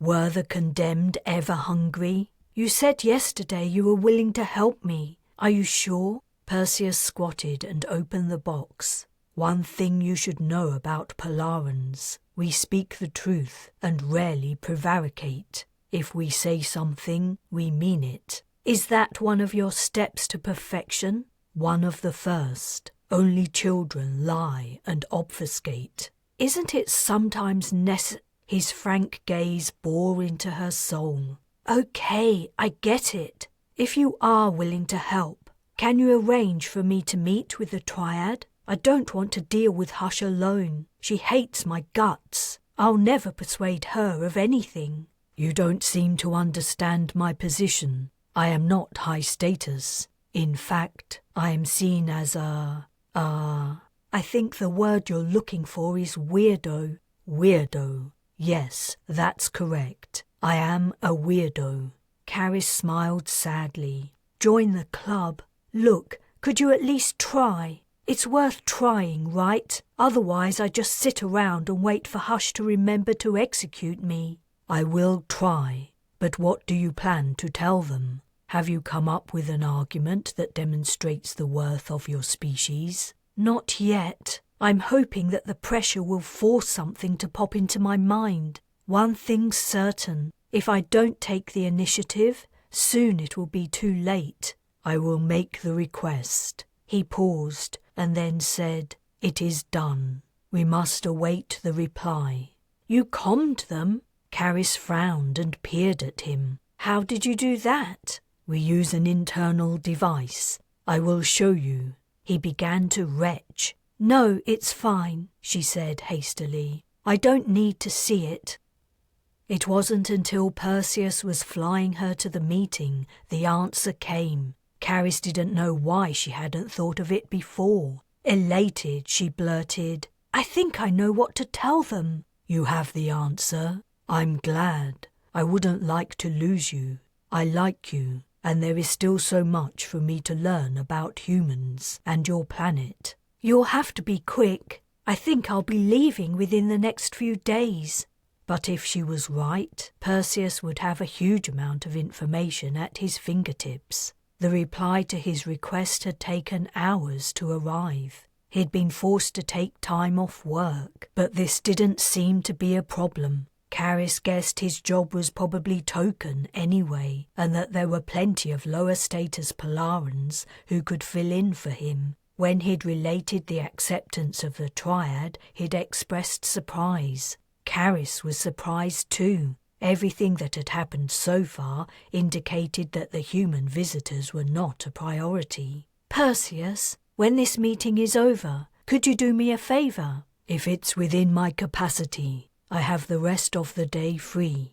Being carried around like this is undignified and uncomfortable. Once more she was being held like a rag doll, dangling from the Polaran's grasp. Do you think you could carry me on your back? I could try, if that's what you would prefer. And, she took a breath, and, for most of her life, ever since she'd become fascinated by birds, she'd dreamed of flying. Not in an aeroplane, glider or balloon, but actually flying like a bird, sweeping the skies, zooming in and out of clouds, travelling to far horizons. Sometimes she had literally dreamed of it, only to wake and realise she was chained by gravity to the ground. Could we go outside and fly over the ocean? Maybe you could take me to an island if there's one nearby.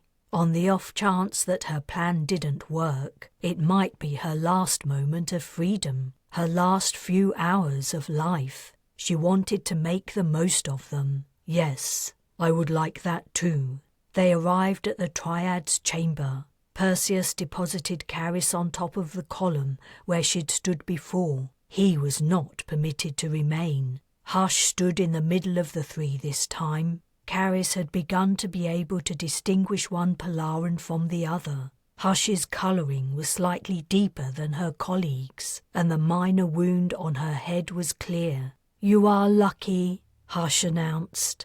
Your request arrived at an opportune moment. In other circumstances, it would not have been granted. For your information, I had already come to my decision regarding the presence of humans in our territory, and I was only awaiting a convenient time to carry it out. Can you guess what it was? You decided to kill all the humans on the surface and destroy our ship. I see you have learned something about my people and our priorities. I have, and that's why I wanted to talk to you. Carys squared her shoulders, but then curiosity about what Hush had said made her hesitate. If there was ever a time to tread carefully, it was now. Before I make my proposal, can you tell me why you granted me this audience? You said I was lucky. A wise question. It happens that this time is extremely important for me. Hush drew herself upright and smoothed her wing feathers. After a lifetime of study, reflection, and deep thought, I have nearly achieved the pinnacle of philosophical prowess. I require only one more test, after which I will be judged by a board of my peers. If I pass this test, I will be awarded the Great Death. Many sarcastic retorts rose to Carys's lips. She kept them to herself. Sounds amazing. So, whatever you decide after hearing my proposal, and hopefully following through on it, you'll be judged on that? Her confidence was beginning to waver. If the final say was down to Hush and Hush alone, and her great death depended on it, and considering that she already hated humans after one of them had hit her in the head with a rock, things didn't bode well. That is correct. What have you come here to tell us? Carys set her jaw. Even if her idea was shit, she would go for it. All right, Perseus told me. Perseus? The Polaran I've been staying with for a couple of days. Your absence from my dwelling was noted. It demonstrated to me that you had no desire to learn a better way of life. I was just hungry. Anyway, he told me the only information you have about humans is our language. That is all the information we require. Is it though? How do you know what we're capable of if you don't know anything about us? That's simple. We have studied your anatomy and your behavior. Both are poorly developed. But you don't know our history. I understand you don't value our science or technology. Philosophy is central to Polaran society, right? Well, did you know that it's important to us too? Humans have thousands of years of philosophical thought. We have many famous philosophers, and their thinking has influenced our societies for millennia. This last comment was somewhat of a stretch. Carys wasn't sure it was true. She was not an expert on the subject, but she was talking for her life. One of the triad spoke to Hush, and then the other joined in. If it had only been down to Hush, Carys was sure it would all be over. But the other two seemed at least a little interested. Pushing her advantage, she said, "You must have a way to contact my ship. Ask them to send down everything they have on Earth's most famous philosophers, from Socrates and Confucius, right up to Ainsley and Malayalai. Read about them. You'll be impressed. You'll see humans are more than emotional, ground-dwelling mammals." More discussion within the triad. Carys held her breath. Surely this would work. It had to. She had nothing else to offer. Finally, and with seeming reluctance, Hush said, "We will study your philosophers. It is not my desire, but I have been overruled." Chapter 44. "Did it work?" Perseus asked after he collected Carys from the chamber. "They're going to request the data from the Bres. The captain will give it to them for sure. She wants the Polarans to be the second members of the Alliance, after us." Carys recalled the apparently successful contact with the aliens in the Polaris B system. "Or maybe you guys will be the third members. Anyway, our captain has a laser focus on the fleet's goal. It's an obsession, and the information I want the triad to study isn't classified or anything. Most of it's ancient history." "What is the nature of the information?" "I didn't tell you, did I? Earth has a long and proud record of philosophical thinking too. We started with that stuff eons ago. We have lots of famous philosophers. Russell, Nietzsche, Marx, Descartes, Locke, loads of them. It isn't my field, so I can't tell you much about them. But the info will be on the Bres for sure. I don't know why I didn't think of it before. It seems so obvious now. Polarans value philosophy above all else. So to demonstrate the value of humanity was to let you know about our philosophers. That way, the two sides can achieve mutual understanding and respect. Carys vaguely recalled Barbier going on about something like that. He was an ambassador by profession. He should know about this stuff. It had taken her a little while to get there, but she'd understood in the end. Where are we going? In quiet certainty, she'd finally hit upon the solution to her problem. Carys hadn't paid attention to her surroundings. They were in a new part of the city. Judging by the brilliant light beaming through the nearly transparent walls, they were at the very edge. The passageway sloped steeply upward and had few exits. You asked me to fly with you outside. Of course, I forgot. Fortunately, Carys had brought along the woven cloth she'd found in his dwelling, like a comfort blanket. If they were venturing into the open, it would serve another vital purpose. Perseus was gripping her tightly around her chest, and, as usual, her limbs were dangling, while she had to make an effort to keep her head up. Do you remember I wanted to go on your back? We will have an opportunity to change positions at the exit. I confess, I'm not comfortable with other Polarans seeing you above me while I'm in an inferior position. It would be bad for my reputation, which is already poor. And I appreciate it, Perseus. I really do. You've been a great friend. Thank you. It pleases me to hear you say that.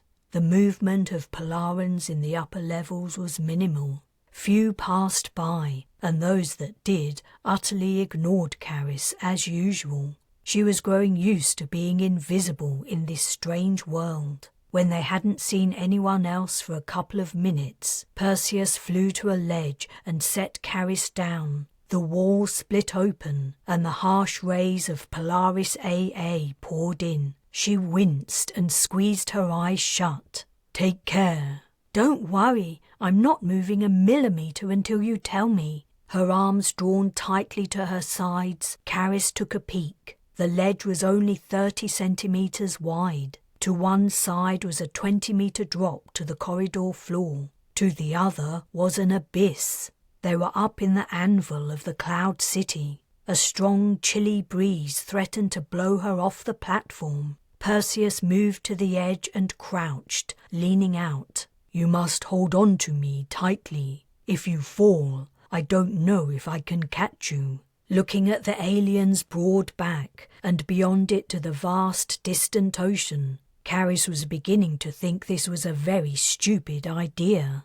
How dumb would it be that, just as she'd managed to convince the Polarans not to kill her, she died through pulling an idiotic stunt, and poor Perseus would probably carry the guilt for the rest of his life. On the other hand, if she was ever going to fly like a bird, it was now. Whether the Triad accepted her argument and she returned to the Bres, or it didn't and she died, she would never get another chance to fulfill her deepest desire. She tied the short end of the cloth in a firm knot under her chin, creating a hood while the rest covered her back, protecting her from the sun. Awkwardly, she climbed onto Perseus. By holding on to his shoulders and drawing up her knees, she managed to achieve a fairly secure posture. Are you ready? As I'll ever be. What? Yes! He leapt into thin air. The movement nearly broke Carys's hold. She dug in her fingers and knees so hard she thought she must be hurting him, though he said nothing. His wings beat, lifting them higher, and then he spread them wide and glided away from the city. The exhilaration took Carys's breath away. A wave of joy burst over her. The bright sun-washed sky was clear to the horizon. The ocean was far below. There was nothing between her and this vast open space except her alien friend. She was perfectly free. It was not quite the same as flying herself. She couldn't swoop or soar at will. It was Perseus who controlled their flight, and she had the impression he was flying more evenly and steadily than he ordinarily would, due to fear of her losing her grip. But she could feel him ride the air currents, making subtle adjustments to his wings and body. She could sense his deep connection with the air. Flying was as instinctive as walking. It was an ability he had learned so young it had become completely internalized. He flew in the same manner that he breathed. Where do you want to go? I don't care. Anywhere. This is wonderful. I feel as though I've lived all my life just to experience this moment. But we're only flying. Don't worry. You could never understand. I'm glad you like it. But if you don't mind, I will go to a nearby island. You are surprisingly heavy for a creature your size. I think humans are denser than Polarans. Earth's gravity is higher. That explains it. Perseus wheeled to the left. Carys felt herself slipping. She held on for dear life. The amazing trip had suddenly lost some of its leisure and gained more thrill. Her friend altered his posture, rebalancing her. A mountain peak, rising from the ocean, had come into view. The island was more lush than the net makers. Uniform vegetation grew up a gentle incline, a crop of some kind. Perseus headed for the steeper side of the landmass. He circled twice, lowering his altitude, and landed rather clumsily on an outcrop. Carys slid off his back as he bumped down. Are you hurt? I'm fine. That was nothing. I've got used to being dropped on my arse. She stood up. What is this place? Just one of many small islets in this area. It's the tip of an archipelago.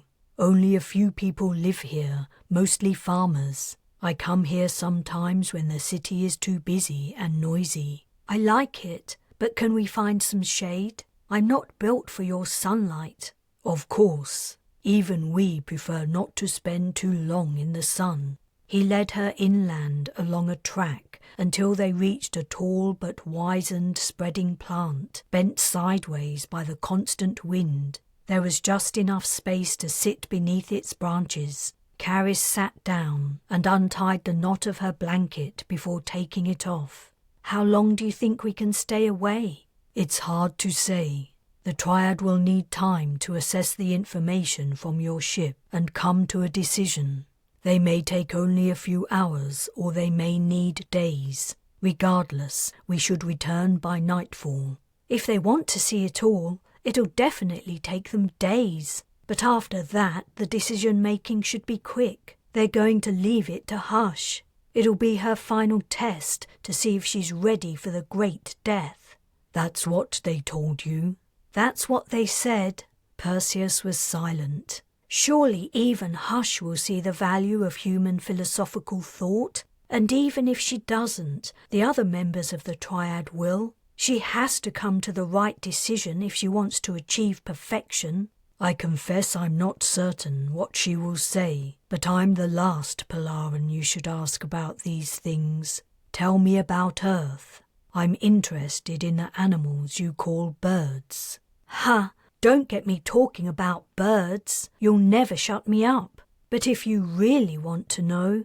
Carys launched into her favourite subject. She told Perseus about the sparrows, finches, blackbirds, robins, thrushes and tits she'd fed in her parents' garden before the Crusader invasion. She told him of the starlings' murmurations in the evening skies of West Bi, of clever corvids and their wily ways, of the songs of nightingales, of graceful swans, deep-diving cormorants, jewel-like kingfishers, cheating cuckoos, and the mating displays of great-crested grebes, of wheeling, thieving seagulls, summer swallows and ascending skylarks, of silent ghostly owls and their supernatural calls, of elusive curlews and woodcocks, of pheasants, grouse and quail, doomed to fall under the hunter's gun. Those are just a few examples, mostly native to the country I'm from. There are thousands more species, like hummingbirds, parrots, cockatoos, albatrosses, and penguins. Don't get me started on penguins, but my speciality is birds of prey. I hardly know where to begin. There's so much to tell you. Perseus opened his mouth as if to speak, but then he closed it. He settled deeper into his position, folding his arms loosely. Carys opened with eagles and worked her way down. She spent longest on kestrels, waxing lyrical about their hovering capability. Perseus perked up with interest. And peregrine falcons, fastest living thing on earth when in a stoop. By the time she reached hobbies and hen harriers, she noticed she was hoarse, and the world's largest sun was 3/4 below the horizon. Oh dear, I did warn you not to get me talking about birds. It is no matter. I'm fascinated by everything you've told me, but we should return to the city. They walked back to the outcrop, and Carys climbed onto Perseus's back. Polaris AA sank from sight as they flew, bathing the seascape in a ruby glow. Perseus's wide wings swept them higher, and Carys spied the storm-cloud city in the distance. It would take them a while to get there. The few stars visible in this world's sky would be out by the time they arrived. The Bres might be one of them. She had done what she could. She had tried her best. Whatever decision Hush came to, it was out of Carys's hands. For now she would relish this magical flight on perhaps the last night of her life. Chapter 45. Carys couldn't breathe. Her chest heaved and a stricture fastened around her throat. She tried to speak, but no words came out. Her hands were shaking. She tightened them into fists and gasped. "You can't! It isn't fair! What did we do? We haven't hurt any of you! Why can't you let us go back to our ship? We'll leave this system and never bother you again! It's not fair! How can you do this?" The faces of the triad seemed expressionless, though Carys couldn't say in truth that she'd learned to read the Polarans' emotions yet, and now she would never get the chance. "Did you study our philosophers and everything they said? You couldn't have. You haven't had time." As soon as she and Perseus had arrived at the city, he had received a summons to bring her to the Triad's chamber. She'd been optimistic, telling herself that a short perusal of the wealth of human philosophical endeavour must have persuaded the aliens that they'd underestimated their visitors. There couldn't be any other explanation for the speed of their decision-making. She couldn't have been more wrong. Whatever the Triad had seen, whoever's philosophical works they'd read, they had quickly dismissed them. Or maybe two of the Triad hadn't even bothered. Maybe they'd left it all to Hush, who was already prejudiced against humans. The alien seemed pleased with herself. "We have been more than generous with our time and consideration regarding the insignificant efforts of humans in the area of philosophical study. You can't seriously expect us to complete an in-depth examination of the mountains of nonsense your captain supplied. That would take weeks. We fulfilled our side of the agreement and inspected a few samples. Had your specialists any merit, it would have been immediately obvious. It was not. Did Hush only want to hurry her great death? Had she gone through the motions and then argued strongly against allowing humans to live, making her case skillfully and eloquently, purely in order to demonstrate her own perfection? She had thrown the Bres's crew under the bus to meet her own ends. Carys screamed, jabbing a finger at Hush. "You arrogant, insane bitch! You're doing this on purpose, just because someone threw a rock at you, just because you want to die in a stupid last act of superiority."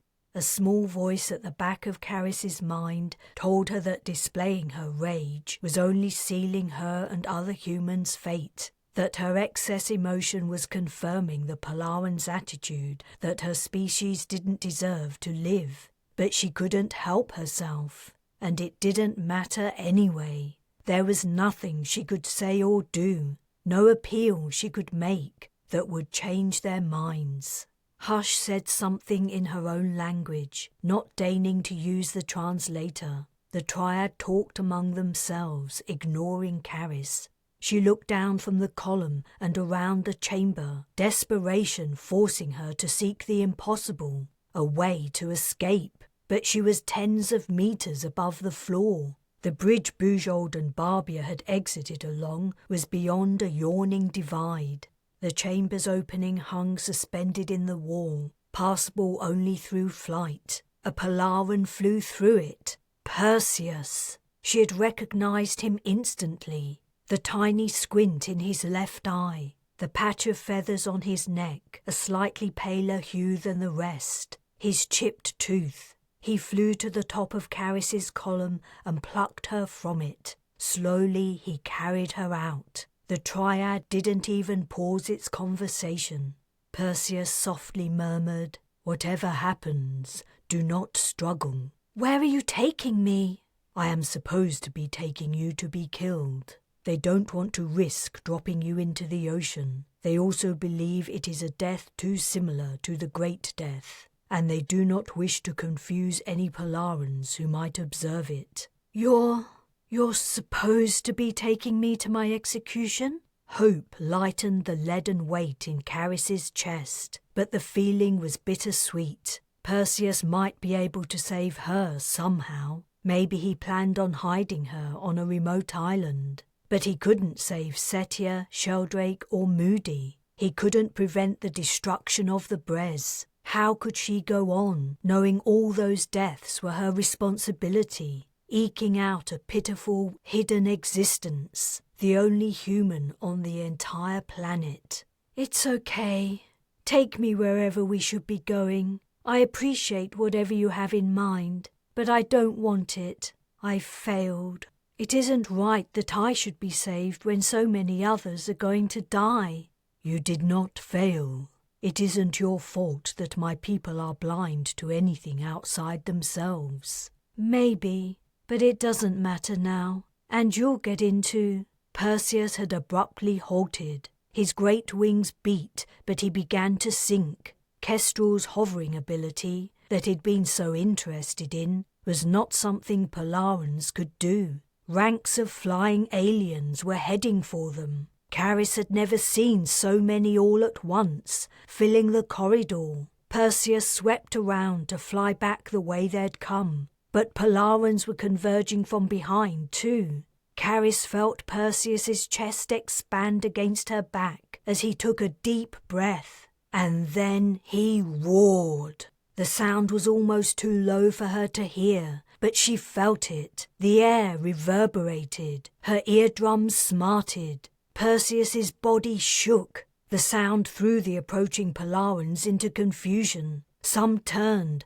bumping into others. Some took umbrage and roared back, filling the corridor with ear-splitting sound. Some raised their arms and curled their tails, perhaps in a gesture of placation. "They noticed you weren't taking me to the right place?" Carys had covered her ears with her hands, and among all the noise she could only hear herself inside her head. Maybe Perseus didn't hear her at all, because he didn't answer. Unable to fly anywhere, he'd sunk a few meters. His grip on her tightened, and his wings beat furiously. Carys's stomach lurched as they quickly ascended. Perseus was flying sideways, heading for an opening. He alighted on the lip as the leading Polarans reached them. Swooping into a dwelling, he didn't even touch down. Carys caught a glimpse of a Spartan interior as they passed through, and then they were outside.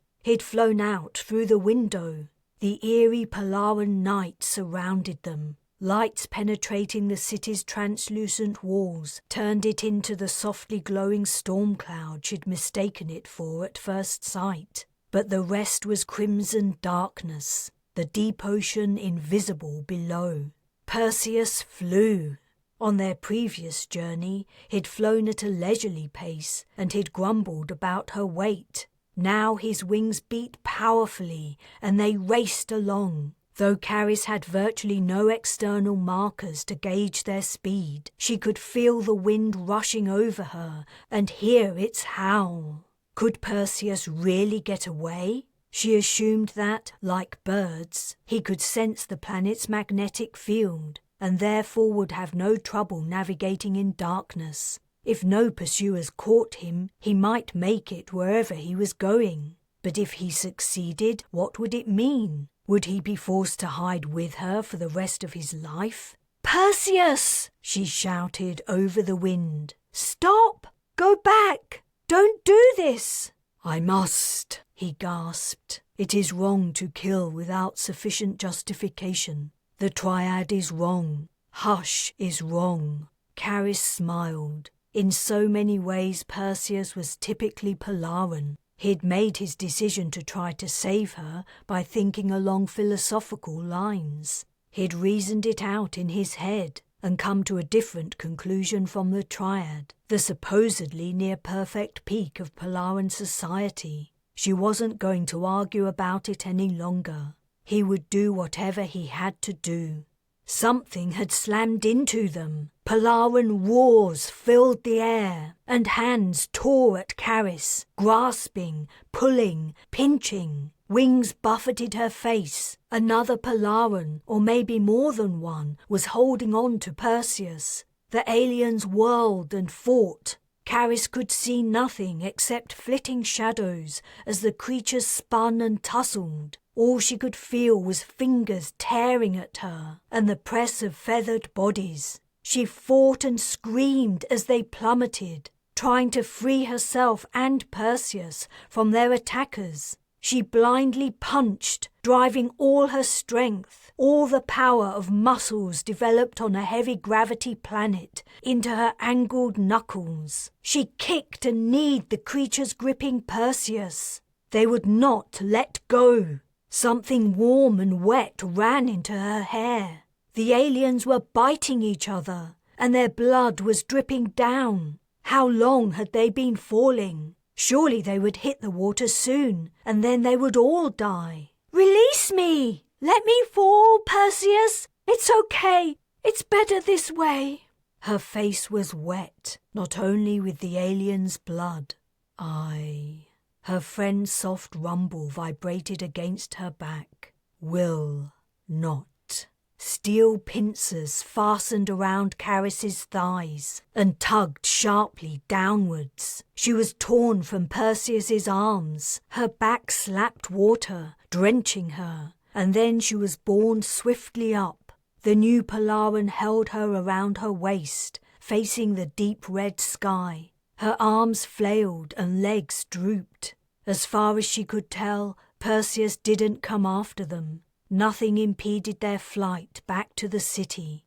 She hoped her friend hadn't fallen into the ocean and that no harm had come to him after he'd been forced to give her up. She saw the city upside down, the black ocean at the top of her vision. They were approaching the lowest reaches of the metropolis. Should she try to wriggle free and bring her story to a swift end? It seemed the best move, yet she couldn't bring herself to do it. Something stopped her. Cowardice? Hopelessness? She didn't know. They entered through one of the lowest portals, perhaps only 2 or 3 floors above the base. As they flew into the lighted space, she saw they were not alone. 2 more Polarans followed at a short distance. Neither was Perseus. This place didn't contain the wide galleries with many openings of the upper levels, nor did it bear any resemblance to the food preparation section. The corridor was long, featureless, and barely lit. Carys craned her neck to see where they were heading. 4 large Polarans stood outside something she'd never seen before in this city. Closed doors. 2 aliens stood on each side. As she was flown closer, one of the creatures opened the doors. Beyond them was a space even dimmer than the corridor. Carys's bearer glided in, dropped her, and left. The doors closed. "Burnap's balls," said a voice. "Carys?" Chapter 46. Figures moved in the half-light. One detached from the group and walked closer. Carys looked up. "Setia? It is you! Holy shit! We thought you were dead." "Ellis!" Strong arms hauled Carys to her feet and enveloped her in a hug. "Sheldrake? She was crushed against his chest and could barely open her mouth. "Gentler," Moody admonished. "You could be hurting her." Sheldrake grasped her shoulders and peered into her eyes. "Are you hurt? Did they torture you?" "I wasn't tortured. How long have you been here? And who?"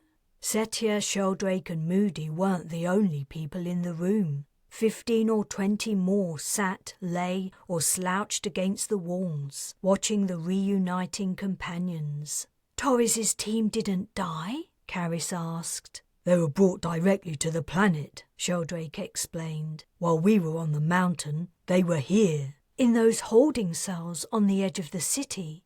"The Polarans made them fast while we were on their ships being relieved of our evasuits." "How long were they in the cells?" "Couple of days. Right, guys?" Sheldrake turned to the military men and women for confirmation. "About that," one replied. "Long enough to get nice and toasty from the sun." Moody said, "They'd been in this room about the same length of time when we arrived." "And you've all been here since?" asked Carys. "We have. When you weren't brought here too and you didn't turn up, we assumed something awful must have happened to you. There seemed no other explanation for your absence." Carys's heart sank into her stomach, knowing the reason she'd been singled out. Her expression must have told of her despair. "Yeah," Setia said suspiciously. "Why were you separated? What have you been doing while we've been cooped up?" "I'll get around to that." How much longer did they have? If Carys delayed long enough, maybe she wouldn't have to tell them the dreadful truth. "Setia, I want to apologize. You guessed I'm the reason you're here, right?" "Somewhere on my long swim back to dry land, I figured it out. Yeah," Setia growled. That was why the first word out of her mouth as she returned to consciousness had been bitch. "How did you know?" "Because when you asked Bujold to add Sheldrake to the team, she agreed. Just like that. Like you had some say in the matter. And you knew all about what Arief did to me. You know what I'm capable of. It makes sense that if you knew your life was in danger, you would want me around. You didn't get a choice about coming here, but you did get to choose who came with you."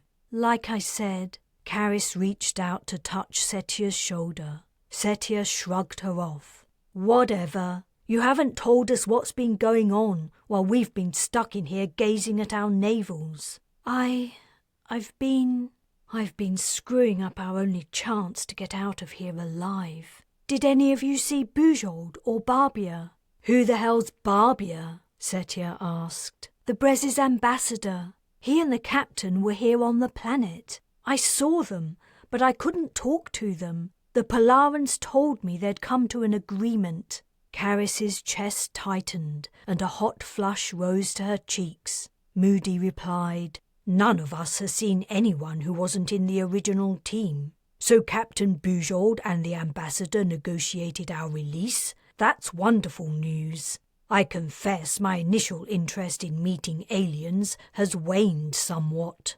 He chuckled. Carys swallowed, looking down. "Not that kind of agreement." "Damn," Sheldrake muttered. "Then what kind of agreement?" Setia asked darkly. "It'll take a while to explain. We have all the time in the world." The night had worn on, and still death hadn't come. After much beating around the bush, Carys had been forced to deliver the devastating news. Unsurprisingly, it hadn't been well received. Setia had stared, turned away with a disgusted curl of her lip, and gone to a corner to silently fume. Moody had paled and stammered, Do you know when? Carys shook her head. Sheldrake looked devastated, but he said with forced confidence, You did your best, Ellis. I know it. She only wished she could have lived up to the ex-corporal's image of her. The soldiers muttered among themselves, but did little else. She understood their reaction. No doubt over the days of their incarceration they'd considered many escape plans. But if they managed to break out of this place, where would they go? They had no way of returning to the Bres, no way of leaving the city without wings. There was no way out. Even if Perseus could gather support in the little time remaining, Carys had experienced firsthand the reaction of most Polarans. Most of them would never allow dissenters to protect the humans, and there were too many to fight against. The sentence conferred by the Triad, or rather Hush, had to be carried out. To do otherwise would be to deviate from the path to perfection. Carys walked over to Setia. She wasn't sure why. She didn't deserve Sheldrake's loyalty, and she couldn't bear to witness Moody's anguish and fear. She slumped down next to her former friend, perhaps hoping for forgiveness, perhaps anticipating well-deserved reproof. Not that either would make her feel better. To her credit, Setia didn't tell her to piss off. Carys said nothing. There was nothing to say. Setia asked, "You're sure they're going to blow up the Bres too?" "That's what they said. Maybe she can outfly their ships. With a head start, maybe. But the Polaran vessels must be up close to her by now. And with her nav system jammed, she can't escape into the red zone. She's a sitting duck." Fuck! Carys couldn't have said it better herself. She rested her elbows on her drawn-up knees and hung her head. Somewhere Ariev will be laughing his head off. "Your alien friend who gave you your powers?" "I wouldn't exactly call him a friend.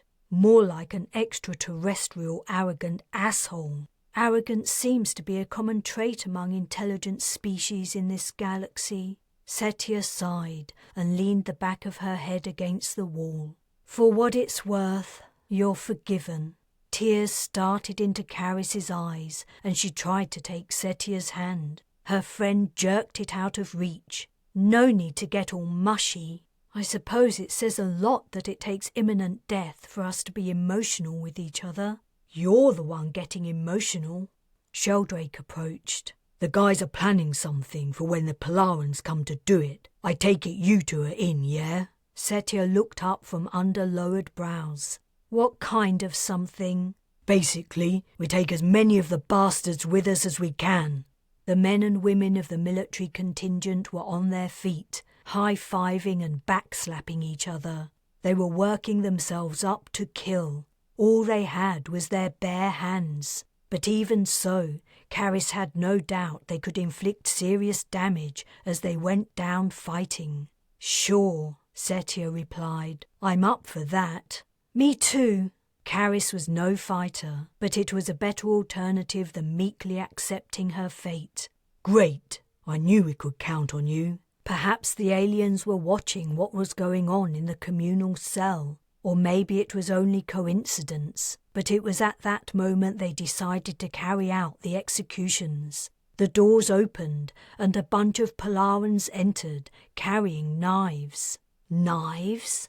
In their arrogance, the aliens had assumed that humans were easy to kill. Yet it was strange they weren't going to use an execution method for criminals, like injections or a gas chamber. Perhaps they didn't have any. Polaran society was so tightly structured and controlled by core beliefs, the crime rate was probably extremely low. Perhaps all it had was starships, built to defend the planet from aliens of the Polaris B system. The soldiers had formed a semicircle facing the door. Sheldrake joined them. Setia clambered upright and held out a hand to Carys, smiling grimly. "Shame you didn't suck up to them." "It wouldn't have made any Carys's mouth fell open. "Are you going to stand or what?" Carys stared at the outstretched hand, her mind flipping from how she would die to other, more hopeful scenarios. "Shit! You're right!" "About what?" Carys leapt to her feet. "We need to suck up to them!" "Hey, I was kidding!" But Carys was already on her way to the front of the chamber. Knife-wielding Polarans filled the exit, and the soldiers and Sheldrake were edging towards them. Carys got in between the two groups, turned to the humans and raised her hands. "I've thought of some... Sheldrake had shoved her out of the way. He launched himself at one of the Polarans, on its way to attack her. "Stop!"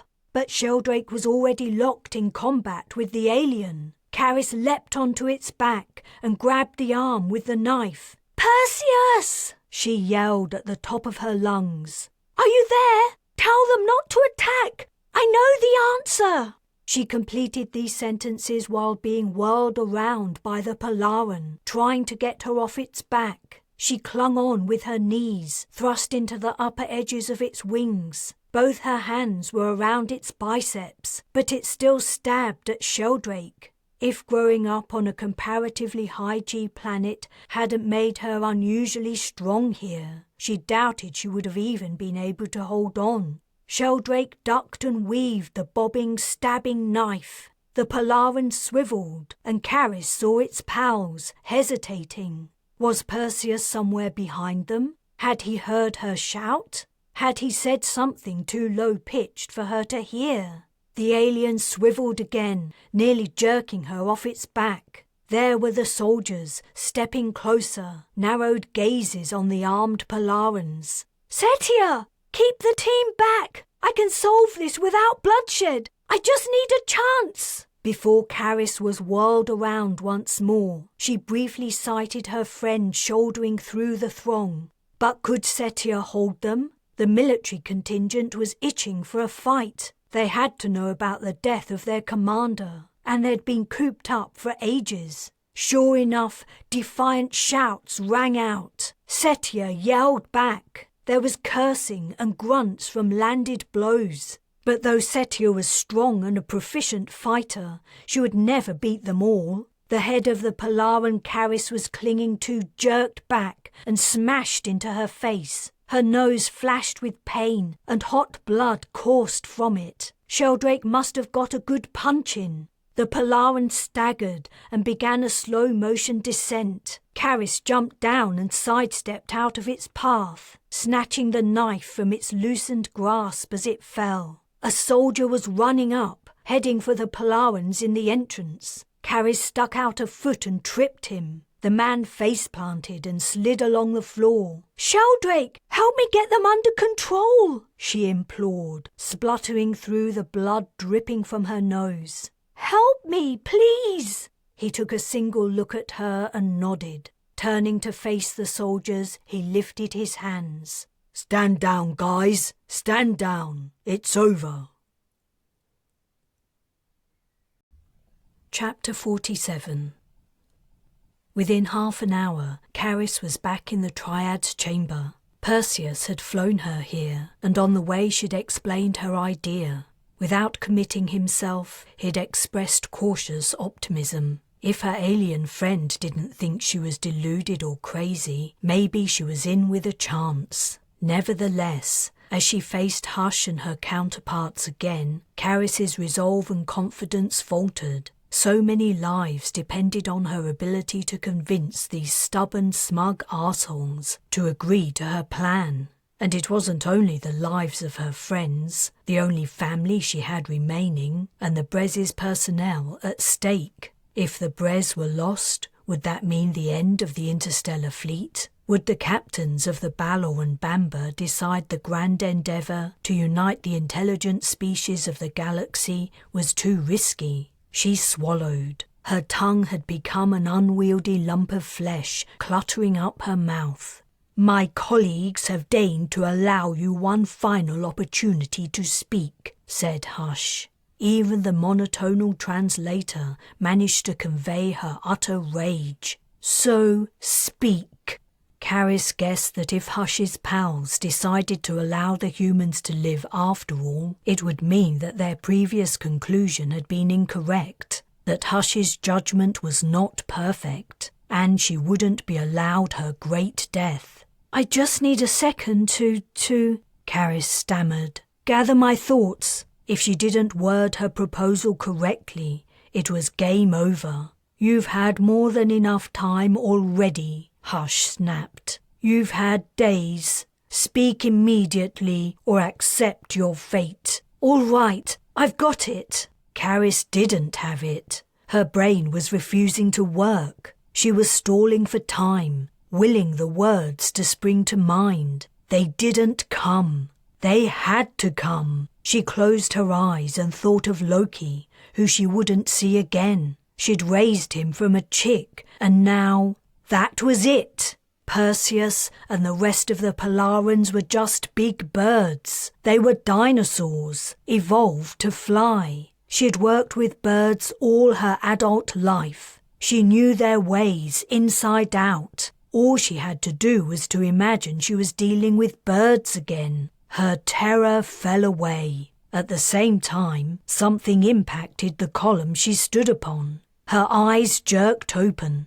Hush had flown over to her and was reaching down to grab her, perhaps to toss her to the floor. Perseus hadn't been allowed to enter and couldn't protect her. "Hey!" Carys yelled, slapping away Hush's outstretched hands. "You said I could state my proposal! Back off!" One of the other Polarans said something in their language, throwing Carys a look of fury and disgust. Hush swept back to her perch. Carys began her speech with a deep bow. Would the aliens understand the gesture? Probably not, but it put her in the right frame of mind. She started with the bullshit. "I apologize for my reaction just now. You're right, O estimable Hush.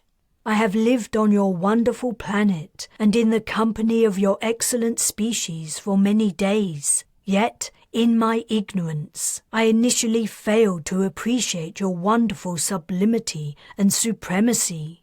I wandered your beautiful city, witnessed the lives of its inhabitants, and learned of your wondrous culture and its commitment to ultimate purity and quality of thought. Still, I did not appreciate it, and, I'm ashamed to say, I allowed base emotions and instincts to guide my behavior."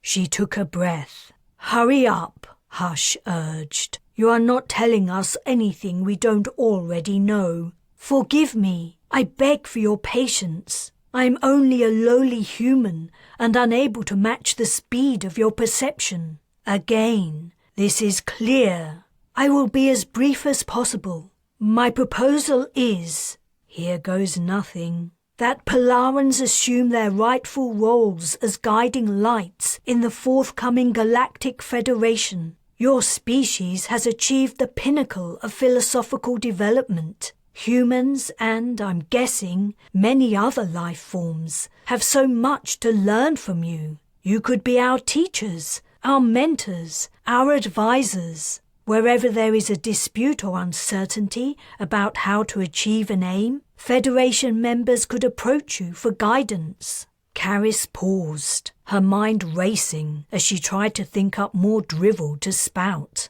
The triad was silent. Even Hush seemed to be giving the idea some thought. Encouraged, Carys sailed to her concluding statements. "In short, if you condescend to help we lesser evolved species, Polarans could lead the galaxy to a better understanding of how to live perfectly and transcend the trappings of, our lack of enlightenment." She held her breath. Her pitch to her potential executioners had been hard to make. She was sorely lacking in the charm department, and she was sure that if she'd been addressing fellow humans, they would have seen through her right away. But most humans were not anywhere near as up themselves as Polarans. The species' superciliousness was its greatest weakness. A murmured conversation started up between the triad members. Carys was feeling light-headed. She forcibly exhaled and then took another breath. Surely. Hush hunched her wings. To Carys it looked like disgruntlement. It was a good sign that the discussion wasn't going her way. One of the other Polarans spoke. "We will give your proposal some consideration. You will return with your acquaintance to his dwelling and remain there while you await our decision." Carys's legs lost their strength and she gripped the platform's perch for support. Could she really have done it? Chapter 48. As Carys stepped down to the Bres' shuttle bay, she was sorely tempted to drop to her knees and kiss the deck. Only the urge to preserve her dignity in front of the ship's personnel stopped her. That and the fact that a bird fluttered over and landed on her shoulder. Weeks of association with Polarans made her flinch. Then she recognized Loki and her heart burst. She gently stroked the bird's head and wept. "I missed you so much. Are you okay?" He seemed thinner than he'd been when she left, but his eyes were bright, clear and alert. He nibbled her hair.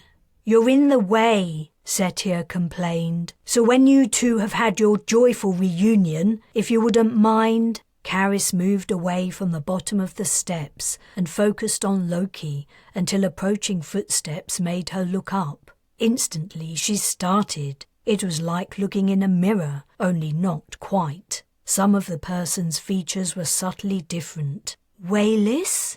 Carys Wayless smiled. "I've started to change back, but it'll take a few hours. I thought taking on your appearance might help to keep the birds calm. It worked with most of them, but not him." She nodded at Loki. "I was convinced he knew I wasn't you, and he was only tolerating me looking after him while he waited for you to return. I was right. The minute I entered the bay, he flew right over to you." "Of course he did. He isn't stupid. How are the aviary birds doing?" "They're fine. Though Miriam and I had our work cut out. I don't know how you make it look so easy." Carys suspected the birds had been up to some antics she wouldn't have tolerated. "I can't thank you enough for looking after them. We're just glad to have you back safe and sound." Miriam was talking with Setia. Mapper Robbins was in the bay too, along with Captain Bujold and Ambassador Barbier, here to welcome back the mission team.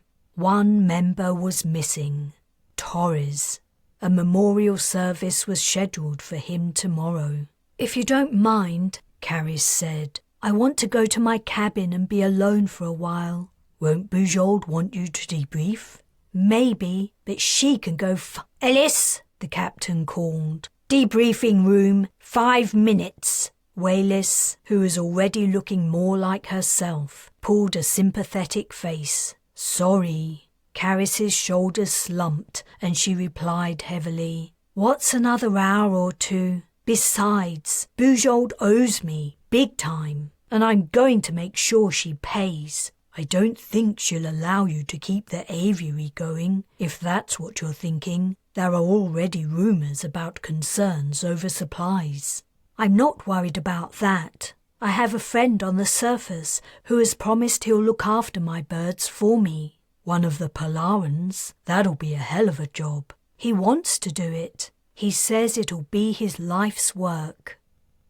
Carys could barely keep her eyes open. Now the crisis was over and she was back on the ship. Her energy had drained away. All she wanted to do was spend a little time with Loki and then sleep. But Bujold wouldn't allow it. She had to dot the I's and cross the T's before she would allow anyone their well-earned rest. And as well as being too tired to put up a fight about it, Carys wanted to keep the captain on her side just a short while longer. "So," Bujold said, "in conclusion," Carys exhaled loudly in relief, drawing some glances and chuckles from the assembled men and women. "In conclusion," Bujold reiterated, "I'm happy to report that Ambassador Barbier has finalized the details of the pact with the Polarans AB." "AB?" queried a voice. "That's what we're calling them for now. The aliens in the other system will be referred to as Polarans B. It's purely for convenience's sake. As time goes by, I'm sure more suitable names will be found. To be clear, said Mapper Robbins, who had also come along to the debriefing, will the Polarans AB actually act as the Galactic Federation's experts and tutors in the field of philosophical study? I'm not sure how other species who join up in the future might react. They may find the notion rather patronising and offensive.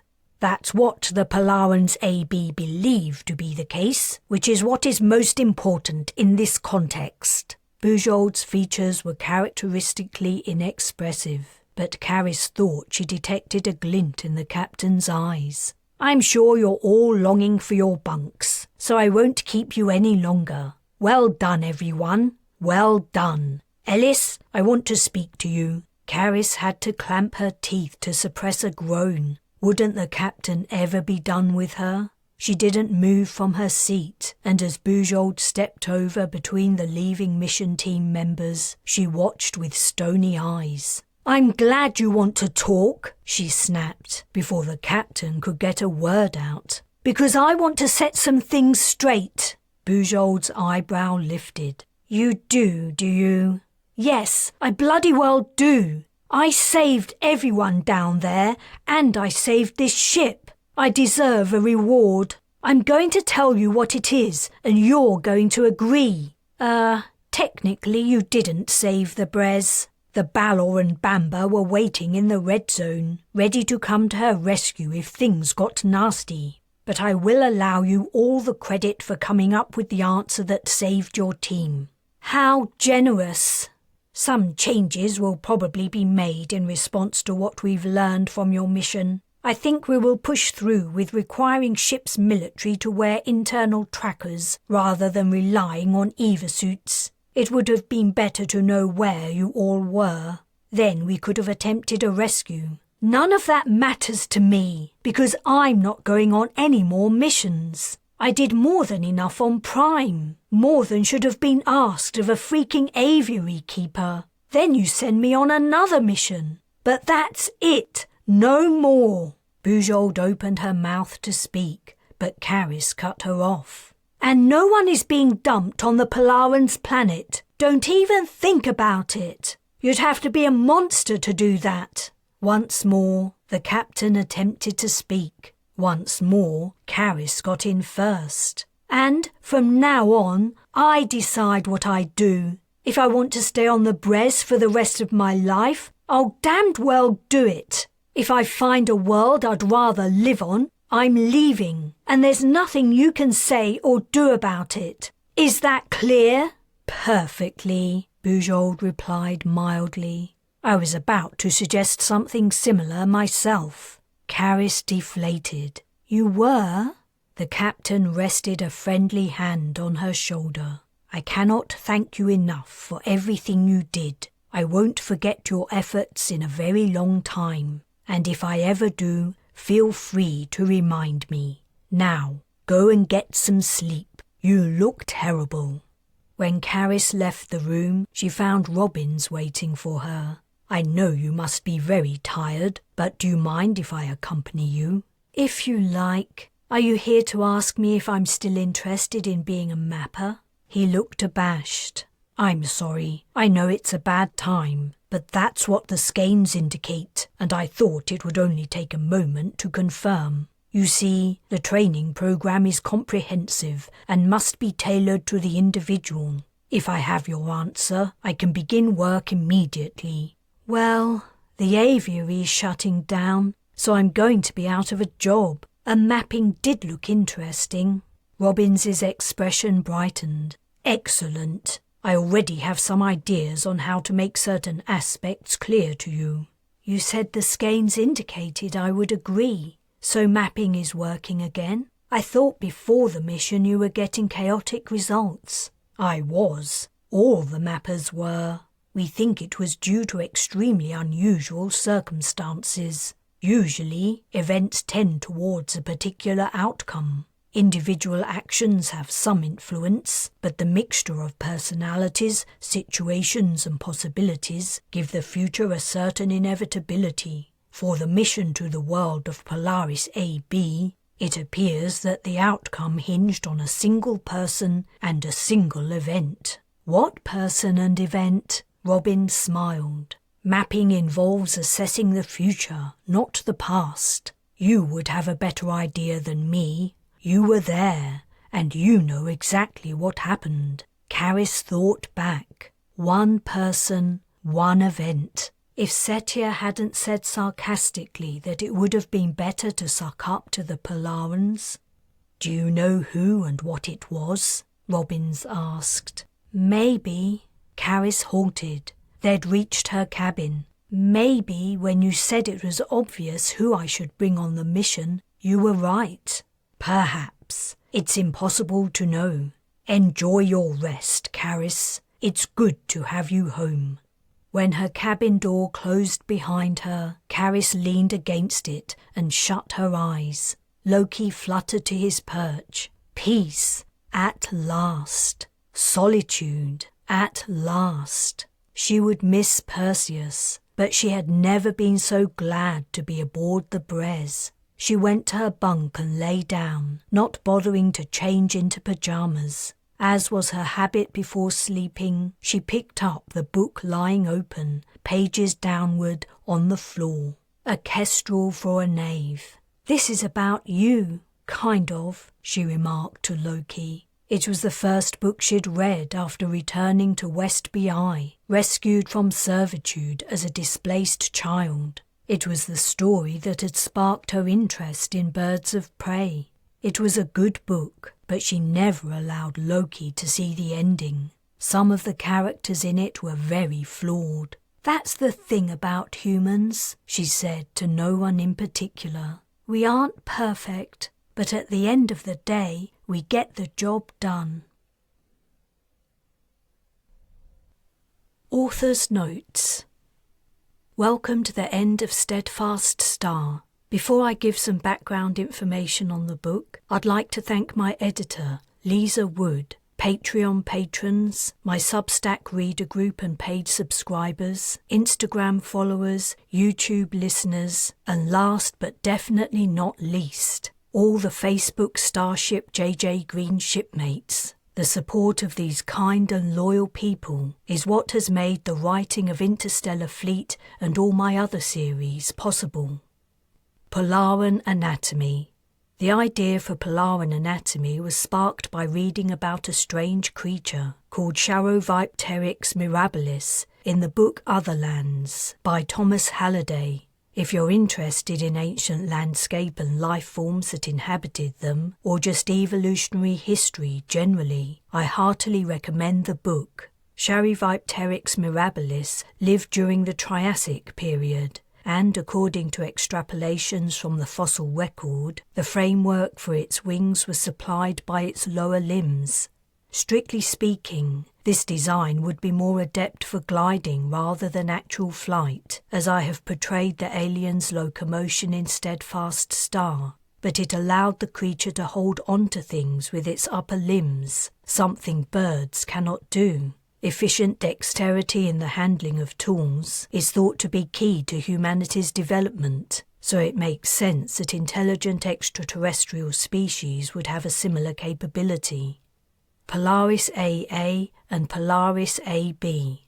This is where you need to take a humongous pinch of salt. There is a hefty amount of artistic license used in the stars and planetary system in Steadfast Star. In reality, it's very unlikely that any planets orbiting Polaris AB are capable of supporting life, and if it were to exist, it would have to have figured out how to survive the devastating, life-annihilating conditions depicted so well by Liu Cixin in The Three-Body Problem. The brilliance of Polaris AA in the sky figures strongly in Steadfast Star. Would it be so bright in reality? The star is only 5.4 solar masses, and it's 18.5 AU from Polaris AB. Polaris B is 2,400 AU from AA, but but its luminosity is 1,260 times that of our Sun.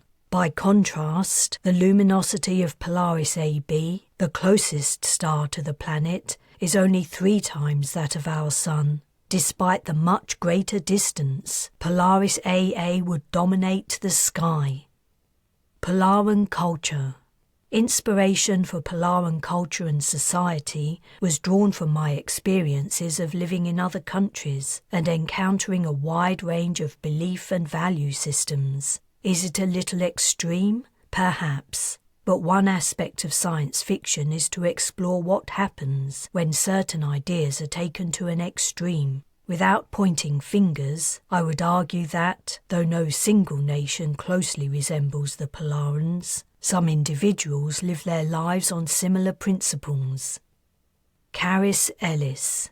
Interstellar Fleet is a spin-off from my Star Legend series, and Carys features as a minor character in Book 4, The Resolute, and Book 6, The Defiant. To find out more about the Crusader Wars and the long history of aliens interfering in human affairs on Earth, I recommend beginning the story in Book 1, The Valiant. If you would like to discuss any aspect of Steadfast Star or any other of my books, feel free to post on the Starship JJ Green Shipmates Facebook page. I would love to see you there. JJ Green, Cambridge, 2024. The end. This has been Steadfast Star, Interstellar Fleet Book 2, written and narrated by JJ Green.